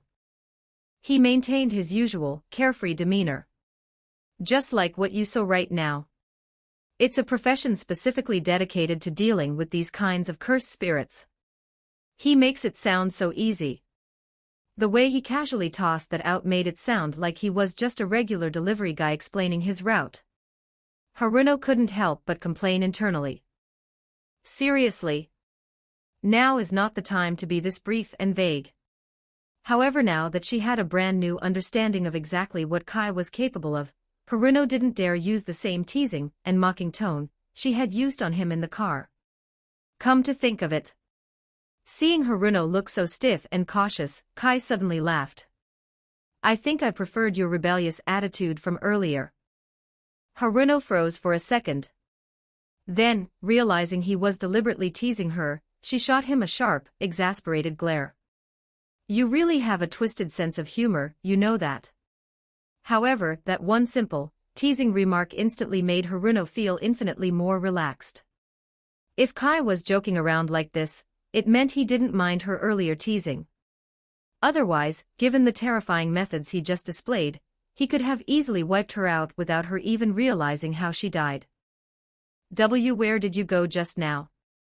Unlike Haruno, who had been heavily tempered by the brutal realities of high society, a high school girl like Soyo Nagasaki was much more prone to emotional outbursts.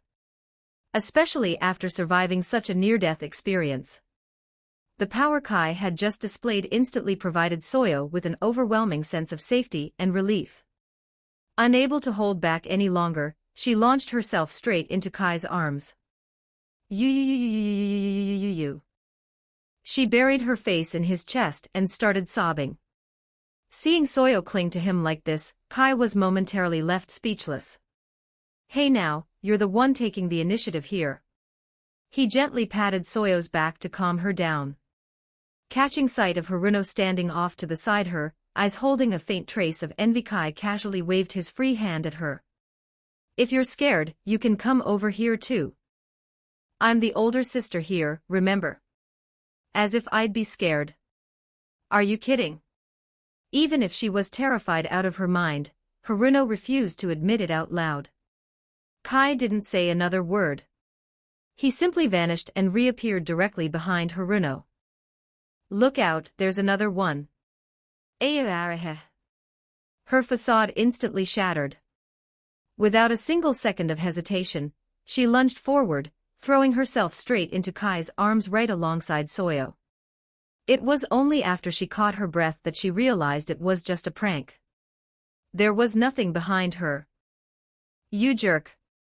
She couldn't help but smack his shoulder lightly in protest. However, she had to admit, leaning against Kai's chest like this, a profound sense of security rapidly spread through her heart. So, when you mentioned helping a friend earlier, this is what you meant.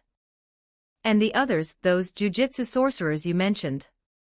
Are they the ones in trouble? Haruna was a brilliant woman. It only took her a split second to piece everything together. Kai's help was clearly different from her original theory. He definitely wasn't calling in some Yakuza favors like she had imagined. Pretty much, Kai answered. Although they count as jujitsu sorcerers, at the end of the day, they're still just a bunch of students. Students? Meaning, there was actually a school out there for these so-called jujitsu sorcerers. Then why had she never heard a single whisper about it in her entire life? But Haruna wasn't naive. She quickly realized that if there was a completely hidden, supernatural society existing in the shadows, her Yukinoshita family simply wasn't powerful or important enough to have the right to know about it. So, does Yukino know about this side of him? Alright, we can save the rest of the questions for later. Since we're already here, let's head inside. With that, Kai raised his arms, letting go of the two women.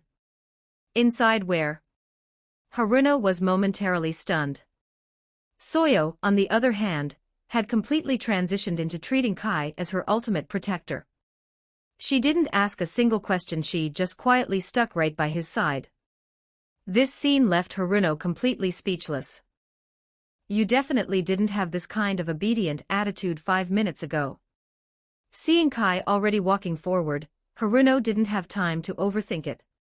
She quickly reached out and grabbed the hem of Kai's shirt to keep up, awkwardly averting her gaze, so she wouldn't have to look him in the eye. After all, this feeling of needing an underclassman to protect her completely clashed with the flawless, independent big sister image she had always maintained. But seeing that Kai didn't seem to care or even notice her embarrassed attitude, Haruna couldn't help but feel a sudden wave of indignation. As a guy, isn't this the exact moment you're supposed to say something sweet and comforting to capture my heart? Is he completely blind to my charm? Every 200 horsepower equals bonus chapter.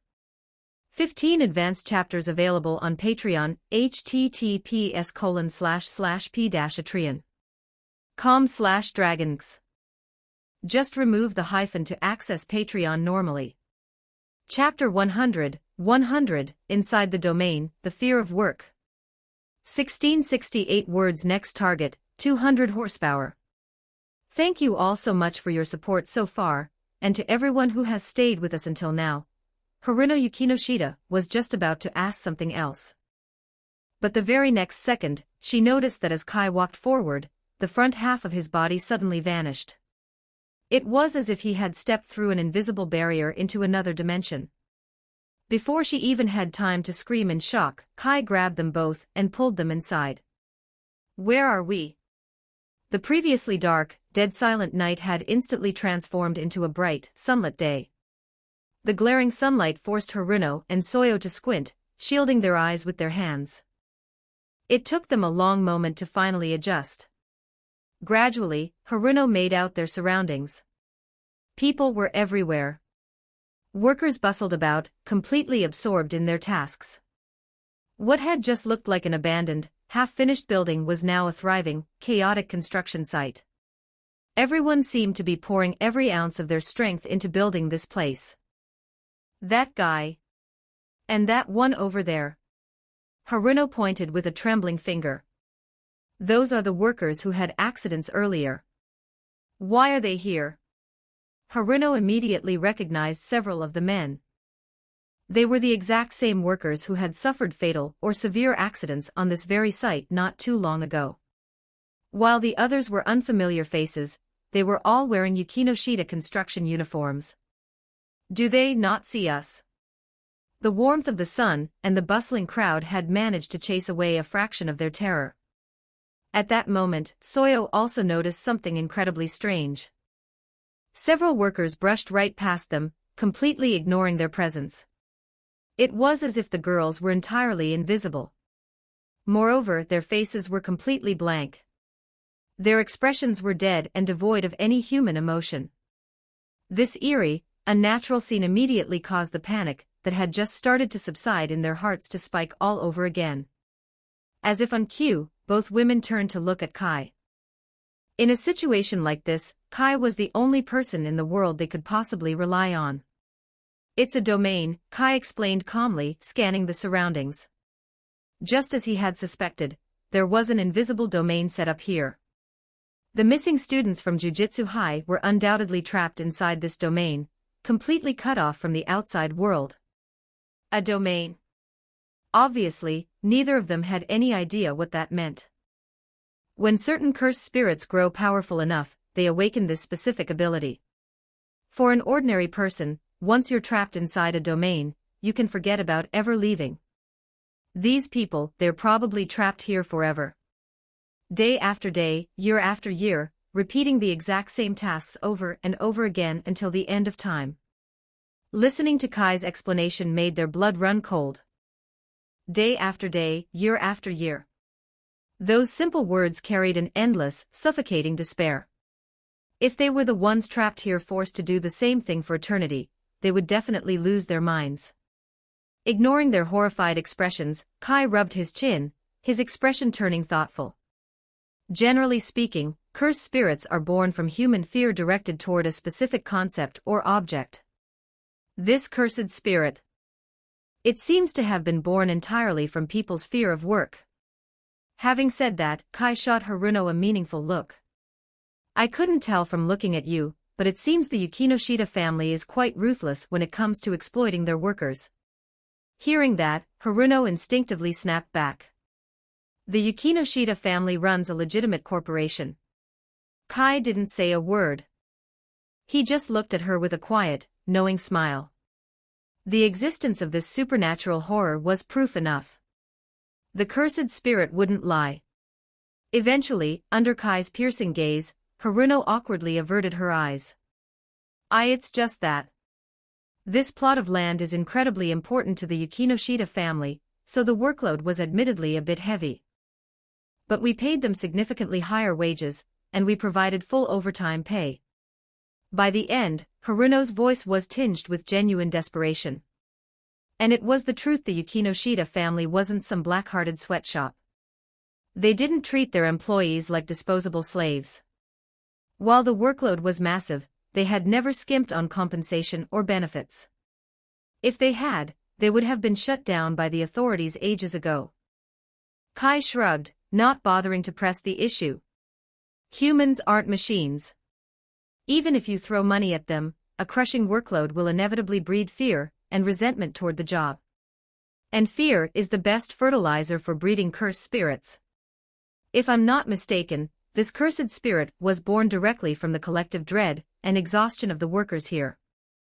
That's why its domain is themed around this exact concept, forcing anyone who enters to work endlessly, without rest. Even after they die, their souls are permanently imprisoned here, doomed to repeat this labor for all eternity. Haruno wasn't an idiot. She perfectly understood what Kai was implying. For a long moment, she was utterly speechless. Put like that, it really was the Yukinoshita family's fault.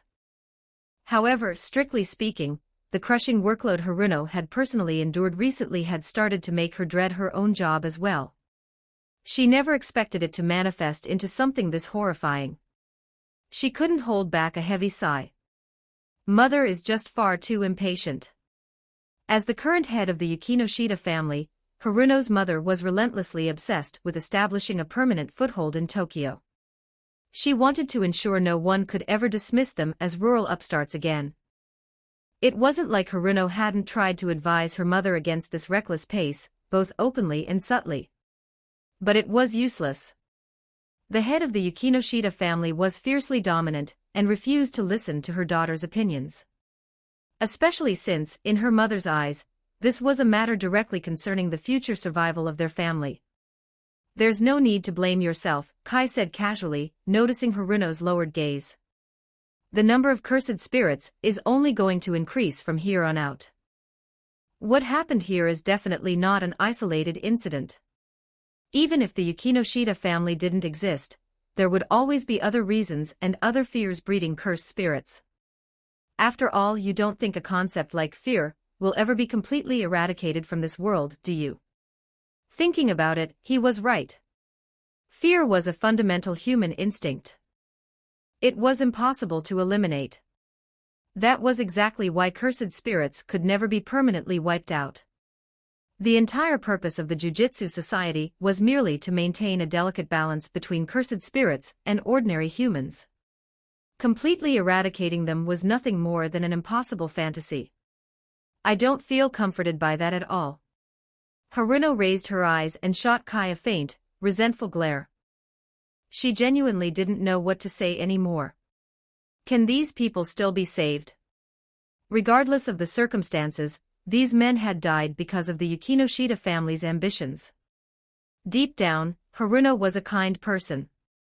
She couldn't just turn a blind eye to their suffering. It is impossible to revive the dead. At the very least, not right now. Haruno knew it was a foolish hope to begin with. She wasn't exactly disappointed, just deeply disheartened. Regardless. Just as the atmosphere grew heavy and silent, Soyo suddenly spoke up. If we don't resolve this situation right now, it's only going to claim more victims in the future, right? As she spoke, Soyo looked up at Kai. Stripped of her manipulative little schemes, Soyo seemed quite gentle and resolute. Meeting Soyo's gaze, Kai suddenly smiled. Then we're leaving this to you. Haruno rallied her spirits and looked at Kai with seriousness. Well, I am a jujitsu sorcerer, after all. Even if you didn't ask, I'd still deal with it. You two are making it sound like I only showed up here because of you. Shrugging, Kai took a long stride deeper into the domain. Haruno and Soyo immediately scrambled to keep up. Now that they fully understood exactly how lethal this domain was, they didn't dare stray more than a few inches from Kai's side. Are we looking for something? After a long while of aimlessly wandering through the construction site, without Kai making a single move, it became obvious he was searching for something specific. First things first, if you want to break a domain, you have to find the actual location of the cursed spirit casting it. To forcefully shatter a domain from the inside, you either had to kill the cursed spirit maintaining it, or use domain expansion yourself. A more refined, more powerful domain would completely overwrite and destroy the weaker one. Kai didn't possess a domain expansion yet. Sadako, the cursed spirit he had subjugated earlier, did have one. Unfortunately, her domain didn't seem to be anywhere near as powerful as this one. How useless. Kai criticized her silently. But then again, this just proved that the cursed spirit running this place was incredibly valuable and worth consuming. Besides, did you forget the actual reason I came here? Even though they've been missing for a few days, I still need to see with my own eyes if those students are really dead. He wasn't about to just start blowing things up before he even tried looking for them. If an ordinary person were trapped here for several days, they would definitely be dead. But since they were jujitsu sorcerers, things might be different. Haruno nodded thoughtfully. So are we just going to keep wandering around like this? It felt entirely aimless. Even though these workers couldn't seem to see them, just having them brush past gave both girls severe chills. Every 200 horsepower equals bonus chapter. 15 advanced chapters available on Patreon, https://p-atreon.com/dragons. Just remove the hyphen to access Patreon normally. Don't forget to like and subscribe to Novels Wonderland.